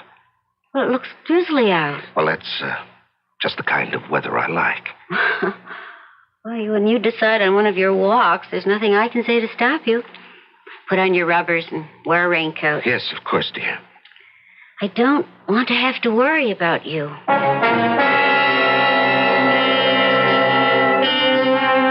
Walking may be good for some people, but it can be extremely hazardous for others, especially for someone who might just happen to run into Frank Wallace. As Frank walks calmly through the rain-soaked streets, he sees a short, slight figure just up the block. And once again, there is the quickened pulse, the rapid heartbeat, the flushed face, and Frank's fingers tighten around the knife in his pocket. We'll be back shortly with Act Two.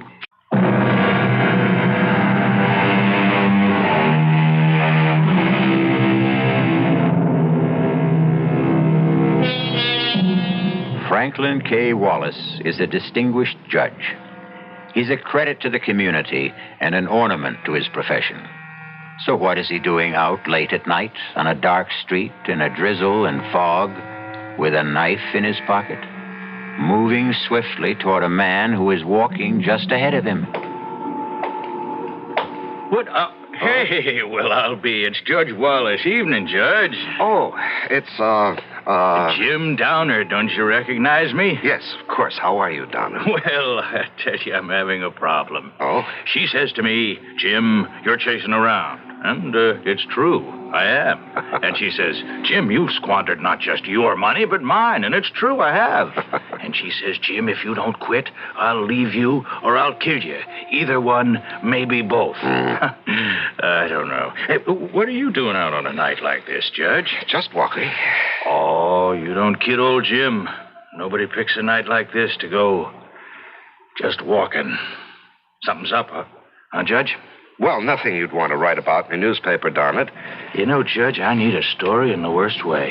I'm up against a deadline. I don't even have tomorrow's column. How about an idea? Well, how about, murder?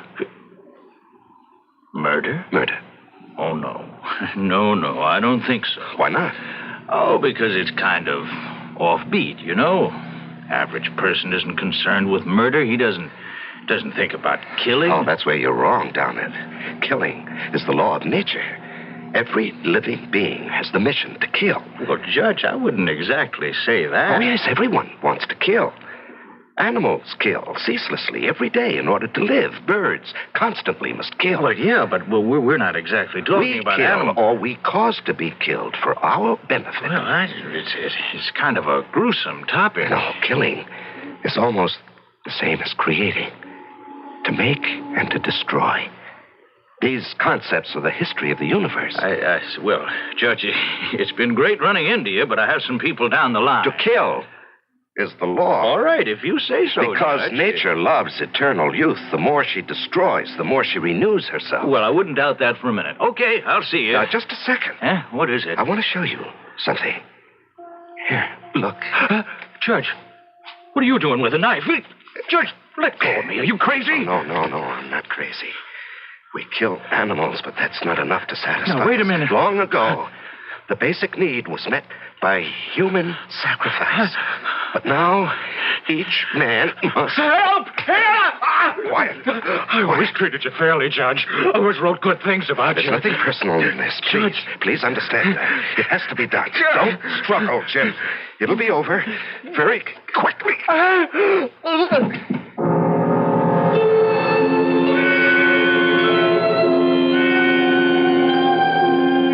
Was he dead? I thought I heard someone coming. His scream may have been heard by someone, the police maybe. If he wasn't dead, I was doomed. But I didn't have time to make sure. I had to get out of there because I knew I had blood on my coat. I had to get out of there, and I had to get rid of that coat.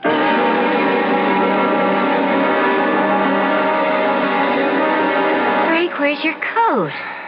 Estelle, I don't think you're going to believe me, but I gave it away.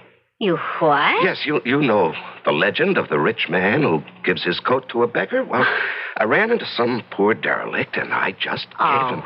Frank. What a generous thing to do. Well, not really.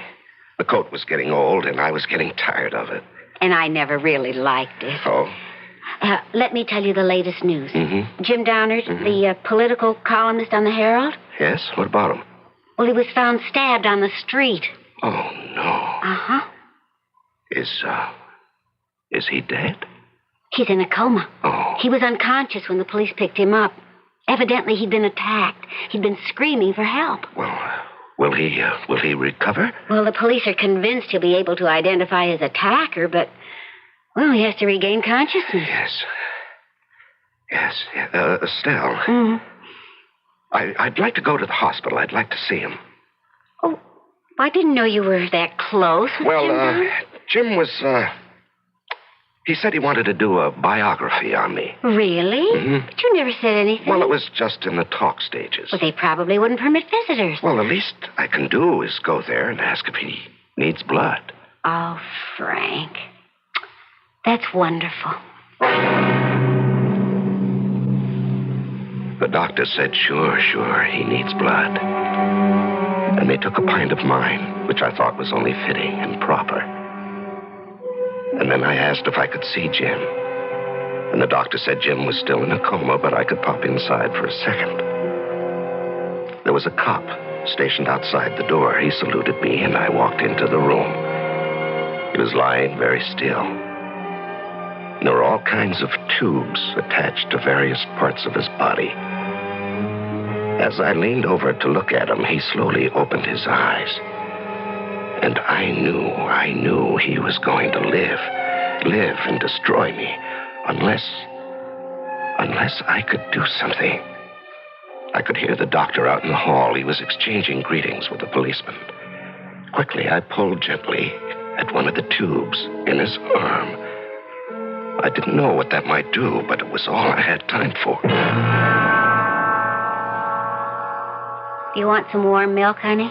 No, I'll just go to bed. Any news about Jim Downard? Sorry to have to tell you this, Frank, but came over the radio a few minutes ago. Jim Downard is dead. Oh. They said he never really had a chance. January 20th. I had discovered something else. In addition to the thrill of killing, there is also the exhilaration that is felt by the victim. Nature is kind. She also gives the one who is doomed a feeling of the drama. I know because for several hours last night, I could have been a victim. Had Jim Downard lived, well, it taught me a lesson. I should raise the stakes. I shouldn't be so invulnerable. After all, if I am absolutely 100% safe, where is the thrill? Morning, darling. I see you've prepared a big breakfast. You know, it seems to me that every time there's been a murder, you eat a big breakfast the following morning. Oh? How do you account for that? Well, how do you account for this? Police have suspect in Downard murder. Have they? It's remarkable. It only happened late last night, and they have their man a few hours later. Darling, he's not exactly their man. He's just a suspect. Well, they don't say, but they hint pretty strongly that the evidence against him is rather heavy. Well, now, that's for a jury to decide. I don't know, Frank. I don't think he did it. Oh, no. Here we go again. Well, it's just a feeling. Darling, he'll have his day in court. Well, that doesn't necessarily prove anything. Estelle, are you attacking our system of justice? Did that poor kid, what's his name, Peter Simmons, did he get justice? Well, he got a fair trial. Huh. Well, I still believe he's innocent, for all the good that does him now. And I believe this man is innocent, too. Estelle, you don't know what the evidence is. Well, it's just a feeling, and it just won't go away. Oh, you're being silly. Maybe. I just wish that you weren't involved. Well, I have to be involved. It's my job. February 23rd. The man's name is Tom Lewis, 30 years old. He has a previous record. He did time for robbery and again for assault. I don't think his chances are too good. He doesn't have a very good story either. Well, I was just walking along down the street, see, and I thought I heard somebody yell. yell for help. So I wasn't going to get mixed up in it, see? But it was foggy. And I couldn't see, you know? And I guess I must have tripped over him. I could see he was dead, or good as dead. And there was blood. There was blood all over him. And that's how it got over me. And the money, well, all right, I figured as long as he's dead anyhow, he might have a couple of bucks on him, so I reached into his pocket. Your Honor, we should like the jury to examine this $50 bill. Listen, I'm not denying I took the money. Order. But somebody else had already knocked him off. The accused will remain seated and orderly. Well, I'm being framed. Mr. Lewis, I will not warn you again. The court cannot tolerate these outbursts. But I didn't kill him. February 25. I see now each of my murders has been a masterpiece. I feel like an artist. With this difference, I cannot accept credit for my work. Well, perhaps the day will come when a man will be honored for a superlative job, such as I can do. Meanwhile, I'm not exactly being cheated. No one else wants to take credit for my work either. That's a consolation.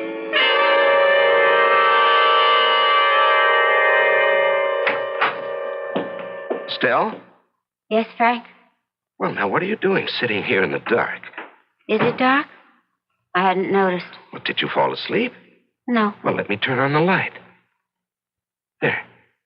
That's better. Well, what a day. Did you hear about it on the news? No. The boy. He isn't doing his case much good with all those outbursts. Would you like to go somewhere for dinner?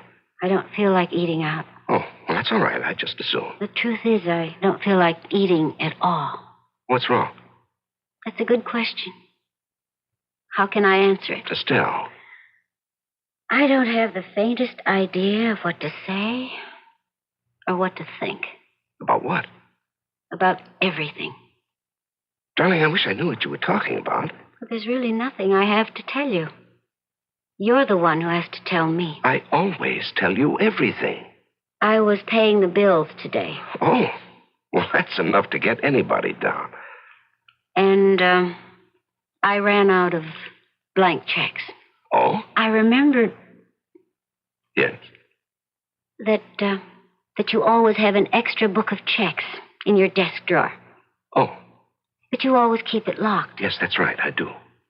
I thought, maybe this time, you might have left it open. Estelle, I never go through your things. We always respected each other's privacy. But the drawer just happened to be open. And I found this little book. And, did you read it? Yes. Yes, Frank, I read it.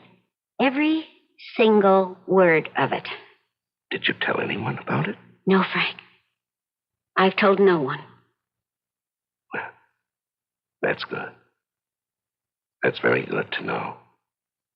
Frank.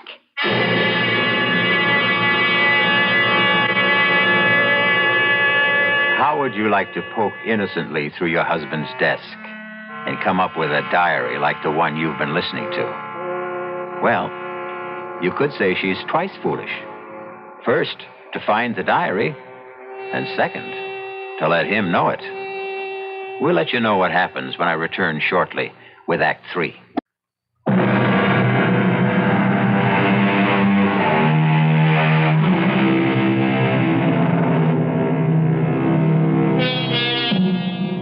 Over the years, there's been a series of particularly brutal murders. You are the wife of a distinguished jurist who has presided over most of the trials and sent the supposedly guilty to death. Now, you find a diary in which your husband claims that he is the killer. Frank, what are you going to do? What do you mean, what am I going to do? Well, you killed those people. This boy, this one who's on trial now for the murder of Jim Downard, he's innocent. No, dear, he's guilty. But I just read your confession. And Peter Simmons, who was hanged for killing his sweetheart. Well, you admit you killed her. Darling, please sit down. You're becoming hysterical. That's right, I am. I have every right to become... Estelle, please, will you listen? But to what? To the truth. I've just read the truth. Darlene, listen. For many years, I wanted to write a book. What? Now, will you please just listen? You don't have to say anything until I'm finished. I have been fascinated by the criminal mind. And so after a particularly brutal, apparently senseless murder is committed, I try to place myself in the mind of the killer. What does he think? The way you put it, murder is obedience to a natural law. That's poetic license, dear. What do you mean? We kill, not for gain. Oh, we think we do. We think we kill for money or for passion. But the truth is, these are just pretexts. Now, we kill because of an ancient urge. And when the urge becomes strong enough, we take advantage of any pretext that comes up. But I'm not aware of this urge. And neither am I, dear. It's been refined and civilized out of us, but there are lower types. You see, the Tom Lewises, but the Pete why? Simmons. Why what? I don't know. Estelle, do you believe that I killed these people? Well, there it was in your own handwriting. Oh, Estelle, could you actually believe me capable of murder? I don't know. It was such a shock, and I was so frightened. Darling, we've been married 20 years. Don't you know all there is to know about me? I thought I did. And then I happened to remember certain things. Like what? Well, each time there's been one of those murders, you just happened to be out walking. Well, there is such a thing as coincidence. And when that girl was killed, well, you did have stains on your coat. Oh, darling. Would you hang me on circumstantial evidence? Well, you hung Peter Simmons on circumstantial evidence. And circumstantial evidence is tightening the noose around Tom Lewis's neck every day. Do you mean you seriously believe? No. I believe you. Well, that's better. I believe you. Because I have no alternative. February 27.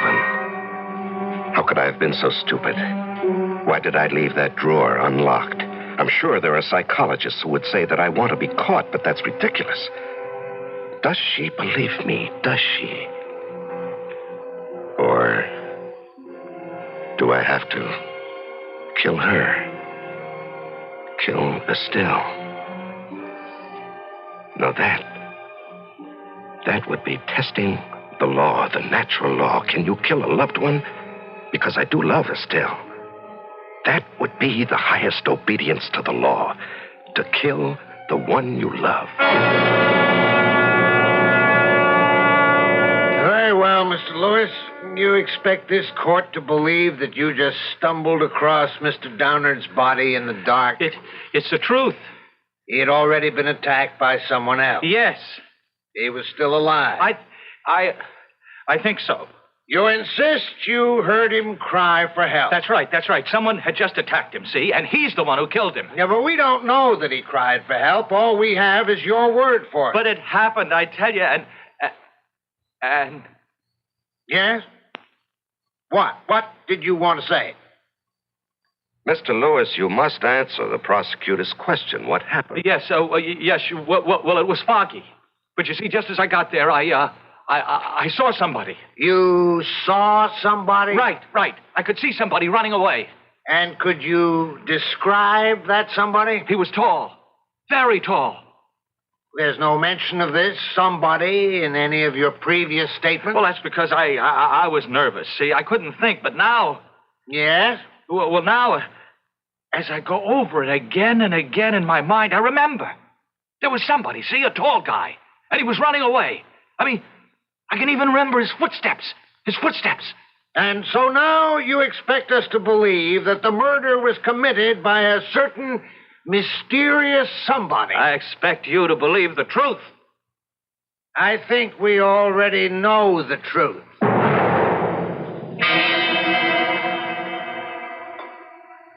You heard about today's testimony, Estelle? Yes. He claims that a tall, mysterious stranger was running away from the scene. Yes, I know about it. I was out walking that night. You were? And I'm tall. Exceptionally tall. Yes. And if you want to add to it, I came home without my coat. Now, why would I do that? To get rid of it. And why would I want to get rid of my coat? Because of the bloodstains, naturally. Oh, please, Frank. How are we going to live with this, Estelle? You suspect me of being a killer. I never said You don't that. have to say. I can tell by your face, by the tone of your voice, you suspect me. I don't know. I don't know what to think. Well, if you think I'm a killer, shouldn't you want to stop me? How? Even if I believed it, who would believe me? I'm sorry, Estelle. I'm sorry for both of us. I should have never written a book like that, and you should never have read it.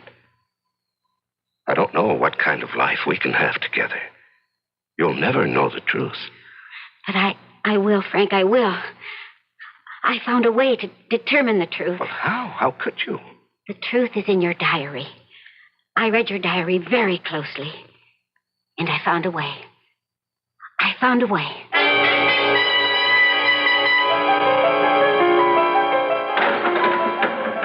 Who are you? That's not important, Tom Lewis. How'd you get in here? It wasn't easy. Now, what do you want? I want to save you. Yeah, why? Listen, I pulled a lot of wires to get into this prison. I'm the only chance you've got. Who are you kidding? I got no chance at all. Unless you can work a miracle. How are you at miracles, huh, lady? Just pull yourself together. You have a job to do. Now, look, lady, I don't know who you are, what you want, but it ain't gonna work. You have absolutely nothing to lose. Now, just tell me, was there or was there not a tall man who ran away as you approached? Yeah, I told the prosecutor. Now, you just didn't make that up in the desperate hope someone might believe it. Lady, I don't have to lie. I got nothing to lose. There was someone. Tall? Yeah, tall guy. And that's all you could say about him? Well, he was tall and kind of athletic looking, you know. Good building. He moved fast. I see. Hey, lady. Hey, what's the matter? Come on, what are you crying about? Oh, nothing at all. Now, do you want to be cleared of the murder charge? Huh. Just like that, huh? Well, almost. Why should I be cleared? Because tomorrow, you'll stand up in court and admit you killed Jim Downard. Oh, great. And that's going to clear me? Yes. Oh, lady, why don't you leave me alone, huh? I got it tough enough now. Do as I tell you. You mean you want me to just jump up and holler, I killed him? Yes, and then you'll go on and this is what else you'll tell them.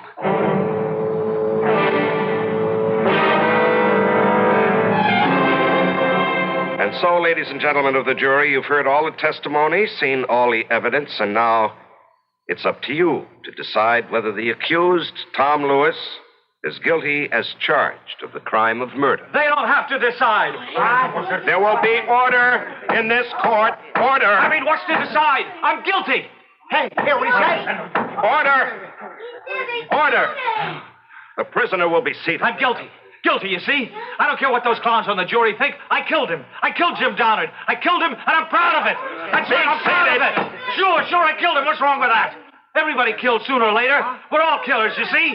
I killed him because I couldn't help myself. I said be seated. Didn't you ever want to kill somebody, Judge, huh? Didn't you? I'll have you removed from this court. What do I care? I killed him.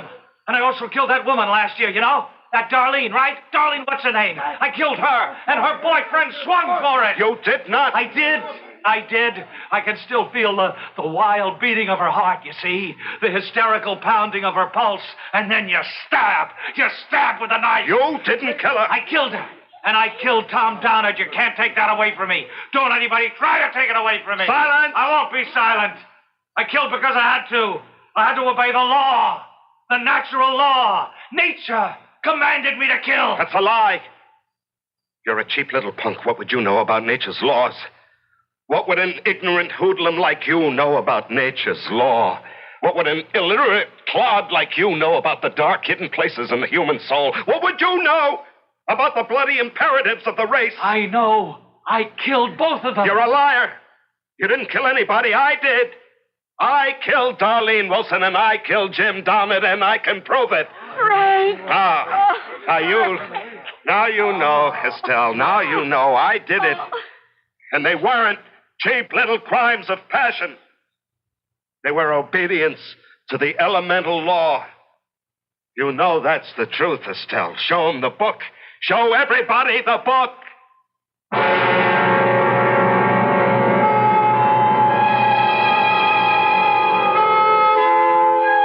Well, they were all set to throw the book at ex-Judge Frank Wallace, but, of course, the plea was insanity.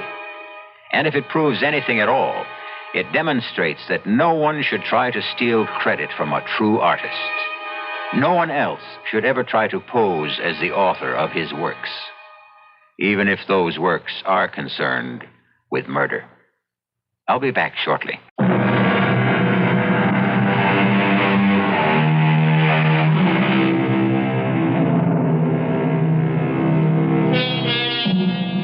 You've heard them say, murder will out. It's supposed to mean that murder cannot be hidden. The fact will eventually emerge. However, the tale you just heard adds a chilling dimension to that statement. It can now mean that murder may slumber deep inside each of us, and that one day it may find its way out. No, that won't do. Better enjoy murder vicariously with us. That way, you'll never be tempted or driven. Our cast included Larry Haynes, E.V. Juster, Robert Dryden, and William Redfield. The entire production was under the direction of Hyman Brown. And now, a preview of our next tale.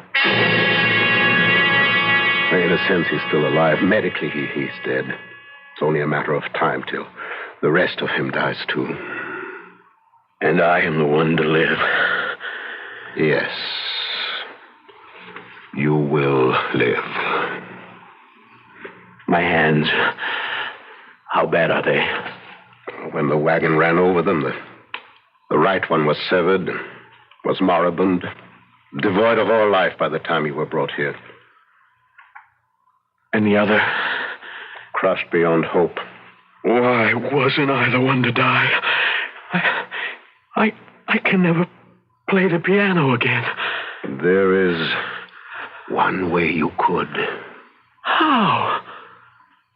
If I gave you Rudy Baum's hands. This is E.G. Marshall inviting you to return to our Mystery Theater for another adventure in the macabre. Until next time, pleasant dreams.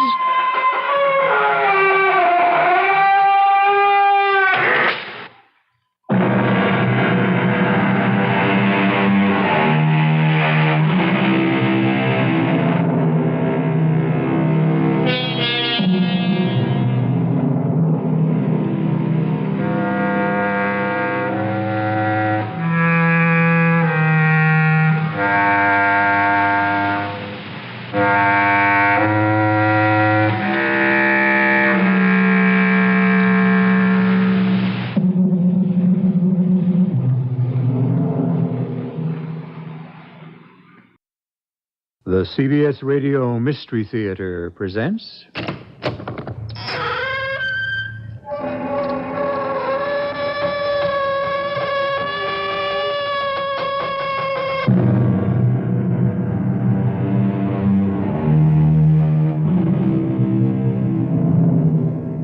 Come in. Welcome. I'm E.G. Marshall.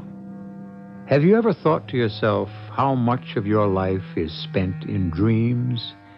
Not only those that delight or haunt you in your sleeping hours, but the ones that are present in your waking hours. Dreams of happiness or despair, bright and possible in the morning, or gray and despondent in the tiredness of evening. Dreams of romance and acclaim, or dreams of bitter violence and shocking mayhem. Just as I said, it's a ghost town. Not the way I see it, School Mom. You better take a closer look. Why, you crazy loco! Hold on! We're going in a skid! Hang on!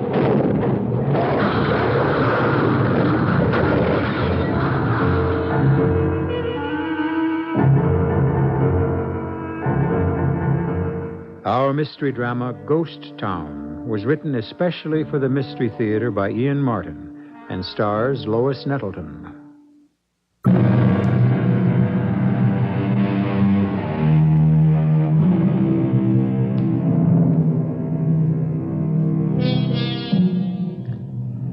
From Salt Lake City, if you were driving on vacation and wanted to wander through fresh countryside, you could forget Interstate 15 into Los Angeles and choose Route 6.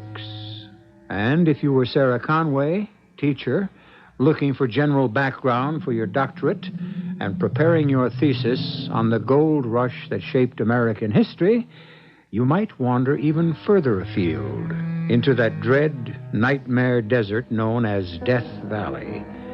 And in it, to a place beyond death, a ghost among ghosts.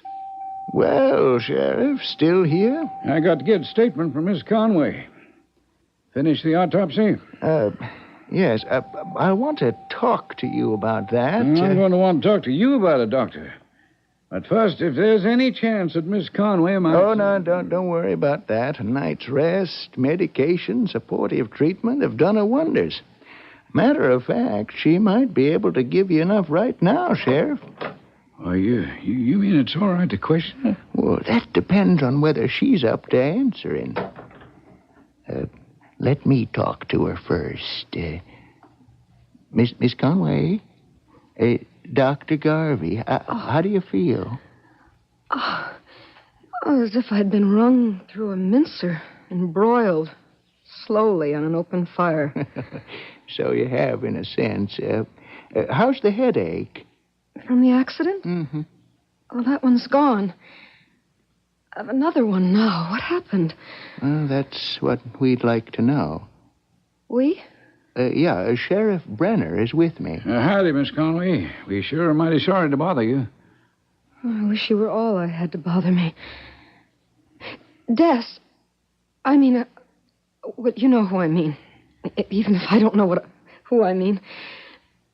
Is he dead? You mean Desmond Pogue? Yes. The man who was found with you near the car, if that's his name, he is most assuredly dead. You sound strange, the way you talk about him. Do I? Well, I gather you feel a little, strange about him yourself. Yes. Oh, yes. My car? Well, I'm afraid that's a total wreck, Miss Conway. Oh, dear. How'll I get home? No need to worry about that. Your brother is driving in tomorrow from the coast. I hope you didn't alarm my family. Oh, no, I reckon Shoe was on the other foot, Miss Conway. They kind of alarmed us first when you turned up missing. A good thing they did, and we found you in time. In time? You were in shock. Pretty totally dehydrated, a moderate to severe concussion, several badly cracked ribs. But I'm all right now. You have some physical discomforts for a while, but your body fluids have been restored. The ribs are taped. The concussion doesn't appear to have been too severe, although you may have some after effects of head pain, dizziness. I wish I was sure that I won't have that all my life. And sure of what really happened. Well, now, Miss Conway, you want to try to tell us? Yes, I'll try. Oh, let me think. Where was I when you found me? Right where your car had overturned, smack in the middle of the valley. Oh, yes, about halfway through, yes. We just passed someplace called Furnace Creek. Oh, that's it. The middle of hell. The temperature there pretty near never goes below 100 and can get as high as 130 degrees plus this time of year, especially down that old back road you were driving. That wasn't my fault. Des Pogue made you turn off? Yes. Now, why? You know who I am? Well, we know you're a school teacher from Los Angeles and that you were on vacation. Yes, well, sort of. I'd been in Salt Lake, and I'd covered most of the territory south and west of there. So I decided I'd sort of head back, splitting in between them through the country I hadn't seen. Oh, what'd you come down, Route 6? Yes, to Tonopah. And then I came south on 95 to Scotty's Junction. And I decided I really ought to go through Death Valley. Well, anyway, I got just past a little place called Scotty's Castle, and I looked at my gas gauge. It was pitilessly hot. Hard to breathe, even. And I figured before I went through the valley, I'd better get my gas tank filled. So I pulled up to a lone gas pump in front of a kind of general store, and this old man came out. Could you fill her up, please? Regular? You going on through? Yeah, I thought I would. I mean, I've never really seen it from up north to south like this. Well, I wouldn't recommend it. Not on no day like today. It is awfully hot. You ain't felt nothing yet. Time you get to the bottom of the valley, you're pretty near 300 feet below sea level. Like trying to breathe in one of them steam baths. Well, it isn't all that far, is it? Oh, not in a car, I reckon. About 100 miles. And if it gets too much for you, you could always turn off where 58 comes on across, or 190. Well, we'll see. I would like to see the whole valley. Whatever you say. But you get to the bottom, I swear you could fry an egg on the rock and never have to turn it over to get it cooked both sides. Do you have a ladies' room? Right around the side of the house. Doors open. We don't use keys this part of the country. I tried running some cold water on my wrists, splashing it on my face. My dress was literally plastered to me. So I changed into some shorts and a sleeveless blouse. I didn't feel any cooler, but at least I was drier.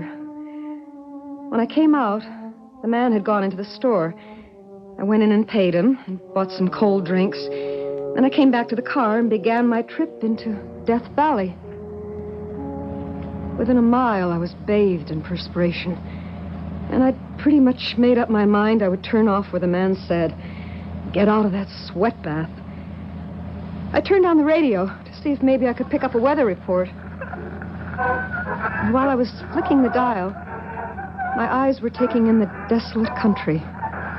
Dry, baked, salt-encrusted, sweeping away barren to the great mountains.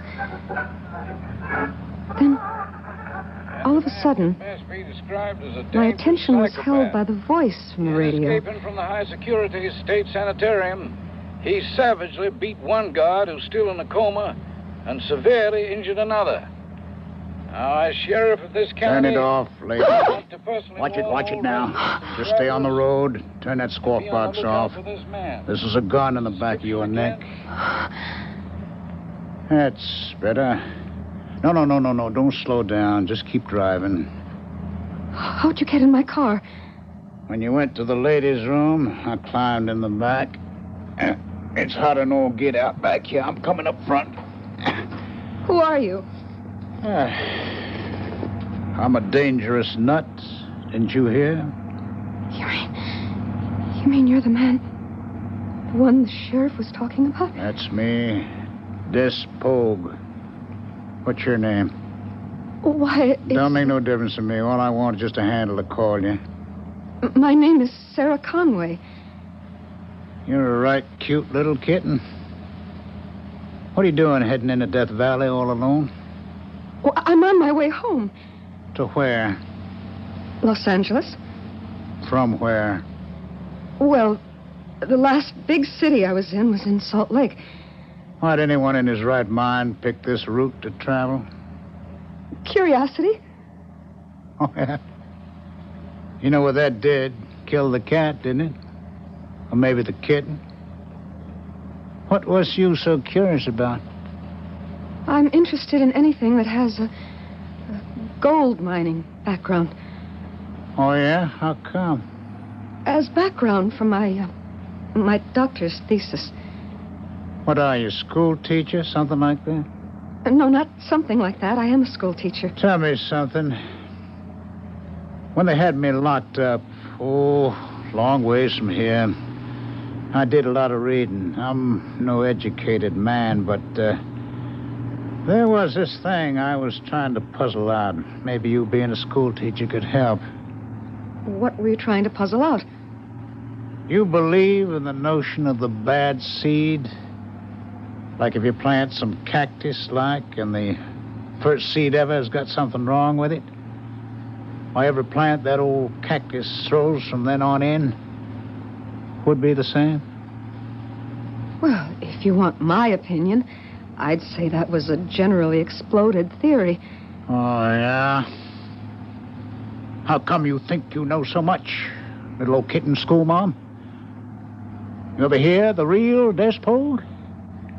I don't understand. His real name was Desperado. What are you slowing down for? Well, we're coming to Route 190. This is where I turn off. Oh, no, you don't. Not now. You're taking me where I want to go.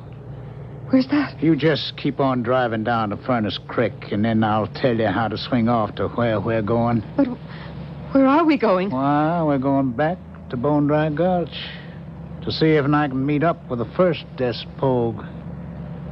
The one I was telling you about. Near as I can figure, my great-great-grandfather. But that's 4 generations. He'd have to be dead for nearly 100 years. Now, see, Miss School Mom, that's something I come a long ways to make real sure of. And if I can fix it right, I'm going to make certain sure he did die, good and proper. So I could never have been. You just keep on driving, ma'am. Unless you want to join the both of us.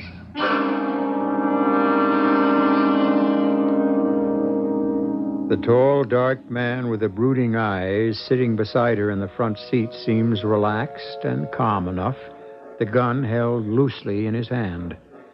But his fixed gaze and his irrational statements constantly stir the butterflies in Sarah Conway's stomach and send worms of fear wriggling along her backbone. For there is no question that Despogue, if that's his name, is stark, staring mad. I shall return shortly with Act 2.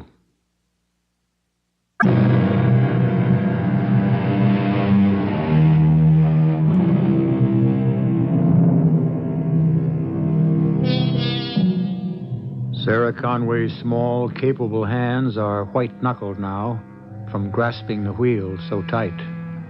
For 20 miles since they left Furnace Creek behind them, the man beside her, his eyes hooded, has sat immobile.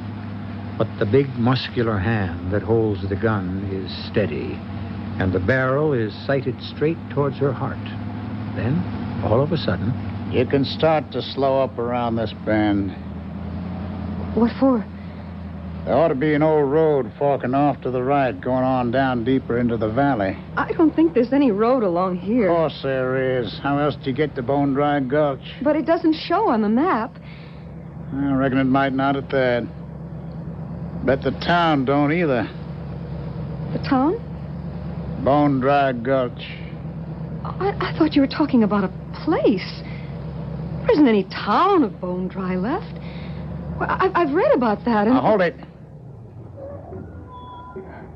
Ah, there she is. Right there. There what is? The road. Can't you see it? Well, that's scarcely better than some old outgrown wagon tracks. I can't drive down that. Well, Miss Sarah, man, we just purely ain't gonna walk in this here heat. Go on, start a-going and turn off. But it's too steep. I wouldn't want you to come to no harm, but I can't drive. And I can't leave you behind. And I don't want to use this gun. Less than I have to. All right. I'll try it.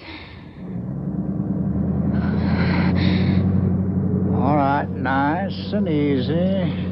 Don't worry. Now, what was you saying you read about Bone Dry? Oh, it isn't there anymore. The town, I mean. All it is now is a ghost town. That a fact? I only know what I read. What did you read, ma'am? Well, sometime after the Civil War, There was a gold strike here. I guess most of the claims weren't worth working because all the settlers except one sold out to one man. Oh, I've forgotten his name. Well, that'd be Rivette Chalmers. I guess we read the same books, ma'am. But the vein petered out, and the town was abandoned. Is that what you're here for? Looking for gold? No. I'm looking for something a whole lot more precious. What? If I was a preacher, I guess I would say my immortal soul. I don't quite follow you. Well, that's just it, you see. I hope no one ever does. And no one ever should have followed down from the very first. The very first? That was a rich load while it lasted, ma'am. And no one sold out his claim who wasn't forced to, which at the end was all but one. A man named Ross. Oh, yes, that's right. He made the first strike, didn't he? Yes, sir. And Rivette Chalmers couldn't get him out fair and square. So he sent for the man called Desperado Pogue. Only nobody dared call him that first name to his face. They made do with Des Pogue. Your ancestor?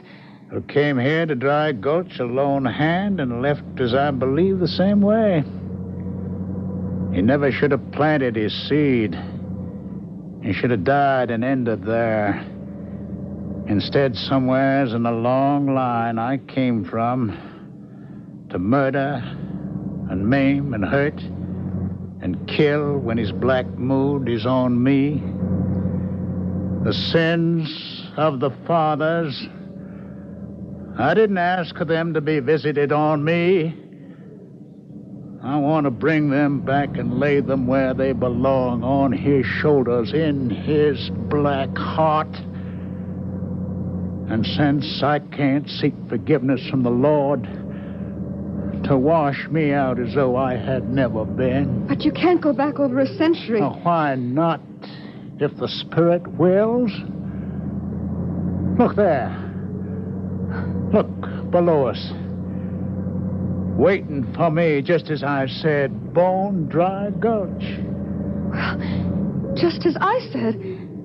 A ghost town. Oh, not the way I see it, schoolmarm. You better take a closer look. You crazy... Watch it! We're going into a skid! Hang on!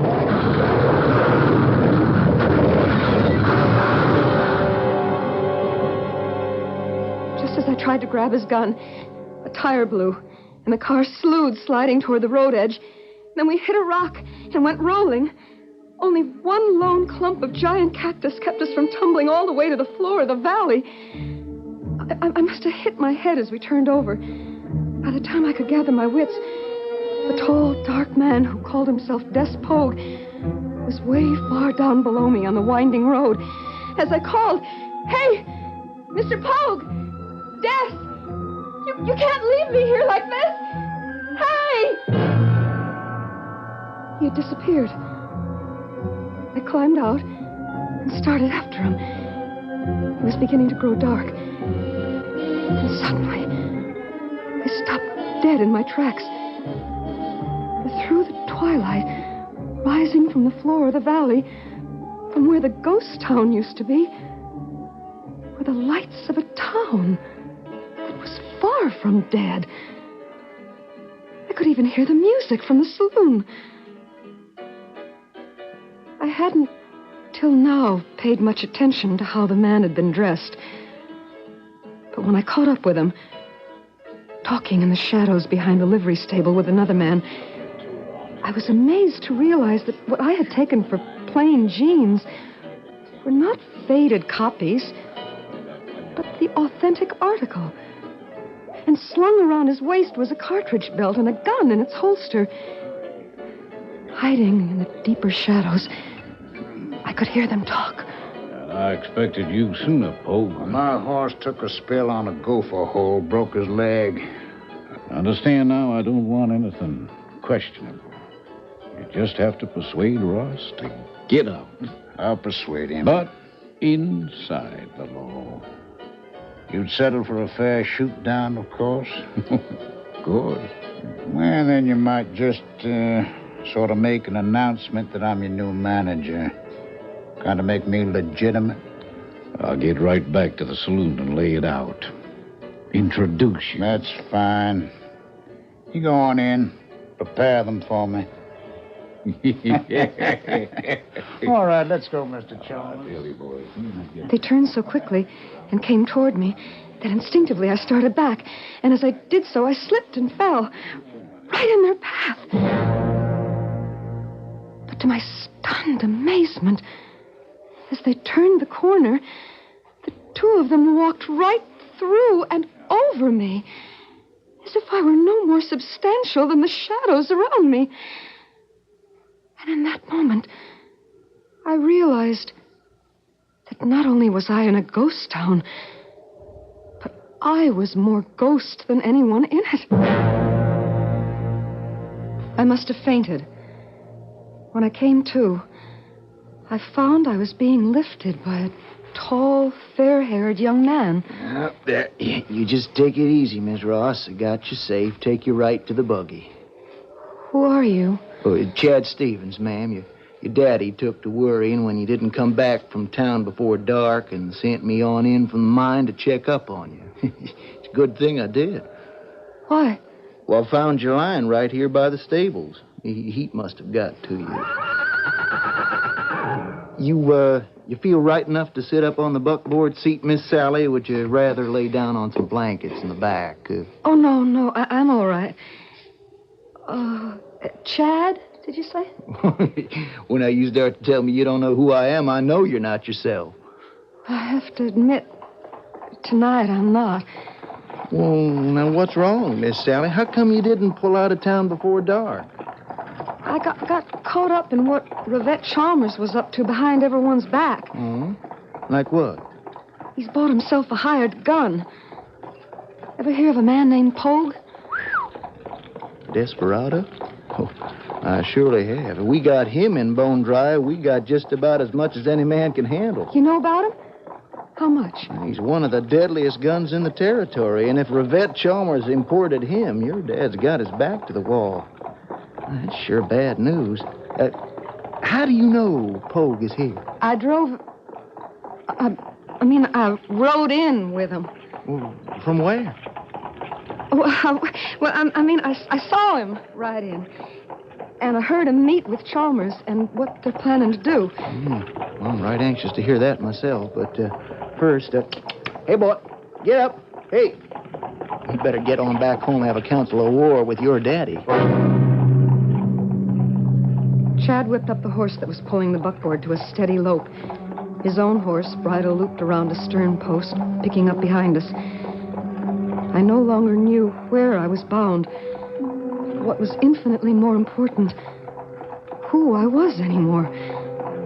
Sarah Conway, B.A., M.A., headed for a Ph.D., or someone named Sally Ross, a century before my time, headed back to meet a father I wouldn't be able to recognize, with a man named Chad I'd never seen before in my lifetime.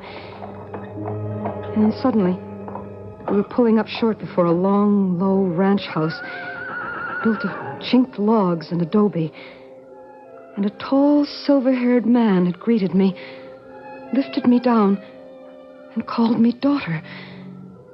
And the two of us were sitting out on a patio, where at least there was the faintest hint of a breeze stirring to help me try to gather my scattered thoughts together.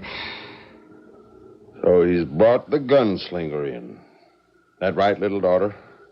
Yeah, I guess so. You told Chad the desperado was here. I said a man named Des Pogue was. Yes, well, that's him. I guess that means we're finished. You mean Chalmers is just going to steal the mine? At the point of a gun. Des Pogue's gun. The man is a killer, pure and simple. Oh, I'm not so sure about that. What do you mean, Sally? I'm not sure how to tell you. Or anyone, Mr. I mean, Daddy. Could we talk this over tomorrow? Right now, I'm just kind of tired. Well, sure, hon. You go get some sleep. I guess we'd all better get ready for tomorrow. Though I can't say it looks as though it's got much future in it. The man who thought he was my father led me to a room with a lovely down-mattressed bed, the checkerboard counterpane. Gratefully, I snuggled under it. And a quote kept swimming through my head as sleep waved over and engulfed me. Sufficient unto the day is the evil thereof. Evil. Evil. Evil.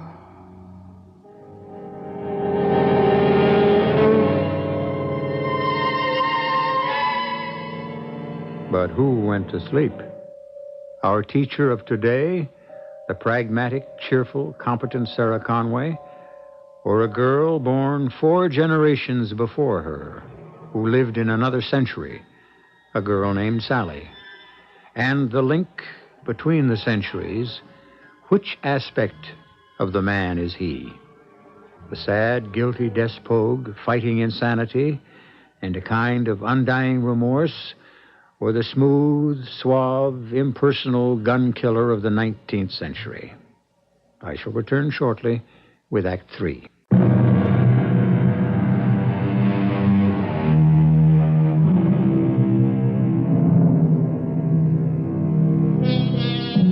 Night brings no relief in Death Valley, neither from the remorseless heat or from the problems of the day to come.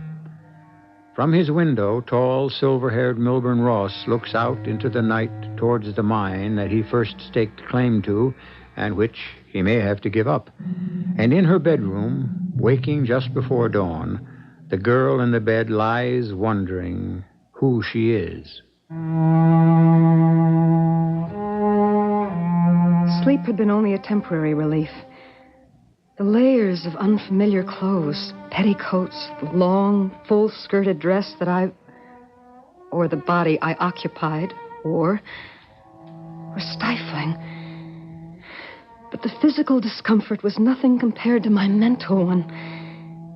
I sat up, preparing to get out of the bed, and suddenly I realized a terrifying thing. The action was mine. Mine alone. The body of the girl lying on the bed still lay there, breathing gently, sound asleep. A knock on the door left me with an immediate decision. Try to burrow my way back into her body, or... But it was already too late, for the girl was stirring and answering. Yes? Who is it? It's Dad, honey. Can I come in? Just a minute, Daddy. Let me put on some... give me a minute. Take your time, Sally. The girl was looking at herself, amazed to find herself fully clothed. As I watched, she rose and went to a small commode. She took a pitcher of water from beneath and, pouring some of it in the basin on top, washed her face quickly. Then, completely unaware of my presence, she almost, like Desmond Pogue and Mr. Chalmers the night before, walked right through me. As she went to brush her hair quickly before she opened the door. Oh, what's wrong, Daddy? You dressed already, girl? Why? What time is it? Morning. Nigh on to sunup. May I come in? Of course. Sunup? This is the dress I was wearing yesterday afternoon. You mean I slept in my clothes? Reckon you must have. You was mighty strange last night. What happened to you in town? Daddy, hold me a minute. Oh, sure. Sure, little bird. I got you safe. No need to tremble. You're going to be all right. Just tell me about yesterday. That's just the trouble. So much of it is a blank. What do you mean, a blank? Well, I guess it must have been the heat. See, I forgot my sunbonnet. Oh, you shouldn't have taken a chance on a heat stroke like that. Oh, I know, but my hair's so thick and it didn't seem to bother. And I remember seeing Mrs. Warmden and Mrs. Davis and Jean Tatum and passing the time of day. And I put up the rig and the horse at Joshua Trent's stable, and I did all my shopping at the store. When was that? Well, the sun was pretty low by then. I spent a long time looking through materials. How are you feeling then? Well, just fine, Daddy. I remember everything so clearly till just after I met that strange man. What strange man? It was just after I got through in the general store, and I was heading back for the livery stable. The streets were all deserted, and dusk was a-falling. And suddenly, he came out of nowhere. This tall, dark man was coming down the sidewalk towards me. I wasn't paying him much heed till we got real close. And I realized he wasn't going to step aside for me. Pretty young lady like you ought to look where she's going. Well, I knew where I was going. I expected you to step aside. Now, why would I do that? Any gentleman would. Who said I was a gentleman? Well, certainly nobody would now. Running right into me this way. Aren't you ashamed? Nope. What? I ain't ashamed. If I'd stepped aside, I wouldn't have you in my arms. Now, this is better than being a gentleman any day. Oh, now, you just let me go. Oh, not for a minute. Take your hands off me. Not till you tell me what's your name. My name is Sally Ross, and my father's name is Milburn Ross, and he's an important man in this town, and if you don't let me go, he'll make you sorry. Oh, would he now? Well, that wouldn't be Mr. Ross of the Ross Chalmers mine, would it? That's just who he is. And if he was to see the way you're handling me, he'd ride you out of town on a rail. Oh, is that a fact? Okay, little bird. I'll let you go this time. Only next time I won't make it so easy. You just tell your daddy any time he's looking for a fight, I'll be waiting for him right over there in the hotel. Evening, ma'am. You. What's your name? You tell your daddy that I'm the man Mr. Chalmers just hired as the new manager of the mine. Well, I was just fit to be tied, Daddy. I was just boiling inside, and I just felt unclean everywhere his hands had pawed over me. Sally, did that man do anything else to you? What else, Daddy? He didn't follow you to where Chad found you behind the livery stable and... No, nobody followed me. You're sure? Well, how did you faint then? That's not like you. Well, I'd forgotten my bonnet and... Maybe. But you wouldn't have a delayed reaction to heat like that. And he said he was going to be the new manager of the mine? He said Mr. Chalmers had made him that. Daddy? Daddy, where are you going? No man is going to steal my mine away from me or manhandle my daughter. I'm going to find Des Pogue and have him run out of town. I barely had time to slip through the door before he had slammed it shut and turned the heavy key. I followed him downstairs, where he called out to Chad to hitch up the buckboard. I waited while he opened the safe and took out some envelopes, and he strapped on a belt and an old single-action Colt. Then he headed for the stable. What do you think you're doing, Chad? I'm going with you, sir. Oh, no, you're not. You're staying behind here to take care of Sally in case anything happens to me. Now, here, you take these envelopes. Mr. Ross, Son, I can't let you... Son, you haven't ever handled a gun. I have. Well, not the way a slinger like Des Pogue can. Well, we'll hope it won't come to that. In case it does, that's my will and the deed to the mine and a combination to the safe. And this here's the key to Sally's room. I locked her in. Don't you let her out until I'm gone. Mr. Ross, please, sir, don't do it. There's some things a man just naturally has to do, Chad, even when he don't want to. Hey, boy, get up. Long before he had started out for town, I'd scrambled into the wagon. That was one wild ride. And I was bruised and battered and dirtied as the swaying wagon threw me from side to side. Coming into the main street of town, he'd barely slowed down till we got to the hotel and came skidding to a halt. Oh, boy. Hold up there. Hold up, boy. He got out of the wagon, hitched the horse, and strode up the steps across the porch and into the hotel. I was right on his heels. There was a dining room to one side, and Despogue and Chalmers were sitting there, gun belts draped over the back of a chair between them. You, Despogue? Yep. I reckon you must be old Daddy Ross. Now, hold it a minute. I just want to know two things from you, Chalmers. Then you can go on talking, or keep your mouth shut. Oh, man, what are you so hard under the collar? Did you hire this cheap gunslinger to be manager of the mine? Well, now, you know we need a good manager to keep the man in line. That's my job, so you can fire him right now. Now, just a minute. If you're all riled up... All right, then I will. You're fired. Now, go on. Get out of town. You're mighty brave with a gun in your hand, ain't you? On your feet, and start marching.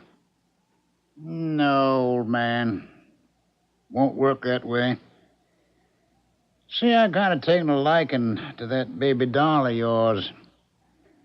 So even if I was to leave town right now, I'd be back with another gun. No, sir. Only one way I'm leaving this town. In a box. You want to shoot me so they can put me there? I ought to shoot you down like a dog. But I can't. So we'll just have to settle it outside. Strap on your gun. I'll be waiting for you. I knew Mr. Ross didn't stand a chance against a killer like Pogue. So while they were talking, I kneeled and pulled out Des Pogue's gun. Flipping open the cylinder, I shook the shells out onto the rug beneath the table, swung the cylinder back in place, and slipped the gun into the holster. I kept my fingers crossed when Pogue hitched on his belt, but he only flipped the butt of his gun a little to make sure it would slide out easy on the draw, and followed out onto the street. That's all I remember, Sheriff. Till I came to, trapped behind the wheel. And Des Pogue lying out there in the dust.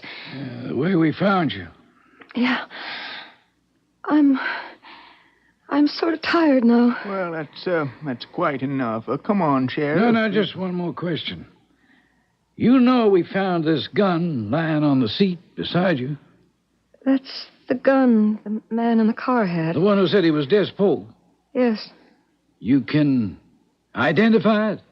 Yes. All right, Sheriff. That isn't one question. It's three. Now out. All right, I'm going. Wait a minute. I'll join you. Some story, huh? Yeah. Now, what would you call that as a medical man?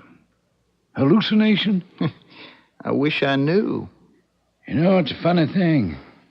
There was a real Des Pogue, you know. I remember my old granddaddy used to talk about him. What happened to him? Oh, I don't guess anyone really knows how he ended up. Was the man who abducted Sarah Conway, was his real name Des Pogue, too? Well, now, we're going to have to check that out. There's some fellas on the way down from the state asylum to identify him right now. You know, I'm kind of sorry to think that poor little lady in there had to shoot him dead. Well, you don't mean to bring charges against her. Oh, got to, just as a matter of form. I'm sure it'll be written off as self-defense. If I were you, Hiram, I'd figure out some way the gun just went off in his hand. Or either he died by accident or maybe suicide. Well, why? Well, you asked me if Sarah Conway's story was hallucination. I said I wished I knew. I'm going to tell you why I said that. The gun you're holding is a modern .38 caliber double action, right? Yeah. So chew on this. You know, guns are a hobby of mine. I qualify as an expert. The bullet that I dug out of the corpse, whoever he was, isn't made anymore today. And it couldn't have come from that gun. That bullet could only have been fired by an old Colt single-action .44.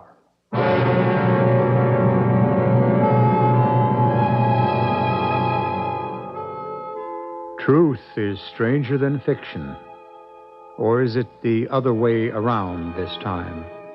And which was the fiction? Which the truth? Sometimes it's useless to look for answers.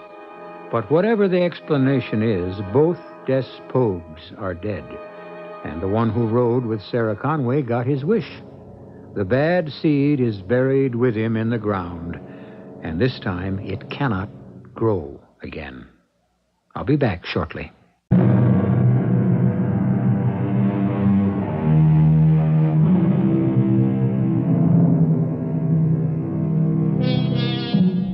There was some delay in the arrival of the men from the state sanatorium. And by the time of their arrival, positive identification of the dead man as the escapee had to be made through his teeth, because by some strange chemical reaction caused by the pitiless sun and the virtual lime pit in which the body had come to rest, the flesh had disintegrated as though the corpse had been exhumed from a century-old grave. Our cast included Lois Nettleton, Ralph Bell, Ian Martin, Nat Polan, and Russell Horton. The entire production was under the direction of Hyman Brown.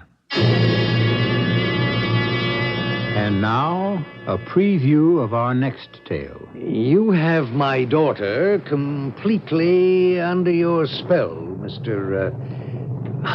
I don't believe we've exchanged names or cards. There's no need for formalities here. We're all children of the fates. 'Twas all ordained, eh?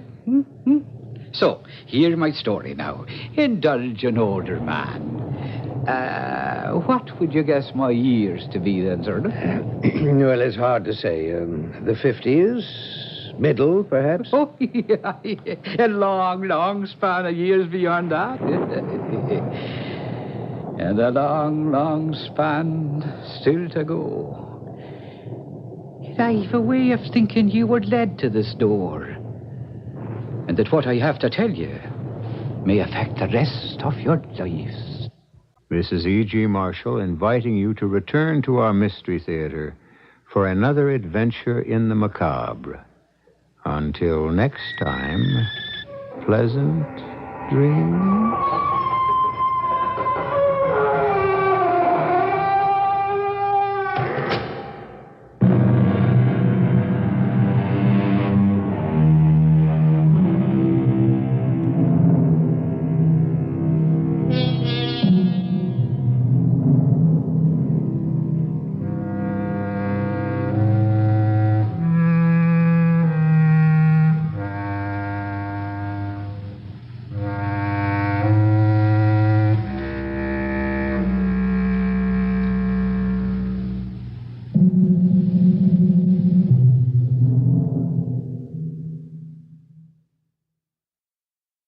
The CBS Radio Mystery Theater presents...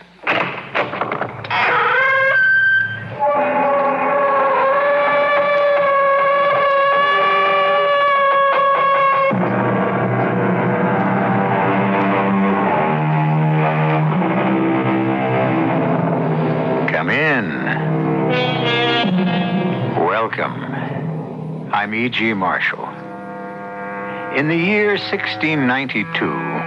an American town went mad, or at least that part of it known as Salem Village, beginning with accusations of 10 young girls that a West Indian slave had bewitched them. Hysteria ran like a rabid dog through the village. Within 4 months, hundreds were arrested and tried, 31 of whom were hanged or burned, and one pressed to death with stones. And the man generally blamed for the hideously bigoted persecution of the innocent and the helpless was a name reviled in our history, Cotton Mather. Hear me, witch maids. If you do not confess your unholy wickedness, You shall not even be accorded the mercy of being hanged. Instead, we will burn you alive. No! Or perhaps, hands and feet tied together, we shall lay you on the ground, while the villagers shall come and heap stone upon stone on you, until the life is driven from your body as you are pressed to death. No! Merciful God, please, no!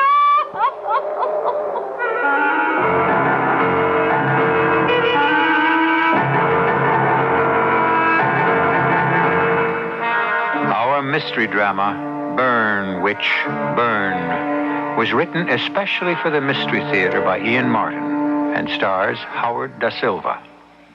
It is sponsored in part by Anheuser-Busch Incorporated, Brewers of Budweiser, and Buick Motor Division. I'll be back shortly with Act One.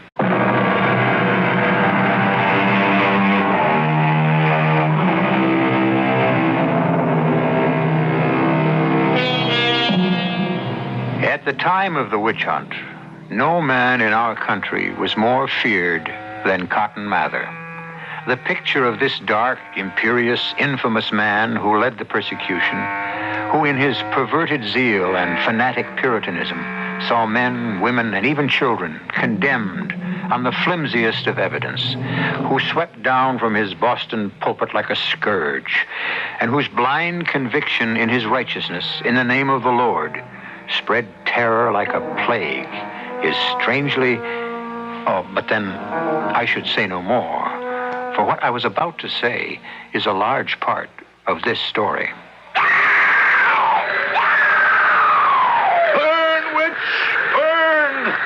You should welcome the fires of hell, since ye would not repent. The abomination of the body you defiled remains to be purified, while the flesh is consumed and returned to the earth and ashes, while the bones melt and run into the fire. Sisters, brothers, let us lift up our voices in prayer.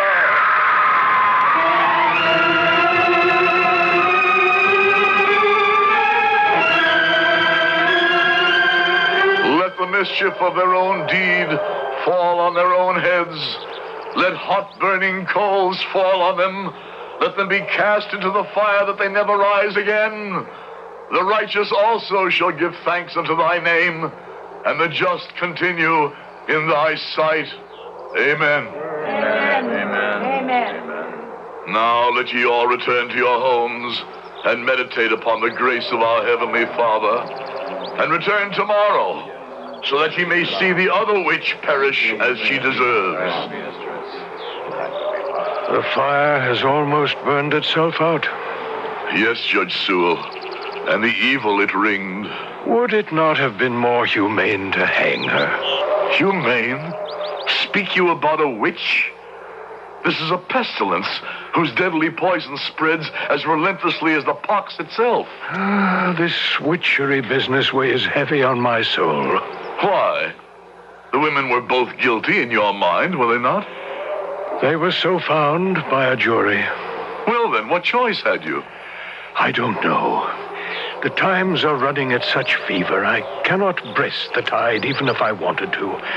What worries me most is that I cannot see an end to it, or who will be next cried out against. The truth will ever out. Where the evil lies, the finger will point, and justice shall mete out the rest. Come. I must get to the tavern for a flagon of wine to cleanse the taste in my mouth. Will you join me? Shortly, good judge. For the moment, I think my good offices may be needed by a young member of the cloth who appears to be ill. Know you him? The great hulking fellow in the long coat with a thick cape and the wide-brimmed hat? He is a papist, think you? Nay, but near as bad. An Episcopalian, quite recently here from England. Were it not for his formidable strength and his skill as a blacksmith, he might have fared badly here in Salem Village. Go to the tavern. I shall join you shortly. I would speak with this young man. Do not anger him. He has superhuman strength. I am clothed in the Lord's armor. I have no fear, and I have no intention of angering him. I only want to help him. Have it your way. I shall meet you at the tavern. Shortly. I shall not be long. You appear in trouble, good sir. May I be of help? I can find no help, kind sir, except within myself. And from my God, I pray. The second with the strongest staff to lift you up. I speak as a man of God, as you are, I understand. I pray I still am, or can be, after what I have witnessed today. Have a care what you say. It has the reek of blasphemy. There is another kind of blasphemy in theology, sir. The crime of assuming to oneself the rights of God, as the people of this town have done. By trying a witch and burning her? Do you not believe, when the devil has taken possession, that the evil must be purified by fire or destruction of the diseased body and soul? I think there are other ways of casting out the devil. You were at the trial? All through the long horror of it. And you did not find these witches guilty? I found the evidence circumstantial, and more than easy to comprehend two ways. I looked upon the face of that sweet young woman, and upon the dignity and breeding of the older one, her grandmother, and I could see their innocence. What? Would you claim us wrong in our trial and judgment? Is it because you are not either a true colonist or of the true faith? As to being a colonist, this is my chosen country. I have left England behind me. As to the true faith, my religion is a matter I prefer not to argue. There are many faiths, but most of them lead to God. You are a strange young man. What is your name? Gilbert Caton. And may I ask yours? The Reverend Cotton Mather of Boston. You? If I'd been in my right senses, I would scarcely have passed the time of day with you. What does that mean? Turn around, sir, and look at your handiwork. A few smoldering ashes containing what once was the body of another human being. Are you proud of your work? I did not find this woman guilty. That was for the courts to decide. I believe in justice as firmly as I do in the threat of Satan. But where the fiend is proven to flourish, he must be stamped out. But where was this fiend and these women? What were they guilty of? I am but recently here from Boston. I am not familiar with all the transcript. But would you question the word of a man such as Sir John Jameson? Does his title give him immunity? The facts do that, Mr. Caton. That these women drew his body from his bed in the night, brought him by occult means to their cottage in the forest to try to lure him into lechery and original sin with the younger of the two witches. Is Sir John so good a man? Has he led so good a life? Is it not possible? Quiet, sir! You do yourself no service by even thinking such a thought. Have a care with your words, or fingers may go pointing your way.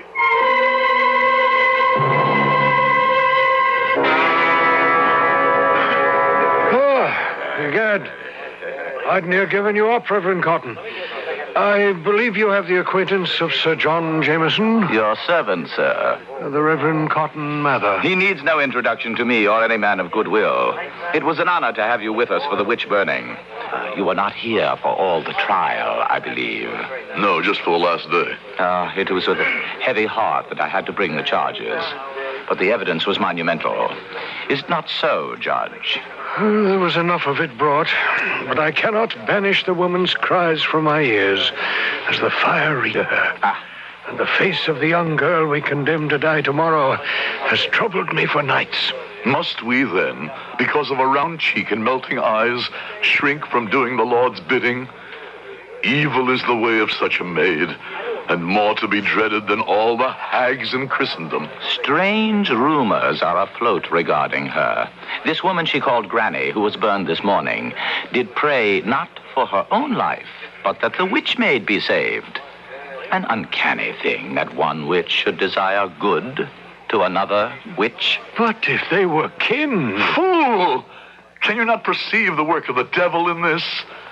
The witch who died at the stake would have the other saved, so that her own black spirit could pass into the fair young woman's form, and thus, with double force, the two could continue to wreak havoc on the world. For the sake and peace of the community, she cannot be destroyed too soon. I must go visit the prison. I wish to question her more closely. Question her? About what? The evidence has all been established? The factual evidence I care little for.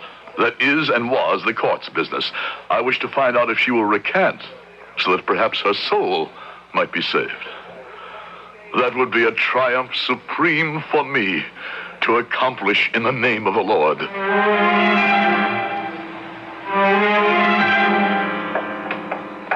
Are you not somewhat aged for such a job, my friend Turnkey?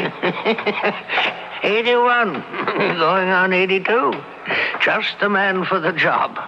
She don't get around me with any of her witch's blandishments. Are we near the cell? Most there, your reverend lordship. Why? Let us all move as silently as possible. Is there a view hole in the door? Aye, there is. Good. Then I can look in on her and perhaps surprise her in some evildoing. Here it is. I'll open it soft. Can you see the harpy? Yes. Is she weaving some spell? No. She sits on the pallet knitting. Why, she's a frail little thing. Not much more than a child. All part of the enchantery. I was taken in myself. But she is tricks, all tricks, as I learned when she tempted me to ruin. Ah, very well. Jailer, let us go in. As your lordship desires. Hey, my little she-devil.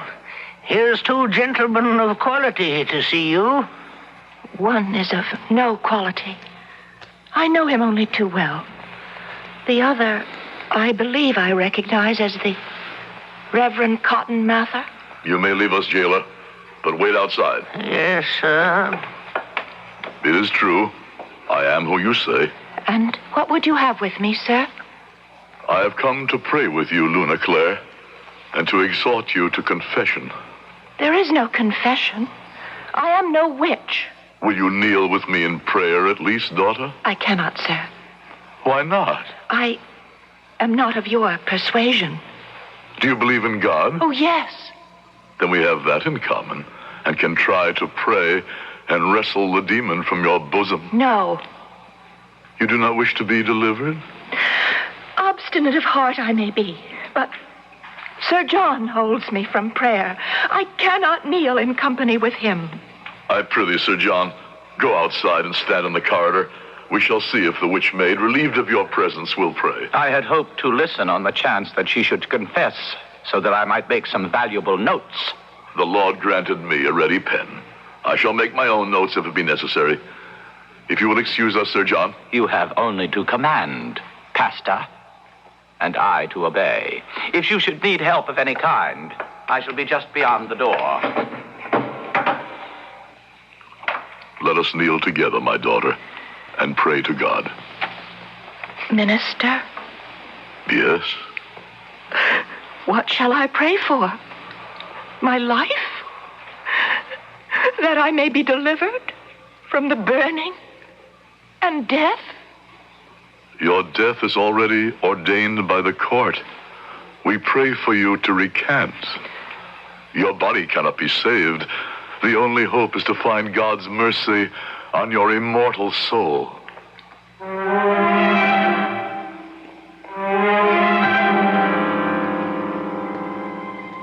On the stone cold floor, the slight figure of the maiden, a girl not yet in her 20s, sways and sags at the harsh dictum of the man beside her. He, Cotton Mather, kneels ramrod straight. His voice rasps as he speaks aloud unending platitudes, devoid of hope. Beside him, the maid prays to herself, the tears running down her pale cheeks. There is talk of God and the right and goodness and light, but not one trace of pity here. I shall return shortly with Act 2.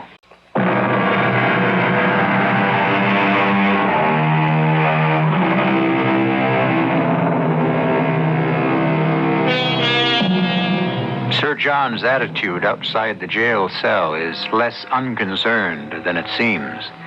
He paces only a short stretch of the passageway, always within earshot of the endless prayer from the cell. The full-voiced exhortations of the minister he pays little heed to, but he stretches his ear to the fullest for any whisper from the maid.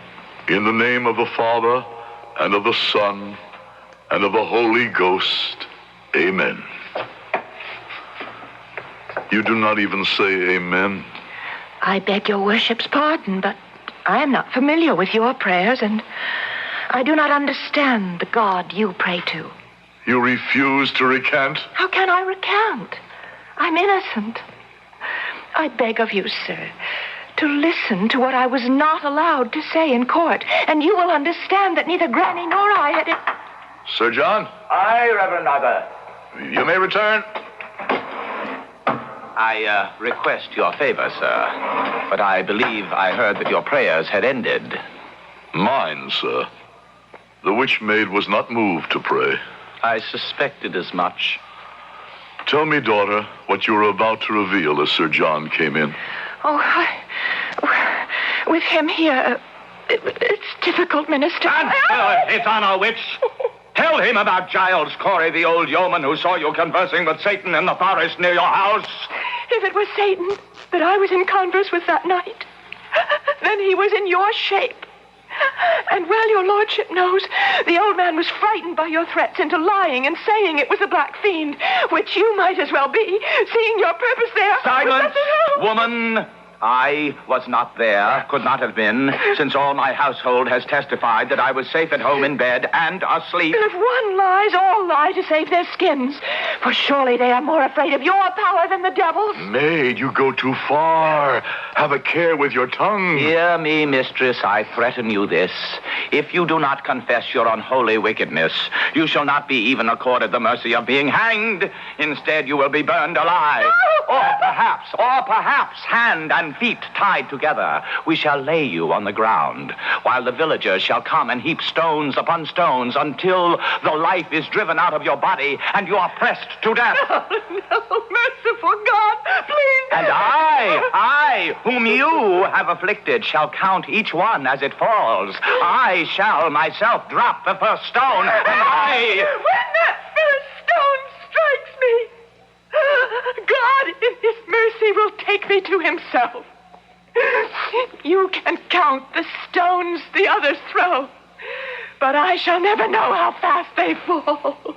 Now let us use all zeal to our ends, but let us deal in compassion as far as it is compatible with justice. To do any living thing unwarranted torture is a reflection on our manhood. One last word. Will you confess at last that you are a witch? I cannot confess what is not true. Come then, Sir John. Let us leave her to ready herself for death.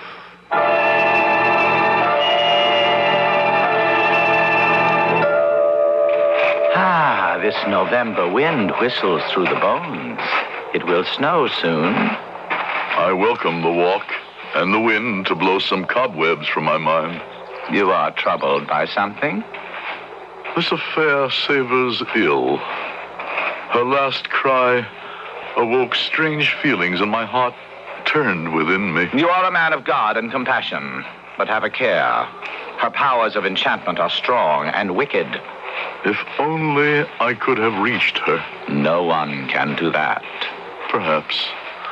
Perhaps not. You intend to return to question the girl again? No, let her rest in what peace she can find in the little life left to her to lead. Are you then for your room as soon as we reach the inn? No. I have an errand I must pursue.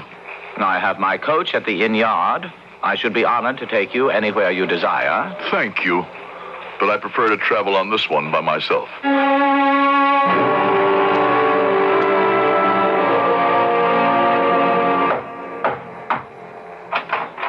Master Mather, what brings you here? I wish to ask you a question, Master Caton. Will you enter? No, thank you. I have not even hitched my horse. I have other riding to do. Then ask your question. Were you aware that the witch maid who is to die is an Episcopalian? Yes, I was aware. Then that prompts others. Why did you not go to her to bring her comfort or to help her cleanse her soul? I would have gone to bring her comfort, but they barred me from entering the prison. If I arrange it so you can enter, will you go to her? With all my heart.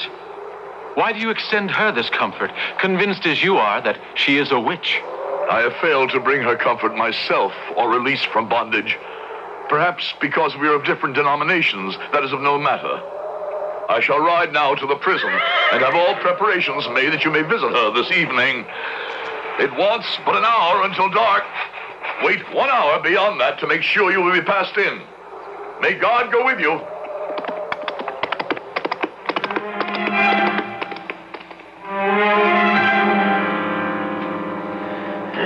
All these comings and goings over a little snip of a girl whose heels might as well be dancing in the wind and snow already. It sounds as though you were already celebrating this spectacle. Well, a man has little enough to amuse him with winter upon us.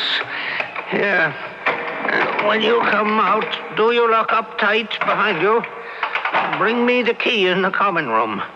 'Tis too cold to wait upon you priests in your eternal preaching in these freezing halls. In you go. You, a witch, visitor, I see you. Who is it? Give me the torch, turnkey. How am I to find my way back to the common room? 'Tis known ground for you. Feel your way, if not else. How could I, a stranger, find my way without light? Oh, no, Lord of mercy. Well, hold it then a moment till I find my way to the stairs. Go then, and hurry. Have no fear. The cold will move even my old bones like the young. So?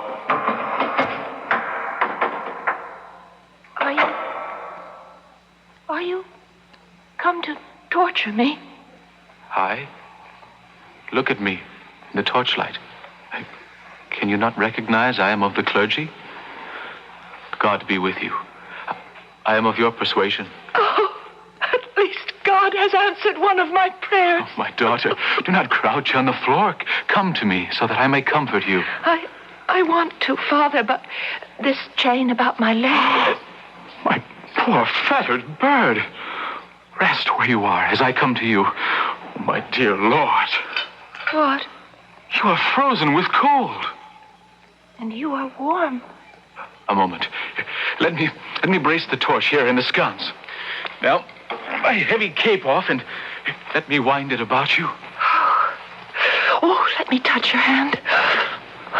Let me feel once again some human warmth. Let us sit on the pallet and I will hold you in my arms with the cloak about us. Oh, you're warm. And you've brought light and companionship. How can they call so sweet a creature of God a witch? Oh, I don't know. I'm only a maid. I'm so scared. And are you really an Episcopalian priest? Ordained in England at Ely. I come here for new worlds to conquer and to help tame a savage land. To make my life, my home, my family someday. A cold welcome you'd get from the Puritans. They are not all so bad as they are sometimes painted. And I am young enough to wait out their welcome. How could they have condemned you as a witch? I don't know. First they said Granny was a witch, and I lived with her. Did your grandmother practice magic arts? Well, she knew about herbs that helped to heal, and she could make poultices that drew out pain, and salves that she rubbed in with her hands that brought relief to others. Is that wicked? I cannot see why. Who taught her these things? She learned them long ago from a nurse she had, who learned them from a gypsy. My grandparents were very rich, with a large estate, but the Indians attacked them and killed my mother and father and everyone, and only Granny and I were left. And she was always a little queer after that. I mean, she wouldn't live in a town, only in the country. She was very good to me, and we were happy enough until Joseph, the one servant that we had left, died. How long ago was that? A few years. I don't remember exactly now. We buried Joseph, and then Granny said we must leave the house and start walking to the coast. Why to the coast? To take a boat for England, to my uncle. And we never did reach the boat. We stopped in a little house in the woods near here, and Granny was ill for a long time, The rent was not cheap. At last, the money was gone. And then, Granny made some money with her healing. And she was also a midwife until I was at the trial. I know that testimony. Someone had a child born that was not quite right. Yes, Sir John Jameson's daughter. That's what started it all.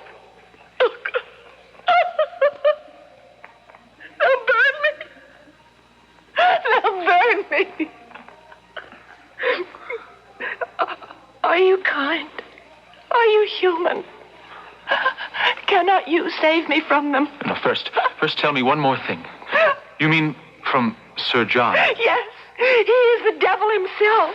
You paid him rent all these years that you grew into a beautiful woman? Yes. And then you had no money? He threatened to throw you out unless... He talked of being possessed by the devil. He was the one who wanted to possess me. He was the devil. And you were willing to be possessed? And when that awful thing happened, he said that he would point to Granny as a witch, and me, too. He came to the house that awful night. I told him I'd kill him and then myself if he tried to touch me. Oh, my poor child. Oh, please. I don't want to be burned. Can't you save me somehow? Save me somehow. Your soul? I do not believe that needs saving. No, me. My body. Or if you can't, kill me here with your own hand. I do not fear death. I have nothing to live for. I fear only torture. Save you if it were possible, but for what? Afterwards, to be hunted, pursued, retaken? Then kill me. No, never. Now that I have found you. Father, please. No, hush, little one. Not Father, not to you. Gil. And I am Luna. Luna. Now, then you will swear to do everything I tell you. You think there is a way? There is hope. There is always hope. And I think there's a way. Yes, I think there is a way if only God will smile on us.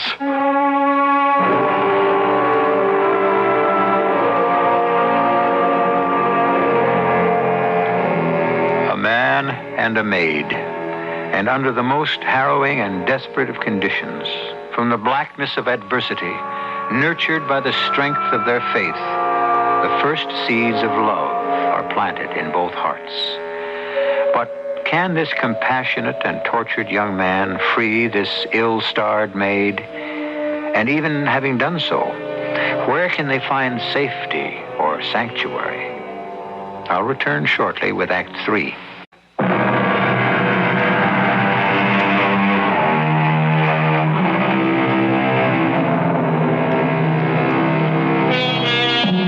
In the dim, dank, freezing cell, Gil Caton stands with the torch held on high, his eyes searching, his mind racing, a wild plan formulating in his mind, frustrated at the very outset by the leg iron which binds Luna to the wall. She sits huddled in the blessed warmth of the heavy cloak, watching this man who has become the center of her universe, secure in her heart that he will find a way to save her. The first problem is the leg iron. Once I get you to my house, I have forge and anvil and tools to cut it away. The wall is the only hope. But the ring is buried in the masonry. No, not quite. In the mortar. Now, between the stones. Now, here, hold the torch. I can brace my feet against the wall. And pull it out. The Lord must have had some reason to bless me with this extra strength. Sweat is starting from your brow. No matter. If this ring starts from the wall once more.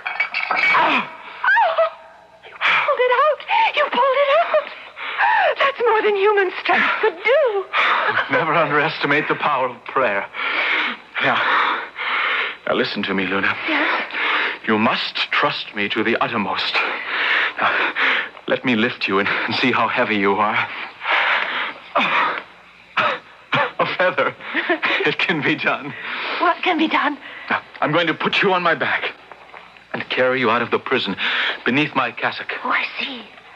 And I'll be very still. Oh, forgive me now, but you must take off your frock. My frock? Well, you must arrange it in the corner with a stuffing of straw to look like you. Oh, of course. I'll do that. While I take off my sash and cassock. Oh, if I can just arrange it so they'll believe it to be me, it might give us more time.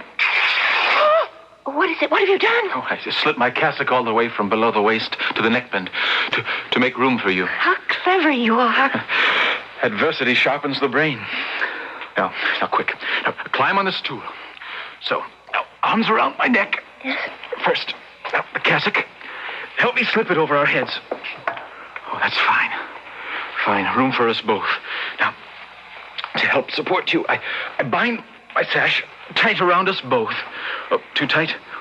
Can you breathe? All right.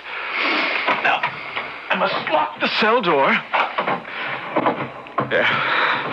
I must douse the torch. The more we are in darkness, the safer we are. I trust in you, and your strength, and your belief. And in the Almighty. Oh, jailer! Jailer! Oh! Guard! Turnkey! What's to do? Is it the pester? Where's your light? The witch has blown it out and left me in the darkness.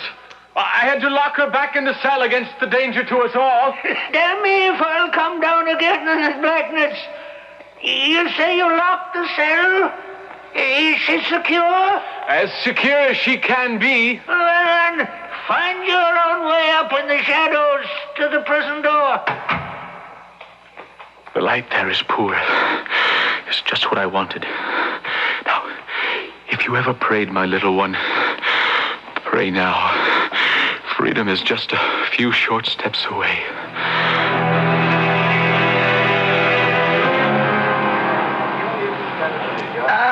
Whither away so late in the evening, Master Mather? You still at the inn, Sir John? I should have thought you were ridden home by now. I had some business on my mind. I should have thought you might be abed. I've been in my chambers reading the transcript of the trial, which my friend Judge Sewell was kind enough to make available to me. Why would you wish to read all that? The thing is fait accompli. There are some questions I would ask the maid, and I feel in duty bound to make some last attempt to see if she has repented. Then you go to the prison? This moment. I shall be glad to drive you there. No, I ride there myself. Nor do I think you should go near her again. For some reason, you inhibit her. As you say. But the visit is useless. By law, the die is cast, and she will hang or burn tomorrow. I have no power to free her body. I still may have hope to free her soul and bring her comfort. Good night, sir. Are you all right? Do you want rest? I could get it up. Hush. Of all the luck. If I can just make the shadow of the tree. Brother Caton, is it not? Oh, why, yes. Yes, Master Mather. I thought I recognized that giant bulk, even in the shadows. By Harry, you seem even larger than I remembered. Just the bulk of my cape. Are you from the prison? Why, yes. Did you see the maid? Yes. Did she recant? No, sir. She will never recant. Because she is innocent. A matter of opinion, we shall see. You're bound for the prison. I am. I beg you in the name of him we worship in our own ways to disturb this wretched girl no further. She is mercifully asleep now. Leave her the last few hours in peace in the name of compassion and humanity. I had certain questions for her, but let God ask them when she is sent to face him tomorrow. Well, we shall see. If she be asleep, perhaps I will not wake her. Good night, Master Caton. Oh, what misfortune. Hold fast. We must make all haste now and hope all is not lost.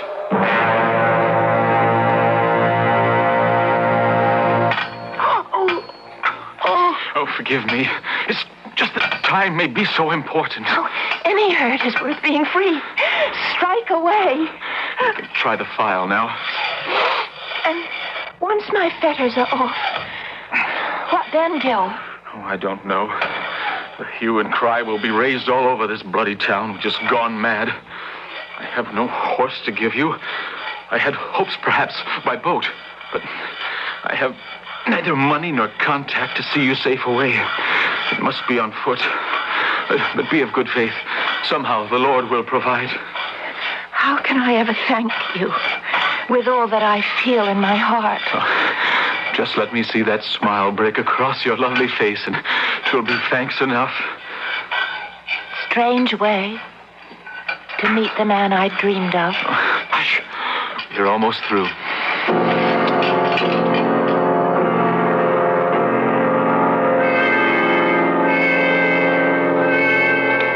I cannot eat more. You must eat as much as possible. Now, you can carry a little with you. We must find you some clothes to wear. What? Oh, good Lord. Not so soon. Don't let them take me.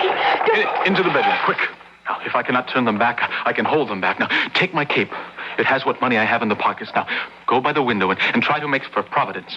There's an Episcopalian church there where you will be safe. I will not go without you. You must save yourself. Oh, my place is at your side. I'll never love any other man but you. Nora, now go quickly to the bedroom.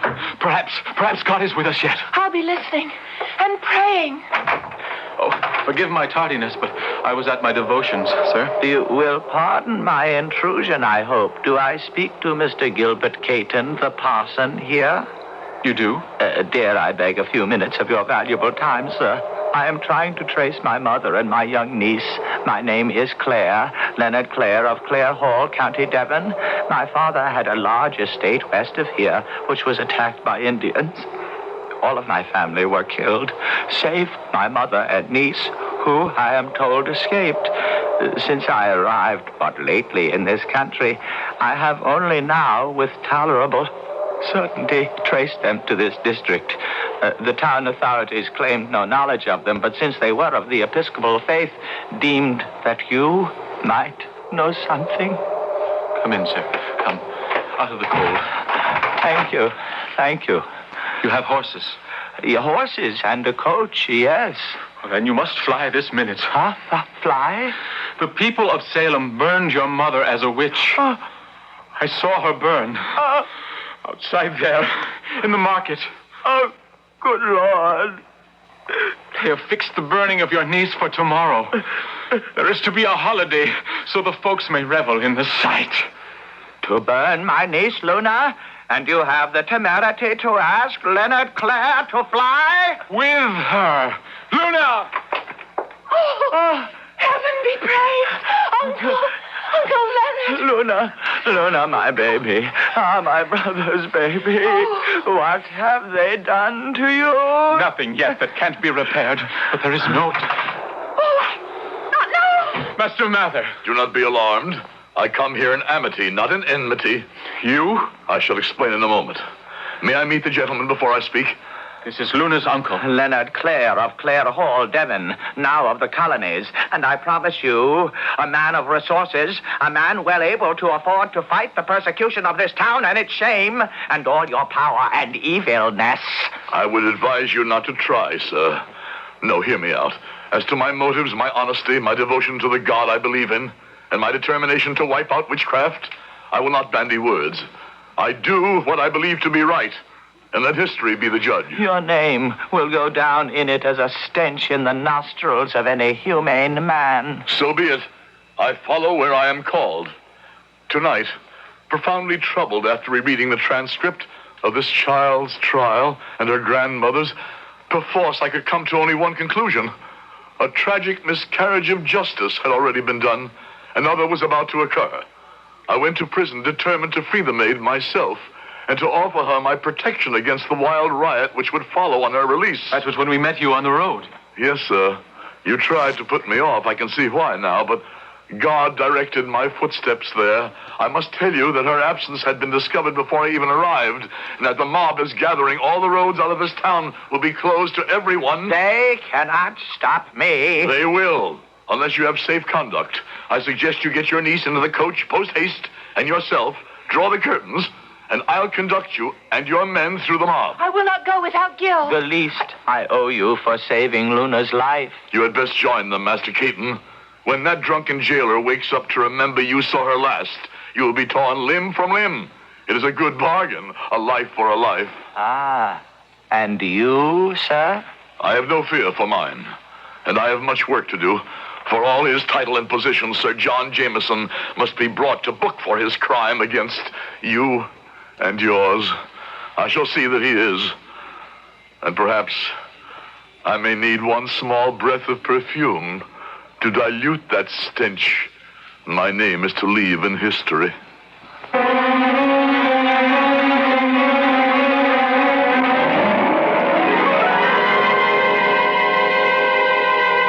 While the account you have heard is a fictional one, it is a somewhat sad thing that Cotton Mather is painted as black as he is.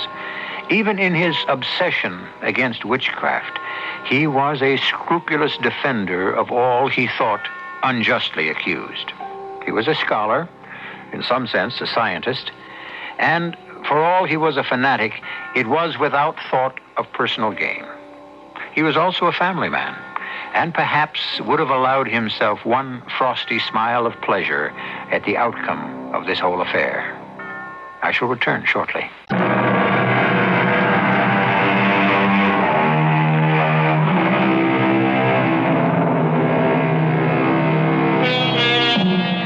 The madness at Salem was of short duration, and the good people of that unfortunate town soon returned to their senses. Gil Caton and his wife Luna did not return, mostly because of tragic memories, but also because the first of a long line of little Catons was well on its way.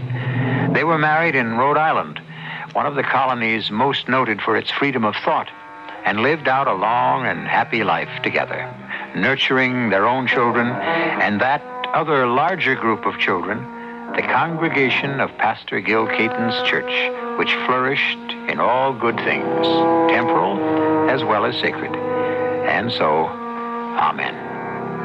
Our cast included Howard Da Silva, Marion Seldes, Kurt Peterson, William Redfield, and Court Benson. The entire production was under the direction of Hyman Brown. And now, a preview of our next tale. Let me give you a hand. No. Don't you touch that case. What? I only wanted to help. Put it down. Well, sure. I'm sorry. Yeah. I see it all now. Kubik arranged for my car to stall out on the turnpike. Then you happen along as if by coincidence and kill me and take the money. That's an old trick. Will you please tell me what you're talking about? Oh, yes. It's the last trick you'll ever try. Hey, what are you going to do with that gun? You can't kill me. Oh, but I can. And I kill very well. Look, mister. Because I have an instinct. A hunter's instinct. A killer's instinct. I smell, I sense death and murder. Radio Mystery Theater was sponsored in part by Buick Motor Division and Anheuser-Busch Incorporated, brewers of Budweiser. This is E.G. Marshall inviting you to return to our Mystery Theater for another adventure in the macabre. Until next time, pleasant dreams.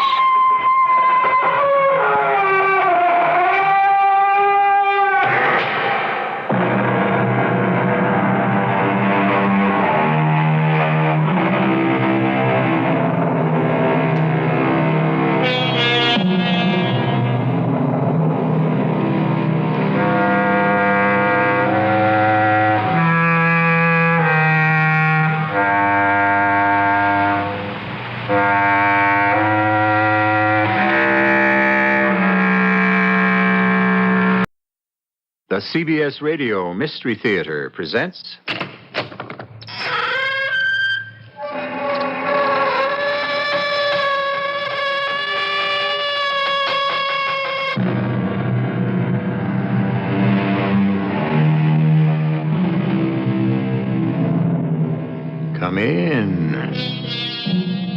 Welcome. I'm E.G. Marshall, emissary from a world you never made.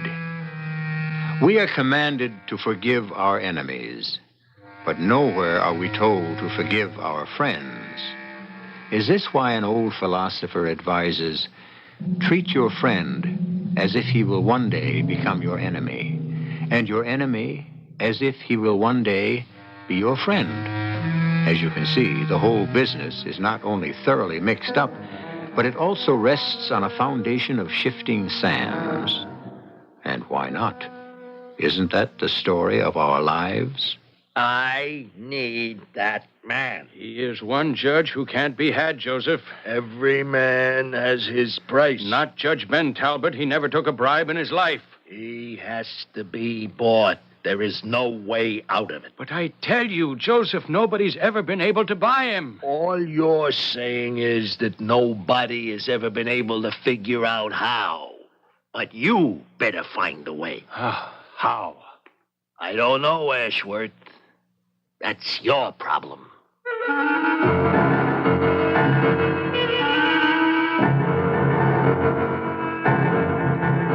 Our mystery drama, The Safe Judge, was written especially for the Mystery Theater by Sam Dan and stars Robert Dryden and Patsy Bruder.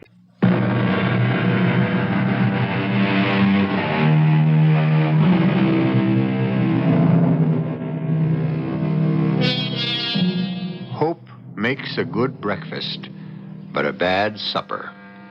Probably because hope is like the morning glory which blooms in the rosy brightness of the dawn and wilts and fades in the pitiless heat of the sun. Well, we could continue in this vein, but surely you get the point. For a specific example of hope, consider the magnificently appointed sports car moving along the turnpike just this side of the speed limit. Why? Because the sleekly handsome young man behind the wheel fervently hopes he will not be stopped. But his hopes are about to be dashed. Pull over, punk! All right, out of the car. Keep your hands where I can see them. Wait, what did I do? Out! Well, look, I wasn't doing 155. Let's see your license. No. Take it out of the wallet. That's it. Well, I wasn't breaking the law. Joseph Mangle, Jr.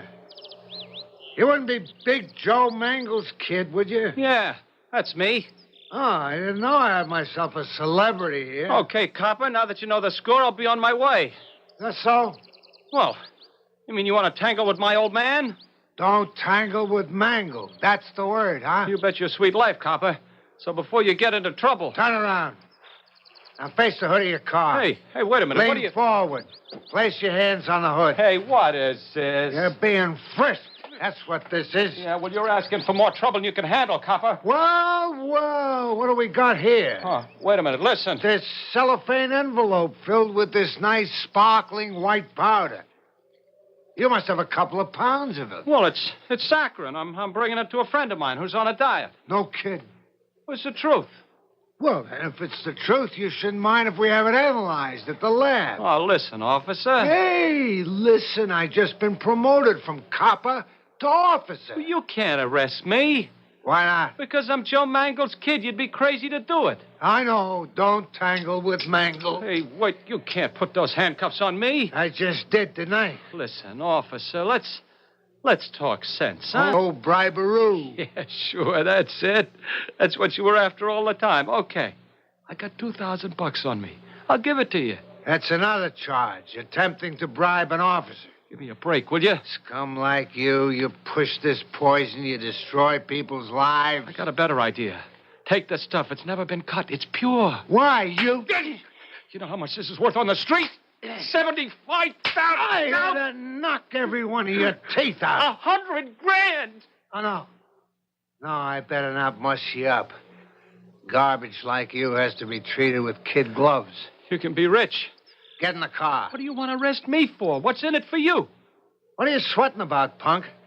With your old man's connections, you'll probably get off with a slap on the wrist. I ain't scared of the law. I'm scared of the old man. I'm doing this freelance. Don't you see? You don't know.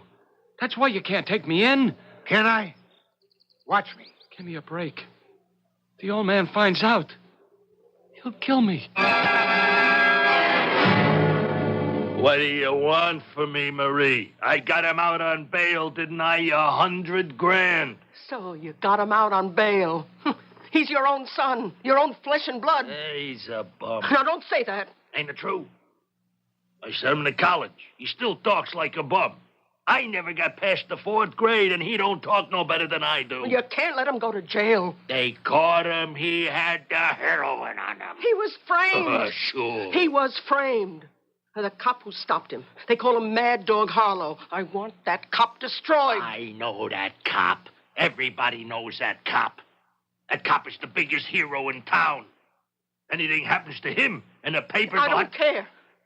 I want you to prove Joey was framed. Oh, come on, Marie. Who'd buy such a story? It has to be a frame-up. Okay, all right. Well, let me tell you what we can reasonably expect. I can pull wires for the DA to go easy. That's not good enough. Nobody beats a drug rap if they find the stuff on him. I tell you, he was framed. So we arranged for a judge to give him an indeterminate sentence. That means he can be out in 6 months. That's not good enough. It's the best I can do. I told him to keep his hands clean, but he's a bum. Yeah? And where did he learn how to be a bum? Marie, you got to accept the facts of life. His name is Joe Mangle, Jr. He gets caught with the drugs, he's got to go to jail. There's a limit to what even I can do. Whatever he is, that's how you raised him. He's gonna have a clean record, no convictions. You owe him that. That punk? I don't owe him nothing. Well, you owe me that. I don't care how much it costs. I don't care who you have to buy. But you're gonna get him off.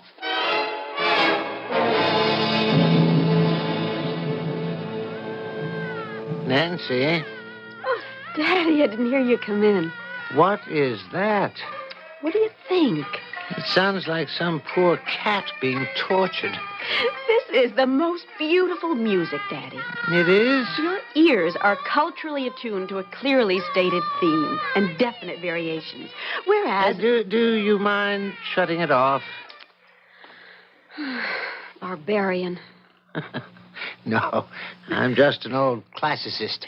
But this is the oldest classical music in the world. There was a visiting lecturer at the college. He had these tapes of Chinese Shang Dynasty ritual dances. I see a classmate of yours has been arrested. Who? Joseph Mangle, Jr.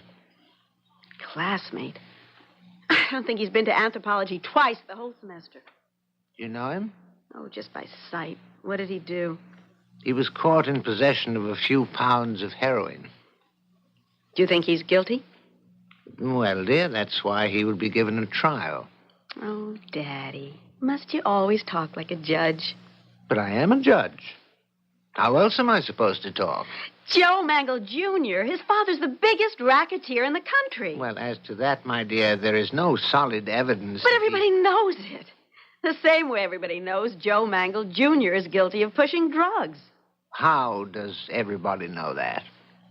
Because he's the type. And with that simple statement, my dear, you have just annihilated the Constitution of the United States and everything it's supposed to stand for.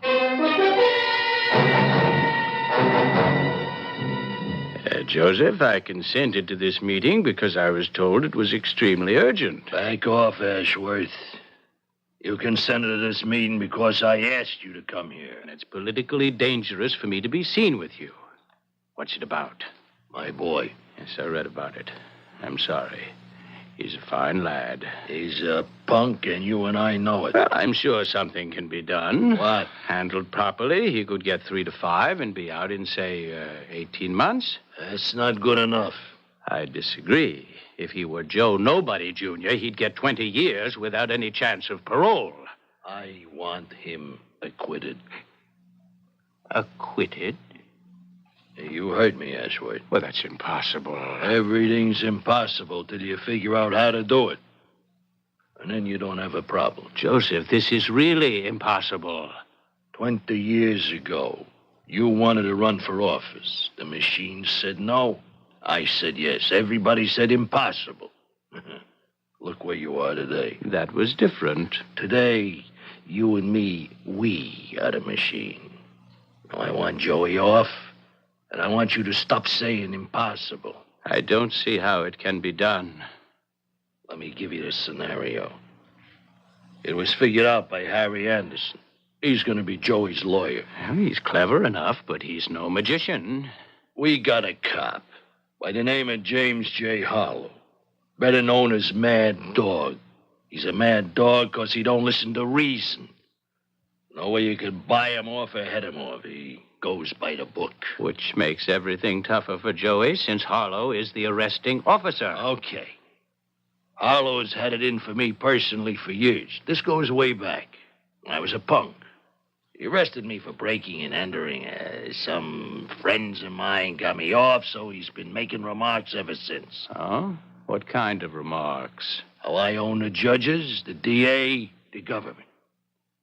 The bigger I got, the crazier he got. He's a very popular cop. But he's an unbalanced cop, you see. He's been so eager to hang something on me that he stops my son. Why? The kid wasn't speeding. Harlow don't even claim that. So, why did he stop Joey? Ask yourself. Why? What else? It comes down to stop and frisk. Which is legal in this state. Only if the officer can show reasonable cause. Now, why does Harlow stop Joey? Well, because... Yeah? The kid don't have any record. He got no reason to suspect the kid's into anything. He stops him only to harass him. Because he's my kid. Possible. And because he's out to get me, he plants the stuff and he brings the kid in for possession. Oh, Joe, no. It won't wash. No jury will acquit Joey. That's true. Anderson says the same. It don't matter what kind of a story we tell. That jury's gonna hang Joey. It's true. They'll take one look at Harlow's honest face. He looks like Abe Lincoln without the beard, and that's the case. The idea is, Ashworth, it mustn't go to the jury. How do you stop it from going to the jury? After Anderson presents his evidence, he's gonna ask the judge for a dismissal of the charge. Oh. Well, how can you be sure the judge will play along? I mean, you can't make sure a judge is in this town? Well, of course, but up to a point. This is a drug rap. It's enough to make any jurist run scared. That's why we need a safe judge, an absolutely safe judge. Joseph, you know as well as I do, given this kind of case, where can we find one? That's your problem, Ashworth. Your problem. Let's see, it was Will Rogers who said, politics is applesauce. One thing for sure, it's not an occupation for green apples. What we've been overhearing these past few minutes are a couple of smart apples working on a proposed turnover of justice.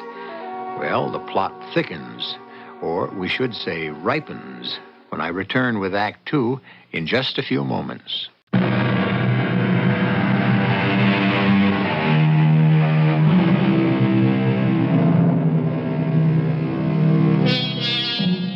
Keep your powder dry has always been sage advice. However, young Joseph Mangle, Jr. would have been better off had he not been caught carrying a certain type of powder in the first place. Young Joseph is out on bail. Meanwhile, many wheels are turning and spinning and grinding, and right now, a certain number is about to come up.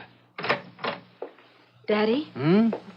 Oh, see here, young lady. Don't you know you're not allowed to enter a judge's private chambers without knocking? I thought I'd come downtown, take you to lunch. Well, why aren't you in school? Well, Daddy, Darling, something's wrong? I don't know how to say this, Daddy. I just don't know what it means. Well, come on, sit down and tell me. I heard it on the radio. What did you hear on the radio? I was listening to the news, and I I heard that you're not going to run for re-election. Daddy, you didn't tell me. Well, of course I'm going to run again. But according to the broadcast, they said that you decided to retire. Well, how could they say that? I have no intention of retiring. Someone must have gotten things turned and twisted. Daddy, call Uncle Ed. Why? So you can get to the bottom of this. The bottom of what? I have this feeling that something is wrong. Oh, you just have the most active imagination. Daddy, call Uncle Ed. But it's silly. You can't pay attention to every unfounded bit of rumor and gossip. It'll make me feel better. Oh, all right. It'll make you feel better, too. I'm calling him on his direct private line.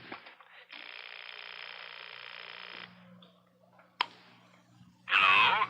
Hello there, Senator Ashworth. What are you doing at home? Protecting my absentee record. Ben, how are you? First rate, Ed.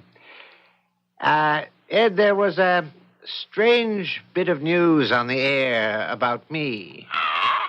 Was there? It seems I've decided to retire. Who told that to whom and on whose authority? Ben, it's a complicated story. Oh? Oh, well, yes, of course. I'm glad to hear it's a completely unfounded rumor. Ben, it's more than just a rumor. It's, unfortunately, it's a fact. I was about to call you. Dinner tonight? Wait a second. Nancy, dear, you do have classes this evening, don't you? Yes, Daddy. The traditional designs of medieval heraldry. Yes, Ed, I'm free for dinner. But, Ben, I have a previous... No, Ben, really, I'm free. Nothing complicated. I'll meet you at Frascati. But, Ben... At 7. Sure thing. Bye, Ed. Absolutely nothing to it, Nancy. You sure? Poor Uncle Ed. He was so embarrassed, he insisted on taking me to dinner.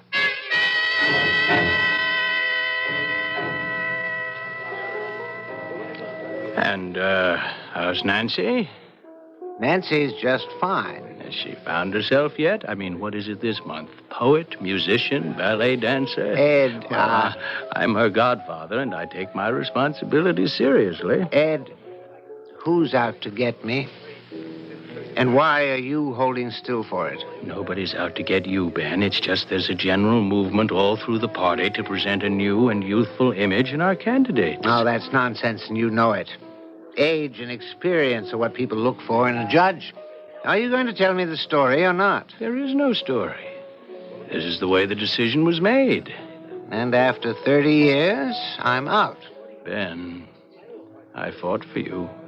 Yes, but my record, I have the highest rating. Ben, I couldn't save you. But what am I going to do? I can't start all over again as a lawyer. I know it's tough. You know I never took a nickel. And the fact is, I don't have a nickel. Martha's illness took everything I saved. And now there's Nancy's education. No, I'm not going to hold still for it. I'll call a press conference. I'll say I'm being denied the nomination. And what good will that do? You'll create a 3-day sensation, and you'll have made yourself a lot of enemies in the party. I don't seem to have too many friends there now. They leaked the retirement story so you could get out gracefully. Get out gracefully? To go where? Do what? You'll never have to worry. We'll find a job for you. But not a judge's job. Now, you know the game we're in. Okay, Ed. I'll let you off the hook. Good night. Now, Ben, don't run off now. We'll have another cup of coffee. We'll talk, all right? About what? Friendship? Gratitude? The just rewards of 30 years of honest service?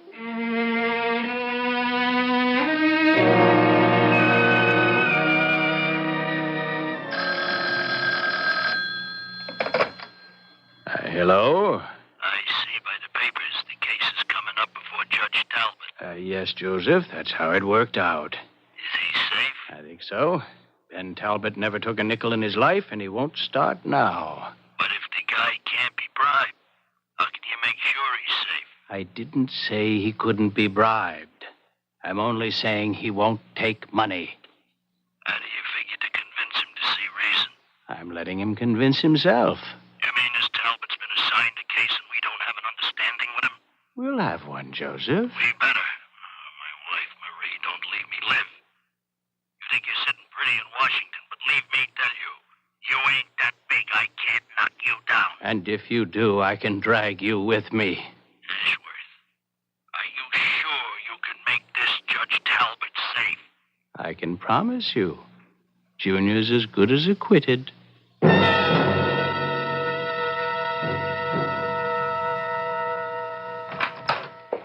Ben, I know it's very late. What do you want, Ed? May I come in, please? What do you want, Ed? I see you've been assigned to the Mangle case. I'm surprised they picked me. Are you? I was sure the old man could have pulled strings to have it held before one of his friends. Oh, no. It was due for your calendar, and that's where it went. Now, given one thing or another, it'll probably run past Election Day, so I'll go out in a blaze of glory.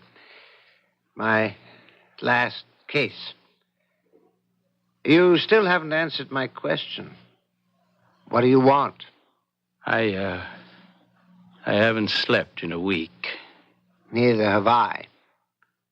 What kept you awake? Ben, I told certain people to go jump in the lake. Yes? Because I felt that's what you would have told them. That is, had they asked you. Had they asked me what? Exactly 6 days ago, these people, and who they are is immaterial at this point, asked me to make you an offer. To do what? They asked me because you and I are so close. Get to the offer, Ed. I knew it was something completely alien to your nature, and so I said, gentlemen, forget it. Well, that must have been some offer. It was. But I realize now I really don't have the right to answer for you. Whatever it is, you're the one who has to refuse it or accept it. I assume it's a deal? Of course. I've never made a deal in 30 years. I know that. And now that I'm at the end of my career, this is no time to start. That's right, Ben. Except this deal would mean it's not the end of your career as a judge. Oh? Yes. That story about your retiring. Well, there'd be a statement in no uncertain terms to the media that there was a misunderstanding, that the party is proud to have you as our nominee because you have been a beacon light in the halls of justice. And so forth. And your re-election would be assured as usual. Provided? Yes. The deal. The Mangle case. What am I supposed to do? Throw it out of court. Well, the boy was caught red-handed. Ah, well, aren't you prejudging the case? Oh, excuse me. The defense will contend the boy was illegally stopped and searched, that the arresting officer has a history of vindictiveness toward the family, and finally that the officer planted the drugs on the boy.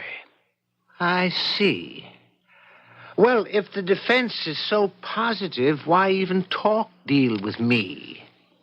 Any judge would throw it out. Well, you never know once the trial starts. So we need a safe judge. We. You're part of it, Ed. It affects the party. The answer is no. Well, I knew that. But I felt I had to present it. So that's why there was that rumor of retirement, to soften me up.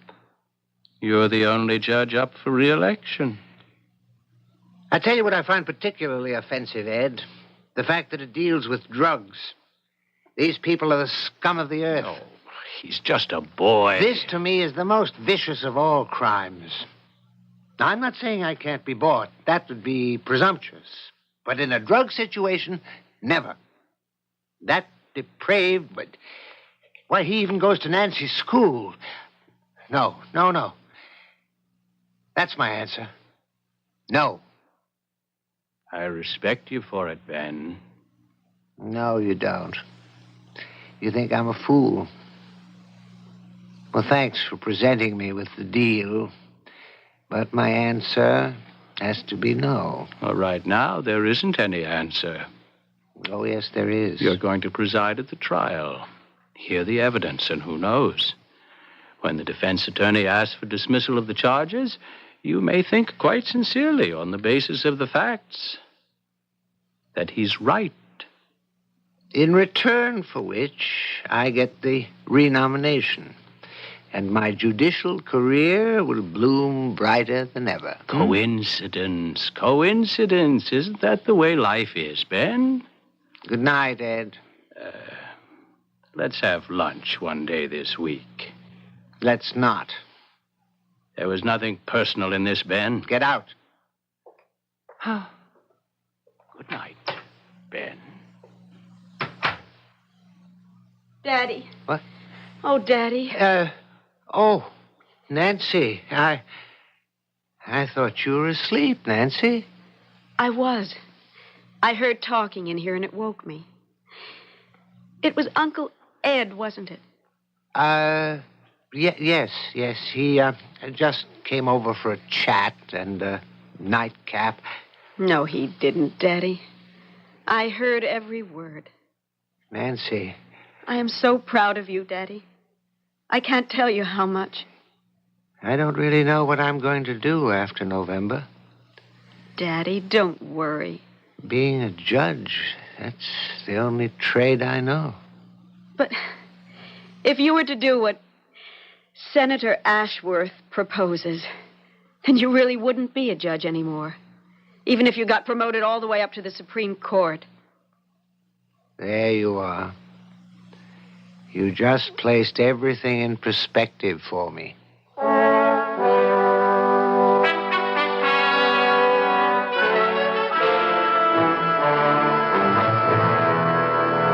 Mrs. Mangle, this is an unexpected pleasure. Unexpected, yes. A pleasure? No. What can I do for you? I just hope you've already done it. Now, Joey goes to trial tomorrow. I don't know this Judge Talbot. I'm sure that everything will work out. You're sure? Well, that's not good enough. Well, life, my dear Mrs. Mangle, can never be 100%. Well, it had better be.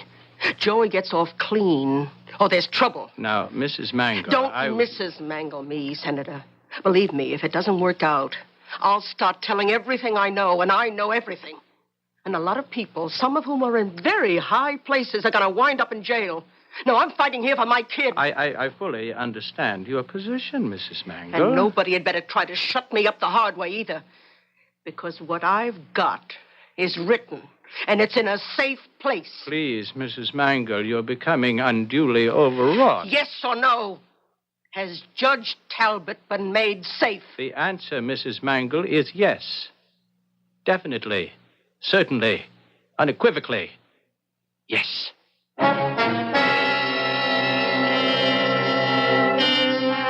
How does he know? That's not what we heard from Ben Talbot himself. The answer must be that Senator Ashworth knows something we don't know. Or is he whistling in the dark? Say what you like about Senator Ashworth, you must admit the man lives dangerously. Hopefully, everyone in this perilous situation will survive into Act 3, which I will bring you in just a few moments.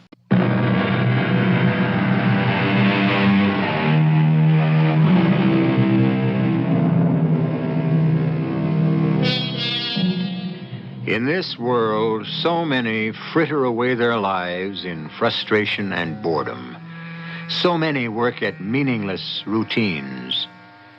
They are truly fortunate who take joy in their labor, who find in each day's work a challenge and an adventure. Such a man is Judge Ben Talbot. To him, the bench is his whole life. He savors every moment. The law has been a holy temple, and he a devoted priest. And now he will be driven from that temple unless he chooses to defile it. And either choice is absolutely intolerable. Daddy, you haven't eaten a thing. The trial starts today? Yes, dear. You throw the book at that Joe Mangle Jr. Now, darling, a man is innocent until he's proven guilty. Everybody knows he's a young punk He's not being tried for that. How can anybody doubt his guilt? Oh, he must receive a fair trial. Absolutely. You give him a fair trial and then send him to jail. Now, Nancy. For life. You've got to do it. You have no other choice. But, my dear, I haven't heard the evidence yet. They forced you to do it. When they offered you that deal, that was proof that he's guilty. I mustn't even discuss this case. I never want to see Senator Ashworth again. But, darling, he's your godfather. Is there some way we can repeal that? Now, look, if you don't run along, you'll be late for classes. How did you survive all these years in politics? A man like you who's honest and incorruptible. Darling, don't get the wrong idea about politics. There are a great many honest people in it. I think most are. It's just that here and there, now and then, someone steps in and says, look, here's how things can be if... Well, it only happened to me once. And if that vicious animal, that Joe Mangle Jr., hadn't been caught with drugs, it might never have happened to you at all. I hate him. It's time for you to go to school and for me to go to work.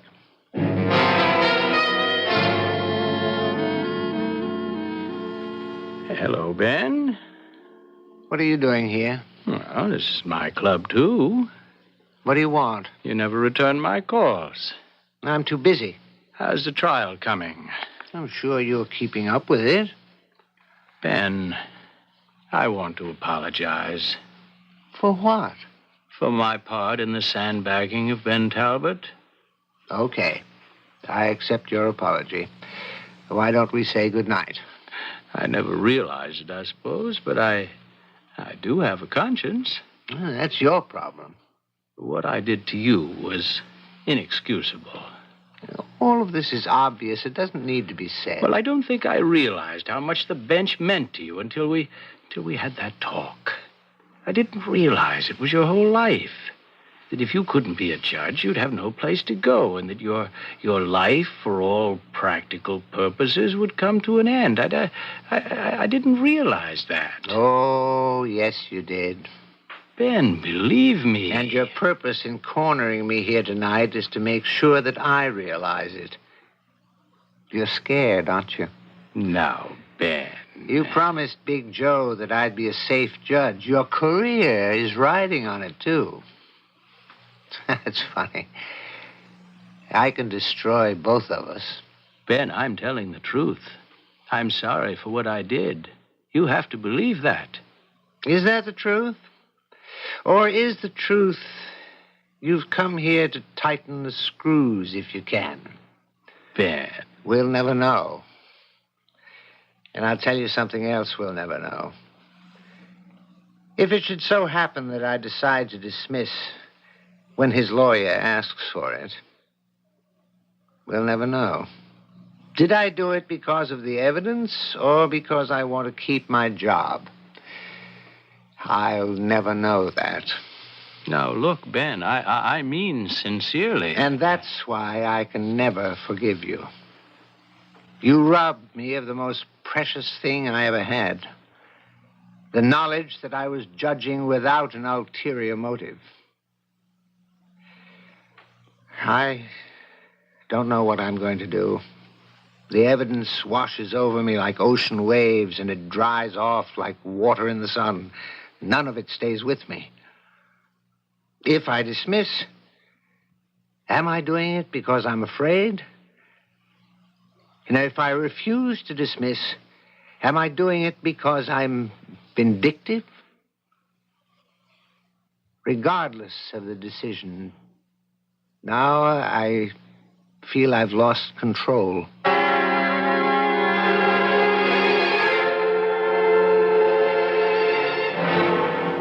What reason did you have for stopping young Joe's car? It looked suspicious. Why? Well, when you're a cop, you develop a kind of instinct for a suspicious character. And you claim you didn't stop young Mr. Mangle just to harass him. Well, look, he had the stuff on him, didn't he?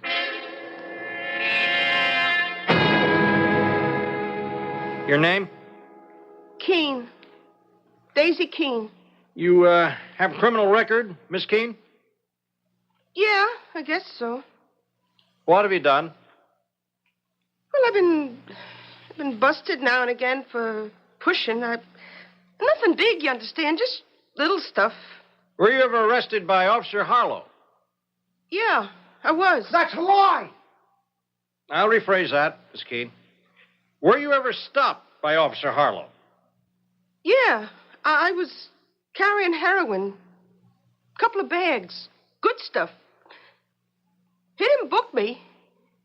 He just took the stuff and told me to beat it. Well, that's a lie.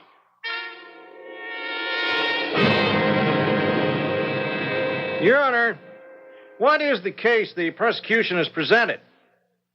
The single witness is an officer whose hostility to the defendant and the defendant's family is, to say the least, notorious, and may even be an indication of a serious imbalance. He had no legal reason to stop the defendant. And as to the question, where could he have secured so much heroin to plant on the defendant, it has been testified that he could have built up a supply over a period of time. And in view of all these regularities, I hereby move for a dismissal of all charges. I'll take your motion under advisement, Mr. Anderson. This court will stand adjourned until 9 o'clock tomorrow morning.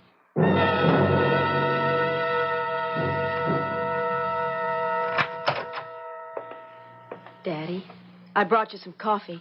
Oh, thank you, Nancy. Just set it down. Are you writing your decision? Yes. I'll bet you're really going to blister that Mr. Anderson. Oh, I hate him. He's so smug. And isn't that Officer Harlow magnificent? Oh, if there were just more cops like him. Darling, you must let me get back to work. I mean, especially on campus. You've no idea what goes on. They sell that filthy stuff as openly as if it were ice cream. Darling, it's getting late. Of course, you're going to deny the motion. Dear, I'm going over the transcript. That creep was caught cold.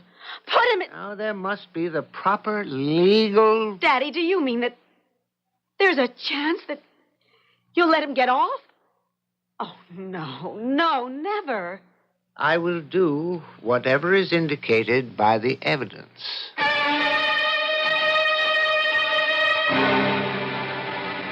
This is a most difficult decision to make. But that is the purpose of justice. It is obvious that the prosecution has not been able to present the basic facts that are necessary in a trial of this nature. Additionally, there are many irregularities and illegal procedures, all of which I've already noted. The court, therefore, has no choice but to dismiss all charges.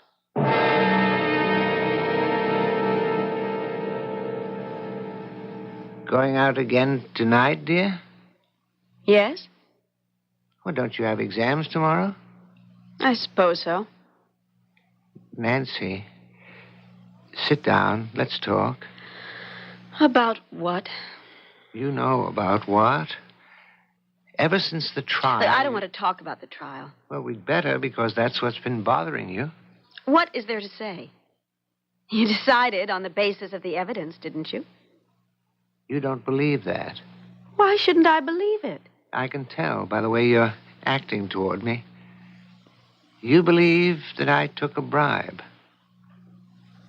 Didn't you? No. Good night, Daddy. Now, wait. The evidence could have supported either decision. And you chose the one that could do the most for you.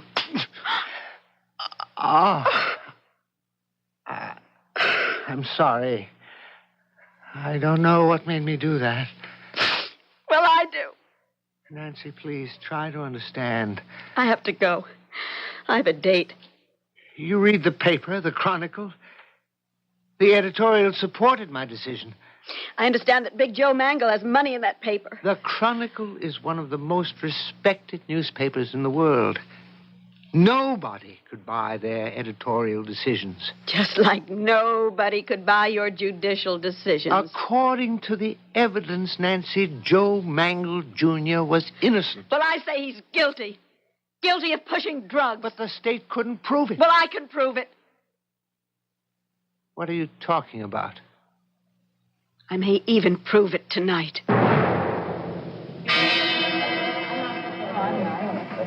Hey, good looking. What's your name? What's it to you? Well, there's a law about gorgeous chicks like you sitting around just hoping. Oh, why don't you move along? You know who I am? I couldn't care less. Joe Mangle Jr. My old man runs this town. Don't tangle with Mangle. Senior. However, you can tangle with Mangle Jr. Now, listen. You got the blues? Take off, will you, please? Listen, I'm a swell guy when you get to know me. And I got just the cure for the blahs. I don't drink. Who's talking about drinking? I got something for you, baby. It's like flying. What have you got for me that'll make me feel like flying? Honey, let's go outside. And we'll fly together.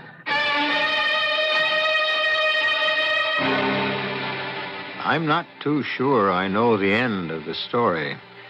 I'd like to be able to say she tried it once just to prove something to her father. But I'm not sure that's the way she did it. Or did she do it to confirm for her father that Joe Mangle Jr. was guilty? As we say in a court of law, deponent knoweth not. But I know I'll be back in just a few moments.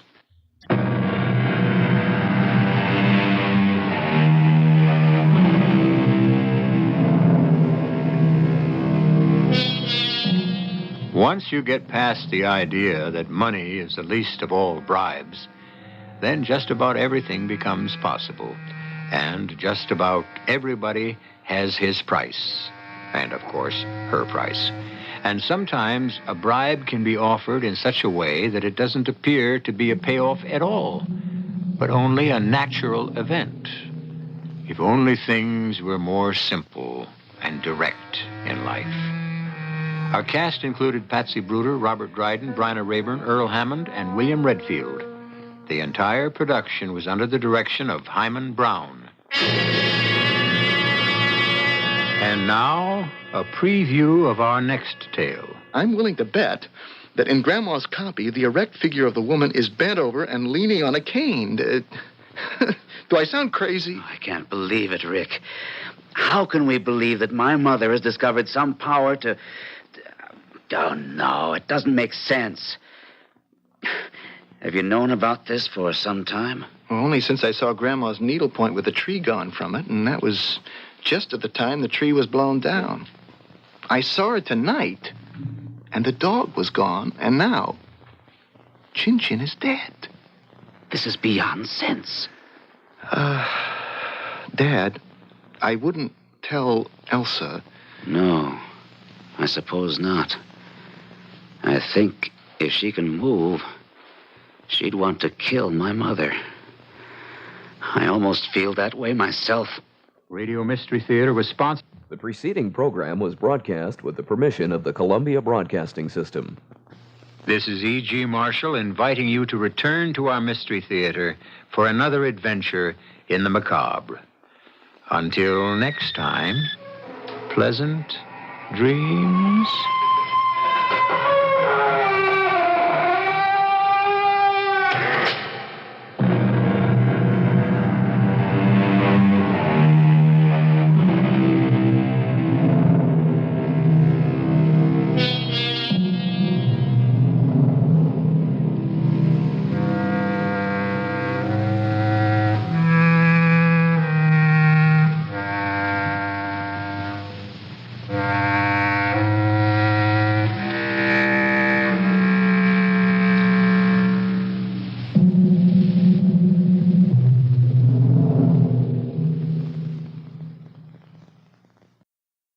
The CBS Radio Mystery Theater presents...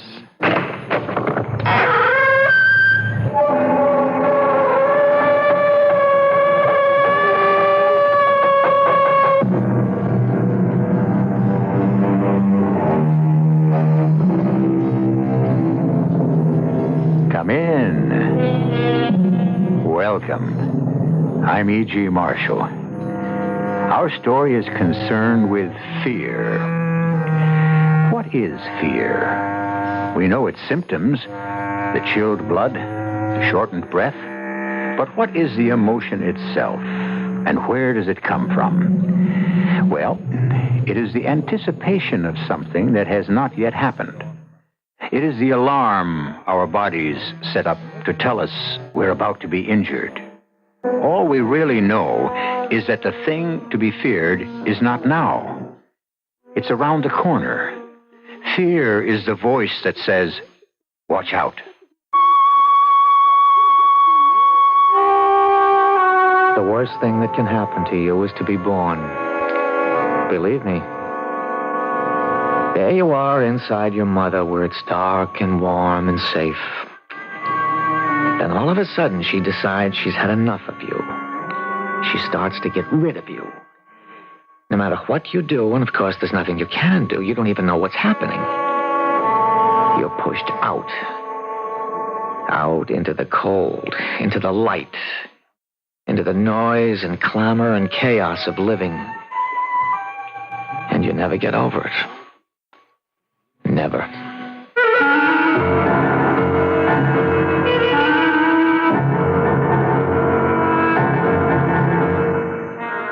Our mystery drama, Fear, was written especially for the Mystery Theater by Elspeth Eric and stars Jack Grimes. It is sponsored in part by Anheuser-Busch Incorporated, Brewers of Budweiser, and your Singer Sewing Center. I'll be back shortly with Act One.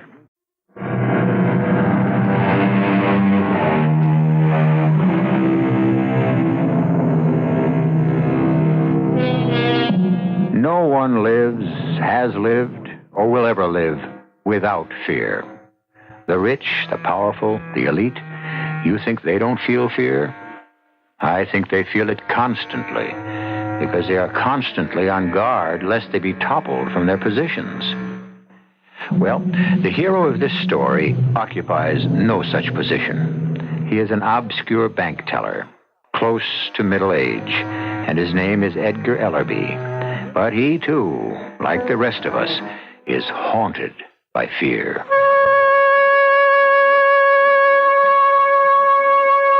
I've been afraid all my life. Of what? Of everything. And I mean everything. When I was little and in school, I was afraid the teacher would call on me and I wouldn't know the answer. If I knew it one time, I was sure I wouldn't know it the next. If I asked a girl for a date and she turned me down, I was scared to death there was something repulsive about me that I didn't know about and couldn't correct. If she accepted, I was sure there was something awful about her. Even now, I can't mail a letter without worrying that I've forgotten to put a stamp on it or gotten the zip code wrong. You'll wonder why I became a bank teller.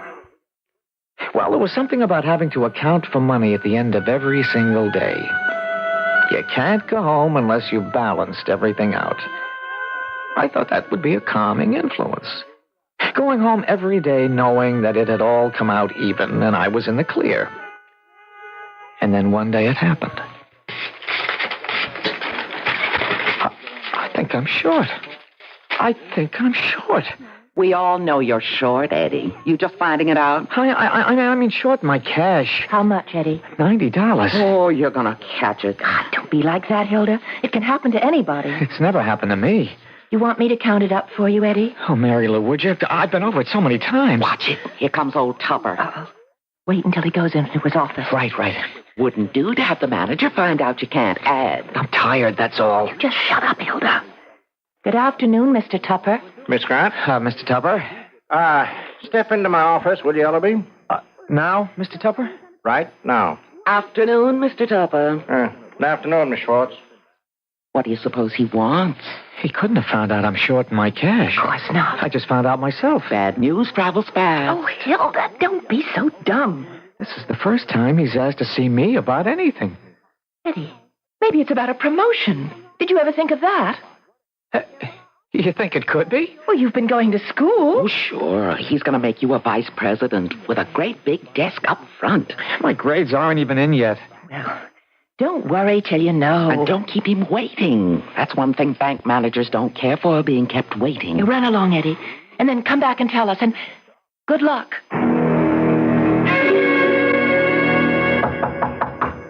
Come in. Yes, come in, Ellaby. Thank you, sir. Yes, take a chair, Ellaby. All right. This is Detective Bradshaw. Bradshaw, this is Ed Gellaby. Hello, Ellaby. Detective, Bradshaw. Bradshaw, very nice to meet you. Yes, sit down, Ellaby. Yes, sir. Thank you, sir. Well, I suppose you're wondering why Detective Bradshaw's here. Well, I'm wondering why I'm here. Well, I'll come straight to the point. One of our branches was held up this noon. Was? Held up? The one over by the river. That's terrible. Fella got away with $8,000. Gee, that makes me feel terrible. It happened about 12:15.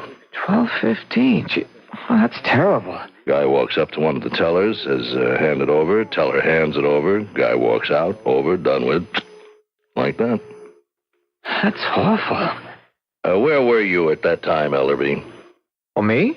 Why, I was here. Oh, no, wait. You said 12:15? That's right. Oh, I was on my lunch hour. That's my lunch hour, 12 to 1. Do you mind telling us where you ate lunch? Which restaurant? Well, I don't eat in restaurants. I eat... Well, I mean, I bring my own lunch in a lunchbox, sandwich, a piece of fruit, and... Where do you eat it? Well, sometimes in the park, but sometimes I eat it here. Where did you eat it today? Well, today it was so hot. Well, today I didn't eat in the park. I ate down by the river. Uh-huh. But nowhere near the bank. Nowhere near, but blocks from where that branch is. Blocks from there. Mm-hmm. Anybody see him? Well, somebody must have. Who? Well, somebody. I went right down to the riverbank. I wanted to catch a breeze off the river if I could. I remember I thought of going out on one of the piers, but they were unloading a boat, so I didn't. I just sat down on the bank. So the guys unloading the boat didn't see you? Well, they might have noticed me. That they might have. Of course, they were pretty busy, but they... look, you don't think... You couldn't possibly think, or you... Well, you couldn't think that I... No, you couldn't think that. We are not thinking anything right at the moment. Yeah, but you must have a reason. I mean, why ask me where I was? I mean, why me especially? Well, we have a reason for that. You see, we have it on film. What on film? The holdup. The monitors are running all the time, Ellaby. Now, you know that. Yeah, I know that, Well, Mr. it's Tupper. all there. The holdup man shows up very clear. Oh, you think I might know him? Why don't we roll the film, Mr. Tupper? I can set up right here, if that's all right. Sure. And while you're doing that, I'm going to get a couple of other people in here who might help with the identification. Go right ahead. Back in a second. Who did he go to get? I don't know exactly. Do you need any help with that equipment? No, thanks. I'm pretty used to it. Oh. You specialize in bank holdups? They're part of my job. Not all of it, just part. I see. Interesting work, I imagine. How long have you worked for the bank, Elderby? Oh, a long time. 12 years. Here? This branch? No, I started downtown 5.5 years there. Then I came uptown. This branch? No, the river branch. Uh-huh. Yeah, but I left there 2 years ago and came over here. Still, you must know it pretty well, the river branch. I haven't been inside it since they moved me over here. Uh-huh. Yep, Mr. Tupper said he was going to get some people who might help to identify the thief. Now, why would anybody in this branch be able to identify a thief in the river branch? I might as well tell you, Ellerby. On the film, the holdup man looks like you. You're kidding. I never kid. Let's go right in, girls. Okay. Now, everybody, take chairs. Eddie, what's this this about? Mary Lou, This is Detective Bradshaw, girls. Miss Grant, Miss Schwartz. From the police? Yes, well, I'll stand up in the back here. Detective Bradshaw is going to show us a piece of film taken from one of the monitors at our river branch. Now, there was a holdup there today, 12:15, and it's all on film. Now, it only runs about a minute. You'll see the whole thing. The hold-up man shows up very clearly, so pay close attention and see if you recognize him. Detective Bradshaw can stop the film at any point. If you want it to run over again, just say so. Now, you understand? Yes, Mr. Tupper. Yes, sir. Yes, well, I guess we're ready, Detective. Pay attention now. Oh, my. Look at that! Oh, stop! Stop the picture! You recognize somebody? Can you go back? Sure.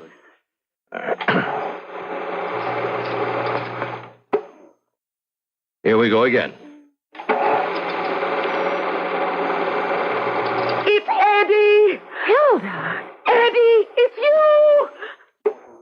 You're sure, Miss Schwartz? I'd know him anywhere. Mary Lou!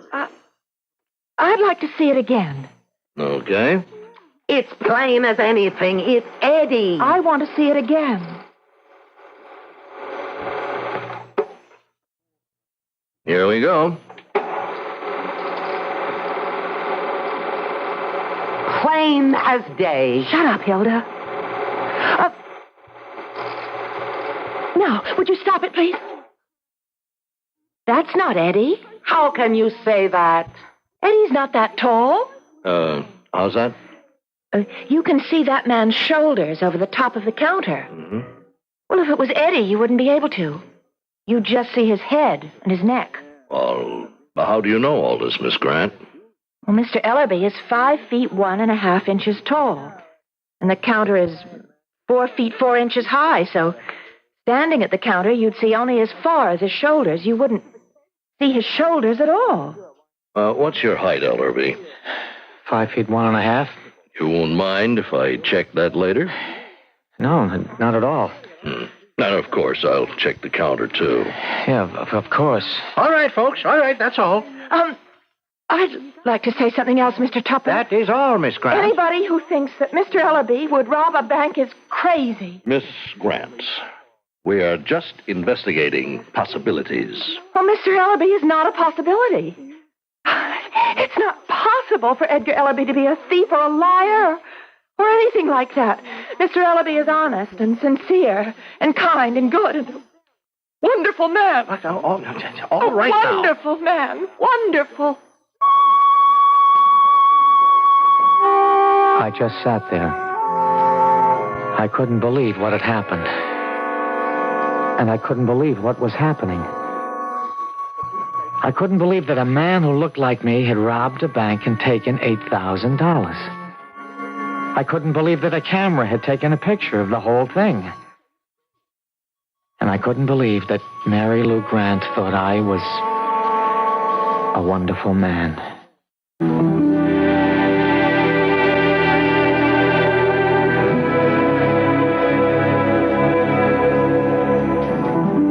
One of the most fearful sensations is that of being trapped. In fact, I think it should be put at the head of the list. Illness is frightening. Natural disasters are frightening. The unknown can be frightening. But to be caught in a snare, to be ambushed, that may well be the most frightening thing of all. I'll be back in a few moments with Act Two.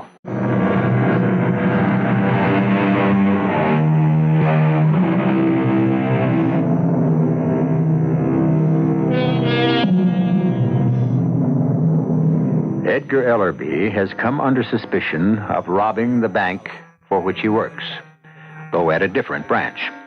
The bank manager, a police detective, and two of Edgar's fellow tellers watched while a film of the holdup was run off. There was no doubt that the thief uncannily resembled Edgar. So said Hilda Schwartz. But Mary Lou Grant quickly and dramatically, indeed passionately, pointed out that the film showed a man visibly taller than Edgar. Mr. Ellerby is 5 feet 1.5 inches tall. The counter is 4 feet 4 inches tall.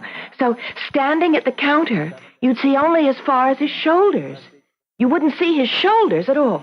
You'd only see his head and his neck. What's your height, Ellerby? 5'1.5". You won't mind if I check on that? Not at all.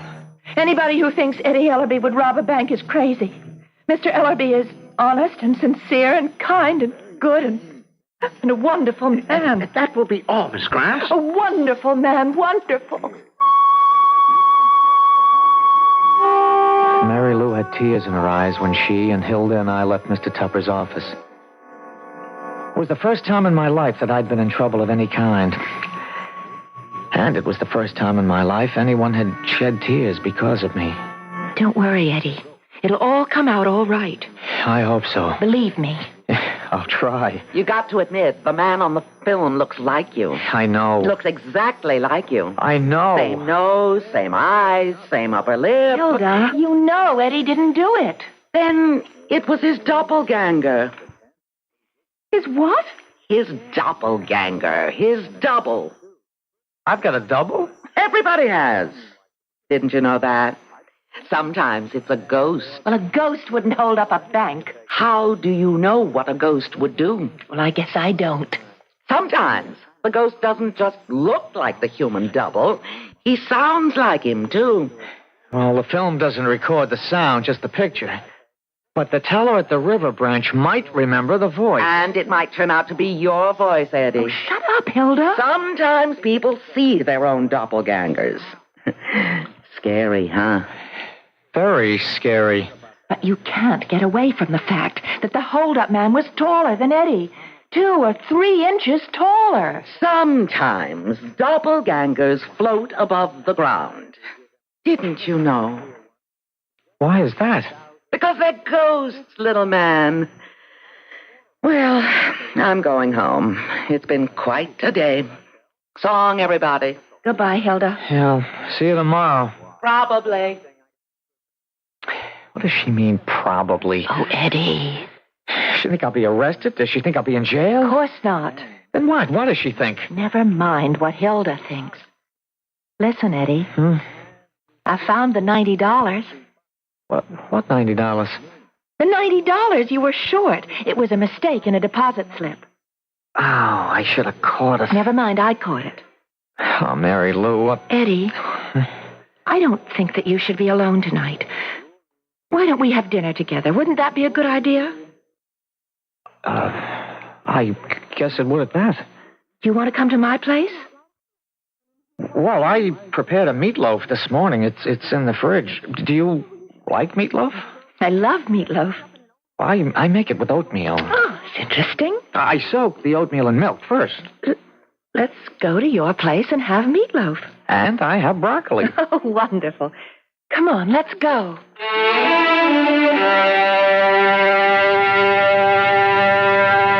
Funny.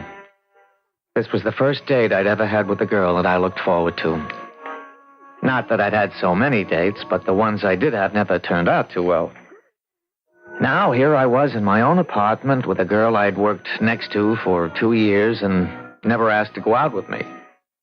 Here I was in the only real trouble I'd ever been in, and I was having a wonderful time.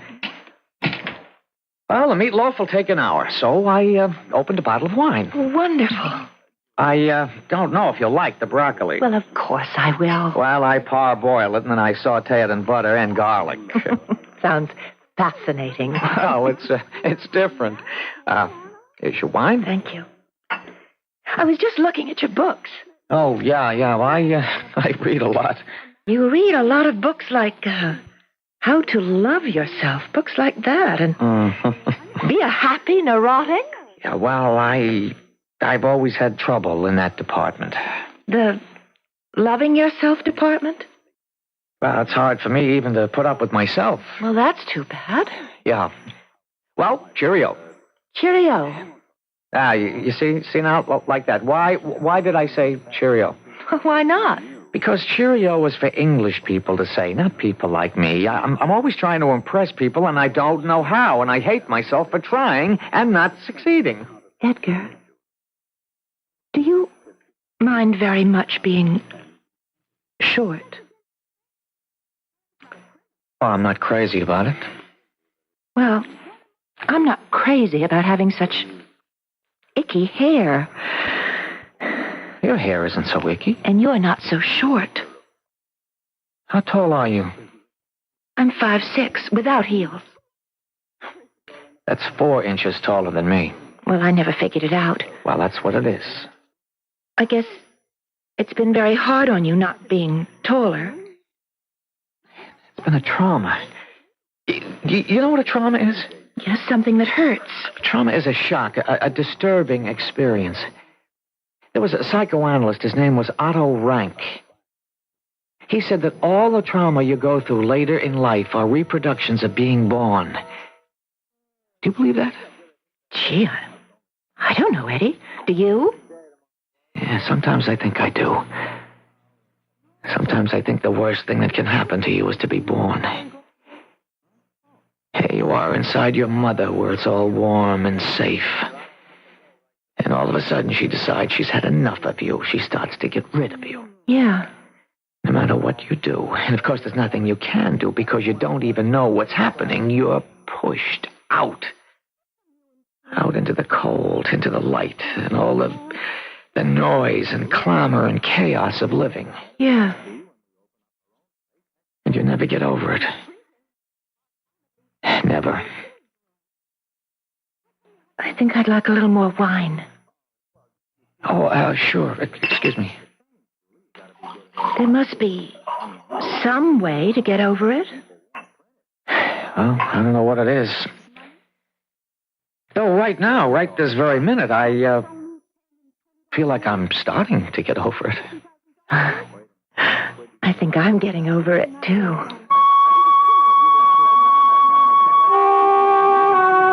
She liked the meatloaf. And she liked the broccoli. And we had melon for dessert, and she liked that. After dinner, we each had a brandy with our coffee. I was feeling just wonderful.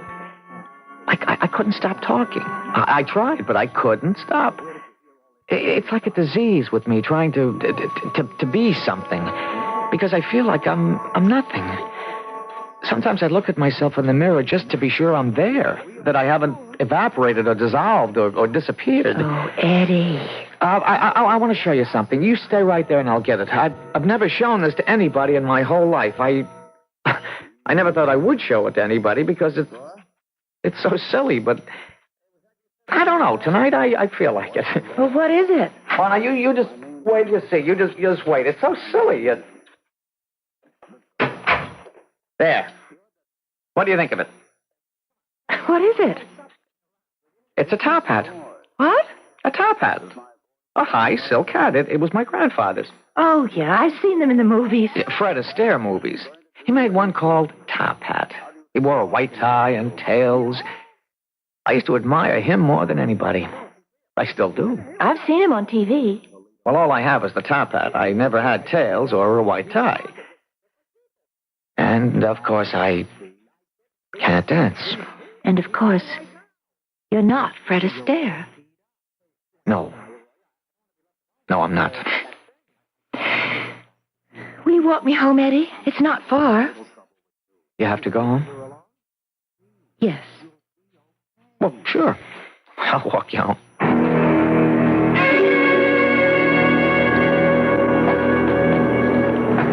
You say you're 5'6"? Without heels. You're not scrunching down. Not what? Well, you're not trying to be shorter. Well, why should I? Eddie. Let's have lunch together tomorrow. You want to? I'd love to. Well, we could go to a restaurant. Or I could bring a box lunch to work. Enough for both of us. Would you really like to do that? Oh, I'd love it. Well, we could go to the park and eat it. Yeah, we could do that. We could go to the park, or we could go down by the river. I left her at the door of the place where she lived. I was like in a daze. All I could think of was having lunch with her the next day. In the park or down by the river. I almost ran home and up the stairs. My door was open. I knew I'd locked it, but it was open. Hello there. Hello. Detective Bradshaw. Remember me? Yeah, from this afternoon, Mr. Tupper's office. That's right. You wanted to talk to me? You, had somebody here for dinner. Mary Lou Grant from the bank. You met her. The one that stood up for you, huh? The one that said you couldn't be the hold-up man because you're too short? 5'1", she said. That's right, 5'1.5". She said the counter at the bank is 4'4", and if the hold-up man was you, your shoulders wouldn't show up on the film, only your head and neck. Now, isn't that what she said? Yes. She your girl, this Mary Lou? Yes. No, she's a friend. She know you wear lifts? What? Does she know you wear lifts in your shoes? 3-inch lifts? I don't. No? And what are these? I found them in the bureau. They're lifts. Yes. Yes, they are. 3-inch lifts. With these in your shoes, you'd be 5'4.5", wouldn't you, huh? And your shoulders would show above the counter. That's how I figure it, Ellaby. How do you figure it?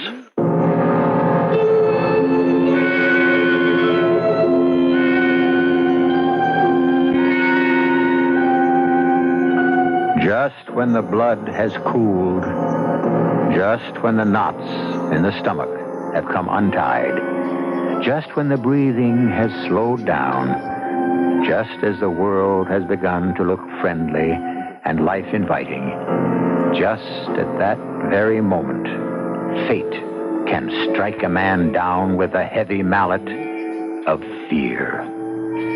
I'll be back shortly with the final act of our story.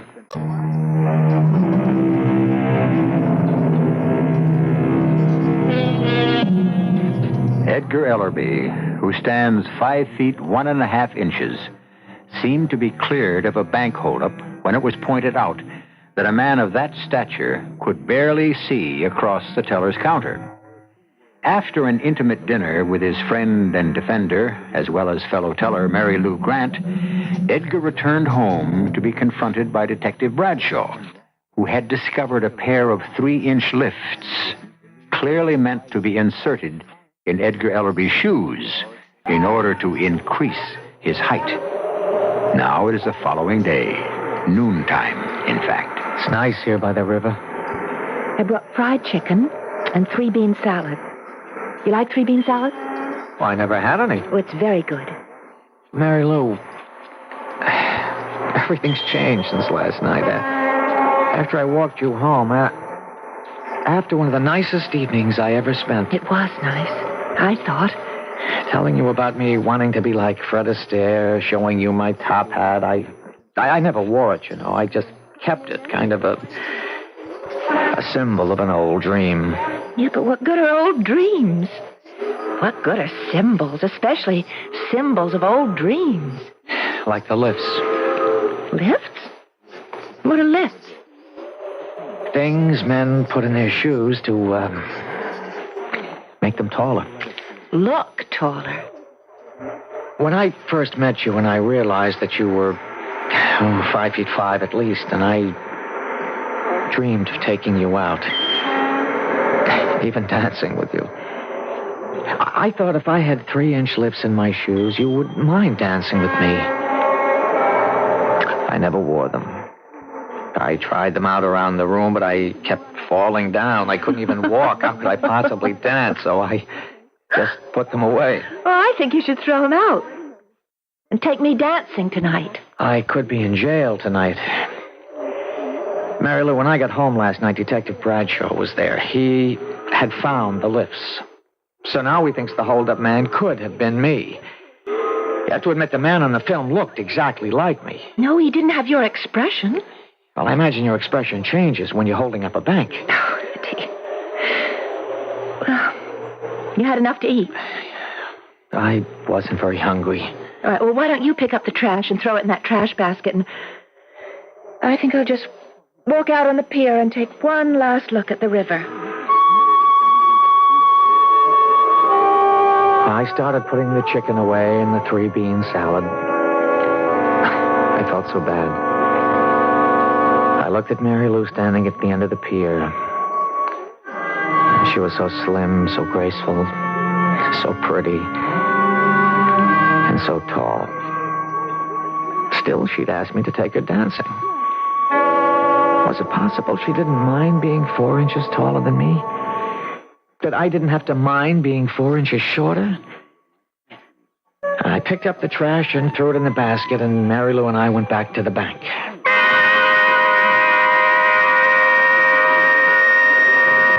The late lunch people are thinning out. Yeah. Oh, there you are, madame. Thank you. Next? Yes? Oh. Everything you've got. Hand it over. What? All of it. This ain't a cap pistol. Well, what are you... You all right, Eddie? It's happened. You look funny. Quit stalling, Ellaby. Eddie? I don't know what came over me. It didn't feel like me at all.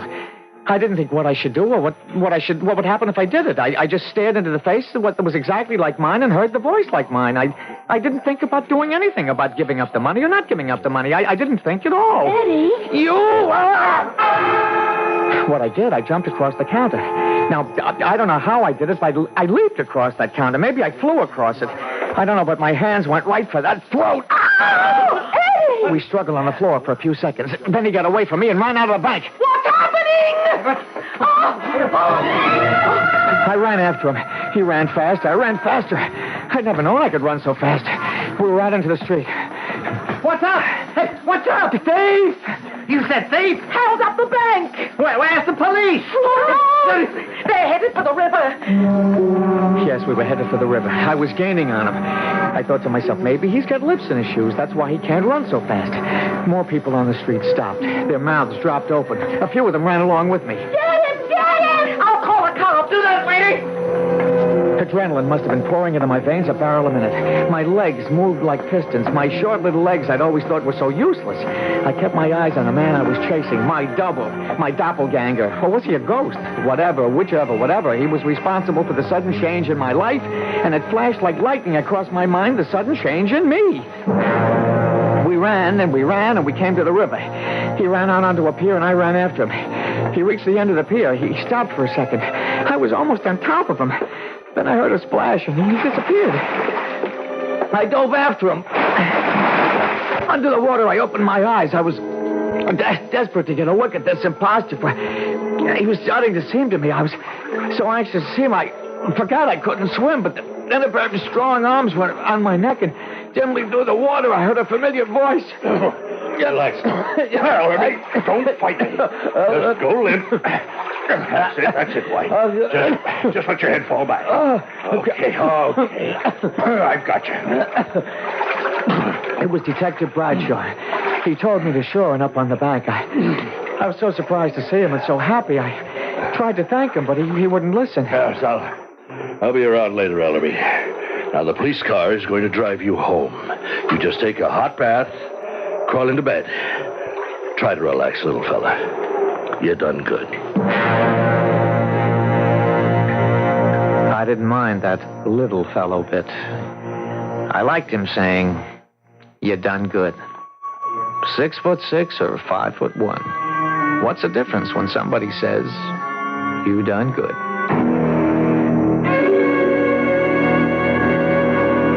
I went home and took a hot bath and laid down on the bed and thought, what a nice feeling not to be afraid anymore.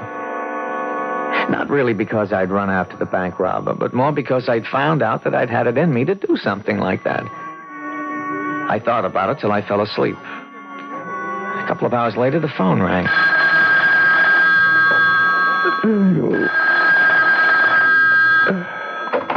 Hello? Mr. Tupper here, Ellaby. Are you all right? Oh, yeah, I'm fine, Mr. Tupper. I wonder if you'd mind coming down to the bank. What? Oh, did they find the robber? No, not yet. They're dragging the river. Oh, maybe he swam to the other side. Nobody saw him do it. Maybe he swam downriver. Well, the current's pretty strong there. I don't think he'd make it.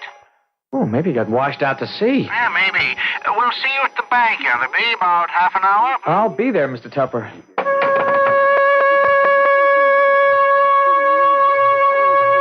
When I got to the bank, Mr. Tupper met me and showed me into his office. It was just like before. Hilda was there, and Mary Lou, and Detective Bradshaw. And the projector was set up in the screen, and Detective Bradshaw was talking. Now, watch this carefully, please. I have a chair, Ellerby. You all right? Yeah, I'm fine, thanks. Good. Now, I'm going to run the film from the monitor as of 1:56 this afternoon. Mr. Tupper, if you'll turn off the lights. Now. That's Mr. Potter. He made a deposit. That's Mrs. Connor. She cashed a check, $50. Oh, here's where the man... Right here. Wait, stop. Where is he? Want me to go back? Please.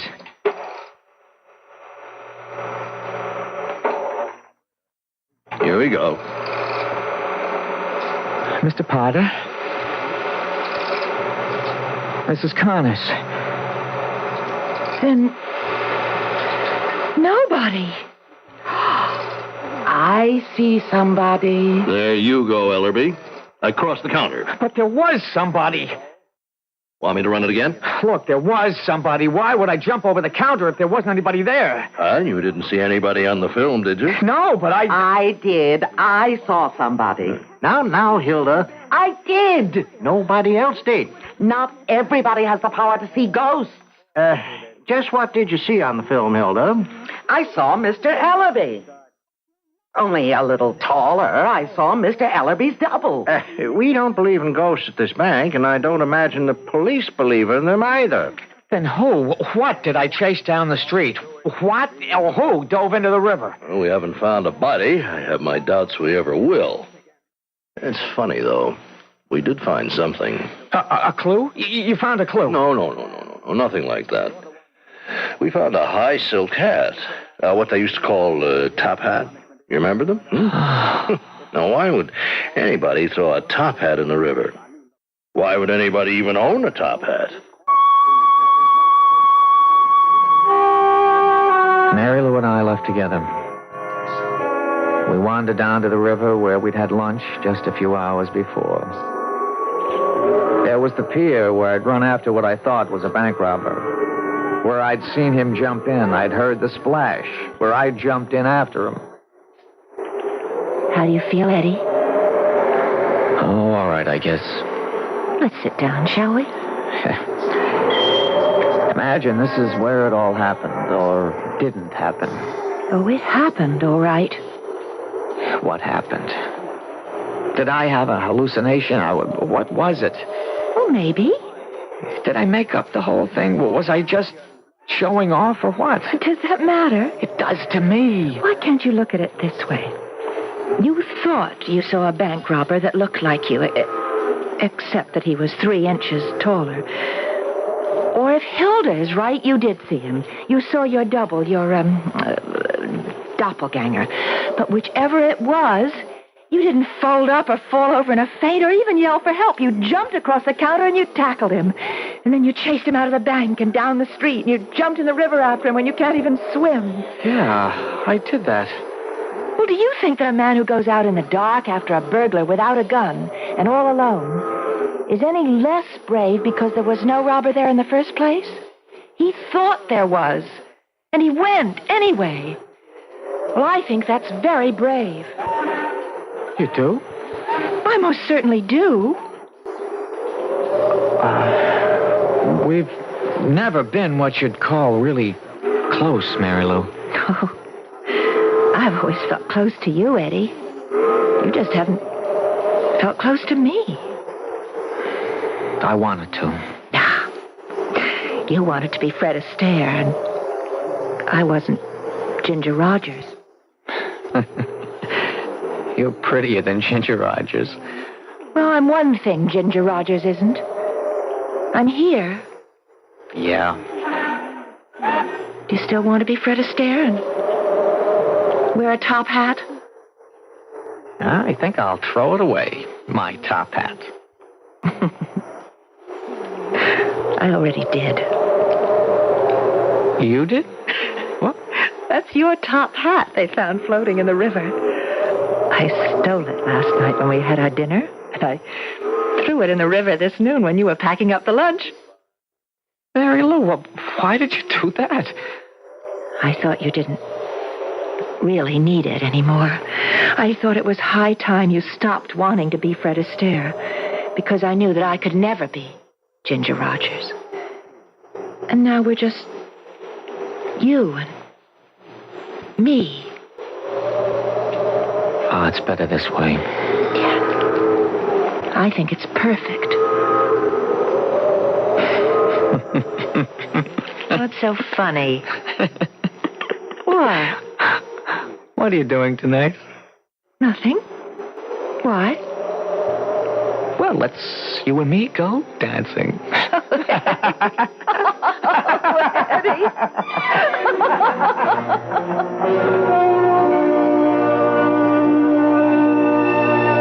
Fear means paralysis. Fear means the inability to act. Fear means being stopped in your tracks. Fear means being helpless as an infant. Fear is the enemy of life. Yet, as we have seen in the case of Edgar Ellerby, the paralysis can be broken. The ability to act can be restored. We can overcome helplessness and move in our tracks. So the real enemy is not fear itself, only the fear of fear. I'll be back shortly.